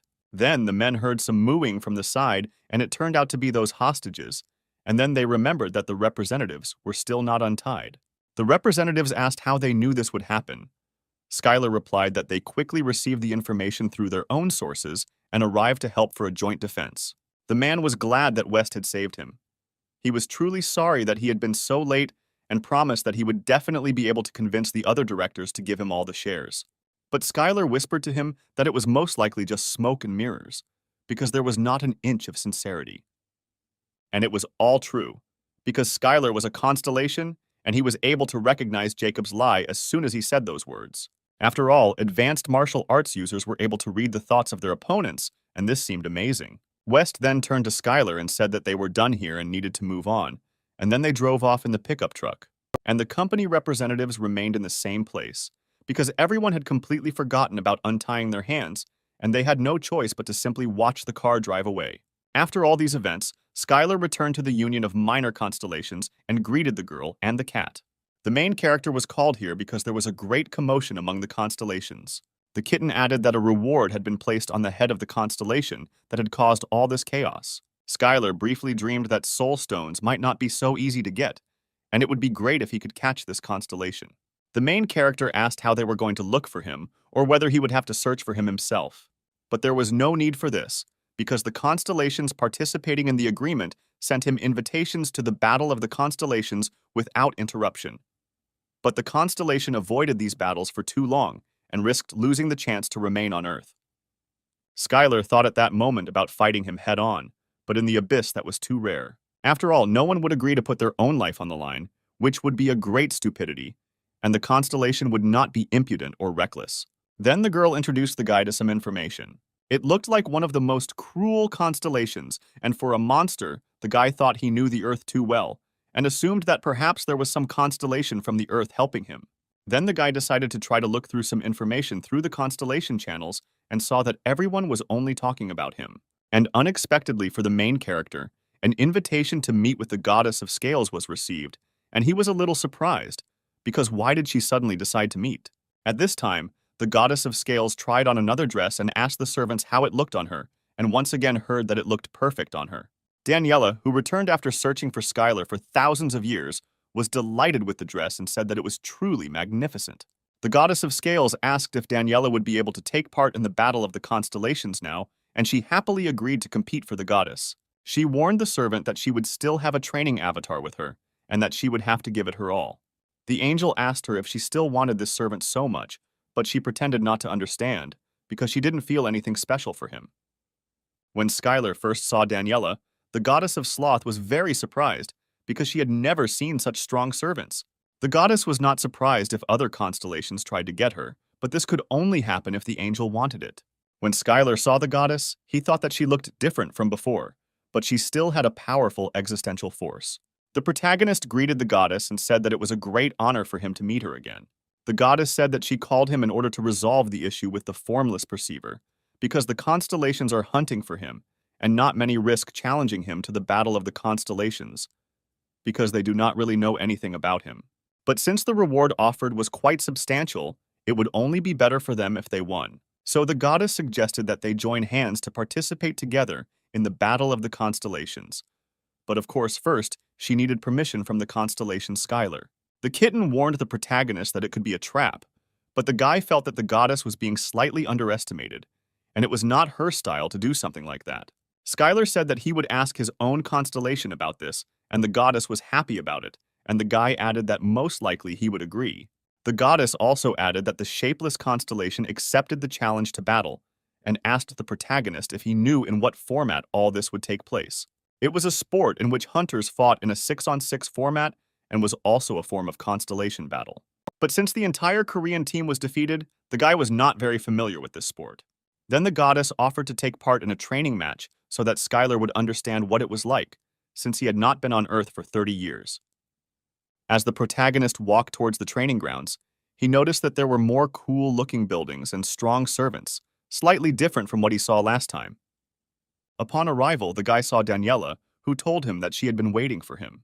The girl was very happy when she saw the main character, because she was happy that she met him. After all this time she really wanted to meet him. It was a journey that lasted for centuries. The guys immediately began to play a training match. But not all skills were allowed, and there were also restrictions on statistics. This field was divided by 3 lines, namely the upper, middle, and lower. The restrictions will be gradually lifted after killing monsters and leveling up. But after pumping in this way, someone attacks the enemy base and the first team to destroy the Constellation Sanctuary wins. Skylar immediately understood the essence of the training, that he needed to kill monsters, level up, and destroy everything. After that, the main character chose the desired skill, namely the Heavenly Strike, and prepared for the start of the match. The guy's energy dropped sharply, all the effects were greatly reduced, and it felt amazing to him, as if he had become an E-rank hunter again. The girl reminded that the guy should just take the top lane. She wanted to give some advice, but Skylar quickly rushed to the line, and since this was a practice match, it might be better for him to feel everything on his own skin. First of all, the main character met ghouls, which were used to level up, since he needed to conserve internal energy. He decided not to waste skills on these monsters, and decided to rely only on the muscle memory of the body. It seemed that Skylar had finished with the entire camp, when suddenly another one appeared from behind him and sharply attacked him. But the tower, which looked like a street lamp, helped the guy and destroyed the ghoul, thereby saving him from harm. The evil ghouls continued to come to the main character, and he defeated them each time. But he did not understand whether he was making progress from this, since he had absolutely no experience. He could not even understand whether everything was good for him or not. On the other line, the main character's opponent was leveling up by killing ghouls, and he was doing quite well at it. His strategy was that since his opponent was a human, and a complete newbie at that, he decided not to linger long, gain as much experience as possible, and go into battle. But at that moment, Skylar appeared right in his line, thanked him for the experience points, and delivered a punch right to the jaw. The blow was so strong that he died instantly and was reborn right on the sanctuary. The guy didn't understand what happened because he was unable to do anything to Skylar. Even though he was very relaxed, this man was clearly not a newcomer to him. At some point, Danielle decided to contact Skylar because it was his first time in the Battle of Servants. The guy replied that he was fine. Right now he was defending himself from a ghoul, and recently he had killed some angel. The girl screamed in horror. How could he kill an angel so early? But it was not against the rules, but rather the opposite. And the main character decided to continue in the same spirit because the positive feedback about his training from the angel gave him relief. Suddenly, the angel returned and stood right in front of Skylar. The main character considered him fearless, since he came back so quickly, although he seemed like a weakling. But the angel replied that he was not going to run away with his wings tucked in, because a couple of blows would not solve anything in this training. The angel tried to provoke the protagonist and shouted at him to try hitting him again and see if he could do anything critical this time. Skylar became curious about where the guy got such a skill of provocation and headed straight for him. The angel understood that in any case he had no chance in close combat, and he decided to simply lure the guy into a trap and limit his movement. He placed a magical speed-reducing trap right in the protagonist's path and waited impatiently for the guy to step on it. The guy looked at it like a little child and couldn't wait for the guy to step on the trap. But this never happened, because instead of provoking so stupidly, he should have learned to control his emotions. And then the main character used the spell of the Heavenly Finger, and the guy did not understand, because only recently he was waving his fists, and now he is attacking using long-range attacks. In the middle line of the training battle, 2 angels were also dealing with ghouls. Suddenly, their friend flew into them and asked for help on his line. They asked why he wasn't on the top lane and what was wrong with that new guy who was supposed to be on it too. At this time, Skylar was already moving towards them and said that it would be difficult for him to answer this, because when he asked him to show him the way, he refused him. The main character was here because he had already captured the top lane and was moving on to the next one. The angels didn't understand why the guy was emitting such crazy energy, because it was impossible to reach a high level so quickly. The guy didn't wait for the fight to start, and in that case, he started it first. But as Skylar approached the angel to strike, a notification suddenly appeared, stating that the training match had ended with the consent of both parties and that they would soon be teleported out of the arena. Suddenly, a servant of the goddess of scales appeared, and the main character asked him why the training match ended so abruptly and what happened. Then the angel showed a notice that the formless perceiver who pierces everything had surrendered. The guy asked if this could really happen, and the angel replied that no, and most likely it could be some kind of plan of the goddess because she is the best at this. No one could have expected such an outcome, but suddenly, Skylar received a notification that the formless perceiver was requesting a meeting, and the guy did not understand what he had planned and what he needed. The kitten suggested that this might be an attempt to negotiate due to feeling cornered, but the protagonist did not think so. When Skylar arrived at the meeting place with the Libra goddess, she suspected something strange, why the training avatar sent him instead of coming in person. Skylar didn't lose his composure and replied that his constellation trusted him in many ways. At one point, the boy saw a huge rock, but it was a formless comprehender piercing everything, who greeted both constellations. The main character was not going to spare him once he surrendered, because he was aware of the damage he had caused to the Earth. The formless perceiver replied that he had no other choice but to contact the constellations that had established themselves on Earth. He added that it was unfair, because he had not planned all this alone, and the goddess of scales screamed that it could not be, that the monster had not done this alone. The protagonist asked who was in the deal with him, and the comprehender replied that he was not going to hide anything, and that the collector of noble crowns had persuaded him to do so. Skylar realized it all, because he had set him up big time in order to use him to anger the other constellations. The seeker replied that he had guessed as much, and said that the other constellations were no longer speaking to him, and began to beg the protagonist for help. Skylar thought he was being stupid, but whether it was because he was a monster. But still, if the guy could get revenge on this collector like this, then it would be great. And the main character decided to help him with this, and then everyone around was shocked by such an answer. Because the goddess of scales said that he did not even need to help him. And if he got into the battle of constellations with the collector, then it would definitely not be better. But the boy replied that the goddess should not worry about it, because he was not going to participate in other people's battles. He added that he was going to ask a kitten he knew for help, and at that moment the kitten, stunned, asked if they were talking about him. When the guy returned back, his rank at the moment was 98%, and he was glad that he finally had a double-digit number and would soon be able to target high-ranking constellations. The goddess of laziness warned the guy not to rush to get ready for Olympus, otherwise the other constellations would not be delighted with this, and it would be better to take a short break. And the guy really thought about it, and therefore decided to take a look at the territories that belonged to him. When the guy arrived in these territories, he was very surprised, because it seemed to him that a lot had changed here, and he immediately noticed the cow that he had brought. Suddenly, the chicken he had recently brought here appeared, but they didn't even raise birds. The golem of the fantastic rock greeted the main character and said that he was glad to see him in this territory.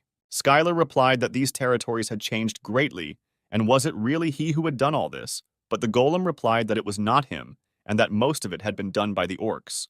The guy had a hard time believing it, because to be honest, if he had been told earlier that the orcs were an agricultural tribe, he would not have believed it.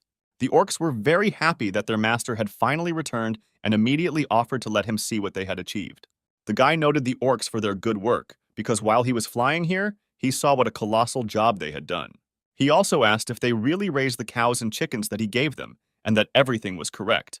The protagonist wanted to cook something from them, but the orcs thought otherwise and raised them so that they would be strong and fit the protagonist's reputation.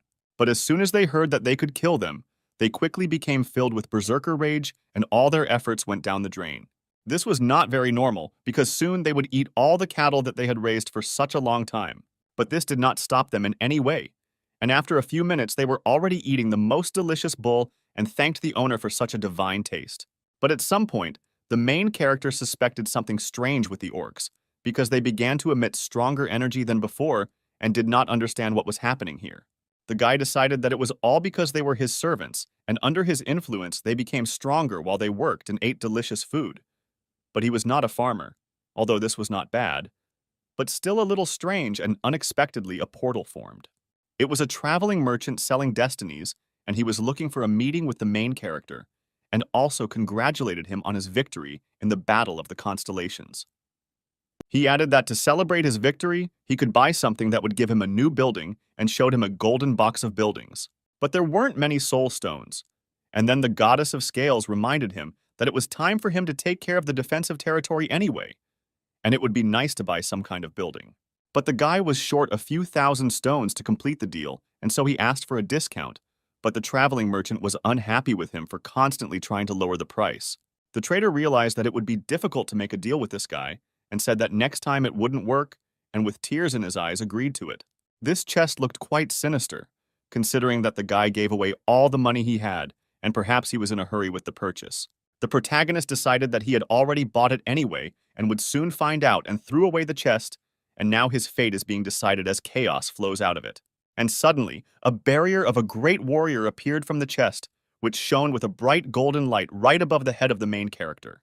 The great warrior's barrier protected from the storm in the abyss and granted strength to all servants, and there was also the ability to pass this skill on to followers. This barrier was really good and useful because thanks to it, the main character could protect his own territories even when he was not around. The goddess of laziness added that what could be better for her busy successor, who constantly feeds off other constellations from the earth?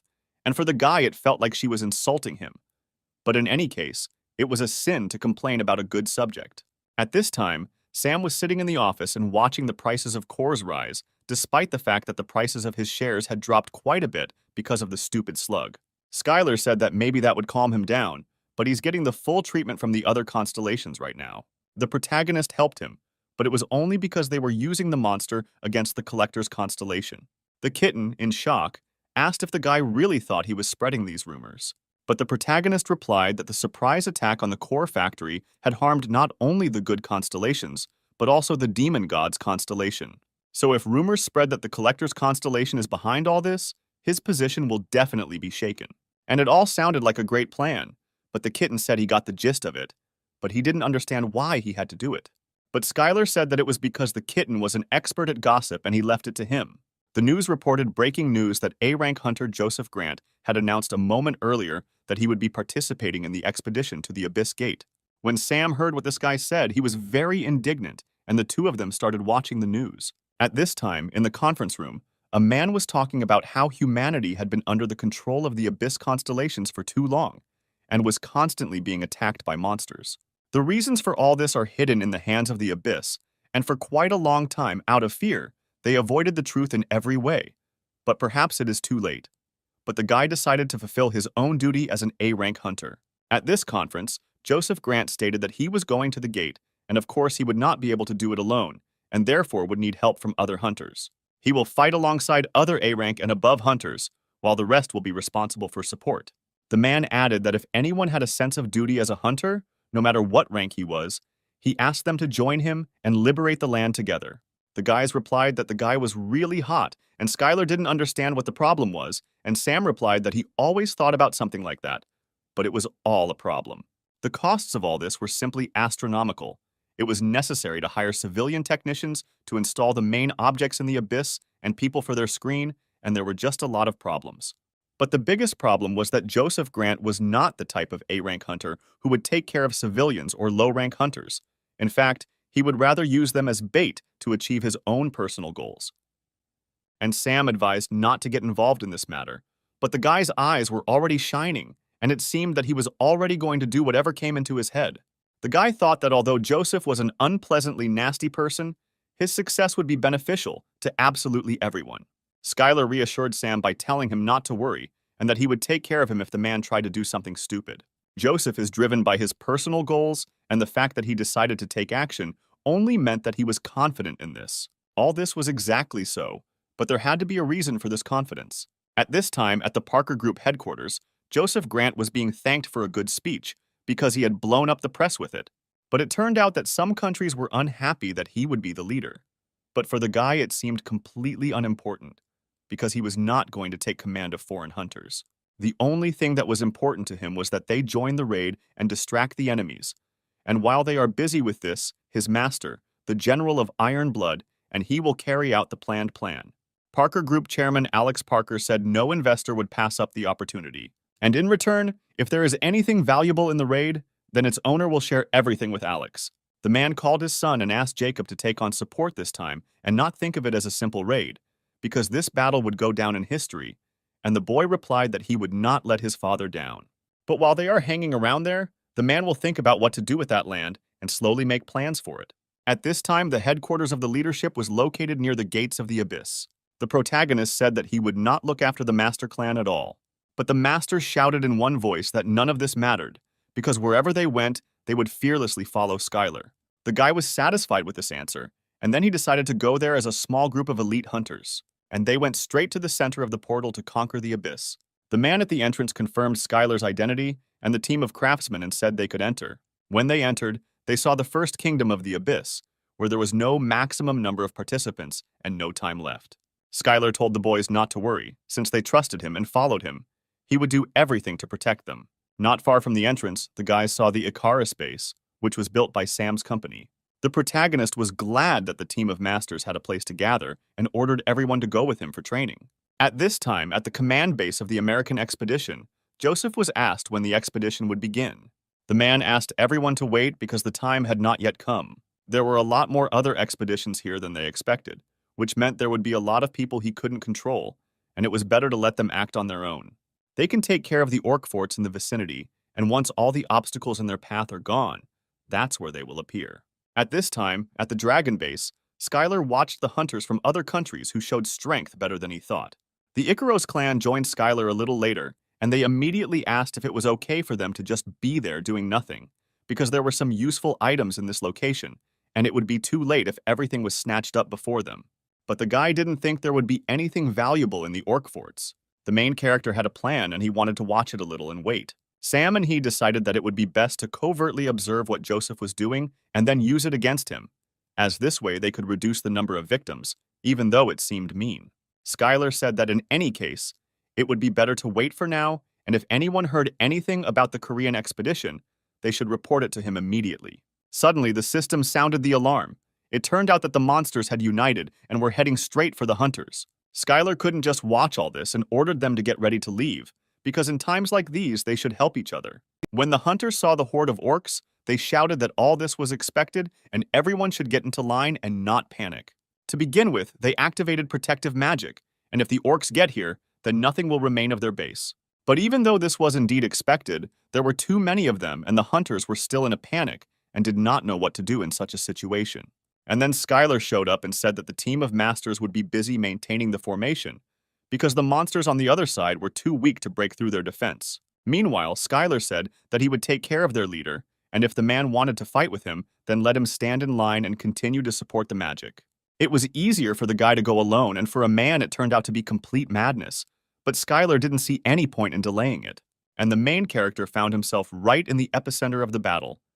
And after he had scattered several orcs, he menacingly asked where their leader was. But the orcs did not listen to him, and then the guy decided to deal with them and used the heavenly finger. The guy decided to continue in the same spirit and drive them into a corner and eventually find their leader. The warrior of madness and blood was impressed by how he dealt with his army. At that moment, the guy realized whose territory it was. Skylar came across a huge orc and asked him if he was the leader, because you could tell by his size. The main character praised the orc for his positive attitude to kill him, but unfortunately it was not this time, and he cut off his head.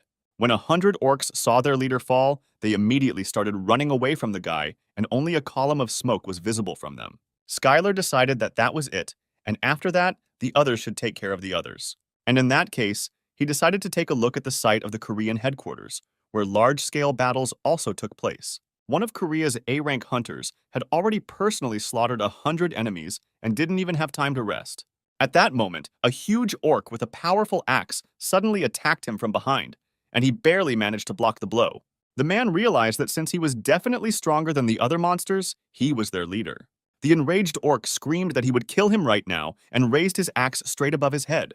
He barely had time to take a few steps when Skylar's sharp sword struck him right from behind and killed him instantly.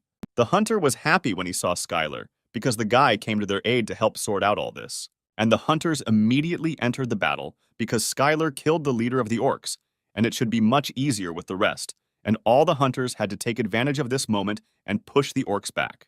After some time, Skylar successfully helped the Korean hunters in this location. The man generously thanked the main character and could not believe that he personally came to their aid. Soon the protagonist recognized this guy, because he was part of the representatives of the fighting team in Korea, and he had seen him before, because he always got punched in the face. The Korean base was heavily damaged, but the hunter said it wasn't that bad, and there was no need to worry about it.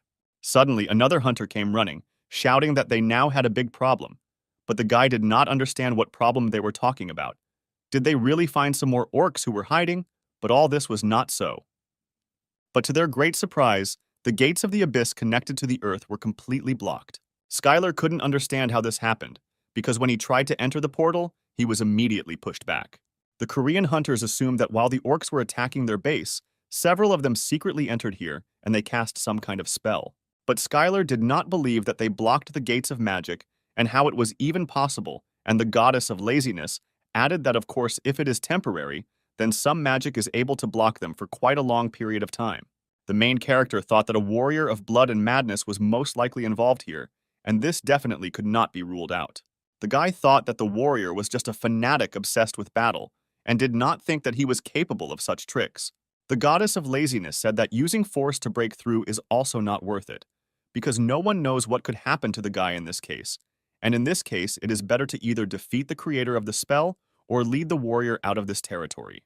After talking with the goddess, the guy decided to go back to the base to think everything over, and when everything gets back to normal, get together and solve this matter. At the dragon base, the guy shocked everyone by revealing that the gates were blocked. Eliza was very surprised by this. It was necessary to resolve the issue of food. After all, despite the fact that they had hunters and technicians here, there were too many people to feed. But the guy asked her not to worry about this, because since he was here, he was responsible for everything as a leader, and would not allow his comrades to go hungry. And with the help of the portal, a mountain of provisions appeared in a second. The girl was shocked that he had been wearing it all this time, but the guy replied that cooking was his hobby, but carrying so many things for some hobby was a little strange. Skylar ordered the hunters, who had nothing better to do, to move everything inside, and the technicians to start repairing the base. He also asked Eliza to warn the Korean Expeditionary Force and tell them that they could use their base while they repaired their own. But the girl did not understand why they needed this. But the guy reminded that the Korean squad suffered the most from the attack, and since they were fighting together, they should help each other because they were neighbors. The main character added that he knows that they won't do it, but if anyone dares to humiliate Koreans or bully them, he will perceive it as disrespect for him because he is also a Korean. But none of the hunters were going to discriminate against them and were willing to welcome them with open arms, and there was no need to worry so much. When the Korean hunters arrived at their headquarters, they were greeted as expected with balloons and a huge banner, and everyone hoped that they would get along until their base was restored. The hunters began to kindly offer fried rice with kimchi, packaged for consumption in the dungeons, and the hunters did not understand what all these joyful greetings were for, and sincerely thanked them for everything. They didn't understand why the Americans greeted them so well, but in any case, they needed to rest and inspect the entire base. The man was interested in how well everything was arranged here, so that they were able to receive hunters from other countries, and this place was really gigantic, because he wandered around it quite a bit, and there was still no end to it. Suddenly, the man reached what he thought was the training center. Suddenly, Skylar appeared, who was happy about such a meeting and did not expect to meet him here. The man thanked them for the invitation, as he should have gone to greet him as soon as they arrived here. But Skylar told him not to take it to his head, because they only invited them to share resources and asked them not to worry about it, and added, "Did he really come here to train?" But the hunter replied that he had wandered there by mistake, and that he was not one to train much. Skylar didn't understand what the guy meant and why he wasn't training. As it turned out, he was already quite strong, even without additional training. Then, the main character said that he always wondered why their squad was constantly failing, and why people criticized him, and it was all because of people like him. The guy grabbed the hunter by the clothes and said that he would go and train with him right now and would stop only when he allowed him to. At this time, at the American base, people were seeing how cunning the orcs were. After all, they moved in small groups to steal supplies and were much smarter than usual, and at this rate, the American hunters would quickly run out of provisions. Joseph then ordered that the expeditionary force of each country be contacted and informed of the proposal to begin preparing for the final attack on the organs. The man added that if they promised to follow their orders during the operation, they would hand over all the supplies. It didn't matter to them at all, despite the fact that they themselves were short of supplies, but they needed to reduce the number of mouths to feed in the form of low-ranking hunters and civilians. But they had one goal. As long as there was at least one worthy hunter, they were obliged to conquer the orc fort located in the center. At this time, Skylar was training the hunter. Did he really think that his opponent would just stand there and wait for his high-level magic to fly at him?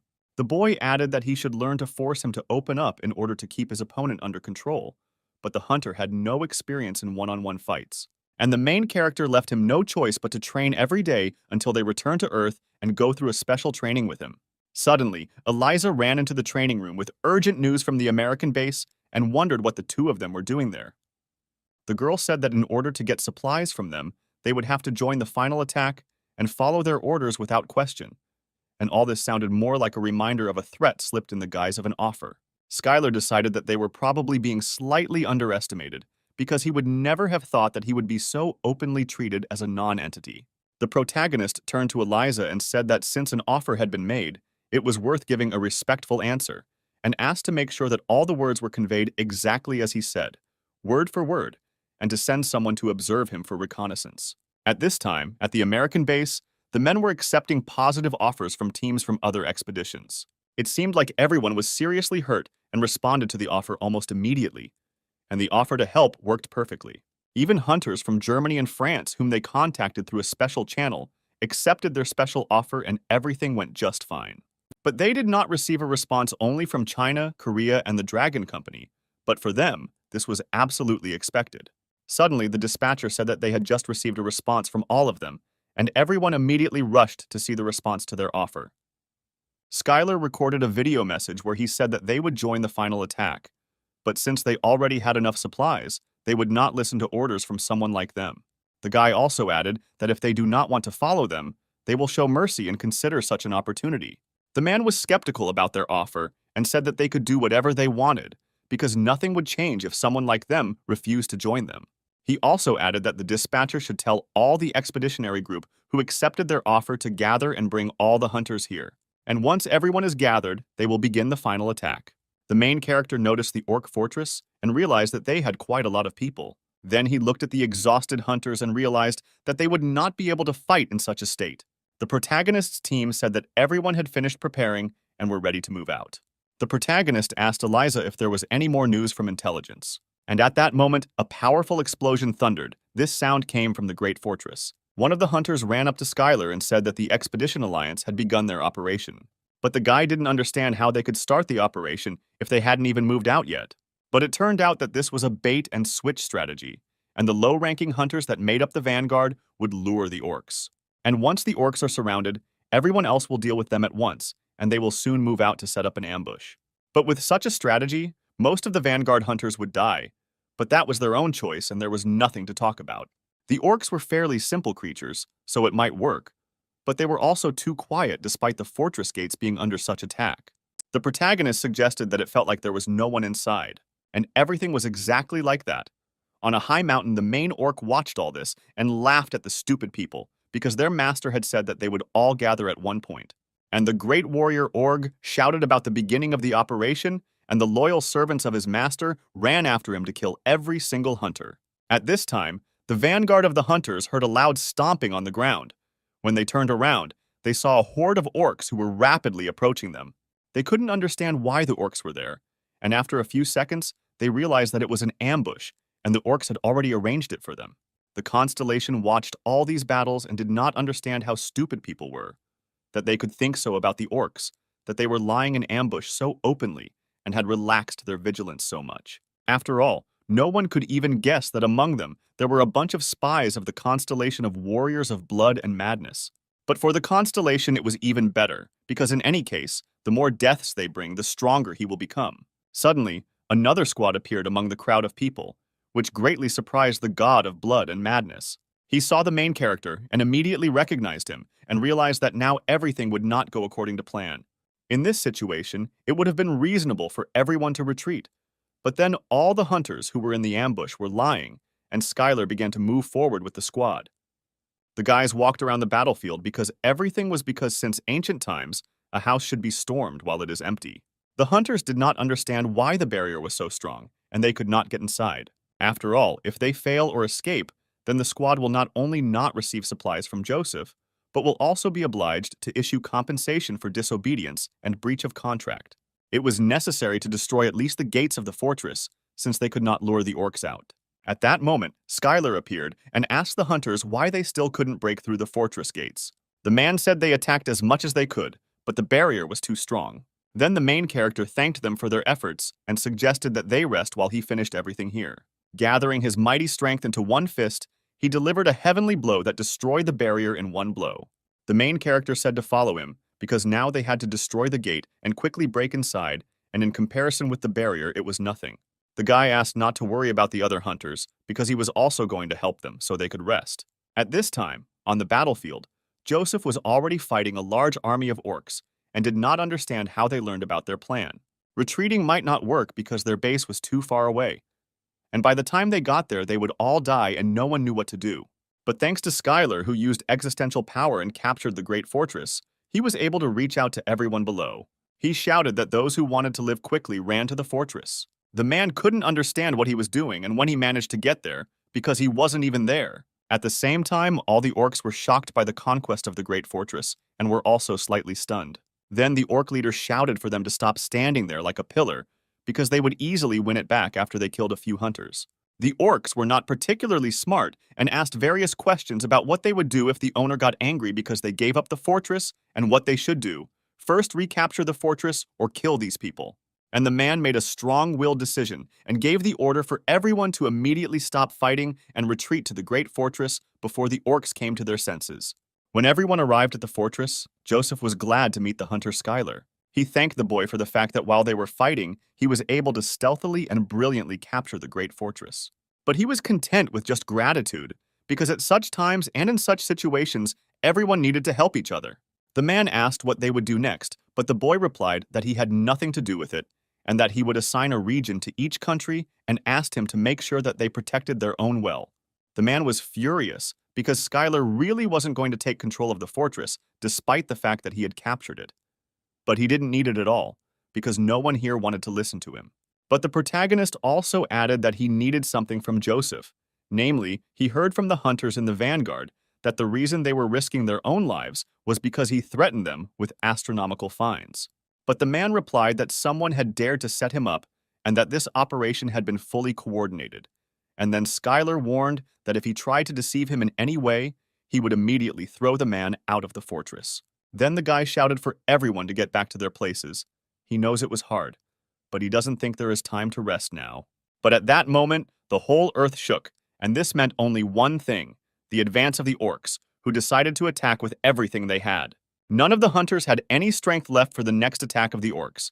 They had been fighting non-stop all day and had not even eaten anything. Skylar approached the boys and asked if anyone here was hungry. The protagonist used a portal where he kept his always prepared food and offered to try the rice balls that he made all the time as a hobby.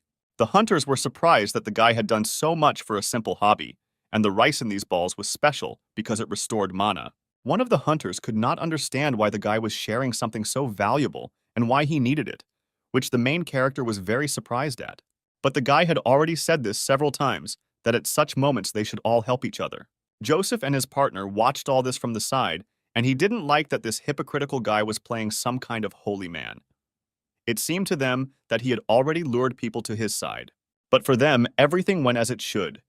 It was better while all the attention of the hunters was focused on him.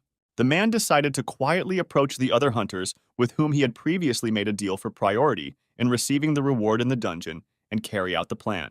Meanwhile, a huge crowd of orcs was still trying to break through to the fortress. Due to the great pressure, the barrier slowly began to fall, and the command was given to everyone to focus. Anyone who could use protective magic had to go forward and do everything as Skylar said, and now they needed to help each other, because everything would be over for them if the orcs broke into the fortress. The orcs were too fierce for the guys, and looking at how excited they were, one could think that they wanted to end everything with one blow, because for them they were like rats driven into a corner. But the guys were worried about the fact that all the orcs were moving too coordinated, although they never listened to anyone. The protagonist assumed that behind all this there was a warrior of madness and blood, and in a special tent behind the army, there was a boss who received instructions from him. There was a constellation behind all this, and it was really hard to get out of this mess, but Skylar decided to personally go and finish it off. Eliza thought it was stupid because how could you go and kill the boss on your own? But the guy replied that it would be even better if he went alone. At that moment, the guy noticed how Joseph and the other hunters ran out of the fortress, and it seemed to him that they were up to something again. At this time, the great leader of the orcs, Igor, rejoiced at how stupid humans fought with them, because he understood that soon they would still dance to the tune of his master. After all, as soon as they give up, he will personally burst into the fortress and crush their heads. And thanks to this, he will increase the reputation of his master. When the constellation heard these words, it was convinced once again that making him the boss was a great decision. The constellation waited impatiently for the common people to be completely and accurately defeated. At this time, Joseph was watching all this and saw how the orcs relaxed, just as one person had said. The man asked the hunters from France, Adeline, and Germany, Ben, if they were ready to attack. And everyone was extremely prepared, and then they decided to run through the plan one last time.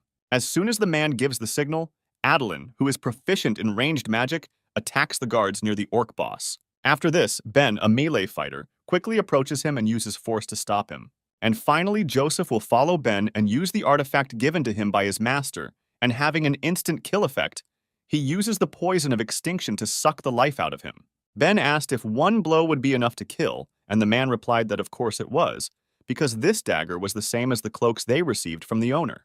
It was a special cloak that allowed them to feel incredible strength, and the stealth skill of this cloak was simply amazing. After all, thanks to him, they were able to make this entire journey without using magic and were as if invisible. This artifact was impossible to reveal unless there was a constellation nearby, and the man was calm that the orc boss was definitely not him. This entire dialogue was overheard by Skylar, who was standing in a tall tree right above them. The main character didn't think that Sam's plan would work, and he couldn't have expected this even in his own dreams. The man reminded the other hunters that if the boss had the blessing of the constellation, he would see them if they approached him too quickly. If they screw up because of this, his security is increased, then they will no longer have a chance to kill him, and the operation should be successful on the first try. And then they started the operation, and Adeline started the attack according to the plan with ranged magic. The orc boss was furious and didn't understand what was happening here. He was informed that the people decided to attack them from behind. The next stage of the operation was already Ben's, who used a rocket dash and got close to the boss. When the guy approached him, a fight immediately began.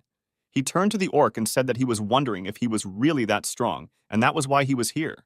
The orc boss was shocked that such a vile rat began to compete with him in strength and said that the man had no limits to arrogance and immediately began to surpass him. At that moment, Ben realized that despite the fact that he was under numerous magical enhancements, the orc was much stronger than he expected, and if he did not end this now, it would be very dangerous later. And to his great happiness, Joseph jumped out from behind with a powerful blade, which was ready to attack the orc at that very second. When he plunged the blade straight into his back, the orc's strength began to slowly leave him. This meant that the poison had entered the body, and now he just had to wait for it to spread throughout him. When the constellation observed all this and saw the blade, it suspected that it was covered in a disgusting existential force and must have belonged to the General of Blood and Steel. In the entire abyss, it was difficult to find a monster that could withstand such poison, and most likely they could be counted on the fingers of one hand. It was surprising to him that a powerful constellation would give such a valuable item to an ordinary person. Could it be that this time the general decided to go all out? But only the constellation knew that Igor was the strongest of that handful of monsters, and he was a warrior with the strongest life force. The orc grabbed Joseph by the throat and began to hold him in front of him and shouted that he was a servant of the warrior of madness and blood and would never lose until he died. He threw Joseph towards the hunters, and they couldn't believe it because they were sure of victory, since the man said that he would die from one blow. Then why was this monster still alive and full of energy? But this is what his master told him. Even for him, it was a great surprise, and he suggested that it would be better to run away from there. The orc boss Igor said that if this was the case, it was time to pay for their stupidity, and now he would unleash even greater force on them and finish them all off. The mad orc ran towards them, and in gratitude for the blessing that his master had bestowed upon him, he would cut off the heads of these rats and present them as an offering. And at that moment, the hunters realized that they had no choice but to simply start running away from here. But suddenly Skylar appeared and asked the orc, because it was he who said that he would not lose until he died. He imagined the sword right at the orc's neck and added that now he could fall with peace of mind. And for the orc, this was a great surprise, because the guy ended up behind him and he didn't even feel it. And in an instant, the main character cut off the head of the orc boss, which flew straight towards the fleeing hunters. Joseph, just like the constellations, were furious and did not understand why Skylar was here again, and defeated this orc with ease. The great leader of the orcs, Igor, fell. The warrior of madness and blood lost this battle, and the first kingdom of the abyss became the territory of the earth. For the constellation, this was impossible, because all the orcs were expelled from this territory, and at that very moment, this meant only victory for the people. At that moment, the orcs, one after another, began to disappear and vanish from this land. But Joseph wasn't very happy with this turn of events. He didn't understand how Skylar got here. The guy replied that apparently they were both thinking the same thing, and thanks to his distraction, it was much easier for him to convince him. But the man didn't want to admit it, because according to him, he simply snuck in and took all the cream. Joseph couldn't let the protagonist take the title of clearing the first territory of the abyss alone. After all, this meant only one thing: to give up the rights to all the resources of this territory. The man had only one plan left, to intimidate him with their force in order to share these rights, since he was here completely alone. But none of the other hunters shared this point of view, and besides, they had no complaints about the main character. Then Ben reminded them that because of the irresponsibility of Joseph's master, they were screwed badly, because if it weren't for him, they would all be dead already. The hunters disagreed that the protagonist had taken all the credit and said that Joseph was completely ungrateful. Ben turned to Skylar and apologized for being a little late with his gratitude, and that this was not the first time he had found himself in his debt. The main character was surprised why it wasn't the first time, because had they really met before? But it turned out that the man ate one of the rice balls that he shared with him, and thanks to this, he was able to significantly replenish all his energy. Also, a large number of Adeline's comrades survived only thanks to this food. The man wanted to repay when the opportunity presented itself, and he was incredibly happy that he could help him right now.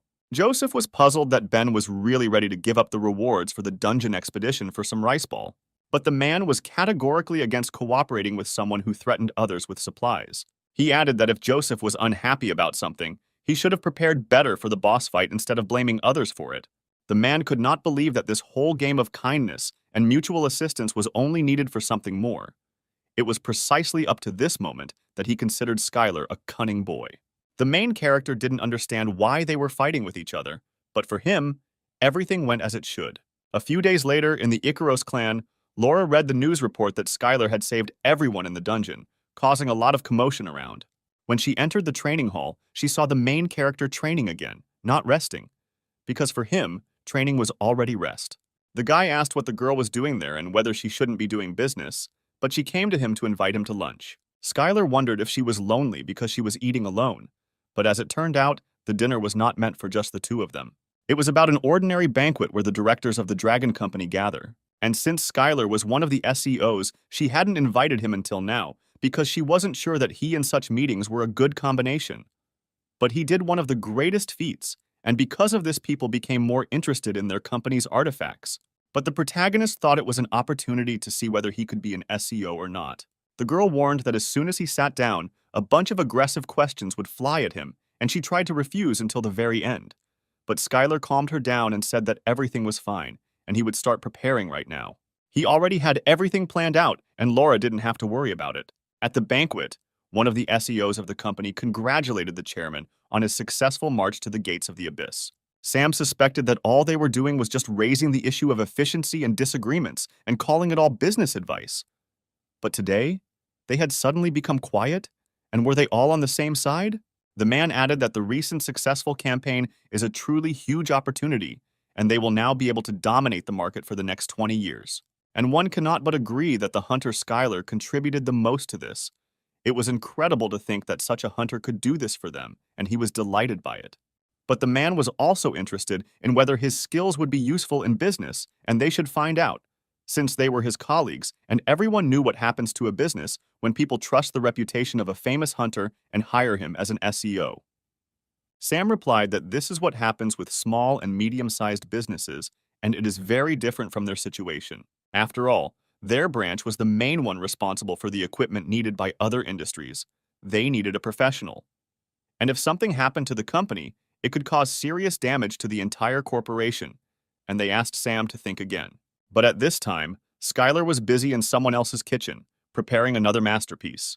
The chefs didn't understand what was going on here. They knew who was in their kitchen, but they didn't understand why an A-rank hunter was cooking here. Suddenly, there was a knock on the banquet hall, and they said that the food was ready, and they could set the table, and Sam was surprised that they had prepared everything so quickly. Everyone was a little excited because they hadn't eaten anything yet, and the man suggested continuing the conversation after eating. One after another, the men said that they had no appetite, or that the chef's skills were not so good, and that the food here, to put it mildly, was not to their liking. When the cooks were allowed in, they rolled in large cast-iron pots. Sam asked the chef why he suddenly decided to bring them, since he asked to cook some Western dish, but the man replied that he was not the one who cooked all of this. Then Skylar came into the room and shouted that it was he who prepared all these dishes, because it seemed to him that it would be completely wrong to come empty-handed.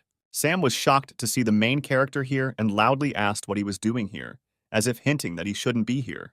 The man asked why he was preparing this when he had not asked for it to be done, but should have just come here straight away. But the main character replied that it was all because of the directors who had gathered there. but they didn't understand why Skylar was late because of them. Then the guy started listing various illnesses, such as anemia, hypertension, chronic fatigue, insomnia, and asked if there was anyone who didn't have at least one of them. The directors were surprised that the guy named these diseases and did not understand where he learned all this from, because information about their health and diseases was strictly classified. But there was nothing surprising about this because when you study martial arts, it becomes easier to get information about the environment and people with just one glance. But since he found out all this, he simply couldn't leave it as it was, because the future of the company directly depends on their health. And so, to capture the first meeting, the main character prepared dishes that could help with their problems, and it was a spicy beef soup, which could be called a unique medicine. After all, bracken helps with insomnia and heart problems, and bean sprouts remove toxins from the body, while beef strengthens the immune system and prevents anemia. And if you add rice to all this, which the main character specially grew, then this will create an ideal combination with spicy beef soup. The main character recommended to hurry up before the food gets cold and to let them know if anyone wants more. One of the directors thanked Skylar for his concern, but they weren't here for the food. Skylar understood what kind of person had approached him and advised him that since he occupied such an important position, he should first and foremost take care of his own health. The guy continued to convince the man that if something happened to him, their company would suffer huge losses, and he hoped that he would eat everything and that they were doing all this to continue living and eating. Even though the director loved Korean cuisine, he smelled an unusually pungent odor that began to fill his nose, and the aroma simply made the man's mouth water. He replied that it smelled really good, and even though he had no appetite, he would eat it because the guy had put a lot of effort into it. Having eaten one spoonful of spicy soup, he screamed from the taste because the vegetables were incredibly soft, and the tender beef complemented this charming aroma. And all this, together with the hot soup, went straight into his mouth and caused an explosion of unprecedented spiciness. It was really spicy, and so the man decided to wash it all down with rice so that it wouldn't be so noticeable, and it was incredibly delicious, because his other colleagues couldn't tear themselves away either. Their reaction was much better than Skylar imagined, since he knew that the cows and plants that the orcs grew had a mana-restoring effect. But just think that they also help ordinary people restore energy, and most likely the taste was really excellent, since even picky rich people ate it with great pleasure. Thanks to all this, the guy had a lot of useful information, and it was great that he prepared all this and was able to learn something. Sam thanked the guy for the delicious food, because he hadn't eaten like that for a long time, and the main character was glad that everyone liked everything. One of the directors said that the guy is the director of the dragon artifact, and for this, he lacks simple cooking skills, and so they decided to find out about his future plans. Then Skylar replied that of course they were all worried that the company would go down in value if it was headed by an ordinary hunter like him. And if they delved deeper and deeper into the details, then the rest would be pointless, and so he would promise one thing. If the new artifact they are about to release does not take first place in sales, he will personally resign from his post. And for everyone, this turned out to be a very bold decision, because no one thought that the main character would be indifferent to business. Sam couldn't have suspected that this guy had an ace up his sleeve, because he didn't think he could convince them otherwise. But still, the first place in this industry is not so easy to get, and he didn't understand what Skylar was thinking. At this time, a meeting was also held in Parker's office, and they discussed Joseph Grant's failure in the dungeon. They proposed to discuss some countermeasures that they had prepared in advance and were based on research into Parker Company artifacts. Recently, the number of walker hunters has been steadily increasing in order to gain combat experience. Representatives assume that there will be a high demand for artifacts soon, and therefore, based on this information, they are going to release new products. Parker was intrigued by all this and asked what exactly they were going to create, and his colleagues were in the process of discussing this issue. There was no exact time to give. There was also no information about the advertising strategy, when everything would be ready, and what about the production time, and there were still too many factors to consider before they could all come to a common decision. Then Parker couldn't stand it any longer and asked that they were all idiots, because discussing the plan without a single detail was their countermeasure. The man no longer had the patience to listen to the rest, since the plan of the one who had volunteered to speak first was so bad. And with that, they ended the meeting and hoped to collect a little more of some valuable plans by the next meeting. Each of his colleagues knew what would happen if nothing worked out, and he immediately ordered everyone to get lost, because he no longer wanted to see anyone. All the directors did not understand why they had to take the rap, because the contract with Joseph was signed by the chairman, and now it seems that the team of artifacts of today will have to work night shifts, and they began to walk on thin ice. Suddenly, one of the men saw Odaigan, who asked him why the meeting had ended so quickly. The man asked why he was standing like that. Odaigan said that he did not know how much longer he had to protect him, despite the fact that his master had ordered him to be watched, because so many days had already passed, and the man screamed in horror that he could not just leave, because who knew when the traitor would come for him? Odaigan was appointed as Jerry Cooper's bodyguard after he betrayed the traitor holding the poisonous dagger. The goblin wanted to follow Skylar everywhere and was very unhappy, but could not disobey the order of the master, because for him, it was simply unthinkable. The man was ready to steal all the company's top-secret files just so the guy wouldn't leave him alone. And Odaigan only agreed that he would leave him alone because he had to participate in great battles with his master, but was forced to stay here. Meanwhile, in Sam's office, Skylar said that the whole poignant speech to the directors was just a bluff. The guy simply shared his ambitions because he strives to become better, but he didn't have a plan for this yet. But Sam was sure that this guy already had some sketches in his head, and he completely trusted him and told him to do whatever he thought was necessary. But the only thing the guy thought about was that if nothing worked out, he would just leave. But as we know, the main character was not a complete newbie in creating objects and believed that something would work out. Then they came to another topic about how many hunters began to visit the abyss, and they had many opportunities. Because on the ground they can't just get into the dungeon, and basically people go there to raise their capabilities. But in the end, they get stuck there and die. On the other hand, there is an abyss, where the entrance is always open to them, so much so that they can only fight with those monsters that are within their power, and this is the best environment for hunters to gain experience. And if they show their skills well, they may even be noticed by some constellation, and not a single ambitious hunter will refuse such a thing. The guy didn't understand that they shouldn't stop them, because underestimating the abyss wasn't a very good idea. Sam replied that he had never seen hunters take counsel, and so he suggested sending their hunters there to gain combat experience. And he offered to go with them, and said that Skylar didn't have to worry about finances, and it sounded really tempting to him.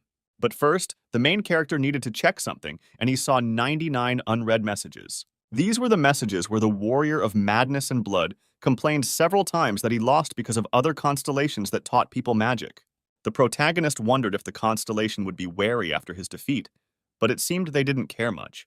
Suddenly, the kitten's rumors began to take effect, and the six-winged angel hunting dragons asked the collector to explain the rumors that he was behind the attack on the nuclear plants. After all, it was one of the most powerful good deities of the constellations, who had an aggressive character, and he really swallowed the bait. The collector tried to come up with an excuse and said that he knew nothing about it, but the angel asked him not to avoid the question and to answer clearly. The main character was waiting impatiently for them to start a fight, because at this rate the constellations would fight each other. And at that very moment, the angel said that he could not stand it any longer and replied that he would immediately attack the collector's territory on Earth.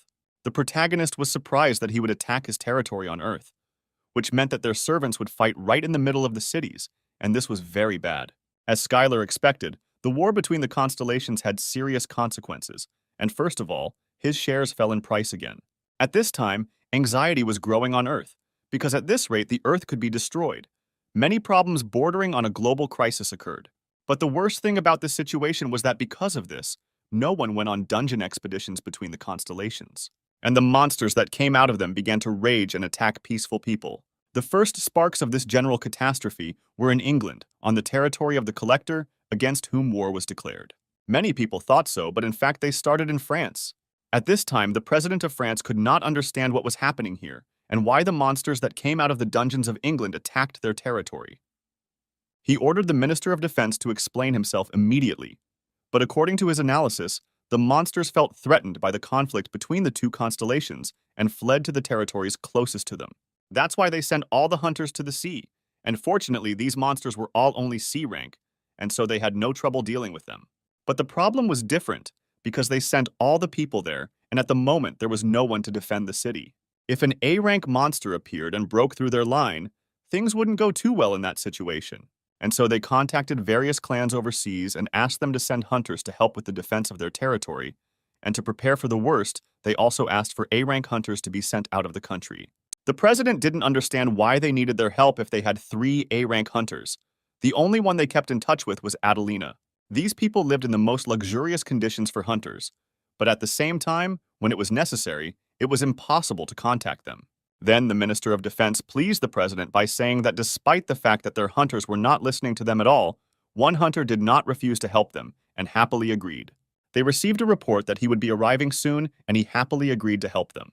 This was a man who had achieved great success, who combined competence and excellent character, and who was now more popular than ever. At the airport, Schuyler was eagerly awaited and thanked for the long journey he had made, and he really did get there comfortably, since they paid for his business class ticket. The protagonist immediately apologized for not being able to take his clanmates, but they were too busy in the Abyss territory, and so he had to go alone.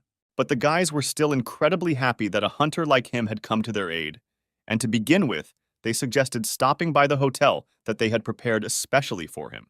The guy didn't understand why he would go to the hotel if there was only going to be a strategy meeting there, because it seemed to him that he was required to destroy monsters. When the main character arrived at the hotel, he saw this mess, because all the hunters were relaxing and drinking alcohol, and he did not understand that they were not being paid for their help. Why were they all having fun and not working? Suddenly, Schuyler saw a second acquaintance, who also recognized him and greeted him, and could not have imagined meeting him here. The guy suggested having a couple of drinks and talking about life, but Schuyler wasn't interested in drinking and wanted to ask one more question. Why don't they all kill the monsters?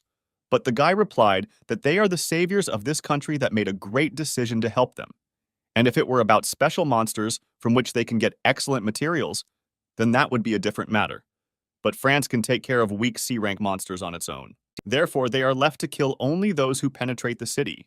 The French government will be furious when they find out about this, and it won't end that easily. Suddenly, a monster appeared in the sky on the streets of France, and numerous portals formed next to it. From these portals, dead people began to appear, entering this world, and it turned out to be an ambush. After all, the collector's servant Markel appeared before them and asked where their king was now. The president concluded that they were able to get support from foreign hunters, and he also has one A-rank hunter. They thought that they had taken care of all the pressing issues and that everything would be fine now, and there was no need to discuss anything else. The president wanted to end the meeting as quickly as possible, because his head was bursting at the seams from all these thoughts.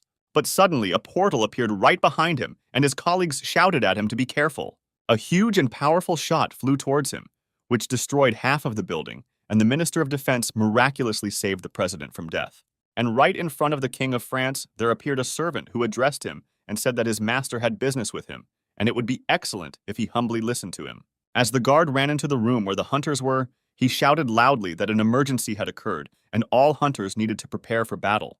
But they weren't inspired by this, because they understood that it wasn't worth it to arrange all this farce because of C-rank monsters, and now monsters weren't a problem at all. Then the man couldn't take it anymore and shouted that their president had been taken hostage by the collector's servant. This excited the hunters a little, and they decided that now was the time not to fool around and began to quickly get ready to return back to the country as quickly as possible. The presidential aide began tearfully begging them to stay, because before they left, they first had to save the president. But the hunters understood that they were doomed to failure, because he himself said that there was a servant sent by the constellation, and there was no way to fight him, since he was on a completely different level. The hunter added that if they wanted to send someone, then let them send their own, and left, because it was no longer his business. And suddenly their savior appeared. It was Schuyler, because he had an A rank. For him, it was not a problem. Then the main character asked if he was on the front lines. Would they be able to fight him? And the second hunter did not believe that he was going to sort out this situation. The hunters thought that even an A-rank fighter would be in danger of confronting the servant of the constellation, because they did not come here to give their lives. Then the main character realized that these guys were even more shameless than he thought, and he needed people to take care of the little monsters. And unexpectedly for everyone, an angel appeared in the air, who asked people to fight and not run away, because her master saw with his own eyes the hard work of these lands, and personally sent her here. It was the servant of the six-winged angel hunting dragons, and on the orders of the master, she came to them to help deal with the servant of the collector. And then the hunters realized how extensive this battle would be, since the constellation sent a second servant here. She asked the hunters to take care of the little ones, and in the meantime, she would fight the collector's servant herself. But the hunters were not very happy about this, because even though she was a servant of the constellation, she could not give orders to do anything. And then the girl told them not to worry, because she had prepared an impressive reward for them for their help. And at that very second, she filled the room with the most precious artifacts and all the hunters felt mana from just one look at them. And for each artifact, you could buy an entire building. She invited them to join, and then she would give these treasures to her owners.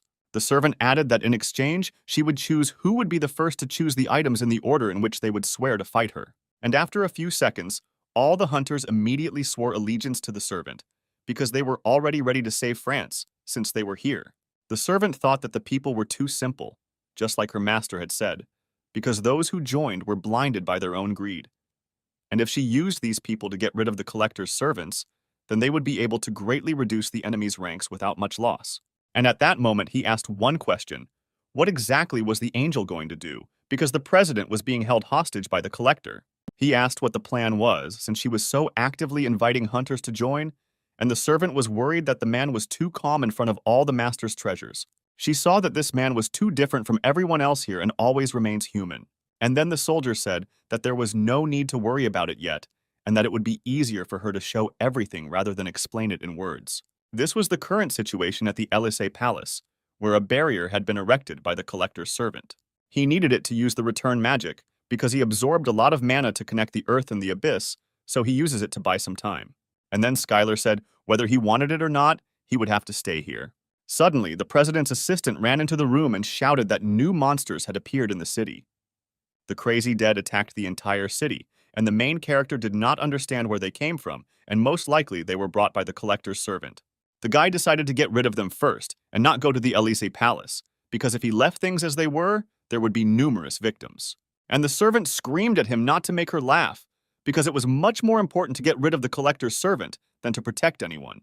At one point, Skylar couldn't take it anymore and turned to the angel, saying that she was a servant of the six-winged angel, and he was an avatar of training, and he was not going to listen to her orders, and asked her to get lost for a while, because she was starting to get on his nerves. And then the angel began to feel pressure from an ordinary person, because his aura was very strong. The other hunters couldn't believe their eyes that Skylar had just defeated an angel that the constellation had personally sent to Earth. The main character asked everyone to get ready, because from now on the hunters will exterminate the dead in this area and move towards the Élysée Palace. The guy will distract the dead, and at this time others will just need to support him with magic. The hunters didn't understand why an A-rank hunter had to do such a mundane job, but Skylar was the type who hated people who shied away from their own work. And he added that if something similar suddenly came to someone's mind, he advised them to quickly change their mind. The hunters immediately began to listen to him in everything and follow his commands, and the guy was glad that everyone decided to work together. Skylar screamed at them to take advantage of this moment and end it quickly. But the hunters had not yet managed to conjure up an increase in magical power when the main character had already burst into battle. Skylar rushed past them like lightning, because these damn corpses should have stayed on the ground, and now it was their turn to go back to their own graves. At that moment, the main character was attacked by the local boss. It was a huge wolf, who immediately received a heavenly blow. After a few minutes, all the opponents were ready, and although from the outside it looked like recklessness, Skylar defeated them all almost single-handedly. The hunters were inspired by this moment, suddenly gathered themselves together, and entered the battle to kill every last one of the dead. At this time, in the Élysée Palace, a servant believed that everything people possessed was simply low-grade trash. But while he was collecting mana for the magic circle, this alcohol brought him true pleasure, and people no longer seemed so bad. The servant rarely and not so often praised people so strongly, and they could consider it as something great that happened to them in life.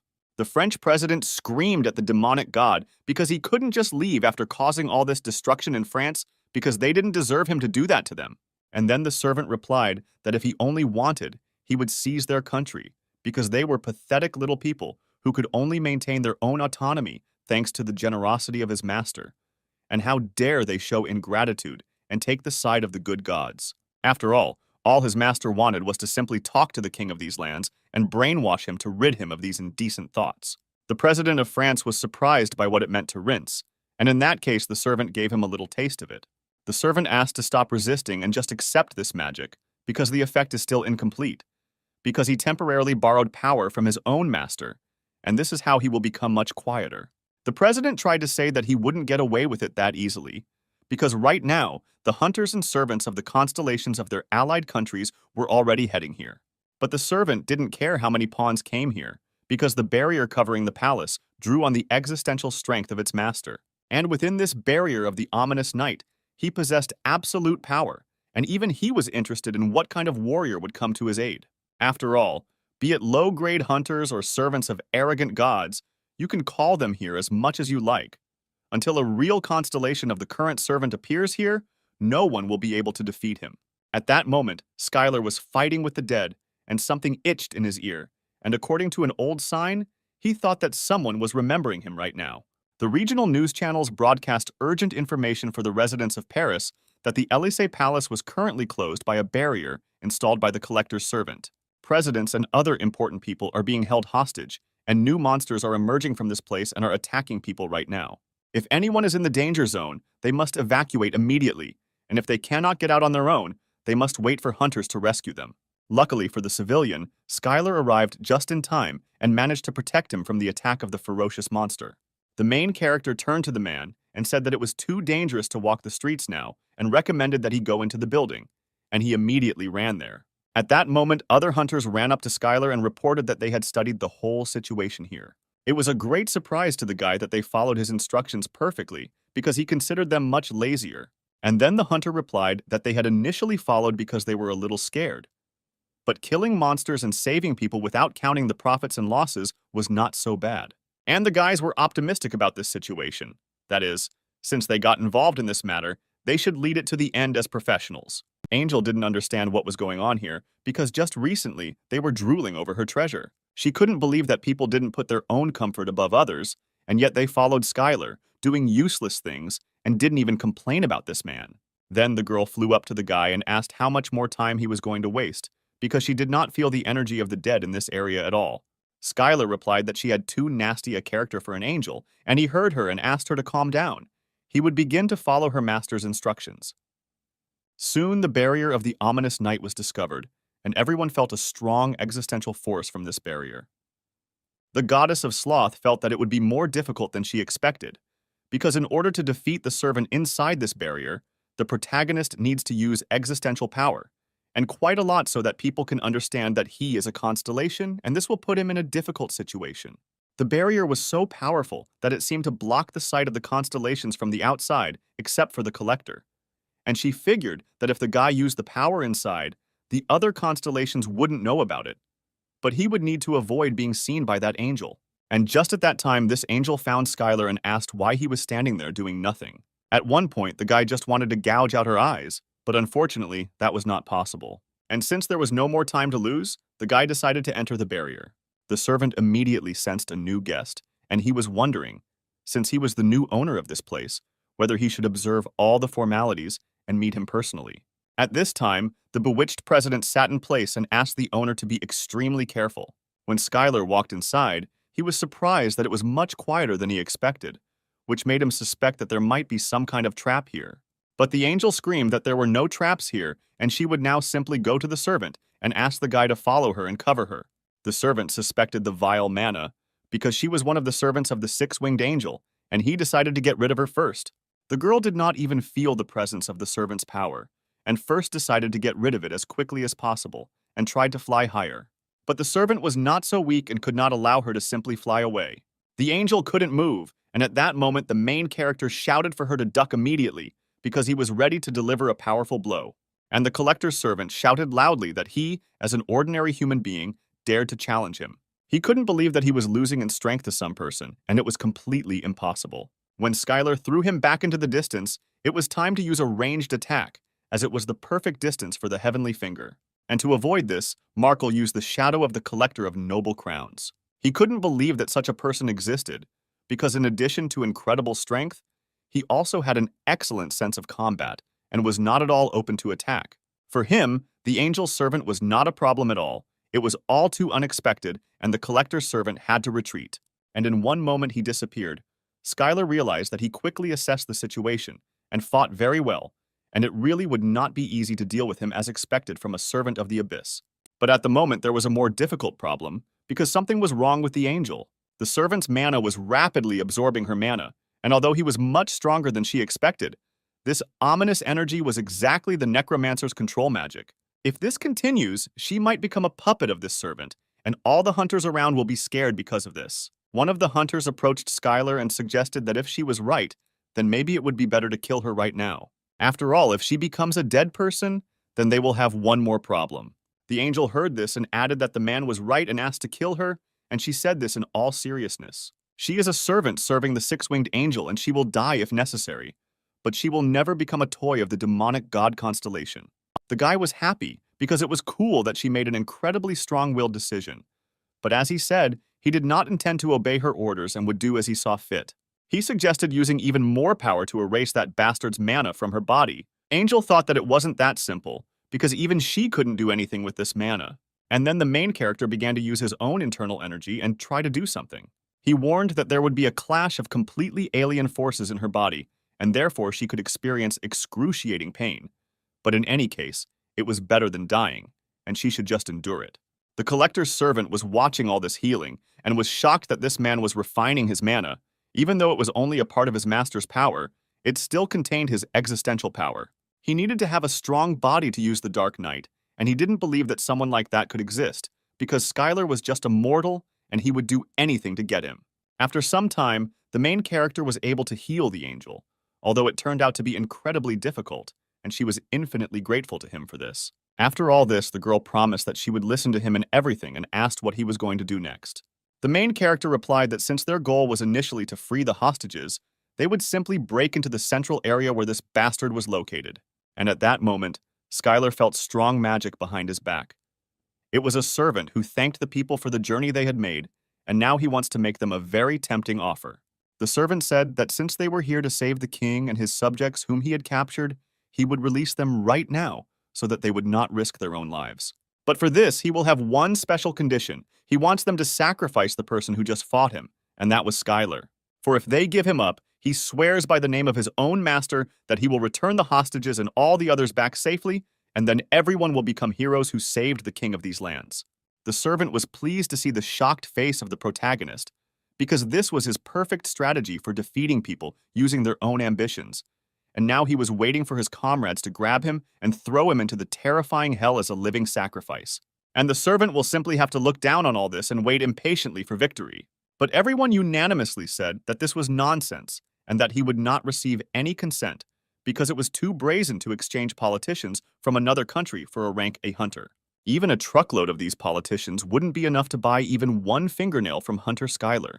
He couldn't believe that the king was completely unimportant to them, and that Skylar was a being superior even to the king. The hunters immediately began to discuss the fact that, frankly speaking, their president is a real bastard, and someone heard that half of France can't stand him. It has reached the point where it might be easier and better for the French to elect a new president. But all this time, Skylar carefully analyzed and came to the conclusion that he agreed and he was ready to go along with the servant's offer. The angel screamed that this was nonsense and that he would fall right into his trap this way. But for the guy, it seemed like an excellent solution to end it all at once. It was too dangerous for the protagonist because he was an unusual servant, and even he would have problems. He asked the girl not to worry too much because he had a plan, but she wasn't worried and didn't want to show that she would worry about some person. Then the servant turned to him and said that he had noticed a faithful man and he had impressed him very much because this is how heroes should sacrifice to save the king. He hoped that he and Skylar could create a truly strong relationship and told him to enroll in one of the symbols in the center, and after that, he would meet him right away. And he immediately, as he had promised, freed the king of these lands and his subordinates. The main character didn't think long and stepped onto the circle, and the servant liked how quickly he acted. The main character turned back and confidently said that he would definitely return and that they shouldn't even worry. And so Skylar appeared inside the barrier core, and although he expected it to exude darkness, it was not that dark. Right behind him was a servant who turned to him and said that it was a little sad to hear him say that, because he had put a lot of effort into decorating this place. It seemed to him that despite the main character's fighting skills, he was lacking in the body. But it didn't matter, because once he made him a Death Knight, everything would be perfect. The guy was surprised that he was trying to turn him into a dead man, and that was exactly why he brought him here, because initially the servant did not plan to turn people into Death Knights. But it was all because Skylar was able to surpass even the warriors of the Abyss, and it was from that moment that his power attracted him so much, and because of this he decided to free the hostages just to transfer him here. The servant hoped that the guy without tricks would become his soldier, because although he promised to free all the hostages, no one said that he could not capture them again. Then the guy asked what would happen if he refused, And the servant was very amused by this and his audacity, because of course he could refuse. But this place was created thanks to all the power given to him by the master, and it was created especially for him, because even the constellations cannot look here, and the guy is completely isolated here, and he will have no choice. He ordered to silently give his own body to Skylar and accept all the conditions. But the main character liked the fact that this surrounding world was completely isolated, and for him, it was just great news. And then he used all the existential power he had, and the servant could not believe that he had removed all the shadows created by the power of his master. The main character wasn't going to explain to him where a simple man got so much existential strength from, because he was going to die soon anyway. Without the servant, things were not going as he had expected, and he decided it was time to retreat. But Skylar was so fast that even shadow teleportation couldn't allow him to escape. And then the guy struck a mighty blow, and in that moment he realized that he had used too much existential force after a long break. And the servant was still intact after all this, and then the guy decided to finish him off with the next attack. The servant's thoughts were that he could not cope with this hunter, and he could not even stop him. But there was only one way left among the shadows that he could summon, and that was the strongest shield that would stop him. The main character was surprised by this magic. He did not understand what the servant had rolled out this time. It seemed to him that he still had one more trump card up his sleeve. And this trump card was an angel who suddenly appeared from the portal and began to scream in horror about what was happening here. The girl couldn't understand how it all happened, but the guys really underestimated the servant's strength. But as it turned out, anyone who has ever touched his shadow will not be able to escape his control. And the servant turned to the guy and told him to get out of here as quickly as possible. Otherwise, it would be the end of his partner. Then the angel screamed loudly that Skylar should never listen to him, because he already knew everything, because she was ready to die for the sake of her master. And the main character is already very bored with these words, because she has been dying like this for the whole day. Then Skylar shouted that he understood her and would do everything in the best possible way. The guy quickly pounced on the angel to punch her right in the face, but at one point his fist stopped right in front of her eyes. The servant laughed loudly, because he knew that the guy was just pretending to be tough. But in reality, he was a simple and weak person who controlled the affection for his allies. And the demon again announced that he could still become his soldier, along with his partner. The guy turned to the angel and told her to hold on a little, because it was going to hurt a little now. The main character began to use the heavenly finger directly on his partner, and energy absorption occurred. And in addition, not only mana was depleted, but also the power granted by his master. Skylar's energy was so powerful that it instantly absorbed all of his shadows, and the power of the Shadow Crown was also absorbed. And thanks to this, the guy was able to save the angel, and he also saw a message that he absorbed the enemy using the shadow, which has power, and the absorbed opponent becomes a devoted servant.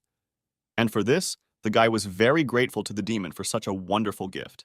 But was it worth it now to give Skylar something in return for such a generous gift? And it seemed to him that it was worth it.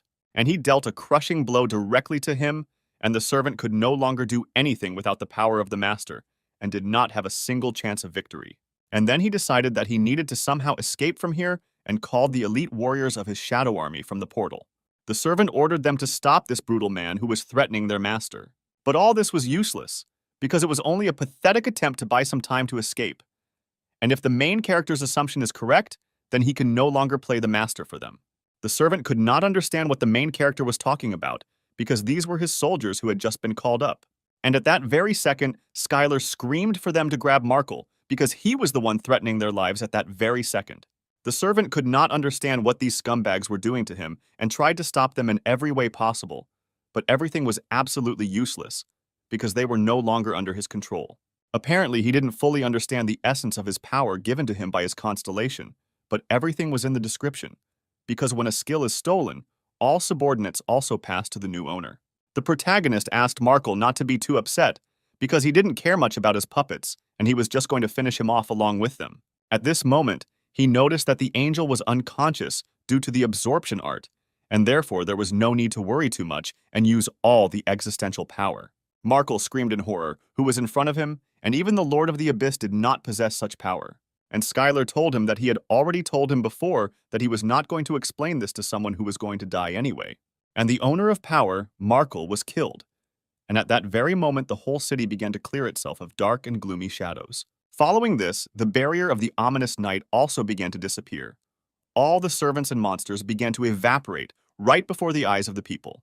Suddenly, a man came out of the palace holding a girl in his arms, and all the hunters paid attention to this and looked there. As soon as the silhouette approached, they saw that it was Skylar, and they joyfully shouted that the main character had returned, and whether he alone could defeat the Servant of the Abyss. At that very moment, the angel woke up and started screaming that she remembered something had happened to her, how the collector's servant had grabbed her, and the main character had calmed her down and asked her to relax, because he had already defeated him. But the girl did not relax and asked the guy to let her go right away, because she could walk on her own. One of the hunters was glad that the guy was okay, and that he had returned to their ranks safe and sound. The protagonist reciprocated and asked if they had returned all the hostages, and the man replied that he had kept his promise, since it was quite unexpected for the servant of the demonic god. The hunter added that only the president was still in a strange state, but this was quite expected, because he almost died. All this could not be denied, because it was the greatest success. But the main character was worried about another question. What kind of cannonballs were lying all over the earth? These cores fell from the dead they killed while the protagonist was away. They didn't pick them up due to the commotion, so there should be a lot more of them out there. The main character asked everyone to look for these cores for him, because even though they were of so-so quality, it was just a shame to throw them away. Angel thought about why people are so greedy, and they need these simple cores, and at that moment when Skylar asked to find them and bring them to him, something seemed to click in her head. She snatched one core right from the hunter's hands and said that it belonged to her. It seemed to her that her body moved of its own accord and did not obey her in any way. She approached the guy and offered to take this core, and the main character was very surprised that this was happening to her. Why was she giving it to him?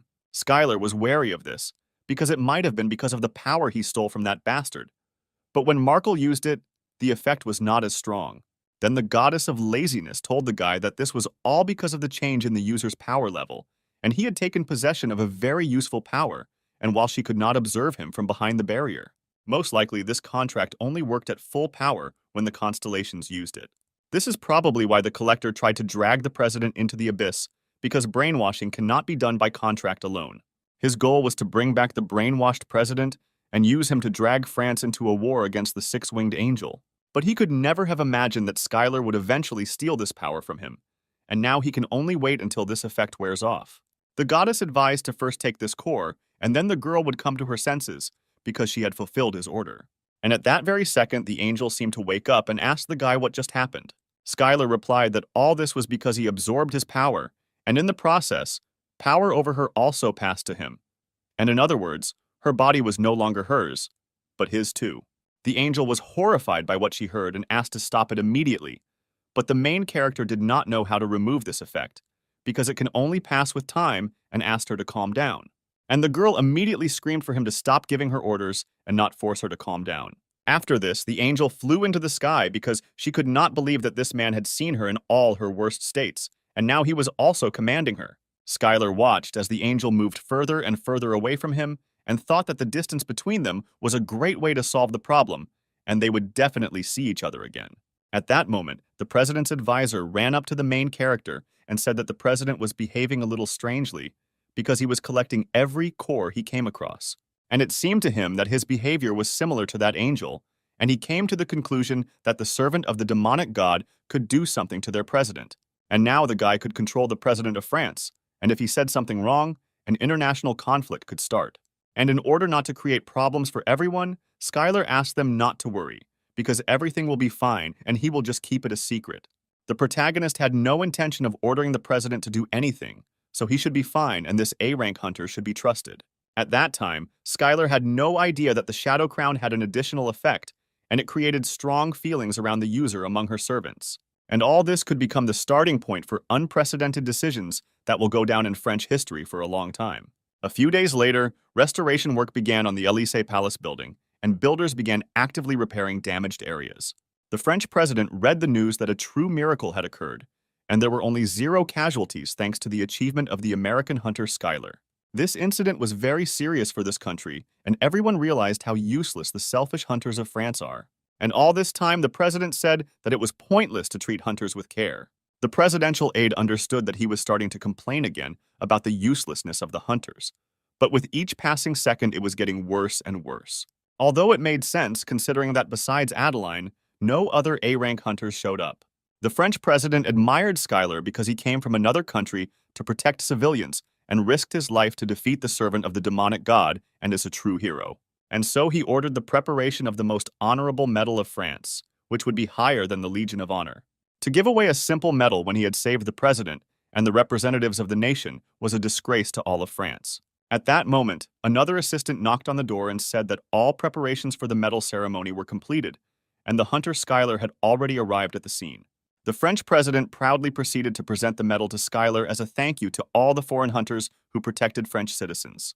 From the monsters that happened in the incident, they awarded the representative of the hunter Schuyler with this medal. The president did not have enough words to describe the guy's character and brave act. But despite all these words, the main character was just doing his job.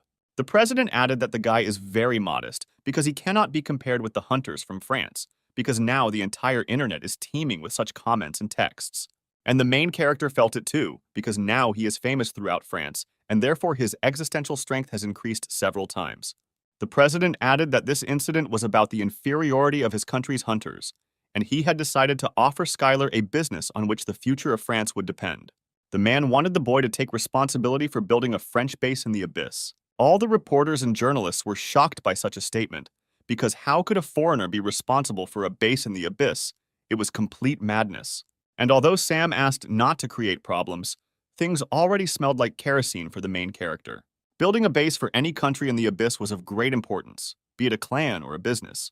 And all this not only because it required the best people and machines and guaranteed fabulous money, but also because those responsible for construction receive privileges for more convenient trips into the abyss. This is why bases in the abyss are always entrusted to a national clan or enterprise to represent the power of the nation. When Sam heard the news, he realized that Schuyler had broken that tradition and had gotten the contract to build a French base in the abyss. And this news pleased Sam very much because he had done something that would bring so much profit. Thanks to his antics, several of their branches will not have to do anything at all to survive due to the amount of money. Then the main character added that perhaps he should have refused some of the gifts, because the offers were too strange. After all, the president took him to the museum and took out several things and gave them to the guy. These were artifacts of Korea's cultural heritage that France did not allow anyone to approach. Sam couldn't believe that the guy had succeeded, because France considered any cultural value to be their property. In France, at the Louvre Museum, the museum director begged the president to leave treasures of immeasurable historical value. But the president believed that these were the treasures of Korea, and the only right decision would be to give them to a Korean hero. Even though Schuyler was an American, he simply remained silent about it.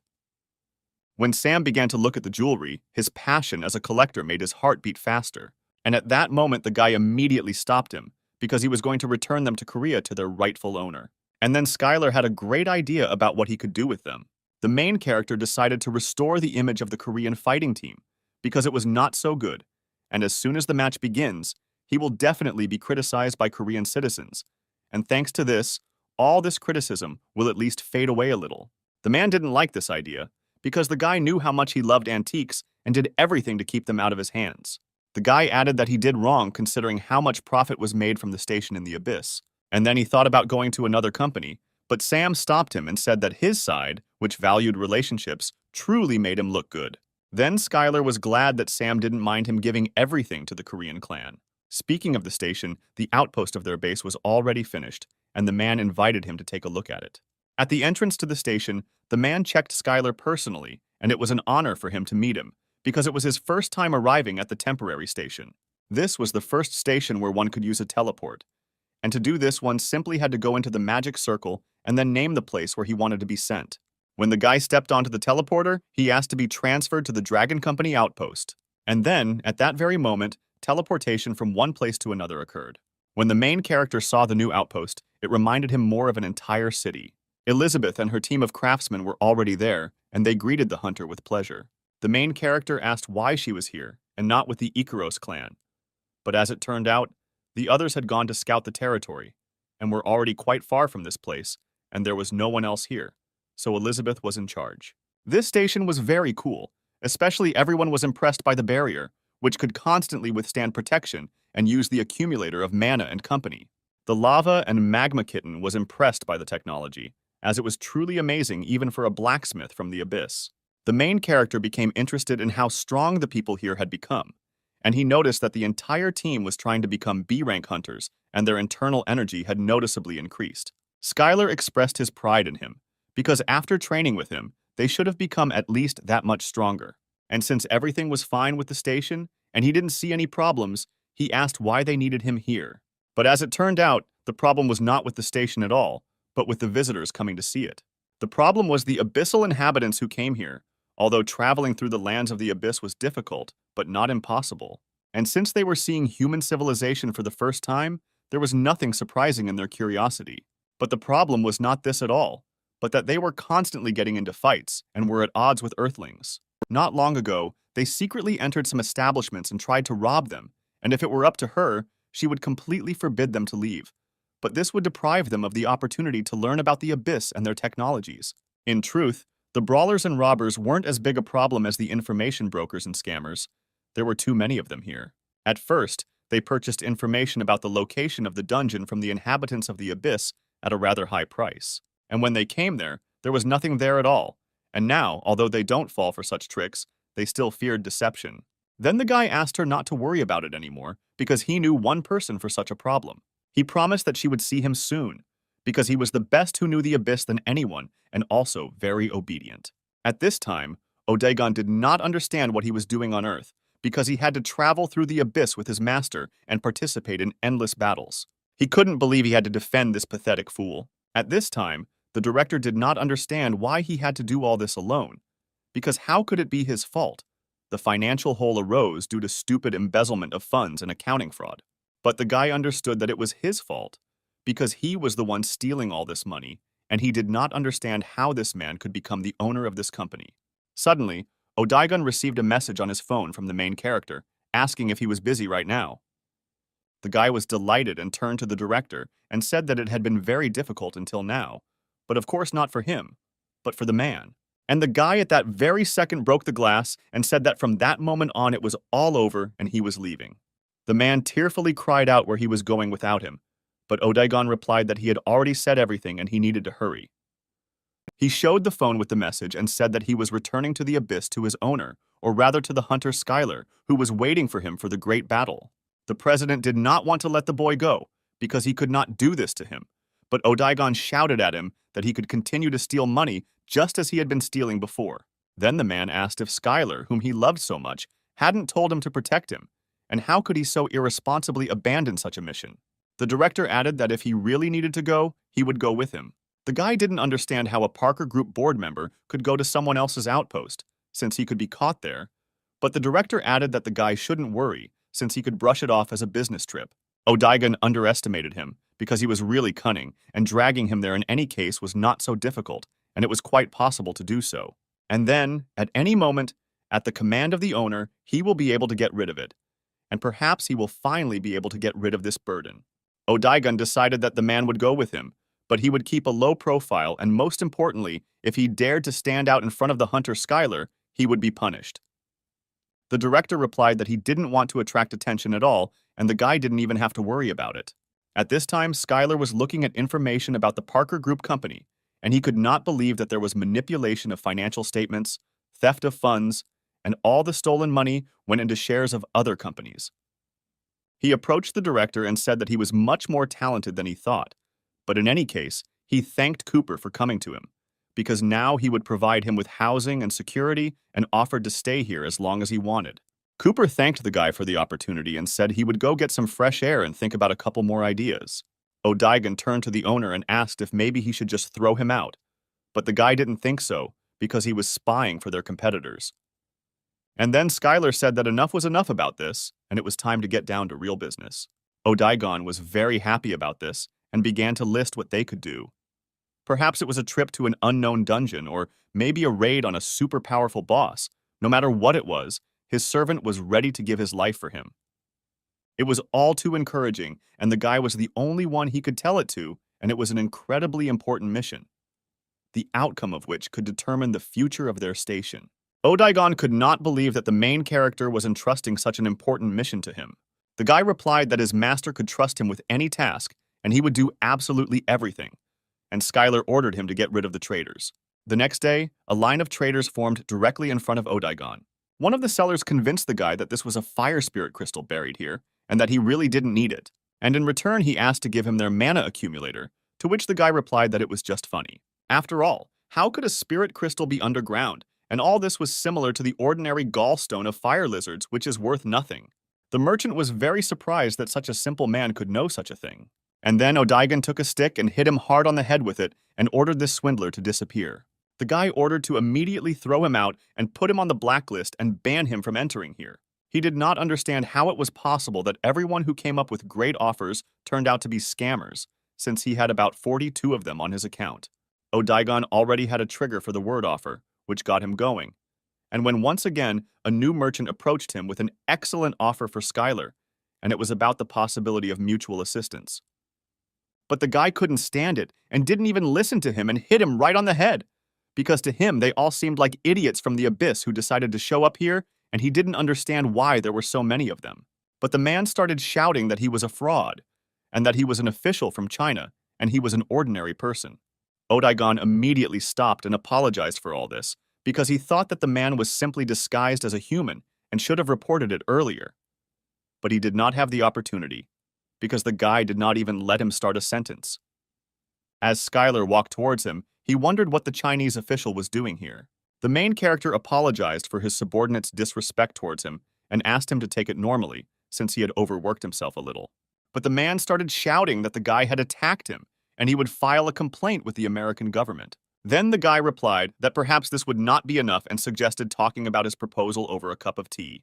The conversation was about how they had made a deal with a distant tribe and received information about a B-rank dungeon, and they were going to raid it with him and share the rewards.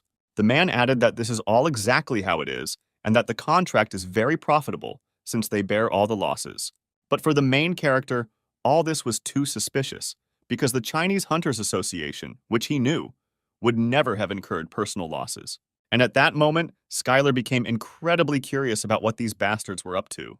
In today's hunting world, there is a customer whose requests will be rejected by even the most money-obsessed hunters, starting with false information to attract ignorant newcomers and ending with a contract leaving them with nothing.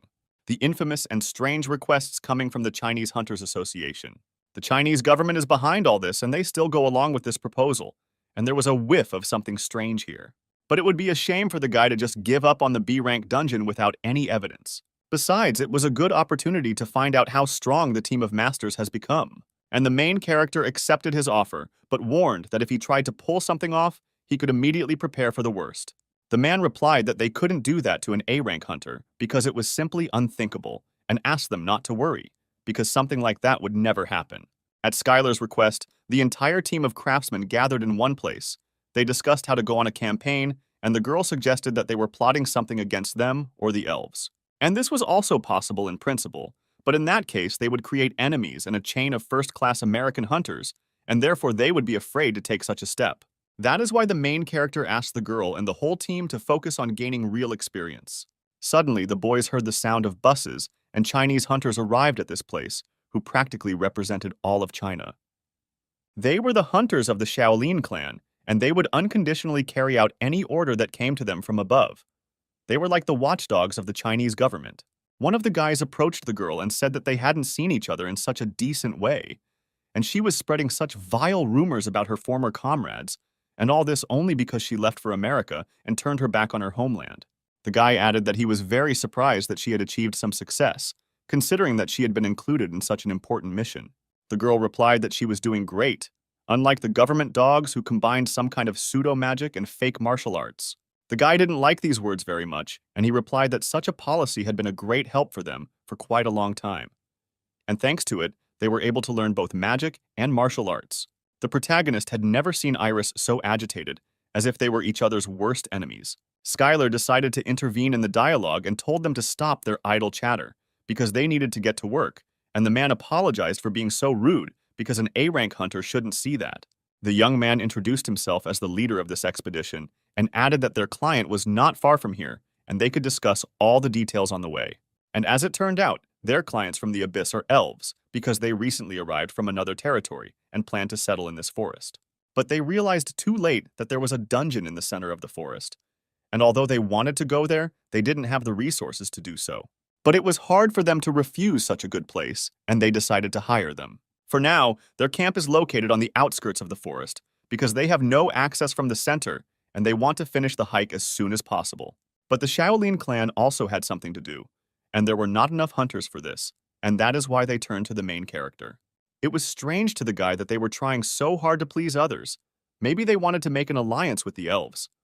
After all, the elves were one of the strongest races, given their vast knowledge and excellent magic. And if China could form an alliance with them, thanks to this opportunity, then the reward for the dungeon will seem like child's play. Skylar wondered how reliable this information was, because he had heard a lot that there were a lot of scammers among the inhabitants of the abyss. The guy replied that it was true and that they had to work hard because of them, so they usually don't take requests from the inhabitants of the abyss unless it is 100% reliable like this time. It was strange for the protagonist that they were too sure about him, because there was some reason for all this, but as it turned out, they had already talked about it before. It turned out that their clients were elves, and Skylar was very surprised at this, because did they really not know anything at all? The guy added that the elven race values honor above all else, and they definitely wouldn't lie and everyone knew about it. Skylar was perplexed and did not understand what this guy was talking about, because among all the elves he met in the abyss, you can count the honest ones on the fingers of one hand. Because the true appearance of elves without a drop of doubt can deceive any other races, just as they deceive foreign hunters. The head of the clan said that it was nothing special, and for the hunters of the Chinese Republic it was absolutely nothing, and asked everyone to hurry, because he was sure that the elves already knew that they were here. And the main character knew that not all elves were swindlers, so he could relax a little, although this situation made him a little nervous. At this time, the elven camp received information from a patrol that human hunters had arrived in their forest. The head of the elves was delighted by this and asked to greet them personally, because they were very important guests. After all, for the sake of the home of their new tribe, they will enter the dungeon on their behalf, and they would sacrifice their own miserable lives, and therefore these guests had to be regarded as very important. Upon arrival at the camp, the tribal leader greeted the entire Shaolin clan. He asked to accept their gratitude for what they were doing for them, because it was difficult to express everything that he was experiencing, and for the Chinese hunters, it was nothing. The guy asked before going into the dungeon whether he would keep his promise regarding the rewards, and everything was exactly as they had agreed earlier, if they cleared it successfully. The main character still found the elves too suspicious and continued to wait for the guy from the moment he said that he would go and introduce them. The guy found that the warriors near the elder were quite strong, at least comparable to B-rank hunters, and there were several of them, so were they really asking for help from other races because they themselves lacked the strength to clear a B-rank dungeon? All this led to the thought that this dungeon concealed something more dangerous. In any case, it was a great opportunity to train a team of masters. The elder elf asked the boy who the man standing in the distance was, and he was told that he was reinforcements, and they shouldn't worry about him. The elf noticed how this man had incredible energy, because even in the abyss, it was not always possible to meet such a person, and therefore everything would go better than he thought. Soon the elf added that when they explored the dungeon, they discovered something, as they said earlier, mostly beast-like monsters lived there. For the most part, they liked to attack from the rear, and although they turned out to be ordinary monsters, they made very cunning ambushes. And so the elder warned them that as soon as they went into the dungeon, they should put the Chinese hunters in the vanguard so that everyone could conserve their strength and succeed in the campaign. The guy thanked the elf for the advice and promised that he would never forget his help, and added that they were going to the dungeon and told the elves to prepare to move to the center, because they would soon return. One of the elves asked why the chieftain had told about attacks from the rear, since usually these dogs attacked straight from the front. But the reason was that the weaklings in front would become bait, and this was precisely the Shaolin clan. The main character did not understand why there was such a rush, and the clan quickly ran forward. Skylar didn't like this, and he turned to them again and shouted why they had moved so far away from them. Then the guy shouted that they shouldn't shout so loudly because the monsters might hear them. The main character replied that he shouldn't worry because he would take care of everything, and asked again why they were so far ahead. The guy decided to answer that since they were the main team on the expedition, they should be the ones taking the main risks. Skylar was surprised that it was a sense of responsibility, but the girl added that it was definitely not, because they had no place for such sentimentality, and she was sure that the clan was up to something, and there was an ambush somewhere at the end of the path. The main character understood that it was impossible to fall behind any longer, because it would be much more difficult to cope with dangerous situations. Skylar yelled at the clan to stop this and come back to maintain formation, But the boy yelled at the hunter not to cross the line, since he had no right to order them around. It seemed to him that since they had proposed this expedition, they would be the ones to command it. The main character couldn't believe that he was reacting like that when he simply suggested slowing down, and he no longer had the strength to argue with it, and he decided to let the clan do what it wanted. At one point, Skylar noticed that there was something strange underneath them and asked him to listen and come back. But the guy stood his ground and shouted that he would be the only one giving orders here, and he was not going to repeat it again. After these words, the main character could not stand it and began to run straight towards him. The guy was surprised, because despite the fact that the hunter had rank A, he couldn't even keep up with him with his own eyesight. But all was not lost yet, because his clothes had high-ranking spell protection, and therefore he could withstand one blow with ease. But how sad it was to realize that everything didn't work out the way he planned, and he received a powerful blow to the stomach, and his plan didn't work. The Shaolin clan hunters were surprised how their captain could lose so quickly, since he had expensive artifacts on him. And at that moment, Skylar said that he would give orders to them all. And he immediately ordered everyone to return back immediately if they did not want to die. But suddenly, numerous tree roots appeared from under the ground, which immediately tied up all the hunters. Skylar realized that he was already too late, because he knew that the elves were really hiding something. After all, right in front of him was an A-rank monster called a carnivorous tree. This monster had combat abilities around rank B+, but its marching class was raised to A, and one of its abilities allowed it to steal the energy of living organisms that come into contact with it, after which it began to regenerate. When the tree grabbed all the hunters from the Shaolin clan, it immediately absorbed all their energy.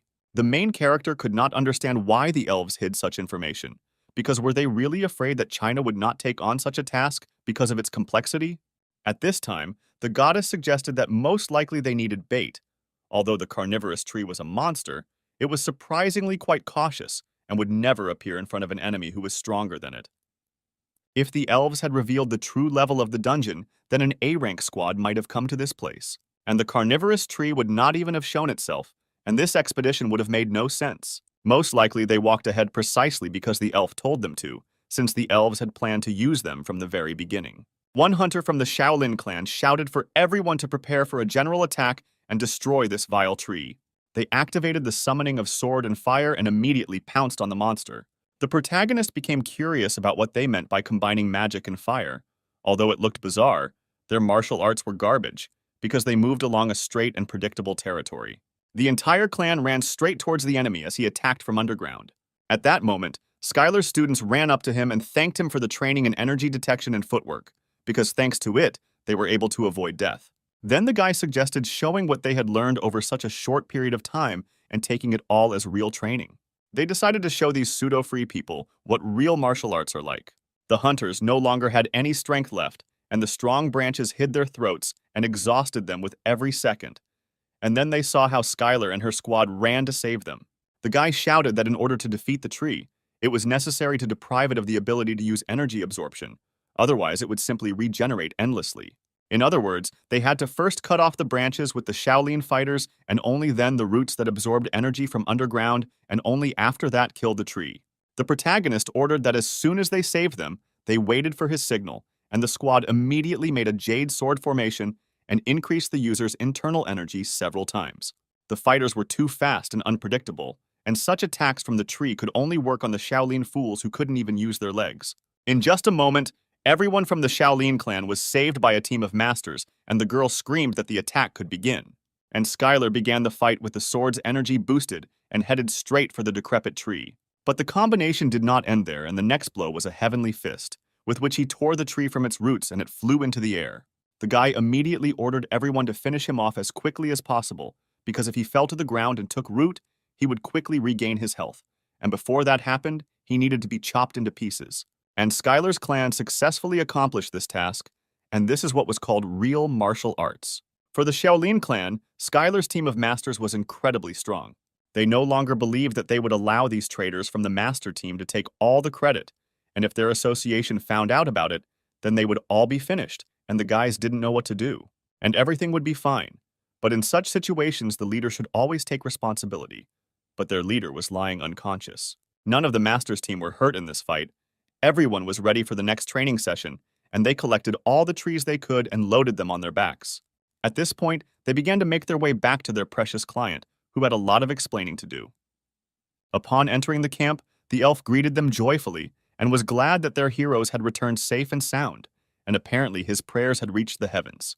But unfortunately, one of the main hunters of the Shaolin clan was not in the best shape, but he still thanked the heroes for their help. The fighters did not understand this, because they were the ones trying to deceive them. But now their reaction turned out to be quite sincere, and they assumed that perhaps the elves did not know about the carnivorous tree. Skylar couldn't believe that a bunch of hunters had fallen for these words again, and he understood why the elves had decided to trick them. But that was none of his business. The guy thanked the elder for such an emotional greeting and added that he would like to discuss the distribution of awards with him personally. He said that there were several amazing items of approximately S rank, and there were too many ears around to reveal such information about it, and he suggested that they and several members of the clan move somewhere more secluded. And then everyone moved to the elder's tent, because it had been cast with isolation magic, and there was no better place to be found here.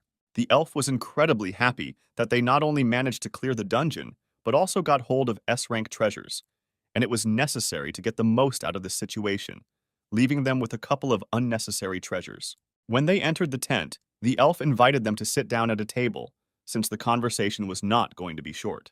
The elder was looking forward to hearing them discuss the S-rank treasures, but the boy interrupted him and said that he had lied about it. The protagonist immediately slammed the elf's head against the table and said that it was all a lie, just like the information about the dungeon that they had given them. Skylar knew that the elves knew that there would be a carnivorous tree in the dungeon and therefore used them as bait and asked the elf to stop lying, because the slightest trick and he could say goodbye to his head. To which the elf replied that they knew about the existence of the carnivorous tree, but they used a Chinese hunter as bait, so he told them to go in the vanguard so that he could finish the campaign in peace. But the main character continued to be tormented by the question of how the elf had the courage to commit such a deception, because if the Chinese Association found out about this, they would definitely take revenge on him. But the elder was sure that they would not dare to break in here, because their warriors would quickly stop them using the advantages of the terrain. People are not adapted to moving through the forest, and they were confident that they would be able to stop them no matter how many hunters came. But apparently the elf was not aware of the number of fighters in question, because he suspected that China was a fairly large country and assumed that a couple of juicy fighters, or, in the worst case, 2,000. Then Skylar said that if it were some tribe from the abyss, then it is unlikely that a couple of thousand warriors would come for their heads. But the population density on Earth was completely different, and especially in China, and amounted to more than 1 billion. The main character warned that after this they would have to deal with about 1 million hunters, and this was not a joke at all. The elf screamed in horror that it was impossible to give birth to so many people, but Skylar replied that this was how people were. The elder began to think that even if they mobilized everyone they had, and if they only sent hunters here, his tribe would come to an end. And then Skylar offered to help them protect themselves from them, although his clan was against protecting such deceivers. But they could be used well. After all, if they could monopolize their knowledge of magic and artifact production, they would be an extremely useful asset. And since they had gone through so much trouble to cover up their lies, it was worth taking the reward, and it made sense.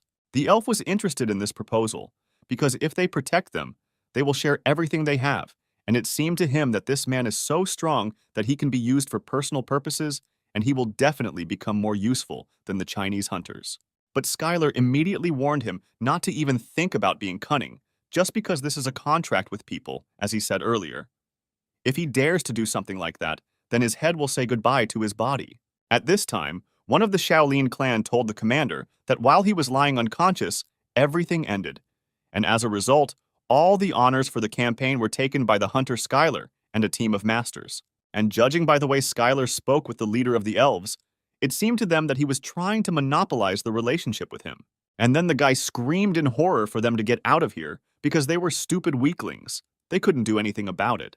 But all these were just his thoughts, and perhaps he wanted to say so, but it was better to refrain, because everything could turn against him. Then they decided to go back and think carefully about what to do, and then return to this issue. The guy didn't know what they were planning, but whatever they did would still remain in the palm of his hand, and for such situations he placed listening devices in their artifacts. He was sure that a lot would spill out before him, so it would be impossible to use it in the report, but he had to listen to everything. The guy couldn't believe that while he was unconscious, his guys had conspired against him and betrayed him. He was furious, and he decided to let them know that he was not some idiot, and soon there would be nothing left of them. At this time, Skylar was carefully studying the contract that he would have to conclude with the elf. Suddenly, the guys from the Shaolin clan burst into the tent and tearfully began to ask the main character to save them. Their commander demanded that they all take responsibility for the failure of the campaign and accused them of disobeying his orders during missions and leaving the battle. The guy asked why they couldn't just give up on it, since there were many of them and he was just one. But they were sure that their commander-in-chief had contacted the association and told them a couple of stories, and that they were already expected there for desertion. The girl added that this could have happened, because this guy was capable of this, because he was sucking up to his superiors quite a lot. The boys continued to ask him for help and talk to him, because they were on a hike together, because the association couldn't ignore an A-rank hunter. The guy couldn't believe these words when these guys actually betrayed him. But putting the responsibility for the expedition on them when they didn't make any decision was clearly too much, and he agreed to help them. The hunters were very grateful that the main character could help them and asked how much he would ask them for it. But Skylar had no self-interest and he would simply tell the truth as it is. Although he was certainly annoyed by all their antics, they were simply following his orders and also fighting this carnivorous tree to save their comrades. The main character didn't need anything because he would just tell the truth. And if the guys really wanted to repay him with something, they could help him at the station. The guy turned out to be some kind of holy man. Nothing was even needed in return. And at that moment, he saw a notification that he had received existential power. And so the march from the elf village came to an end, and Skylar acted as a witness and refuted the story of the Shaolin clan commander-in-chief, which he told to the Chinese association. The association was looking for someone to blame for everything, and made him a scapegoat and accused him of everything, and what happened to him later no one knows. After a few days, everything calmed down and a new legend began on Earth. At this time, in the laboratory of the Khan Energy headquarters, a man thanked the rather famous hunters for their time. There were indeed 2 highly renowned A-rank hunters who showed up for this meeting. They were invited here to test one of the artifacts. After all, the procedure was such that before putting an artifact on the market, the laboratory usually invited hunters to check it. Jane wondered why shouldn't the manufacturer check it, and why should they do this? But this was a different case. This company doesn't just have one main production facility, they also had a bunch of contracts where they were choosing and testing to get a better contract. Even though Jane was one of the successors to this company, she was not particularly interested in it, and only came here because of her grandfather's request. And the man announced that they could start the show, and this time their precedents would be these 2. He showed some artifacts from the Parker group, which were always good. One of the artifacts was a bracelet, and the other was completely new and was called the Dragon Artifact. The hunters were very surprised by this, because they knew that Skylar became the new director, which meant that this was the first artifact he made. The girl was glad that the Dragon Artifact won, because Skylar was now incredibly popular.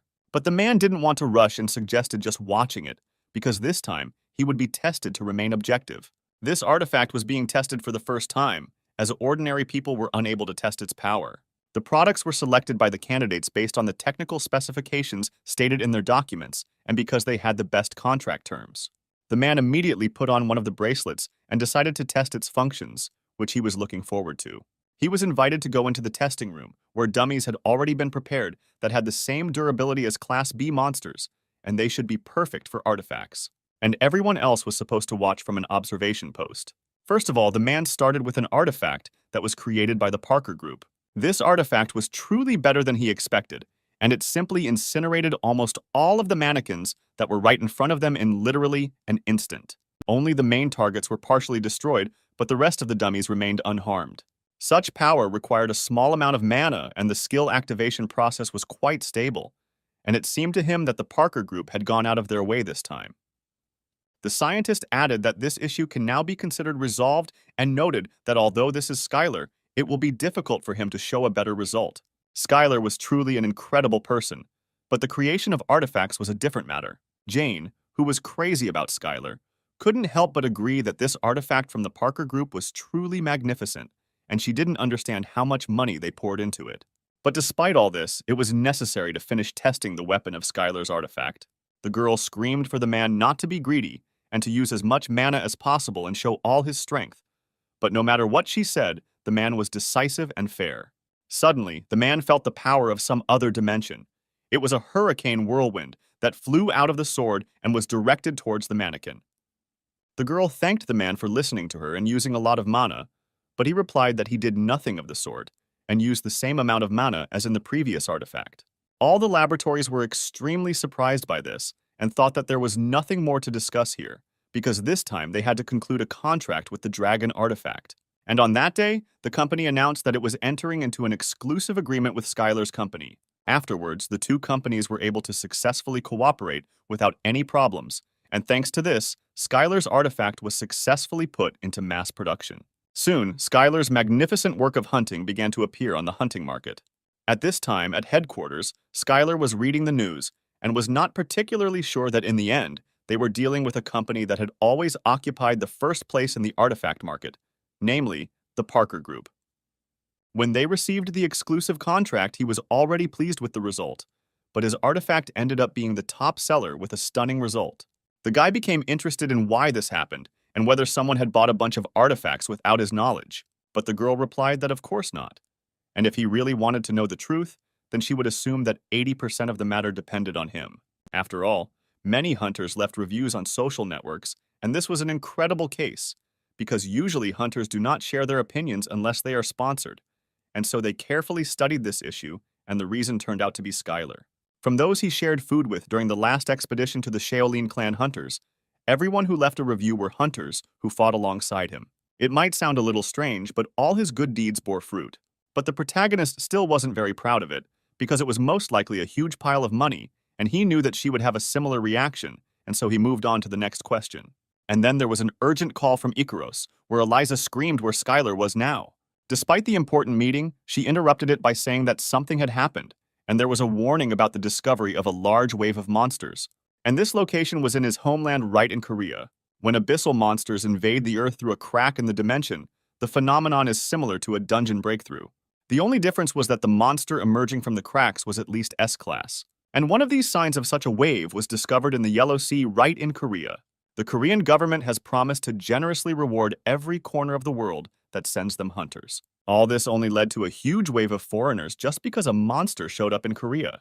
But as it turned out later, most of them were here because of monetary rewards from the state or because of a thirst for fame. But Skylar came here even before the government made a request, and even gathered the elite of their clan and brought them here. The girl assumed that he was most likely doing everything possible because this was his homeland. But this was not the case, because he was simply taking part in the cleanup. He wanted to take advantage of the opportunity for the boys to gain experience. Suddenly, other hunters appeared on the beach, one of whom was Jane, who was incredibly happy to see Skylar, and he reciprocated. The girl ran to Skylar in her arms to announce that the artifact he had released onto the market was simply amazing. She was crazy about him, and even in this business he was good, and she gave him 5 stars when no one asked for it. She also took a photo and uploaded it to social networks, and made all her hunter friends buy him. Her partner couldn't understand that this was the same Jane who fought like a dog when she was even a little upset, and beat all the anger out of everyone who caught her eye. She had changed since the last time we met and was no longer a mad dog, but rather a tame one. Then she turned to her partner and said that if he dared to do something stupid and get in the way of the hunter Skylar, then he would not leave her even in Class A. The main character also recognized the second hunter, and he was very surprised that he came to him without permission, because he was a little guilty before him. After all, if you look back, he was too rude to him, so he assumed that he would be uncomfortable when they met. But if he came himself, it means he liked the main character's methods of education. But in the end, everything was not as Skylar thought. In the Six-Eyed Demon Clan, the boys attached themselves to Skylar in this monster wave. The CEO of the company and his father did not understand why his son was so surprised by this. He wanted the boy to fight alongside the most competent hunter class of the modern era. He didn't forget how the boy had complained about how difficult Skylar's hunter training had been during his last foray into the abyss. The guy wanted to prove that he was not a weakling and was not afraid to go through these training sessions again, and he promised that he would try. He added that after the last time he went through his training course, he realized how lazy he was. That's why he wanted to be with them and watch them fight and learn how to do it. And Skylar thought that Chuan would be happy to hear something like that. Suddenly, the boy saw bets on the monster wave, and it looked like a competition to see which of the servants participating in the campaign would make the biggest contribution. And since all the servants of the constellation will be involved this time, it will be a big event, because they want to take the opportunity to see whose servant is the strongest. The protagonist didn't understand that they were bored with life, although it was not bad considering how passionate they were about this bet. They bet quite a large number of soul stones, and the invincible training avatar also joined the bet. The rare opportunity to get a bunch of soul stones was not to be missed. He suggested that everyone gather here, but now they have more people and so they need to discuss strategy again. Suddenly, the main character had a vision that one of the monsters would appear during this wave. But all this was rather strange, because this place was not even close to the sea. And if this is Korea, then why were people on the ground? And as it turned out, they were Chinese hunters. When the guy returned to his normal state, everyone around was scared and did not understand what had happened to him. But he said that he had just seen something. And at that moment, a sharp earthquake occurred on the beach, and there was no longer time to be distracted by extraneous things. After all, a truly huge turtle monster appeared, which no one could have expected here. It was a mountain tortoise with an extremely strong shell that covered all of its vital organs. It had a huge body that could destroy a building and was a Class A monster. She wasn't a C-class monster because she didn't have any special attack skills and moved quite slowly. But anyway, all the hunters who fought her complained about her category due to her incredible size.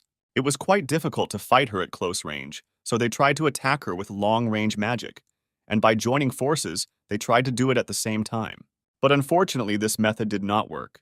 At most, it could buy some time for further attacks, and the turtle began to attack people. After this magic, there was not a single scratch left on her, and besides, monsters lived in the holes of the shell, which pounced on the frightened prey. The hunters were not prepared for such a development of events and began to run away from the monster. The protagonist heard that when she appeared before, even hunters blessed by the constellations and leading the attack experienced difficulties. But they didn't have the fighting power comparable to this, and the hunters of higher classes began to play it safe and run away from the monsters. It was important for Skylar to study the situation at least a little more, but at this rate, everyone would die. The guy ordered the clan members to deal with the birds. This could lead to colossal casualties. And the Class A monster will be dealt with by hunters of the appropriate rank. Everyone fought with these idiotic pigeons with all their might and did not know how to stop this turtle. Skylar and his team of Class A hunters helped them with the birds, and they went straight to the main boss. On the one hand, the hunters were glad that Class A had started to move somehow, but on the other hand, they didn't understand what the three of them could do against such a monster. But the protagonist knew that killing the mountain tortoise was easier than it seemed, because the source of energy moving its huge body was a vital organ that was hidden deep in the shell. And after the legs stop moving, they will deliver a powerful blow to one point and break through the defense. The guy wanted each of them to take a leg and immobilize it for a while, and he would take care of the rest. Everyone understood Skylar's order, but the guy didn't understand how he was going to break through the turtle's shell alone. Then Jay couldn't take it anymore and screamed that Skylar had a plan, and that the guy should stop complaining and do what he was told. The girl used the magic of the highest class flame wolf and immediately summoned him, while the guy was using the dimension sword art, and thanks to teamwork, they were able to inflict significant damage on the turtle's legs. Skylar used air steps to get right above the turtle, as climbing a mountain turtle was nothing new to him, because he had fought her so many times in the abyss, and now it was his turn to attack. Of course, he never had any difficulty fighting her, and by applying a little extra existential force, he became so strong that he could break the shell with one blow. This time, he used too much force, so he decided to combine it with his own martial arts and used energy arts to protect his body and infuse power into it. He increased his own body weight by increasing his mass and increased his falling speed several hundred times. Along the way, he knocked down annoying pigeons, and one could say that Skylar had already become a projectile that was rushing straight into the turtle's shell. The hunters watched all this. The guy single-handedly killed the turtle with one blow. The guy showed everyone what kind of power lies in martial arts. After this victory, the boy saw a message that his trust and faith in martial arts had increased significantly, and his existential strength had increased, and his current rank had become 61. Because of this, he received the martial arts territory, and from that moment on, any faith and trust in martial arts would be transformed into his power. The territory, the medium of which becomes the source of the power of the constellation. It can be a sword, a spear, or any other weapon, even something like magic or magical arts. What they have in common is that the more people believe in the power of the medium, the greater the power of the constellation he will possess. But the main character had no followers of martial arts or anyone interested in it, and therefore there was no territory for it. But this fight made a huge impression on everyone around, because they were filming it all on their phone cameras and admiring the martial arts. And judging by how the constellations were seething, the Abyss also became interested in martial arts, and it was very strange that even the warrior of madness and blood expressed respect to him, and for Skylar, everything was not so bad. After the battle, Jane couldn't contain her emotions and immediately ran up to the main character and shouted that it was incredibly cool. Skylar thanked the guys for following his instructions and doing a great job. The guy had no intention of going back because someone was still bothering him. Suddenly, Eliza came running to them, shouting that they had problems because she had just received a report. At this time, a wave of monsters was also discovered in China, which was larger than in Korea. Skylar didn't understand how this was possible, since the monsters had been here just recently, but the girl replied that there had been cases when breakthroughs had occurred in several places and that this shouldn't be particularly surprising. But this situation was unprecedented because there were two waves, one after the other. Surprisingly, the Chinese Hunters Association also sent out a request for help. The waves did not appear at the same time as she was discovered, and it seems that they wanted to study the situation better, and the hunters were doing the same. During the monster wave, there was a good opportunity to increase their own value. They knew that it would be hard for them to fight something like the mountain turtles several times in a row. Eliza added that what was worse was that the help was needed by a Chinese association that was known to exploit hunters unless they promised a really attractive reward. The Chinese association was not going to take the initiative, and he saw this introduction as only Chinese hunters were lying on the ground. And then the guys came to the decision that they should also wait and first deal with the monsters that came out with the turtle and take a short break. At that moment, the warrior of madness and blood made an offer and asked Skylar for a personal conversation, and the guy did not understand what was happening to the constellation of the demonic god. Considering that he didn't have a very positive attitude towards him after the last expedition into the abyss, he still needed something from him. The protagonist replied that he was very busy and did not understand what kind of trick he wanted to pull off again this time. But the constellation replied that there would be no games, and that this offer would be as beneficial for him as for his master if he really did not trust him. And the warrior swore by his own real name that he would not cause him any harm. While it was normal for a constellation to break promises to people, a name oath was a completely different story. But it was a guarantee tied to their existence. If they broke the oath, they would lose a huge amount of existential power, and all this turned out to be serious. The warrior said that if the boy agreed, he would use his own existential power to invite him into his own territory. When the girls approached him and asked what was wrong with him, he turned away and said that everything was fine, and now it was time for a break and he needed to get some fresh air. After some time, Skylar found himself in the territory of the constellation to meet this madman. The demon god was quite pleased that they finally met him in person, because what he did last time was truly magnificent. But Skylar didn't have that much time for idle chatter, and he immediately asked what his proposal was. The warrior was surprised that the guy was on his territory, but he still remained arrogant and decided to get down to business. He proposed an alliance with his master, the invincible training avatar. His goal was that as long as he called it an alliance, they should just continue to punish the demon gods as before. After the Earth stole his territory, other constellations began to laugh at him. And the fact is that because of this, his followers on Earth began to go to other demonic gods. The constellation was furious that the cunning demon gods dared to steal his followers while he was in decline, and took the opportunity to throw him out as the strongest into the abyss. And then the constellation decided that even if he united with his past enemy, he would destroy all the demonic gods who dared to interfere with him and return his own followers. And at that moment, the constellation showed the main character the first gift. It was the second territory, which was connected to the Earth. After the Earth gained its first territory in the abyss, another gate was discovered on the outskirts. The countries soon sent experts to analyze the energy of these gates, and a little later, they announced that the gate was another passage connected to another territory of the abyss, like the one on Earth.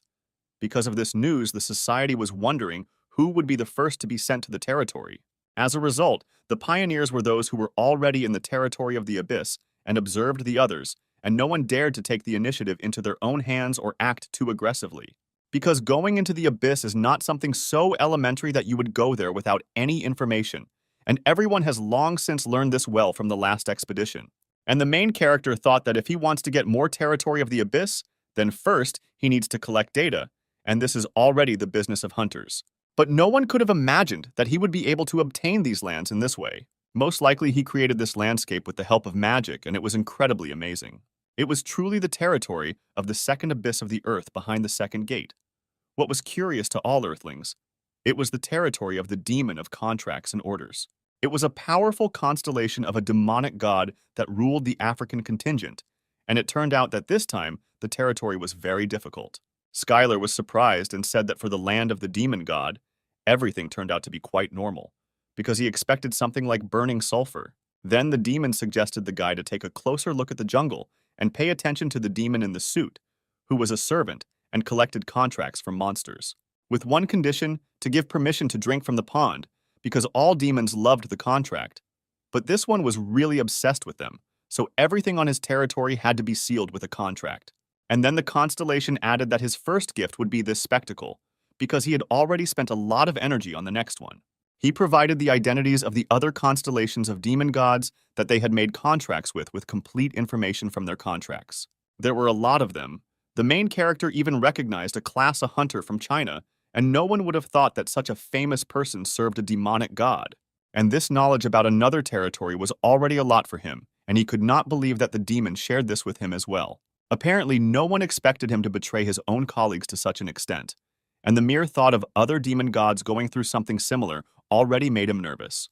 The guy was sure that this demon was a complete psycho, but despite this situation could play into his hands. A few moments later, the main character returned back to Earth and was immediately greeted by Eliza. She asked what was wrong with his face and whether he had been hiking alone or something. But the guy replied that he had been at a meeting that had drained all the energy out of him. Skylar asked who was standing next to her, and the girl added that they were guests who came because they wanted to talk to him about something. These were the servants of the six-winged angel, and the guy was interested in what business they might have with him. The guy asked what happened to Jane's hair. Did she really get gum in her hair, and what was she doing here among them? But it turned out that it was her twin sister, Class B hunter, Selah. When the boy left, Jane was escorted out by hunters from the Korean government, who called in all Class A hunters. Then Skylar apologized for this misunderstanding, but the girl replied that everything was fine. This happens from time to time and suggested to continue. They came here because their master wanted to form an alliance with him and thereby gain some points. But technically, they were still rivals. But the man explained that in situations like a monster wave, forming an alliance would be much more effective. Besides, now that he had single-handedly killed the mountain tortoise, it would be very difficult for them to take the lead. And in this situation, the gentleman decided that it would be better for them to unite with the first number and guarantee the second place, and added that the angel also trusted him and praised him very much. The main character was surprised that the cruel angel who took part in the French campaign suddenly praised him. She said that she wants and serves another master. She will gladly lend him her own shoulder in any battle. The boy then replied that since they needed all the help they could get, he believed that nothing bad would happen if they all united with the good God, and the man replied that this was truly a wise decision for a hunter. He said that in that case, they would form a four-man patrol and deal with the hidden monsters on the islands along the way to China. And all that remains is to wait until they receive information about a wave of monsters in China, and this plan sounded great and everyone supported it. Skylar needed everyone to communicate with each other to form squads, because that was necessary. The guy brought him here to negotiate for him, but he turned out to be completely useless. There was nothing to be done, and when he asked questions to find out what topics would be interesting to her, she only nodded or shook her head, remaining silent. They had no choice if they continued to force her, because the situation could become even more awkward, so they decided to forget about it. After the last meeting, Leia became much more capable, and the guy did not know who her master was, but he was probably very proud of her. She wanted to keep it a secret, so the guy didn't really ask what clan she was from. But the energy emanating from her was not like that of a demonic god, so he was not entirely sure about it. But another ship began to sail to the same island, and the hunter was very surprised that they were late, and asked the hunter Jerry what they should do. The man was very surprised that someone had gotten to where he was going before him and ordered everyone to get ready for a fight. When the hunters began to approach the shore, they realized that, judging by the tower, it was the ship of the Icaros clan. The sponsors of their clan, the Parker Group, were very upset when they lost the dragon artifact. If they defeat the scoundrels associated with them, they will be in good standing with them. Then the guy asked what if the hunter Skylar was there, and Jerry immediately grabbed him by the throat. He was sure that he would never give in to this stupid jock. Jerry told the little hunter to shut up and do as he was told, and if he continued to get on his nerves, he would be sent to be food for the fish. One of the hunters asked Skylar if they could move to another place, because it seemed to them that they were a little late here. But Skylar still felt the presence of many monsters here. Suddenly, the main character saw several ships that were about to dock at the island. There seemed to be a chance that they would collide with their ships, And apparently these hunters were unfamiliar with the rules of hunting ground etiquette. These were the Western Shieldmen, a large American guild sponsored by the Parker Group, and therefore they were often in conflict with them. And the one at their head was an A-class hunter, Jerry Gilbert. He was a high-class assassin with powerful buffing and recovery skills. The man could control his colleagues with his own incredible support abilities, and was also infamous for forcing them to fight until they were on the brink of death, earning him the nickname the Puppeteer of Death. The guy asked the main character what they should do if they got into a conflict with him, because it would be hard with this guy. And to begin with, they decided to try to establish a dialogue with him. When the ship's crew landed on the shore, Jerry immediately said that he knew there was someone there because there were ships moored near the shore, but he did not expect to meet such big shots. The man began to get acquainted with Skylar and began to introduce himself, but the main character asked without self-introduction because he was not interested in it. He wanted to hear the reason why they had landed on this shore, even though it was obvious that they were here. But Jerry replied that they didn't need reasons, because they were rivals and it was normal for them to steal each other's prey. The man added that it would be nice if they even crossed paths by chance and they could contain them. Skylar asked what kind of trick it was, but Jerry asked him not to worry, because they would just hold them off, as he said, only until they dealt with the monsters on the island. They were only interested in the smallest thing. They wanted to get all the points on this island. Although Skylar could have scattered them all, Jerry added that they were broadcasting live, which was transmitted directly to headquarters, and if they attacked first, he would send this video to the media. They will edit it so well that no one will ever guess how it all really was, and if this material is made public, the reputation of the main character will be tarnished, and he will no longer be able to become a hero. The boys couldn't believe how this hunter dared to threaten them so filthily. They asked Skylar what they should do, since he could very well do it, and then they would be at a disadvantage if they acted rashly. But the main character didn't think so, because they would be the ones who would end up in deep trouble if they did that. And at that very second, they began to attack the unfriendly clan. The hunter couldn't believe that Skylar didn't care what happened to his reputation. He replied that if he was asked, he would say that he dealt with the servant of the demonic god and his subordinates. But to the man, this sounded like some kind of nonsense. To the boss's surprise, their secret was revealed, and Skylar pointed to his partner, who served the demon. The hunter could not believe that he had been discovered, because he was sure, as the master had told him, that no one would ever guess. But fortunately, the main character had a bird that sang all this to him. Although she was a little eccentric, her abilities were quite useful. And he even knew that his master was the greedy master of the treasury. It was a constellation that owned the territory of greed. But after the abyss became connected to the earth, it absorbed the greed of the crowds of capitalist society and began to grow at a frightening rate, becoming a powerful constellation of the demonic god. Unlike other demonic gods who love destruction and dominance, this one preferred to wreak havoc in the world of money through economic crises, and was also known as the constellation of capitalism. And after that, the guy realized that his way back was cut off, and he took out the magic sword of the fallen Avenger, because he had no other choice but to immediately begin to carry out the plan. And then the guys grouped together to turn on the defense and fight this hunter. But to the main character's surprise, this guy didn't come for him at all, but for Jerry, and his commander was shocked by this outcome of events. The man didn't understand what was wrong with this bastard and what he was doing, because had the guy really forgotten how Jerry had taken care of him all this time? But the guy didn't agree with this opinion, because he called it care that he made people work for him during the hike without stopping. The hunter wanted only one thing, the death of Boss Jerry, and was already ready to launch a close attack with his sword. The main character didn't understand what was going on, but he ordered the guy to stop it immediately. The guy was angry about this because Skylar interfered in their affairs, although he knew that the man was also his enemy. But the main character had no goal to help him, and he decided to simply subjugate the servant of the evil god standing in front of him. But the guy didn't care much about that, and since it came down to it, he brought down the full power of the treasury master right on them. Skylar said that he had received a lot from the master. But among these gifts, there were certainly no artifacts that would grant him additional life, and immediately dealt a heavenly blow. The rest of the hunters stood in horror, because the guy defeated this monster with one blow and no one even had time to stop him. At that moment, Jerry realized that he had disgraced himself in front of his own subordinates, and now he was completely helpless in comparison to him. The man was safe and sound, and he added that thanks to the main character they avoided a catastrophe, although of course he could have figured it out on his own, but he still thanked him. Hearing the words of gratitude, the guy was glad that everything went exactly like that, and after that he told him to get lost, because this was their place and threw him straight into the sea. Skylar turned to the other hunters and said that if they ever got in his way again, he would suck the brains out of them, just like he did with their leader. The guy was glad that everything ended well for them, and his team thanked him for once again dealing with everyone cleanly.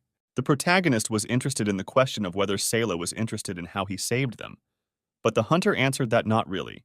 She only asked why he was helping these bandits. But when he threw Jerry away, she seemed to be a little pleased, because when he helped them, she was very upset. But now she is better. The guy knew she wasn't like Jane, but they really were completely different. The main character decided to deal with the remaining monsters and quickly return, because they needed a rest. But the man replied that most likely the guy would not have time for both, because there was an urgent call on the radio. He added that China had finally contacted the overseas clan and other countries, and they had promised a very attractive reward and wanted them to send them Class A hunters. At this time, in the office of the head of the Chinese Hunters Association, the head of the Tao Association could not believe that they had to bow to other countries because of some monster. It was a great shame for them, but there was nothing they could do, because the monster that appeared during the wave was none other than a dragon monster of Class S. This dragon torch had already destroyed more than 10 villages and was not going to stop there. And if that were all they had, they could have handled it without any problems. But the real headache was that he was heading to where the foreign corporations were. The talk was about the heart of the Chinese market, Suzhou, which was famous in the economic market and was among the top 10 cities in the world. If it weren't for that, they would have allowed him to destroy as many villages as he wanted and head to other countries. But everything was getting worse with each passing minute. The man asked what the countries and clans they had contacted had responded with, and whether they had sent out Class A hunters. The countries were willing to accept the proposed reward, but wanted them to show sincerity first. Since they were sending out A-class hunters, everyone wanted them to level the playing field and send him out. And in this situation, they had no choice, and the head asked to convey to the countries that put forward such a demand that if they send hunters, they will reciprocate. And they will send the strongest hunter, who was the symbol of the first-generation hunters, the S-class hunter, Chan. At this time, in the center of Suzhou City, there was a gathering point for overseas hunters. No one could have imagined that so many A-rank hunters would gather here, when usually there would be none. The guy thought it was normal, because in China they not only offer attractive compensation, but also the opportunity to meet with Chan. Jane wondered if he was really that good, since she had only heard his name, and the guy added that this hunter was exceptional among all the first generation. The boys were amazed at how Skylar praised this hunter, and he must really be incredible. But the main character heard that his whereabouts had been unknown for over 10 years, and the Hunters Association could simply be hiding him. But it was hard to imagine who the S-class hunter needed to be protected from. Suddenly, all the hunters turned their attention to the approaching motorcade. It seemed to them that it was precisely him. The long-awaited hunter of all times, Hunter Chan, stepped straight out of the car. It was indeed him, despite the fact that there were rumors that the man was dead, but he looked completely healthy. The protagonist couldn't believe that he was seeing the legend of the first-generation hunters with his own eyes, because frankly speaking, he considered him much weaker. But despite this, the huge amount of mana he emitted was like in his best years. And it was very strange for the guy that he used protection when he was so strong and there was possibly something they didn't know about. When the man came out, he immediately noticed the hunters and asked what they were doing there, because he had never seen them before. One of the hunters replied that they were sent here to help deal with the torch dragon monster.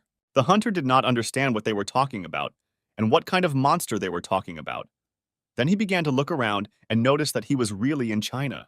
While he was speaking, a security guard was already running behind him, who kindly asked him to just be quiet and wait 1 minute.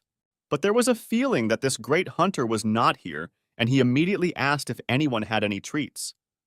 S-class Hunter Chan had heightened senses so that no one could follow him, as well as a strong and modern body from endless training. On top of that, he had a noble heart and put life before other priorities, and some might say that all his stats reached the peak. But he remained a legendary first-generation hunter. The main character couldn't get his head around the fact that his idol had dementia and was not of sound mind. None of the guards understood what had happened to him, since everything had been fine in the morning, and why he had gone mad again. One of the guards couldn't stand it and yelled at him, reminding him that he had come to take part in a hunt for a monster on the orders of the Chinese Hunters Association. But these words made him very angry, because how dare he lie to him, because Chan didn't look like the type to listen to these rotten bastards. And now he understood everything. why there were so many unfamiliar faces here.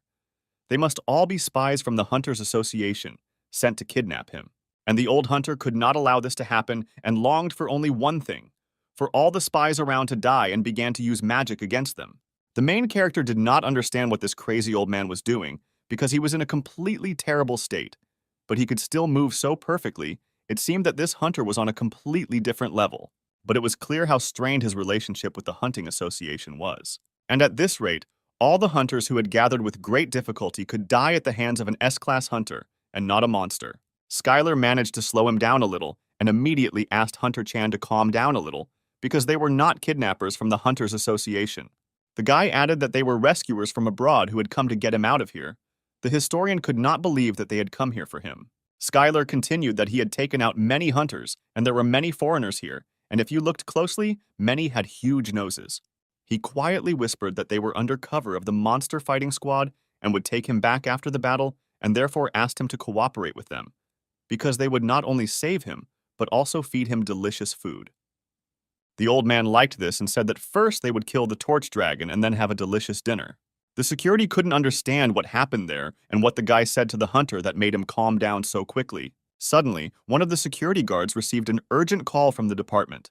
He was told that the first Chinese detachment that was sent to stop the torch dragon had been defeated. The Chinese Hunters Association had developed a plan to defeat the dragon with a torch, which on paper was incredibly simple. They wanted to use world-class anti-aircraft weapons, and also gathering high-ranking hunters in China and beyond, who were divided into the first, second, and third squads for attacks. To gradually weaken him without leaving any chance, however, this plan failed even before the foreign hunters gathered together. After all, the first detachment that quickly set out on a journey with the aim of stopping the torch dragon was completely destroyed. The main character didn't know whether this was good or bad, because he thought that all the hunters were dead. But some of them were captured alive and held by some powerful magic called spatial confinement. It was one of the most powerful spells and captured the victim and absorbed their mana. No one could believe that the dragon was able to use it on multiple targets at once, and this monster was definitely on a completely different level. Skylar was asked what they should do, since there were so many hostages and the A-class hunters would not be able to attack, and China would not be able to use anti-aircraft weapons. And at that moment, the main character regretted 1,000 times that he took this hemorrhoid and probably should not have accepted their offer. As it turned out, an hour ago, the men from the Hunters Association ordered Skylar to take charge of the expedition to hunt the monster. It was certainly strange for a foreigner to command the operation, and it was truly unprecedented. But they had no other choice since the Chinese hunters had already been eliminated. And while they didn't know what to do, he was the only one who was able to keep Chan in check. That's why the Hunting Association in China decided that he was ideal for the task and asked him to take on the expedition. And the main character had no choice but to agree. And first of all, he said that they needed to free the hostages, and only then would they be able to focus on the dragon. First, they will get closer and remove the spell and deal with it all together. Hunter Chang was looking forward to this, because once they killed the worm, they would be able to get out of this damned country. At this point, Jane asked if they could handle it together, and Skylar asked her not to worry, because in such operations, when it is important to act quickly, the fewer people, the better. Anyone who could use flight magic had to catch the hostages. The two hunters went into battle using air steps and headed straight towards the dragon. And the monster immediately began to use a mass magical discharge, and the main character liked it, because this is exactly how a dragon should act. Skylar decided to strike back and use the divine finger, but Chan stopped him and said that he would handle it. The main character was impressed by this because Hunter Chan was simply incredible. And then he added that if the guy really wants to see something impressive, then it should at least be something like this. And he instantly used his own unique style to deliver a magical blow to the dragon and shouted for the guy to take the chance and get closer. The hostages could not believe that the great hunters had come to save them and that there were only two of them. Both hunters began to use divine finger magic and great mana chain, which allowed them to destroy the shackles and free the hunters. And as soon as they started to fall, they were immediately grabbed by Skylar's squad, and as a result, all the hunters were successfully caught and were safe. Then Hunter Chan used the most powerful magic and chained the earthworm. Right above the monster was Skylar, who was curious, because the turtle that appeared with him was knocked back by one heavenly blow, and would he be able to withstand it now?